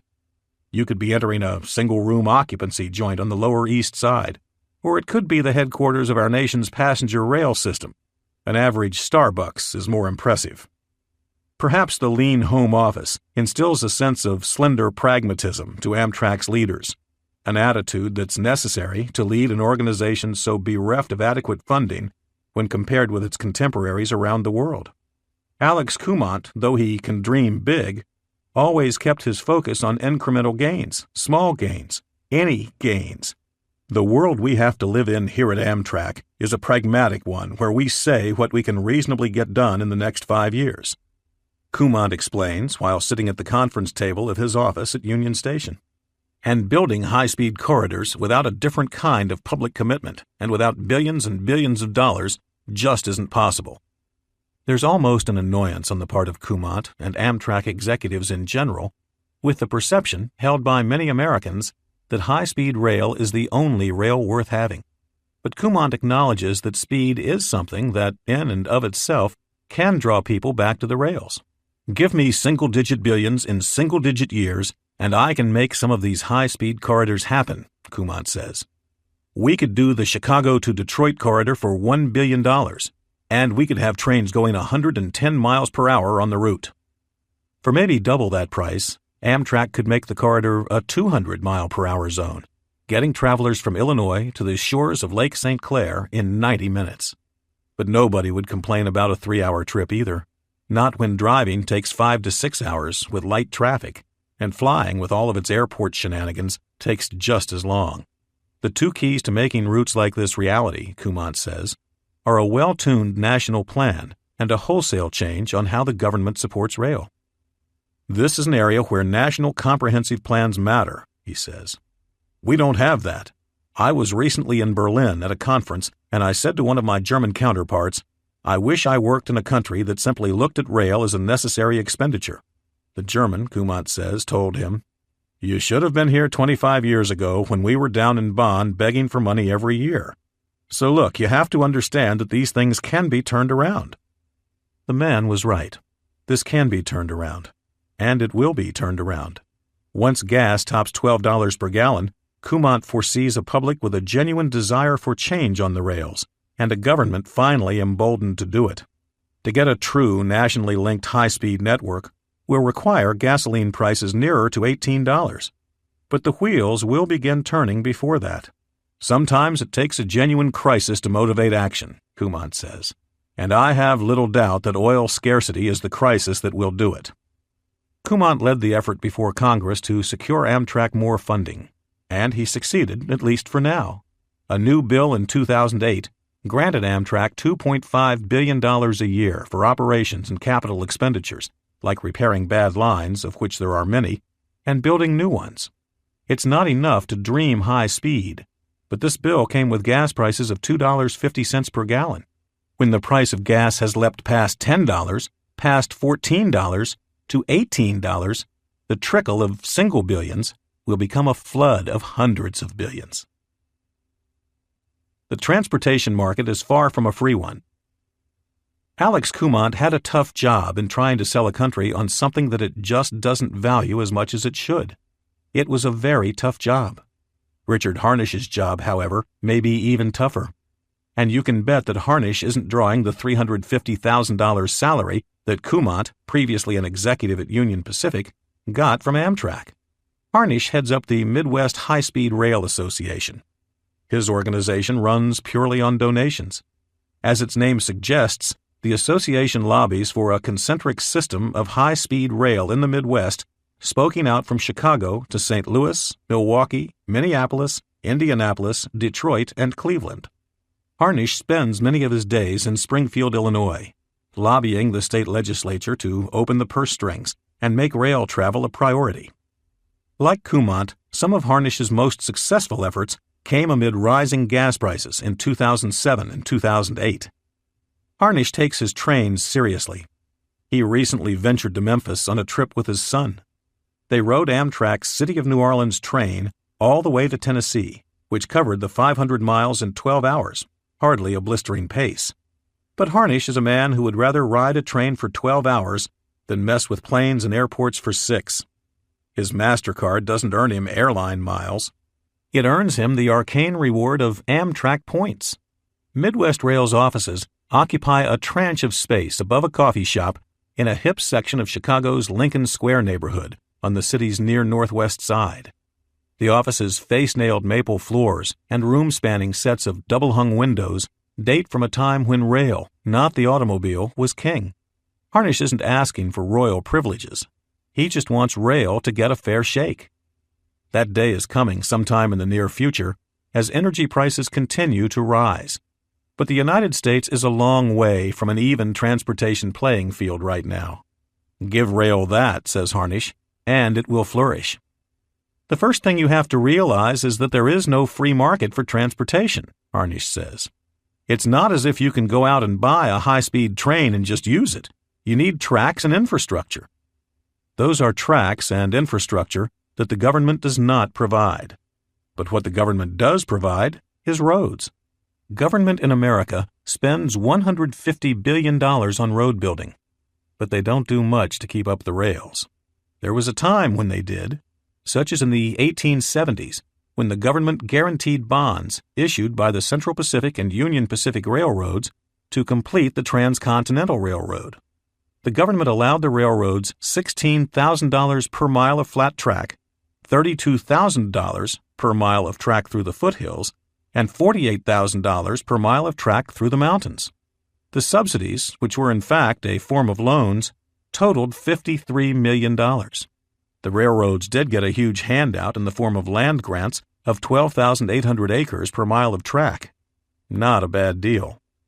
But railroads were still vulnerable to a fiercely competitive field of comers, as rail booms and busts were routine in those days. Our current-day car makers get all the benefits of free roads, no strings attached. Chrysler and GM sucked up $13 billion of taxpayer money to stay afloat in late 2008. Most doubt either company will be able to repay it. Since 1956, the federal government has sunk $3.5 trillion of our wealth into asphalt.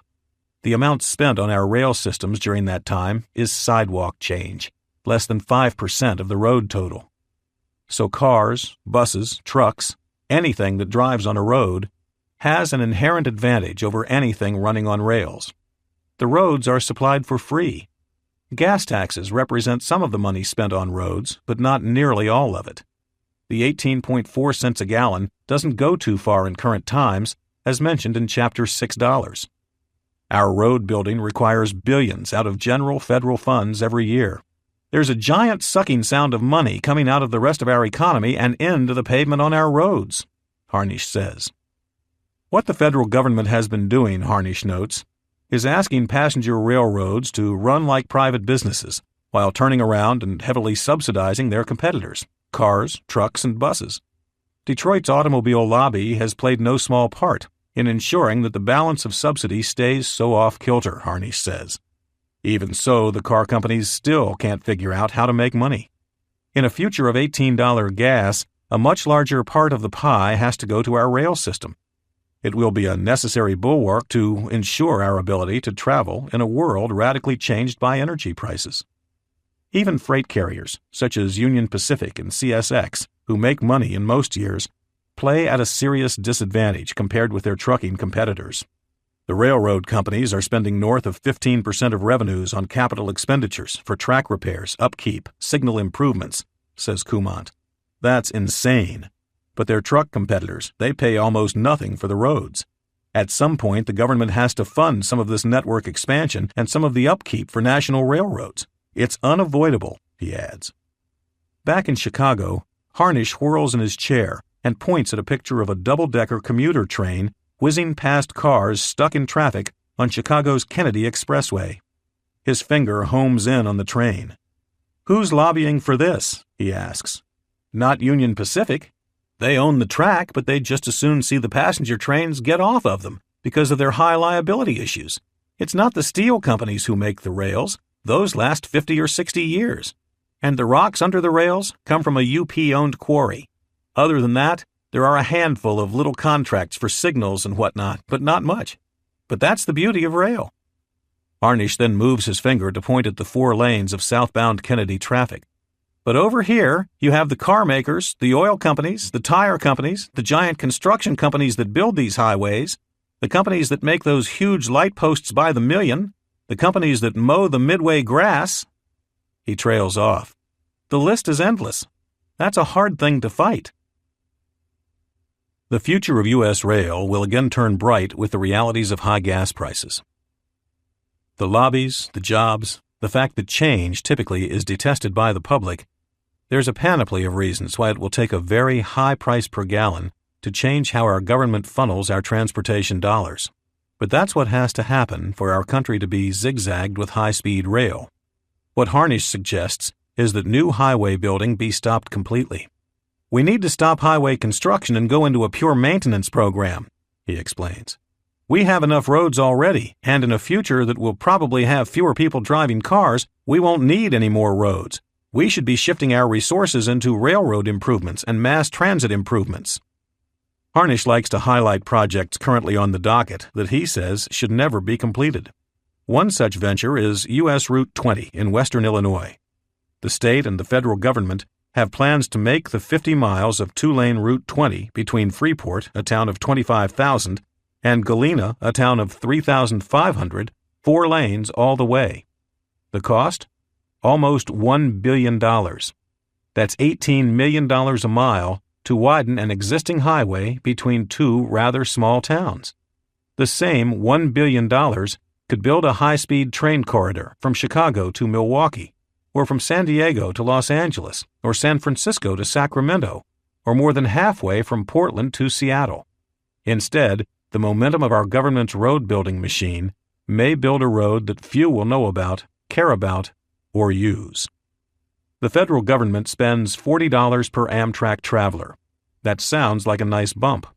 But Washington doles out $500 per car passenger in the form of road subsidies. That imbalance is unlike anywhere else in Western Europe or developed Asia, says Harnish. The American people have to realize at some point they won't be able to drive or fly everywhere they want to go. The people of Europe have realized this for a long time. Gas taxes across much of the continent have brought Europeans to use about half as much oil per capita as Americans. The multiplication and spreading of high-speed train networks has been part of Europe's metamorphosis toward a society less reliant on gasoline. The changes began in the 1960s and 1970s amid the first Arab oil embargoes and continue to this day. The European train experience gives us a preview toward what to expect as gas prices increase in the United States and the rest of the world. In the end, the American network will be just as widespread and just as fast as any other in the world. Spain, up until the late 1990s, was not among the European elite when it came to their train system. But with a government bent on fighting aimless sprawl outside Madrid and bringing the whole country within a 3-hour train ride of the capital, Spain's train system has progressed with astonishing speed. What's happened in Spain is a testament to how quickly projects as daunting as countrywide high-speed rail can be licked when the whole nation, spurred by the government, mobilizes for the cause. Spain's transportation budget is now evenly split between rails and roads. The Spanish government has authorized $360 billion worth of infrastructure during the next 15 years, with half of that, $180 billion, going to rail. Madrid has been linked to dozens of cities with 200-mile-per-hour train lines, linking that country with affordable, safe, and comfortable transit. Spain's intensely undulating topography has made many of the high-speed installations tricky and expensive. But the efforts have changed the lives of many Spaniards. The train trip from Madrid to Barcelona, which is 310 miles as the crow flies, but 429 miles as the train goes because of terrain features, took 7 hours and 30 minutes in 2001, when 10 trains made the trip daily. Now, there are 20 trains daily that make the same trip in a scant 2 hours and 40 minutes. That's farther than Los Angeles to San Francisco, or about the same as New York to Cleveland. As part of Spain's improvements, the country has teamed with France's TGV high-speed network to offer a train that goes from Madrid to Paris in 7 hours. That's the same distance as Chicago to New York. If Spain can do this, the United States can do this. The United States should be able to do this even better, in fact. Spain has committed 10 times as much money as the United States has even considered committing to its train system. Spain, with only 41 million people, has a gross domestic product of $1.4 trillion, or $34,000 per capita. The United States, with 300 million people, has a GDP of $13.8 trillion, or $46,000 per capita. The U.S. military spends more money by itself than Spain's entire government, which has expenditures of $570 billion. America is a sleeping rail giant. Rocketing gas prices will have the giant at full attention, and the United States' ratio of road-to-rail spending will reach a 50-50 balance when gasoline hits $18. Considering where we're at now, that suggestion sounds impudent, but our world will have undergone a vast renovation. We will live closer together, our cities will be vibrant, Manufacturing will have been reborn, our food will be more local, and our trash production will be cut in half. What will be missing from this world is the old function of the airports, an overlaying transportation system that binds our country together as one, keeping our wonderful diversities tied together through the simple physical ability to change places quickly. A country such as ours will require a cohesive rail system as grand as our ideals. This will be the final step in our country's transformation from times of cheap oil largesse to competitive oil scarcity. We will live differently, but we will live well. Easy travel across our nation will again be at our easy disposal when high-speed rail spreads across the nation. It will start in California. California's voters took the step in late 2008 of passing a measure supporting $10 billion in state-backed bonds that would jumpstart construction on a 700-mile network of 220-mile-per-hour trains. The tracks would stretch from San Diego to Los Angeles, up through Fresno, and then north to San Francisco and Sacramento, cementing together our country's most populous state with a train network as advanced as any in Europe. The project will take cars off California's choked highways, pollution out of its smoggy valleys, and lend convenience, affordability, and speed to Californians. The state's high-speed rail authority estimates travelers will pay $55 to get from San Francisco to Los Angeles in 2 hours and 38 minutes, making the train cheaper and faster than flying when accounting for time spent at the airport. The California project still faces many hurdles. The state has faced consistent fiscal crunches with annual deficits projected in the multi-billions that could impede the state's creditworthiness. But nothing will help California's efforts like rising gas prices. Voters passed the 2008 bill with the memories of $4 per gallon gas fresh in their minds from the summer. In the face of even higher gas prices, this project will get done. It will serve as a template for the rest of the country to follow. The California effort will also, in a way, dress down the federal government and Amtrak, who will have been thoroughly upstaged by a state agency with theoretically far smaller resources. This will galvanize the federal government to get involved with more high-speed rail planning, especially when people, as Harnish and Kumant predict, flock en masse to a finished line that runs up half of our West Coast. Other states will swivel into action as well as the price of gasoline shoots into the double digits, headed toward $18. Texas, the second most populated state, will be right behind California, as it will look to link Houston, Dallas, Austin, and San Antonio in a neat triangle of electrified rail, with extensions reaching the Gulf Coast at Galveston and Corpus Christi. Oklahoma will chip in for a stretch linking Tulsa to Oklahoma City down to Dallas, helping solidify these cities' transformations from sprawl to true urban centers replete with modern transit.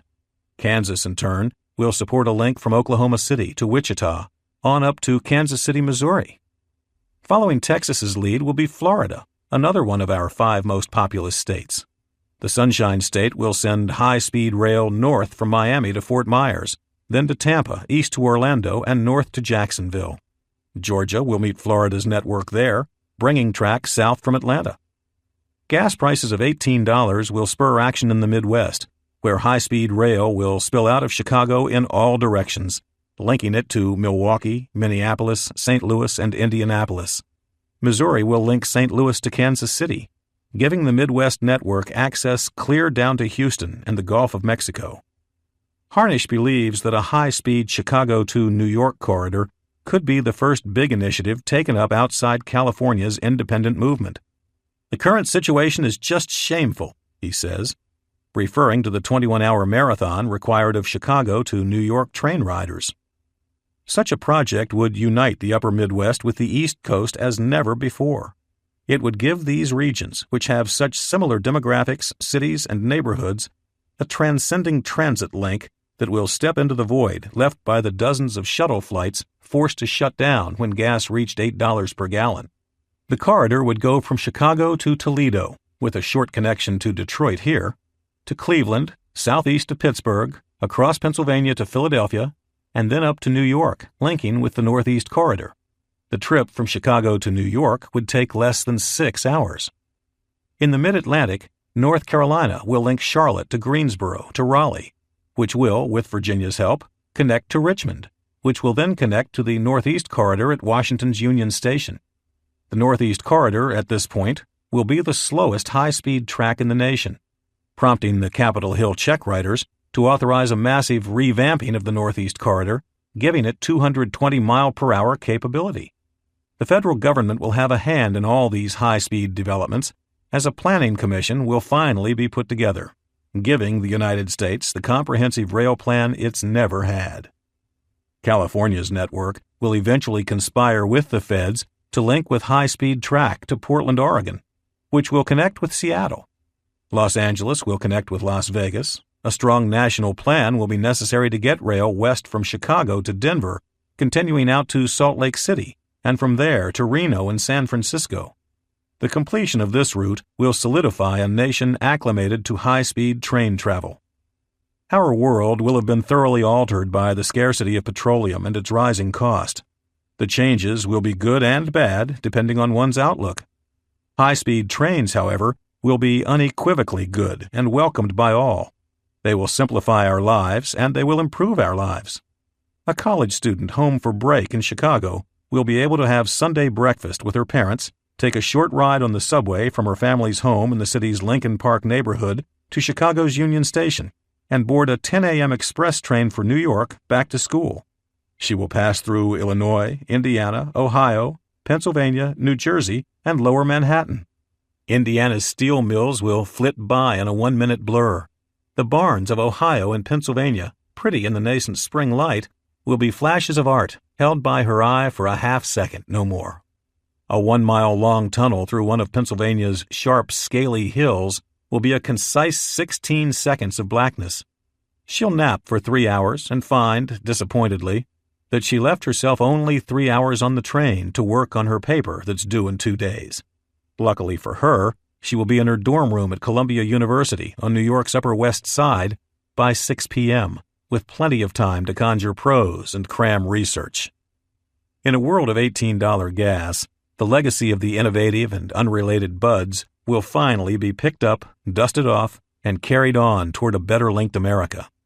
The completion of this modern marvel of track, no doubt to be finished off by some large hydraulic tool mounted on 4 wheels, will prove as momentous as that of the first transcontinental railroad, when a tired but triumphant Union Pacific worker hammered in the final spike at Promontory Point, Utah in 1869. The U.S. military at $18 per gallon. The B-52 bomber has been flying missions for the U.S. Air Force since the 1950s. Not much has changed on the old bird. Sure, the cockpits are crammed with updated circuitry and gadgets, and its bombs might be a bit more accurate, but the giant warplane still takes off, flies a long way rather slowly, and drops its deadly ordnance from several miles above the earth. The plane uses not 2, not 4, but 8 screaming Pratt & Whitney jet engines, each summoning 17,000 pounds of thrust. The engines, in fact, aren't much different from those that propelled the 1950s plane. Better technology exists, but the Air Force is comfortable with its workhorse. The U.S. Air Force is like an old curmudgeon who started smoking in the 1950s and still, in the face of all the dire warnings, won't give up his habit. But like the old man, who of course has managed to stay alive all these years, the Air Force remains. It takes a lot to change an old man's mind. The Air Force is the same way. Gasoline prices approaching $18 per gallon, however, will get the Pentagon's attention the same way $25 packs of cigarettes would motivate the old man. Every $1 increase in the cost of a gallon of gasoline costs the Defense Department $5 billion. The trip from $4 per gallon to $18 per gallon would mean $70 billion in extra costs. The B-52 flies for 24 straight hours, sometimes to make a bombing run and get back home. The plane truly is, as its military moniker says, a stratofortress. The airplane is 160 feet long, with a wingspan of 185 feet. It's 40 feet high. Empty, it weighs 185,000 pounds. At takeoff, it can hold 310,000 pounds of jet fuel, plus another 70,000 pounds of bombs. It takes a crew of 5 to operate. The Air Force launches sorties to the Middle East from as far away as Guam and North Dakota. In 1 hour of flying, the B-52's 8 engines gobble up 3,334 gallons of jet fuel. With $4 gasoline, that 1 hour of fuel costs $13,300. With $18 gas, it increases to $60,000 an hour. A mission on the other side of the world would cost $1.4 million for the fuel alone. The B-52, despite its simple lines and its graceful arching wingspan, is a flying pig. It's the biggest hog, in fact, in the cabal of fuel gluttons that the U.S. military employs. The B-52 has flown and fought in every major U.S. conflict since it joined our airborne ranks almost 60 years ago. The B-52's reign will be in jeopardy in a world of $18 gas as the military and its machines evolve to use less fuel for reasons of money and security. Any sort of situation with high oil prices is going to affect everything the military does, says Michael Levi, who is the director of the Program on Energy Security at the Council on Foreign Relations. But the U.S. Armed Forces won't stop doing their jobs when gas reaches $18. If the Pentagon wants to bomb something, the price at the pump will not stop them, Levi says. What high fuel prices do, however, is force the military to spend money on fuel that they'd rather spend on capital costs, such as new planes, boats, missiles, etc. The military spent more than $15 billion on energy during 2008, more than half of that on jet fuel. To keep its capital procurement program running, the Pentagon has already begun to think about a world of gasoline prices in the double digits. After all, what's a military without new toys? In addition to the money pressures, says Levi, the military has never been comfortable relying on fossil fuels that largely come from countries that don't consider the United States among their staunchest of buddies. High gas prices, put simply, are a security threat. The Pentagon's answer to that threat will be, simply, to use less fuel while striving to stay as relevant as it has always been on the world's tactical stage. Levi says the military will spearhead its efforts not with decreased missions, but with technology. They would try to do what they do now at a much higher level of efficiency, Levi says. The military will try and curb its costs primarily through innovation and applying new technology to old tasks. This has been an on-again, off-again focus of the Pentagon for years, he adds. That is, on again in times of high fuel prices, off again during times of $1 gasoline. In a future of gas prices on a bumpy climb, the military's focus will become permanently in on-again status. Planes like the B-52 would not survive in any type of great numbers, and the ones that did would be retrofitted with 4 high-efficiency engines instead of 8 guzzlers. The Air Force will also introduce new, highly efficient versions of its C-5 transport planes and its airborne radar system planes, which stay in the air for much of their lifetimes through peace or war. In a further effort to keep its fuel lines flowing in times of strife in oil supplying countries, a situation that becomes more likely with high gasoline prices, the Air Force has been experimenting with synthetic fuels made from natural gas and coal. This is a costly process, but one that can be done domestically. The Air Force hopes that by 2016, it has the capability of supplying half of its 3 billion gallons of jet fuel with synthetic versions in case of a supply cutoff from foreign sources. The Navy is also a guzzler. The Air Force and the Navy together account for 85% of the military's fuel use. Some representatives in Congress have been pushing the Navy to make its fleet more nuclear. Currently, only the Navy's submarines and aircraft carriers run on fission reactors, about 80 of its 300 ships. Representative Roscoe Bartlett, a Maryland Republican, who crusades for energy conservation, says the break-even point for an all-nuclear fleet is near oil prices of $100 per barrel. The Navy says nuclear cruisers make sense at $80 per barrel and destroyers at $200. Regardless of who is right, the price of oil surpassing both of these points is inevitable. And so too is a U.S. Navy that is powered exclusively with onboard nuclear reactors.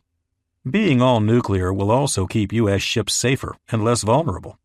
The USS Cole, when it was hit with a ship packed with explosives in Yemen's port of Aden, was on a scheduled refueling stop, a stop it wouldn't have required had it been nuclear-powered. The explosion blew a 40-foot hole in the Cole's hull, and killed 17 American sailors. Navy ships that have good lives left but no nuclear power will see their electrical and diesel systems upgraded and made radically more efficient. A 2001 Navy study found that its Aegis cruiser, the USS Princeton, uses $10 million worth of diesel fuel a year to get around the world. That's $25,000 for each member of the boat's 400-person crew. When gas is $18, the fuel cost for each sailor on the USS Princeton will be $225,000. Almost half of that fuel goes toward creating 2.5 megawatts of electricity for the boat's electric systems, while the rest goes to supply 80,000 horsepower to its propellers. The study found that modernizing the ship's electrical systems and exchanging outdated coolers, pumps, fans, and filters could save as much as 50% on electricity, drastically cutting back on fuel costs. The Navy has been dragging its feet on these kinds of retrofits, but in a world of double-digit gasoline prices, every ship in the fleet will get a turn in the dry docks to have its electrical systems overhauled. The U.S. Army, when it's in full ground attack mode, slurps energy and gasoline by the bucket. The Army's main workhorse, the 70-ton Abrams tank, has a voracious appetite. Its gas turbines can get the rig moving across rough terrain at 40 miles per hour. The tank's fuel efficiency, however, isn't measured in miles per gallon, but in gallons per mile. The tank spends 3 gallons to go a mile. Exacerbating the Abrams gluttony, the Army often likes to use helicopters to get fuel to advancing tanks in battle, raising the cost of the delivered fuel to $500 per gallon. So getting the Abrams on some kind of diet will be high on the Army's errand list in a future of $18 gas. Levi says the Army won't get rid of its tanks, but will probably install higher efficiency turbines inside new tanks in an effort to double their fuel efficiency. The current turbines are based on 1960s technology. Other Army vehicles, such as Humvees and personnel carriers, will see changes too, as their frames are switched over to titanium and carbon composites. The Army is already testing vehicles powered with hybrid diesel-electric engines. Vehicles running these efficient technologies won't be merely a part of the regular Army at $18 gas. They will dominate. In addition to ferrying gasoline to tanks via choppers, the Army runs giant, inefficient diesel generators to power its forward command stations that can be set up on the fly. In the future, the Army plans to use a new generation of tactical hybrid power station, which will accompany command tents and utilize onboard wind turbines and solar panels to supply the center with power. It's green power, but the Army loves it because it's portable power.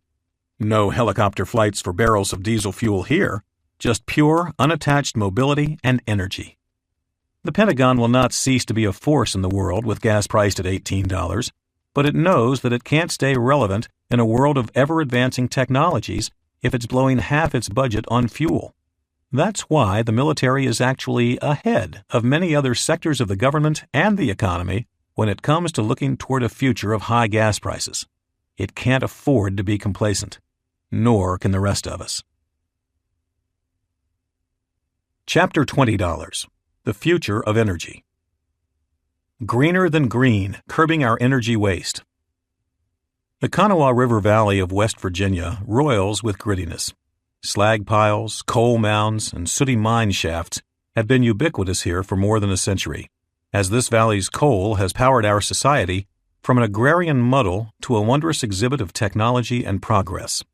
The hills of Appalachia climb with immediacy near the Kanawha River's edge, culminating 1,200 feet above in peaks dabbed in hardwoods and crumbly rock faces.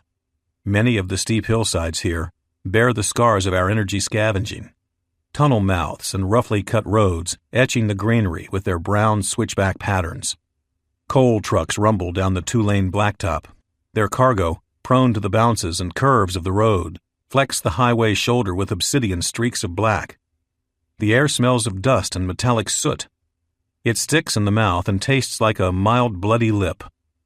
The Kanawha River, sometimes rollicking, sometimes tranquil, often pools up behind frequent dams that supply hydroelectricity to nearby smelters and refiners. Giant coal plants, perched on the river's banks, belch smoke and steam that drifts east toward the mountains. The electricity flows out of the plants on giant high-voltage wires that skip from one bank to the other, and occasionally get footing on an island. The river long ago ceased being a crystalline byway, its waters having been sacrificed for electricity, coal, and heat. The West Virginia Bureau for Public Health advises fishermen to eat none of the carp, catfish, suckers, or hybrid striped bass they catch because of the high levels of dioxins these fish absorb from the river's muddy bottom. Industry has reigned here ever since boulders and rock islets were removed from the lower part of the Kanawha in 1840 to facilitate barge traffic and easier access to the local coal deposits. This valley, with its coal, its hydro, its mines, its hardened workforce, and its remote locale, is the heart of old American energy. Half a dozen generations here have grown up and grown old mining coal and sucking dust. Things here have worked the same way for more than 80 years. Mine coal, burn coal, make steam, turn turbine, make electricity. Same goes for the hydro dams. Dam it up in the spring and slowly let it out all summer long, turning the turbines as the water gets released. This valley is old world energy with all its grungy foibles. So it may seem odd that one of the most significant conservation efforts in America has been taken up right here, a mere 100 yards from the Kanawha's east bank. What's happening here is a blueprint for our future, a future of higher energy prices in which we value every last drip of power and loathe its waste like a miser. Here in the unincorporated town of Alloy, 30 miles southeast of Charleston, the state capital, beneath a towering steep slope of hardwoods, is the world's most prolific silicon factory. West Virginia Alloy annually makes 72,000 tons of the shiny metal at this plant, and to do so, it ingests titanic amounts of energy. The factory requires a steady stream of 135 megawatts, enough juice to sustain 120,000 American homes. The electricity feeds the plant's arc furnaces, whose centers glow white with heat at 6,000 degrees Fahrenheit. In the furnaces, West Virginia Alloy melts a mixture of Alabama quartz, local hardwood chips, and local coal. Quartz is composed of silicon and oxygen, SiO2. The scalding heat seeks out the oxygen that's in the quartz and strips it out, leaving behind pure silicon that pours out from the furnace's bottom into small rail cars. Chemically, the process is known as a carbon reduction because the oxygen in the quartz bonds with the carbon from the coal and the wood. Silicon goes into a spectrum of products from circuit wafer boards to shaving cream to caulk to cosmetics and kitchen utensils.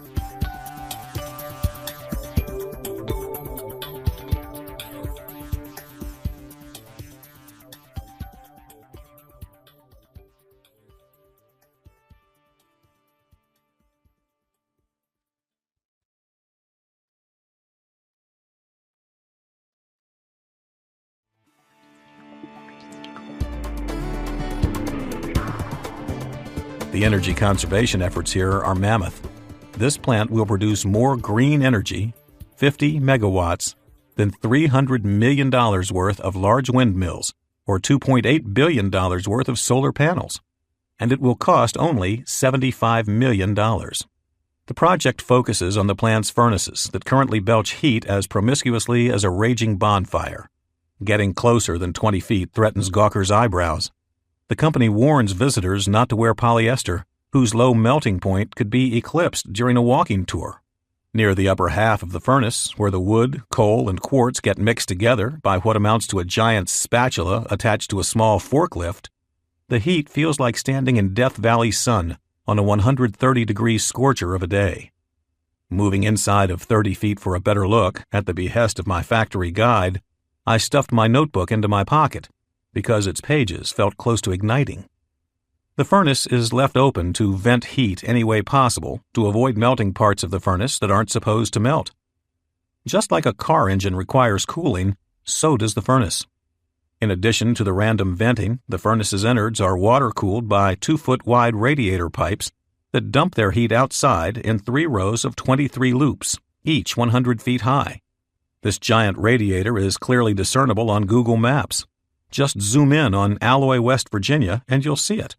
This kind of cooling system allows the furnaces and the plant to run constantly with few work stoppages. To Tom Caston, chairman of Recycled Energy Development, known as RED, This extensive and complicated radiator system amounts to a massive pile of waste. Its sole purpose is to dissipate heat. Heat, Kasten says often, is energy, so why waste it? Kasten founded RED in 2006. It specializes in capturing heat that's otherwise squandered and doing something useful with it. Kasten isn't one for wasting words either. He bores straight to the point. That could come from his time as a Marine Corps engineer or from his MBA from Columbia, where he was valedictorian. Kasten has spent most of the last 3 decades working and profiting from making our energy use more efficient. He has become one of the world's masters of energy efficiency. Kasten can look at a building or a factory and immediately begin to process where easy energy gains can be had. Kasten started several companies that were so successful at making money from wasted energy that they became takeover targets for larger companies. Kasten lost Trigen, a company he helped take public on the New York Stock Exchange in 1994, to a hostile takeover bid from France's Suez. He lost Primary Energy, which pursued the same business as RED, when Canada's EPCOR bought it in 2006 for $330 million. Kasten did well on these deals, but felt he never got those companies to the heights he'd envisioned. He wants to take RED public one day while still maintaining control. But Kasten, 66, feels a tug far beyond money when it comes to this fight. Cutting back on waste is the next frontier in the energy battle, he says.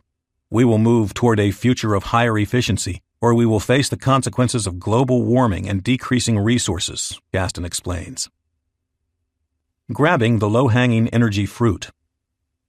For the silicon plant in West Virginia, that means no more radiator system and no more open venting. To optimize the plant for heat capturing, RED will decrease the amount of air to the furnaces, which will raise the temperature of the exhaust to 1,400 degrees. The furnace hoods and electrode arms will be changed from mild steel to stainless steel, which holds up better to higher temperatures and the constant induction from the 70,000 amp firing phases. The open section of the furnace, a 5-foot gap all the way around where the wood quartz coal mixture glows and condenses, will be enclosed. Plant workers won't need the now omnipresent 7-foot-tall fans to keep cool. The project should be finished in 2010. There will be, in effect, a giant vacuum system of ducts that pulls the 1,400-degree exhaust away from the furnace to make steam in an old building on site. The old building is where the company once burned coal to crank steam turbines and create electricity. The steam turbines are still in there, some of them so old that their imported pipes carry the swastika of Nazi Germany. Using steam made from the furnace's excess heat, RED will turn one of those same turbines and send its electric load 100 yards back to the silicon plant, creating 50 megawatts where before there was only heat pouring into the atmosphere. About 40,000 American households can run on 50 megawatts, and here is RED in a coal-driven valley in West Virginia, plucking 50 megawatts straight out of the air. West Virginia Alloy couldn't be more smitten, of course, because they're going to save a giant pile of money. When RED's project finishes up, this West Virginia plant will not only be the largest silicon plant in the world, but will also be the silicon producer of lowest cost in the world. Even with all of China's cheap labor advantages, WVA President Arden Sims says this plant's cheap and efficient electricity will make its silicon less expensive than Asia's. We've known for years that we've been blowing energy out the door, he says in a West Virginia twang. But we didn't capitalize sooner because the price of energy has been cheap. You'll see more of this across the world, I think, as the price keeps going up. The new efficiencies introduced at the West Virginia plant have convinced WVA to reopen its factory in Niagara Falls, New York, with a similar setup. Once that plant, which WVA shuttered owing to Asian competition 3 years ago, is running, Sims says, it will result in a movement of manufacturing jobs from China, where a giant share of the world's silicon is made, back to the United States, where WVA will have become the low-cost supplier of silicon. There's no reason that the United States can't reestablish itself as a manufacturing heavyweight if we get smarter about how we use our energy, says Kasten. He calls factories such as the one in Alloy the low-hanging fruit. He adds, there's plenty more where that came from. Kasten deployed similar strategies at the labyrinthine Mittal Steel Plant in East Chicago, Indiana, one of the largest mills in North America. It employs 10,000 people. The project there captured the 2,000-degree exhaust coming off the mill's massive coke ovens, turning that into 1 million pounds of steam an hour and 95 megawatts of juice. The project ran $165 million, but saves Mittal $100 million a year in electricity costs at their Indiana plant. As the price of gasoline marches upward toward $20, the United States will need to, finally, orchestrate a comprehensive energy plan that secures our country's supply of electrons far into the future. A big part of that plan will be not only finding new sources of supply, such as more wind and nuclear, but also shoring up the massive amounts of energy waste that take place every day. The massive buildings beneath the country's towering smokestacks are the best place to start. Before we start pouring concrete on a new coal or nuclear plant, or even a footing for a new wind tower, we should, and we will, be scouring our current infrastructure for, as Kasten says, the low-hanging megawatts. There are a lot of easy megawatts to be had. They're everywhere. Steel mills, drywall plants, paint factories, glass manufacturers. Every time you pass a paper mill or a power plant or a refinery of some type that is billowing steam or a flame into the air, and there are tens of thousands of plants doing this across the United States, you are watching raw energy spewed into the atmosphere, all for the simple reason that buying additional energy supplied by fossil fuels has been the cheap and easy choice for these factories to make before energy prices began their climb. Think about this. You're drinking a beer in the living room. You get up and have a seat in the kitchen to eat, accidentally leaving your beer behind. When you realize you've left your beer in the living room, you would go and fetch it, obviously. But what if a beer cost a penny instead of $1? You might just stay in the kitchen and reach for a new beer in the fridge, leaving your half-finished and perfectly tasty brew to grow warm in the living room. That's effectively what American industry, and indeed the world's industry, has been doing for a century when it comes to energy. That will change. As gas prices push $20, America's industry will take every conservation measure they can. The change from that will be more drastic than any windmill project or solar panel array, no matter how many acres either may be. The U.S. Department of Energy says that by recycling industrial waste heat, the country could reduce its CO2 emissions by 20%, the equivalent of taking all the cars and light trucks off our roads. That's an awesome boon to the environment, clearly. As we make the changes to cut our energy costs, the Earth will be a prime, if unintentional, benefactor. Reigniting the fires of Manhattan. As we capture and use our wasted heat, power, and energy, we will be moving back toward the efficiencies we knew more than 100 years ago.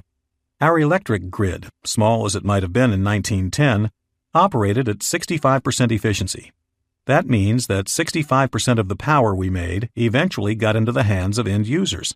From then until 1957, the efficiency of our national power grid eroded to 33%, which is where it is today. I can't think of another industry that hasn't improved its efficiency during the last 50 years, Kasten says. Industries that don't get more efficient typically die. RED's formula of capturing and using excess heat from manufacturing processes hardly constitutes new science. Thomas Edison did the same thing with the world's first power plant on Pearl Street in Manhattan when he sold the exhaust from his coal-fired plant to his neighbors to heat their buildings. Cheap energy, however, drew the world away from such efficiencies. Those days are fleeting, however. We're at the start of something that should have been done long ago, says Kasten. By capturing waste heat just at the U.S. manufacturing level, we could bring 65,000 megawatts back into the grid, enough for 50 million homes. It's energy we're already making, and that comes cheaply, cheaper than wind, solar, nuclear, or even coal. Kasten and RED would like to see things taken a step further with more local energy generation, similar to what Edison employed in Manhattan. For instance, using a natural gas-powered turbine to make electricity to power a city block. The exhaust from burning the natural gas, which is 900 degrees, can be used to turn a steam turbine to make more electricity, or in the winter used for heat. Structuring things this way yields efficiencies greater than 90%. about 3 times as good as our current grid. Red will use this process to help gypsum giant USG reconfigure some of its drywall plants, which are notorious energy gulpers. At the plants, mined gypsum arrives in raw form aboard rail cars. The gypsum gets crushed and blended into a slurry that's slathered onto the paper shell we all recognize as drywall. The wet sandwich gets dried out at 700 degrees inside ovens the size of football fields. Ovens that big require copious amounts of energy. Currently, USG fires them up with natural gas, like you would with a gas oven at your house, and powers the rest of the factory on electricity from the grid. Red will instead install natural gas turbines that will burn gas to create electricity for the plant, and use the 900-degree exhaust to cook and dry the sheetrock, more than doubling the efficiencies of USG's plants and, of course, saving the company a heap of cash. The Department of Energy says there exists 135,000 megawatts of opportunities in the United States for combined heat and power, also known as cogeneration, where the result would be more than a doubling of current efficiencies. That's like getting a free 67,000 megawatts. That's not a trivial amount. The whole U.S. generating capacity stands at 1.1 million megawatts. With a future of high energy costs and gas prices pushing well into the double digits per gallon, local generation will again become part of the solution. Picture a Manhattan block in mid-December, crammed with high-rise apartment buildings full of lights, people, and warmth. Several thousand people live on the block. All of their electricity, the fuel for their daily lives, comes from a compact natural gas turbine running in an underground installation in the center of the block. The heat produced from the turbine is used to create hot water and warm the entire block. Each one of these people would have an energy footprint with an efficiency above 90%, compared to the current 33% Americans now live at.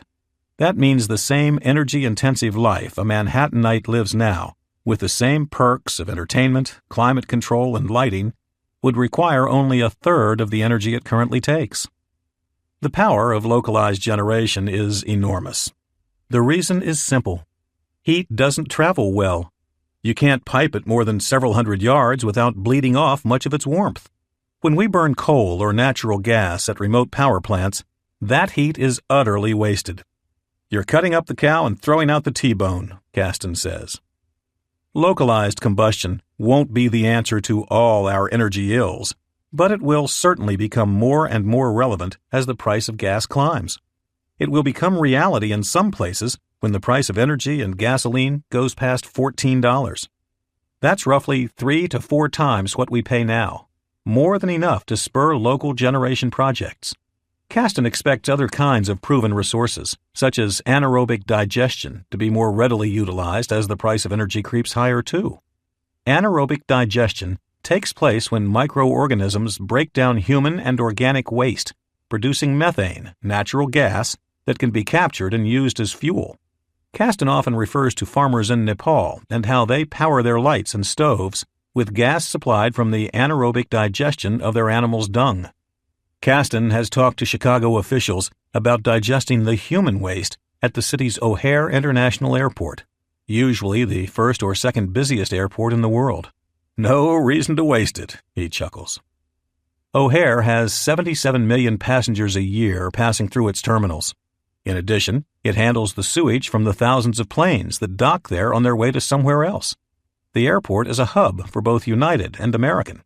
Kasten's son, who is Red's CEO and has a biochemical engineering master's degree from Dartmouth, figures the average person spends 1.5 hours at the airport, and that most people spent 3 hours on their incoming flights and relieved themselves accordingly on their aircrafts. Assuming O'Hare installed the needed tanks to hold and digest the waste, it would give the airport an annual biogas generating capacity of 81 billion BTUs, enough to heat 1,125 Midwestern homes. Not a giant amount, but it's energy that now goes unused. Imagine, every time a passenger went through the decidedly unpleasant process of using an airplane washroom, at least he would know he was helping solve America's energy problems. Our energy future. Hydro aperitif, wind appetizer, nuclear entree. The rest is garnish. John Rowe's brand new office uses 50% less energy than his old digs. Its appointments, stone floors, lacquered burlwood tables and shelves, large LCD screens, hardly look spare. But Rowe is a man who can afford to be efficient and comfortable at the same time. Rowe's green space, with its occupancy sensors, recycled building materials, and low-flow water fixtures, expounds on his declarations that the easiest way to mitigate America's coming energy crunch is to find power savings within our current infrastructure. It's not a novel theory, but it's a welcomed one, considering it comes from Rowe, whose business is selling energy. Rowe's office view from 700 feet up off the corner of Madison and Dearborn in Chicago's Loop is worthy of a tourist's gape. Looking through the double-paned glass that runs next to his conference table, one can see north along Lake Michigan to Chicago's North Shore and beyond toward the Wisconsin border. Southward, the view clearly shows the lake shore hooking east through Indiana on its way to Michigan's beach towns. Rowe's stellar view befits his place in the energy world. He is perhaps the most powerful man in American energy outside the oil industry. As the CEO of Exelon, Rowe sits atop the largest nuclear empire in the United States. Exelon operates 17 reactors at 11 nuclear sites across the country, concentrated in Illinois and Pennsylvania.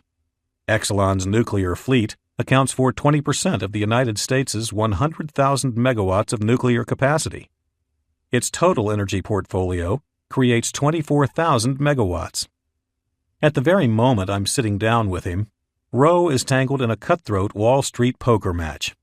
2 days before, Exelon had submitted an unsolicited bid to acquire NRG, a New Jersey energy firm, for $6.2 billion. NRG's board was reviewing the proposal. News could break at any moment. I checked the wire before I came up, and I didn't see anything, and I have to assume there's nothing going on, or else you wouldn't be sitting here talking to me, I say to Rowe. Well, Rowe laughs, don't be so sure. Sometimes I'm the last to find out what's going on. That would be humble hyperbole, of course. Rowe and Exelon were not able to acquire NRG on this pass at the company, but Exelon's eyes continue to wander the energy landscape for additions to their nuclear stable. Rowe was trying to grow by acquisition at a time when energy companies, according to analysts and market prognosticators like Warren Buffett, were undervalued. But Rowe was also looking to snare NRG's share of a major nuclear plant in Texas and capitalize on NRG's plans to build 2 new reactors in that state in the near future. Exelon owns 1,400 megawatts worth of coal production, but Rowe is not a coal man. Those coal assets are a mere 5.8% of Exelon's 24,000 megawatt energy bag. As most energy men do, Rowe talks about the future almost exclusively. What happened in the past and what works now are immaterial. When Rowe talks about the future, he talks about nuclear. And perhaps to the surprise of many that don't follow the power industry, Rowe is one of the most dogged supporters there is of a carbon cap and trade system, a carbon tax for American industry. Rowe, of course, has Exelon's interests in mind here. Exelon gets 70% of its power from nukes, a source that emits almost no carbon. Most of Rowe's competitors depend far more heavily on greenhouse gas-spewing coal, such as Ohio's American Electric Power, whose 35,000 megawatt portfolio is 70% coal. The role of nuclear power will have to increase in a world of higher gasoline and energy prices. Double-digit gasoline prices will thoroughly restoke America's nuclear fires. As we replace the gas in our cars' tanks with electrons in our cars' batteries, we will need more juice from the power plants of America. There are 4 main ways to generate new power. There's coal, natural gas, renewables, wind, solar, and geothermal, and there's nuclear. The latter will become the clear choice to provide the majority of our energy as our fossil fuel sources ebb and the concern with global warming becomes more acute. Our future energy, where it will come from and where it won't. At $20, the pressure of plug-in cars will stress our electric grid. The exploding price of heating oil will push more people in the Northeast and Mid-Atlantic to more affordable electric heat, further increasing the strain on our power plants. Electricity will become more expensive as the cost of transporting coal spikes, and the supply coming out of our giant coal basins in Wyoming and Utah gets maxed out. Brownouts, an unacceptable byproduct of a fractured electric grid, will sweep the nation. To continue furthering a civilization resembling our current one will require abundant and affordable energy. The high price of oil will push us toward renovating our grid, updating our power plant infrastructure, and changing the way we look at energy. We will waste less and generate more efficiently. Electric cars, becoming more frequent in our garages and on our streets, will mark a true turning point for our society as it goes from one powered by fossil fuels to one powered by generated electricity. We've already got one foot in the right sandbox. More than 60% of our GDP comes from services and industry that run on electricity. More than 85% of our country's energy demand growth since 1980 has been met with electricity, not oil. We will go from gas-fired ovens, heaters, and cars to devices that one way or another plug in. Electricity compared to oil is cheap. That fact will propel electricity forward as our fuel of choice. We spend about $350 billion on electricity, half the amount of cash we pack out for oil. All in all, we garner far more utility from a dollar spent on electricity than a dollar spent on oil. And that electric dollar stays in the country instead of flowing overseas. We have the resources in North America to tip the energy balance heavily in favor of our electric grid instead of oil. It will take decades, but it can be done. It has to be done. We will not eliminate our use of oil. Those who say we can are simply deluded. But we can vastly cut our economy's dependency on it. There will always be some things, like keeping a jet or helicopter aloft or powering a giant mining truck, that oil can do better than anything else. But for the rest, we will revert to a world powered by electricity. Coal. Coal works. It supplies about 50% of U.S. electricity. But coal is dirty. And mining and transporting coal, a very bulky medium for energy storage, is gasoline intensive. Coal is good at one thing: burning. When it burns, it emits monstrous amounts of CO2. World energy production dumps 33 billion tons of CO2 into the atmosphere every year, and that figure is going up. More than 40% of that carbon came from burning coal for electricity. If the trends of today continue, we will continue adding more coal capacity to our power generation footprint. But if the Earth's nations are serious about climate change, coal's role in the future will be diminished as it yields to the faint carbon footprint of nuclear power. What makes coal so attractive is the simple fact that we have a lot of it, and because of that, it's cheap. Coal's cheapness will be undermined, however, by the rising cost of the gasoline that's required to mine and transport it. Coal's affordability will be further damaged by the almost certain addition of some kind of carbon tax in developed countries like the United States that will be placed on industries that burn coal. The idea of clean coal sounds nice, but with the technology we know of now, it's wildly expensive. And it depends on the sequestration of CO2 in the ground, a technique that's unproven and may not work for the long haul. Clean coal is a Hail Mary pass. It's coddled by politicians because it's a concept that would, theoretically, solve all our problems. Everybody knows we have a lot of coal in the United States. People also know that conventionally burning coal is harmful to the climate, the environment, and our own bodies. The idea behind clean coal? The emissions, CO2, from coal combustion would then be captured and injected into salt domes and other spaces thousands of feet below the Earth's surface. A lot of things have to go right for carbon gas to be snared from the smokestack without any vapors escaping, and then for it to be injected into deep cavities in the Earth without any of it escaping through Earth's porous crust. The number of places CO2 can be sequestered, especially places near power plants, is finite. We can't pump the Earth with CO2 indefinitely and expect it not to come out. It's irrational and irresponsible. And even if it worked, the cost of clean coal is at least 3 times the cost of nuclear. In addition, nuclear doesn't require the wild bet that the Earth won't cough up what we pump into it. Nature did invent a perfect and efficient form of carbon sequestration, Exelon's Rowe likes to say. It's called coal. Hydropower. Hydropower is our most dependable green energy source.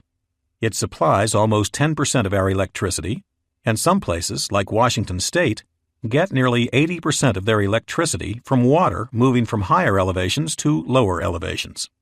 Hydropower doesn't have an abundance of friends in environmental circles, as it tends to disturb ecosystems and in some cases introduce erosion. But hydropower prevents floods, and it can be counted on 24 hours a day for most of the year. It's a splendid resource that emits zero CO2. But we've largely exhausted the prime spots for hydropower in North America. Hydropower will remain an important piece of our energy picture, but its role isn't likely to increase. Solar. Solar power, in narrow applications, can be very useful. It will never become a sizable part of our generating capacity, however, for one simple, obvious reason. The sun disappears for half the day. But powerful solar arrays in places like California, Arizona, and Nevada can and will help keep juice flowing during peak demand times, which occur roughly from 2 p.m. to 7 p.m., when the most people are active and when the temperatures are hottest. Conveniently, the warmest places that use the most air conditioning are also the places where the sun shines brightest and most often. Solar energy, in one form or another, is responsible for most of the energy we know. Oil and coal are the result of millions of years of compressing and concentrating organic compounds that originally existed thanks to their ability to capture solar energy. Oil is the ultimate manifestation of millions of years of solar power decanted into an easy-to-transport and easy-to-burn medium. It only makes sense that we would try and harness the source of oil's power from its original spigot, that being the sun. There has been a kind of land rush in the Mojave Desert, in California, Nevada, and Arizona, to stake claims for property and permits to make solar power. About 100 claims have been filed with the Bureau of Land Management for more than 60,000 megawatts of solar capacity. Most of that will never be built. California, the hungriest of states for energy, uses 33,000 megawatts, only half the energy represented by the applications. Some projects will come online, such as Arizona's Solana generating station, that will crank out 280 megawatts of solar power upon its completion in 2011. Solana, if in service today, would be the largest solar plant in the world. But the fact remains that you can't light Los Angeles at night with solar power. There's no getting around that limitation. Solar doesn't come cheaply either.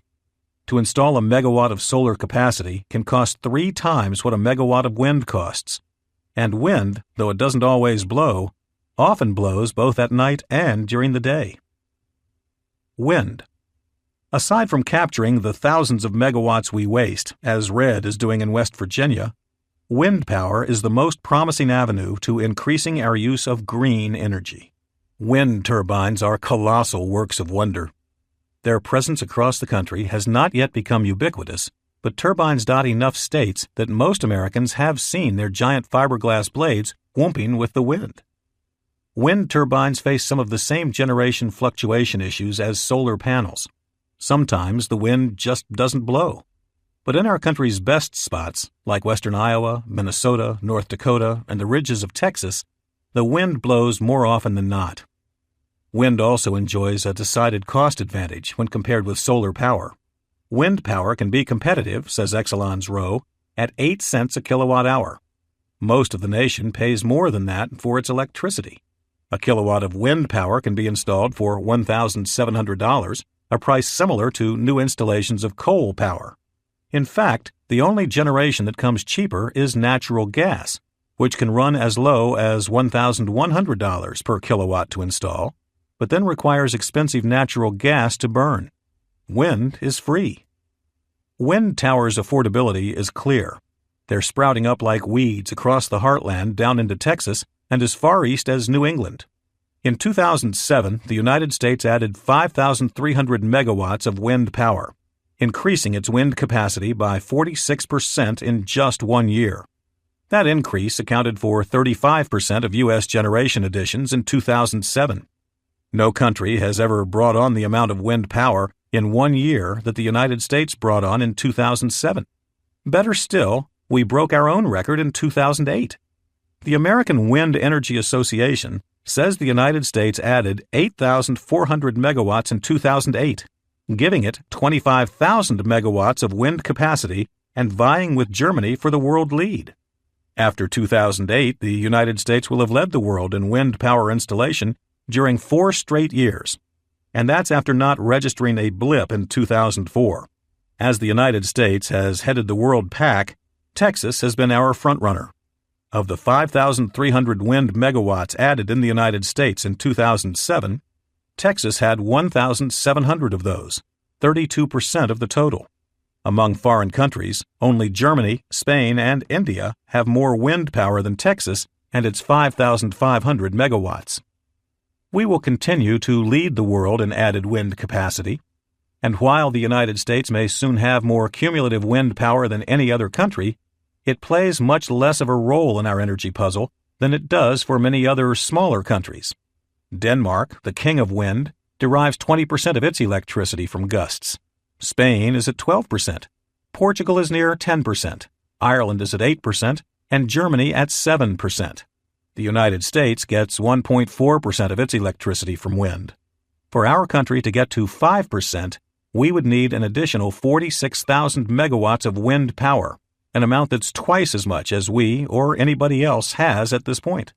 But considering what we've done during the last 3 years, getting to 5% within the next decade would seem quite possible. And as we get better at installation and manufacture more of the parts here in the United States, getting to 10% could happen within the next 15 years. Bold plans, but in truth, wind by itself won't be enough. Geothermal. Energy derived from the depths of the earth is not new science. We've been tapping hot springs in places like Iceland for more than a century to turn turbines and to heat homes. The east side of Boise, Idaho is rife with homes heated with nothing more complicated than pipes carrying spring water through their radiators. The only costs to the users are the upkeep of the pipes. For the cozy homeowners, there's no fuel expended and no utility bills.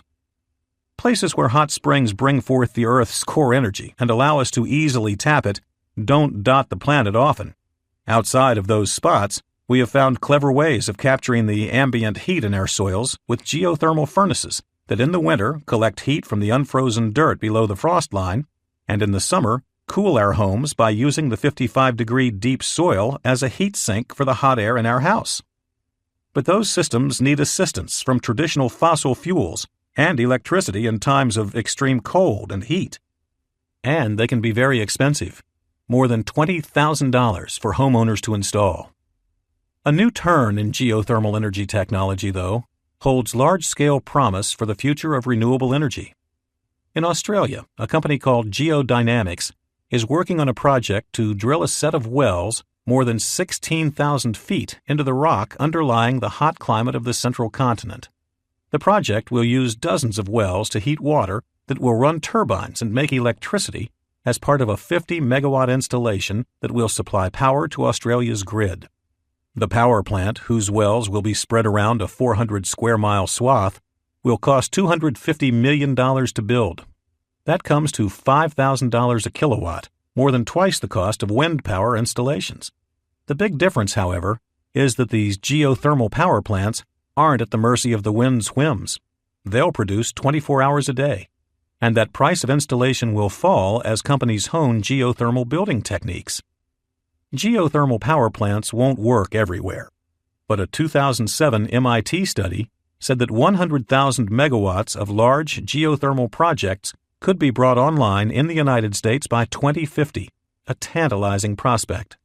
We have yet to take the full plunge into wholesale geothermal power, but it could prove to be a clean and reliable resource that we can't ignore, given the dependability flaws with wind and solar and the environmental destruction spewed by burning coal. Natural gas.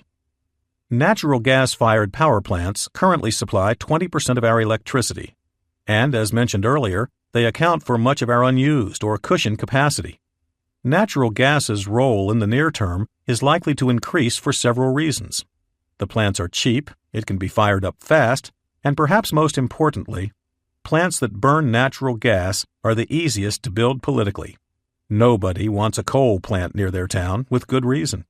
And perhaps even fewer people want a nuclear power plant in their backyard, even though nuclear plants, as built today, pose far fewer health risks than coal plants. Natural gas plants, however, can be built almost anywhere. The natural gas industry has built itself an environmentally friendly image. That's a credit to the industry's marketing savvy. Natural gas, it's true, burns cleaner than coal and does not emit the particulate pollution that's especially harmful to human lungs. At its roots, natural gas is a fossil fuel that greatly contributes to the carbon buildup in our atmosphere. Natural gas is methane, CH4. When it's burned, the carbon bonds with atmospheric oxygen, just like the carbon in coal, to create CO2 that contributes to global warming. Natural gas will not escape future carbon taxes that are sure to come. And natural gas, just like oil, is a finite resource. Supplies in the United States passed their peak more than 2 decades ago. We import the stuff from anywhere we can.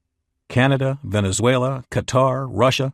More stable suppliers than those of oil on the whole, but not exactly the most dependable group of nations, save for Canada. But natural gas, just like oil, will become a commodity of increasing scarcity. As that happens, its role in our energy future will eventually decline. Nuclear, our Holstein cow.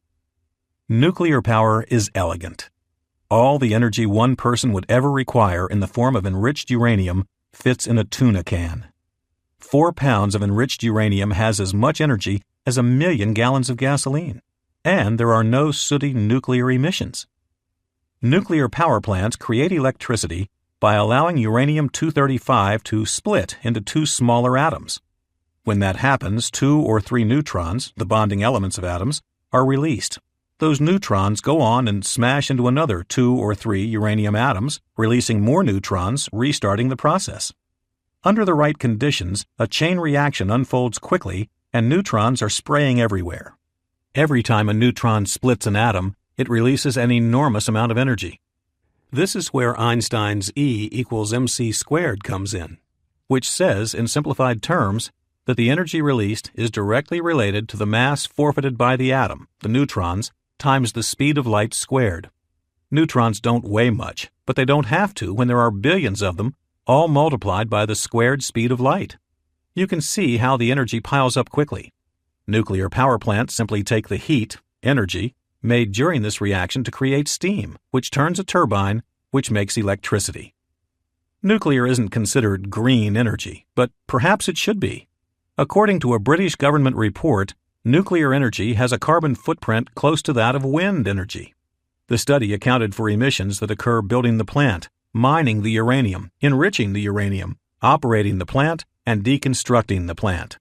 Even with all this factored in, the study found that nuclear energy has a carbon footprint equal to 5 grams of CO2 per kilowatt hour of electricity produced. About 40% of nuclear CO2 emissions trace to the mining process. Wind checked in barely lower, at 4.6 grams of CO2 per kilowatt hour, most of its CO2 coming from the fabrication and installation of the wind towers. Coal, of course, is public enemy number 1, with 1,000 grams of CO2 released per kilowatt hour. Just as important, almost half of the world's uranium ore comes from deposits in Australia and Canada, friendly countries. Nuclear power, at least outside of Russia, where safety standards were long non-existent, has been very safe for humankind. The only major accident in the United States, a partial meltdown of the reactor at 3 Mile Island near Middletown, Pennsylvania, resulted in 0 deaths and no human exposure to harmful radiation. Coal power, on the other hand, where the United States derives 50% of its electricity, is not only responsible for billions of tons of CO2 entering the atmosphere, but it kills an estimated 25,000 Americans a year due to complications from its sooty particulate pollution, according to the EPA. The sole issue that continues to dog nuclear power is the question of what to do with its waste. Currently, we store most of our spent fuel rods on site at nuclear facilities in cooling ponds. That system, for all its faults, has never resulted in any serious accidents or harmed any part of the outside population. Clearly, a centralized storage place for our waste would benefit the nation and nuclear power. The site at Yucca Mountain in Nevada stands just about ready to go. Only political hand-wringing and environmental fear-mongering stand in its way. Even if Yucca were to leak some waste, which, considering the massive nature of the mountains there and the design of the site, isn't likely, there would be little damage to the surrounding populations. The groundwater aquifer is just about non-existent, and nobody lives on top of the mountain itself. The risks of continuing down a path of coal burning grossly outweigh any risks we might face with a nuclear waste disposal site such as Yucca Mountain. Exelon's Roe, who helms one of the largest power companies in the world, has applied with the federal government to build one new nuclear plant in Texas. Roe would build more, but constructing the reactors is simply too expensive, even for a giant like Exelon. Building just one 1,500-megawatt nuclear installation will cost $6 billion, Roe says. We could apply for two, but that would be an outlay of $12 billion, which is more than the total book value of my company, he chuckles. There hasn't been ground broken on a new nuclear power plant in the United States since the 1970s. That will change. It has to change. As the kilowatts of America's power lines stand in for the sloshing gallons in our gasoline tanks, and as our population grows and our dirtiest coal plants are retired, we will need vast amounts of new power generation capacity, and it will have to be cleaner generation, not simply more carbon-belching coal plants. Nuclear provides us a clear avenue to clean energy that can be massively scaled, dependably managed, and supplied without fears that geopolitical strife will interrupt it. The plants are extremely expensive, however, and until costs to build them are mitigated by scale and familiarity, we haven't done this in 30 years, the industry will likely need an assist from government in the form of guaranteed loans or subsidies. But we shouldn't be opposed to supporting nuclear technology, the lone dependable source for clean energy that can power a majority of our grid. If we're going to subsidize wind, solar, and clean coal, why not subsidize the technology that stands the best chance to make the biggest impact on a low-carbon energy future? And that's nuclear, Roe says. $20 Epilogue. Sometime in the 21st century, Brooklyn, New York. Bill lives in a world where gasoline, where it can be found, costs $20 per gallon. In Bill's world, however, the price of gas no longer rules our conversations. In fact, the price of gas isn't even in the conversation. It's a non-issue. Nobody buys the stuff hardly, so nobody cares. In Bill's world, the weather is again the top of pedestrian gabbing fare. Nobody talks about how, last week, they filled their tank only halfway because it's all they could afford, nor do people talk about how awesome it was to fill their tank for a mere $15. In Bill's world, there are no tanks, and everything is already full all the time. At 27 years old, Bill is typical for an American his age. He last rode in an airplane 15 years ago, and he doubts he'll ever cross the threshold of another airport gate ever again. And he doesn't care. He travels frequently, but always by high-speed train. Bill lives in New York and often rides the train 2 hours to visit his parents in Pittsburgh. His father enjoys regaling him with tales of airports and trips to New York that took the family 6 hours door to door. It all sounds so ridiculous to Bill, the schlepping, the airports, the delays, the baggage hassles, but he appreciates his dad's amazement with the nation's train network, even if he sees it as just a utility that's always been there for him as an adult. Bill rides the train for an hour to see his sister in Boston, or for 2 hours for a weekend getaway on the French streets of Montreal. He often treks to Chicago to spend long weekends with his older brother, who also shows up in New York quite often. When he's on the go, and that's fairly often, Bill expects to be sitting, or sometimes standing, on a train before anything else, whether it's in a subway car slicing its way downtown, or a train that blurs the passing scenery of upstate New York. Like 70% of the people his age, Bill has never owned a car. Gasoline cars are around, but he doesn't ride in them too often. There are just as many electric cars plying the streets of his city now, too, but owning one of these, while attractive and a bit glamorous, isn't cheap and just isn't needed. His Chicagoan brother, 2 years his elder, doesn't own a car, nor does his Boston-living sister, 2 years his junior. None of them, in fact, ever expects to own a car. Bill's parents, who live in the Mount Lebanon area of Pittsburgh, own a small electric sedan that they love. But Bill's father keeps making noises that they will ditch their car, the garage, and the house, and move into central Pittsburgh, which is once again a bustling, vibrant city core that would have reminded Bill's late grandfather of the city's glory days decades ago. When Bill rides the train through the New Jersey landscape to the west, or the near upstate terrain to the north, He passes by acre after acre of produce farms. Some of this land, just 20 years ago, teemed with cheap subdivisions. Some of it boasted corn and grain crops. But now this land supplies New York and its close-by neighbors with tomatoes, zucchini, peppers, cucumbers, spinach, romaine, and just about anything Bill might find in the fresh produce aisle at his neighborhood shop. The high-speed train line is shadowed by a normal freight line that brings the vegetables and fruit into the city every day. The same ring of farms surrounds all U.S. towns now, big and small. Food for Bill has almost always been local. America farms as much as it ever has, but its crops are spread evenly around the country, distributed regionally rather than nationally. Illinois grows less corn and has more wheat, apple orchards, greenhouses, and potatoes. California, conversely, grows more corn and wheat, while cranking out fewer avocados and citrus fruit. Food is just too expensive when it has to be shipped cross-country. Bill lives in a 4-story building in Brooklyn's Park Slope neighborhood. It's an old building, built near the beginning of the 20th century, but it pulses with technology. Bill's hot water and half of his electricity come from solar panels on the building's roof and upper walls. The solar panels operate a system that mimics the photosynthesis process in plants. The energy harnessed by the cells during the day, which splits water molecules into oxygen gas and valuable hydrogen atoms, can be used by the homes at night through a fuel cell that recombines the hydrogen and oxygen and harnesses the energy released during their bonding.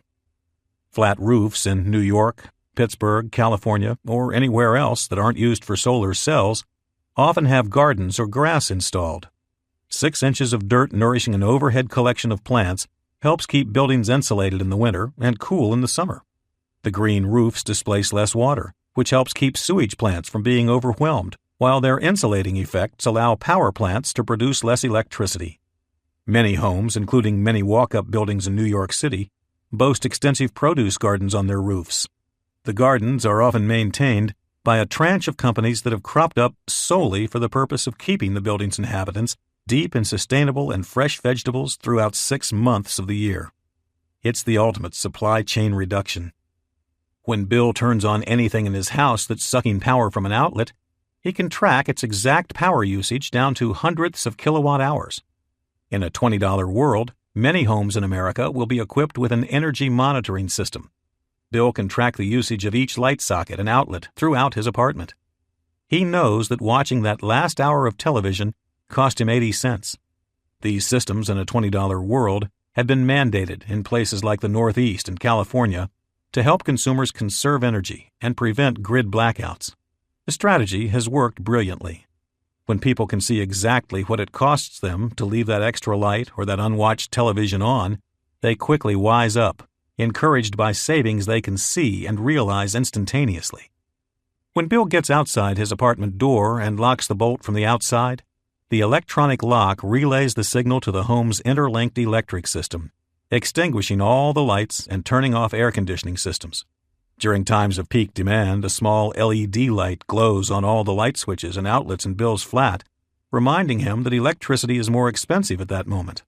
Little prods like that help American homes in a world of $20 gas use 50% less energy per capita than they did in a world of $2 gasoline.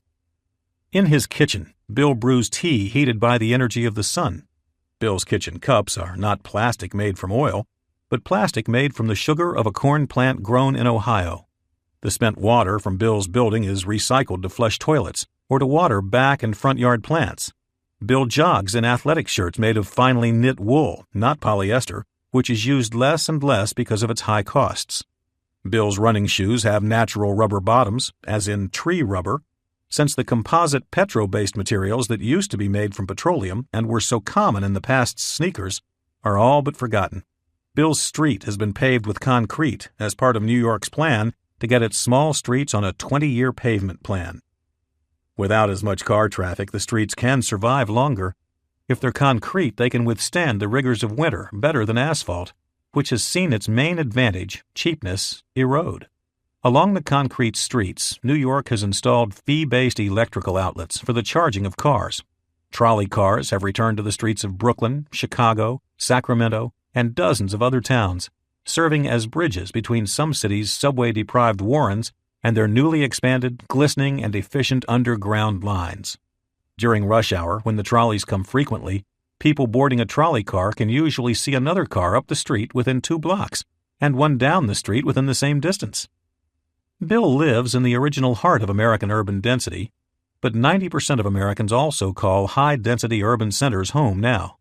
City land speculators have struck it rich, while exurbitant landlords have been ruined. Bill's girlfriend wears lipstick made from argan oil from a Moroccan ironwood tree rather than petroleum. Bill's wine, and most wines, come in boxed membranes that take far less energy to produce than glass bottles. Much of Bill's newer furniture, his flooring, and some of his summertime barbecue wares, biodegradable plates, knives, and forks, are made of bamboo shoots and fibers that come from plantations in Florida and Texas. The bamboo plant builds mass more prodigiously than a tree could ever dream of, and has, along with bioplastics, helped replace many oil-based plastics around the house. Bill works for a company that designs tidal power stations all over the world. Such installations can be seen all along the east and west coasts now, as well as much of the developed coastline in the world. The sea's constant swirl is an energy source that, once an efficient method for harnessing it came about, could not be ignored. Bill's job is one of millions that have been created for a new world built on a new energy paradigm, one that's not centered on oil, but instead on a multitude of energies coming from things as disparate as the Earth's molten core to the sun coming from the center of our solar system. Bill's gig owes its existence directly to innovative companies that, during the last 20 years, have been powering our rapid tap dance of adaptation as our oil use diminishes. The global economy, once powered by crude, is now powered by trade in materials and devices to capture and preserve the energy we have. Cargo ships still cross the oceans, but not with the rush-hour regularity of before. Now they're full of solar arrays, wind turbines, massive batteries, millions of electric cars, and thousands of new high-speed train parts. In Bill's world, cargo ships have evolved into gargantuan, nuclear-powered islands that measure 4,000 feet long and 400 feet high and weigh more than 1 million tons. The Queen Mary II, by comparison, sits at 1,100 feet long and weighs 150,000 tons. These new ships' cavernous bellies will be 10 times larger than the standard container ships of today. These massive ships evolved not out of additional amounts of international trade, but out of exorbitant diesel prices. These ships will revive trade between the world's giant economies after some aspects of globalization were stymied by the high costs of moving anything. Many people now take trendy cruises to cross the Atlantic in 4 days on a nuclear-powered mega cruise ship, rather than pay twice as much to fly.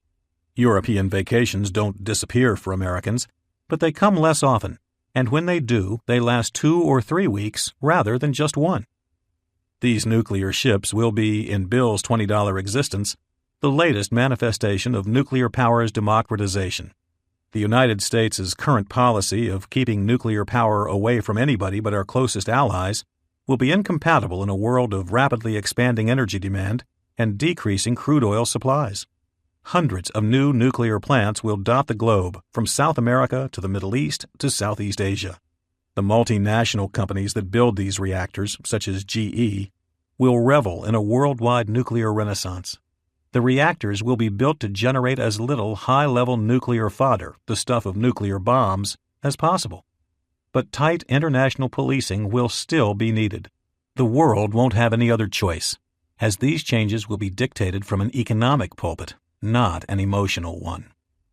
The future energy world, and hence the modern world, will be ruled by strict efficiency metrics, not mere "it works, so don't fix it" methodologies. The world's route to energy equilibrium will be determined by sets of equations that determine utility, worth, and function. The same equations will replace our gluttonous American model for life with an elegant one, a model so innovative that our world, while recognizable, will be far, far from the same. These energy equations will render McMansions defunct and SUVs dinosaurs. These equations will fill our ridges with wind turbines and thin cars from our roads. These equations aren't expressed through indecipherable statistics, but through one simple modern idiom: dollars per gallon. Acknowledgments. This audiobook's verve, direction, and concept would not be as they are without the help of David Fugate, my literary agent. He never seems to tire of supplying helpful criticism, even when he's read a chapter several times in several different manifestations. His counsel proved invaluable when contemplating the direction of this book and its tone. David also proved to be a steady hand in negotiating the wild world of publishing, a realm I had no familiarity with whatsoever. This project simply wouldn't have happened without him. David knew exactly the editors who would be most excited about my proposal. Among them was Rick Wolf at Grand Central Publishing, whose belief in my book was ardent from the start. Rick is the editor that every writer wants, generous with his praise, measured and smart with his pen. Rick wasn't bashful about telling me when I'd wandered from the point or gotten gratuitous with my detail. His even judgment is evident throughout the preceding material. Dozens of people assisted me in traversing the major facets of our lives and how they will change with the price of gasoline.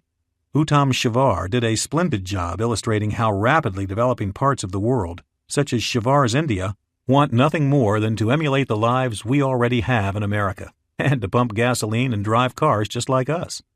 Keith Bradsher, through his insightful book, High and Mighty, helped me understand and explain how SUVs took over America. David Grabowski's research and his colorful explanations illustrated how fewer Americans will die in crumpled cars when gas prices increase. Charles Courtemanche, through his work and his time with me, showed how America will become healthier and skinnier in a future of higher gasoline prices. J. Paul Lee's research tells of cleaner air in a world of high gas prices. By spending a day with me examining some of Chicago's train bridges, Professor Joseph Schofer of Northwestern University helped me understand the dire shape of our infrastructure and the reckoning we're headed for when gas prices permanently increase. Nobody's business better exemplifies the boom-bust nature of the airlines than that of Mike Potter. His good-natured and thoughtful insights helped me understand the life of a commercial jetliner and its limitations. Vaughn Cordell, with decades as a pilot and financial analyst, helped me illustrate how gasoline prices can ruin an industry.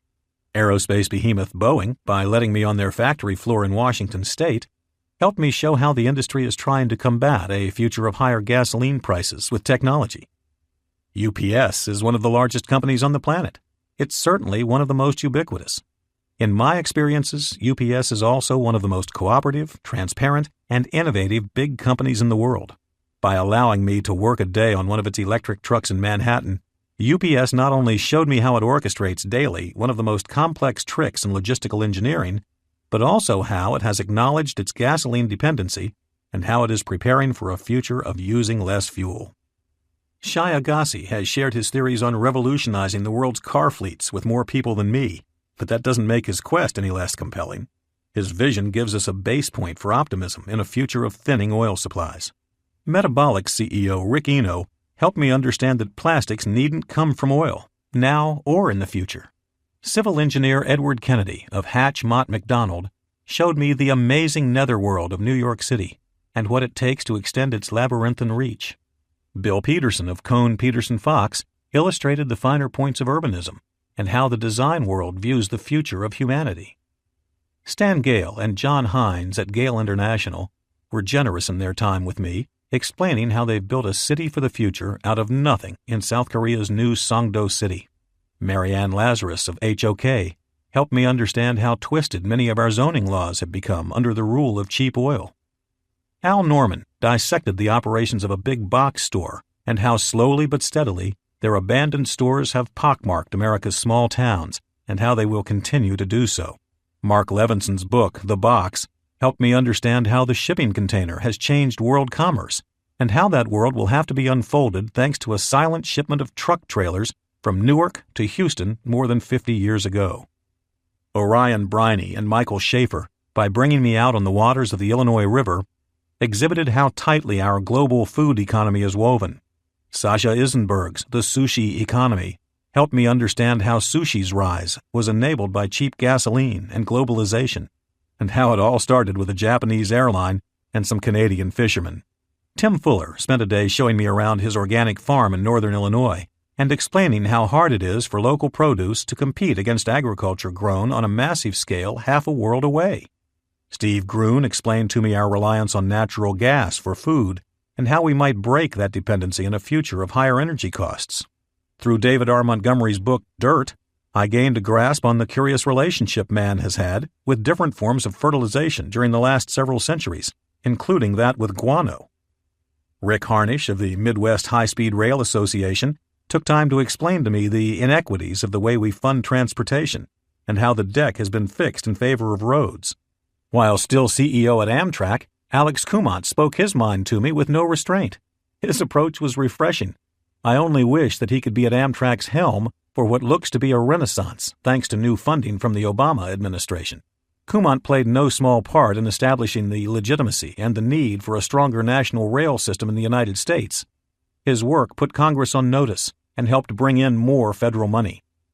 Tom Caston and Recycled Energy Development at a dusty installation in West Virginia helped me understand the colossal amount of waste in our current energy infrastructure and how, in a future of high gas prices, that waste will be used. John Rowe, Exelon's CEO, was candid with me in his remarks on the consequences of burning coal and his opinion on the role of nuclear power in our future. My editors at Forbes granted me leave from the magazine so I could work on this book full-time. Their generosity and understanding in this matter is especially remarkable now, during troubling times in the journalism and publishing industries.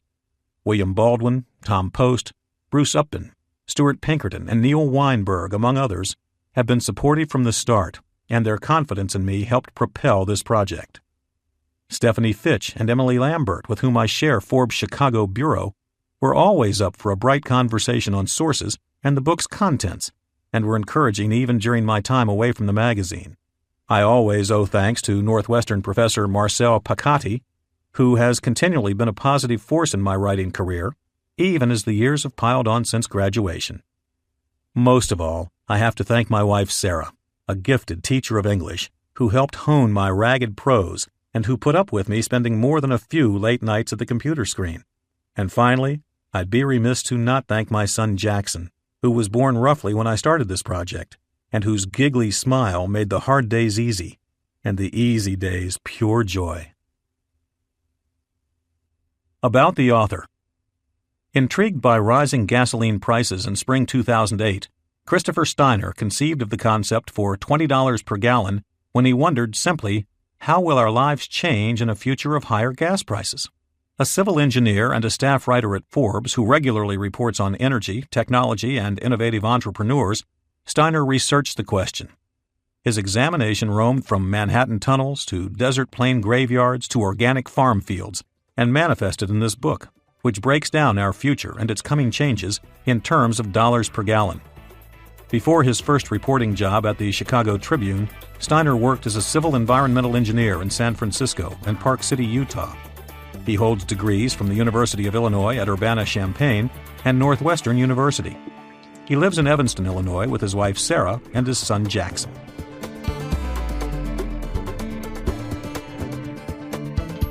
This has been an Hachette audio production of $20 per gallon, How the Inevitable Rise in the Price of Gasoline Will Change Our Lives for the Better. Written by Christopher Steiner. Read by John Wolfe. Produced and directed by Dave Giorgio.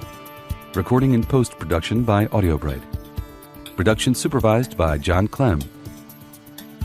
$20 per gallon is also available in print from Grand Central Publishing, a division of Hachette Book Group. Text copyright 2009 by Christopher Steiner. Audio production copyright and published 2009 by Hachette Audio. All rights reserved. Except as permitted under the U.S. Copyright Act of 1976, no part of this production may be reproduced, distributed, or transmitted in any form or by any means, or stored in a database or retrieval system without the prior written permission of the publisher.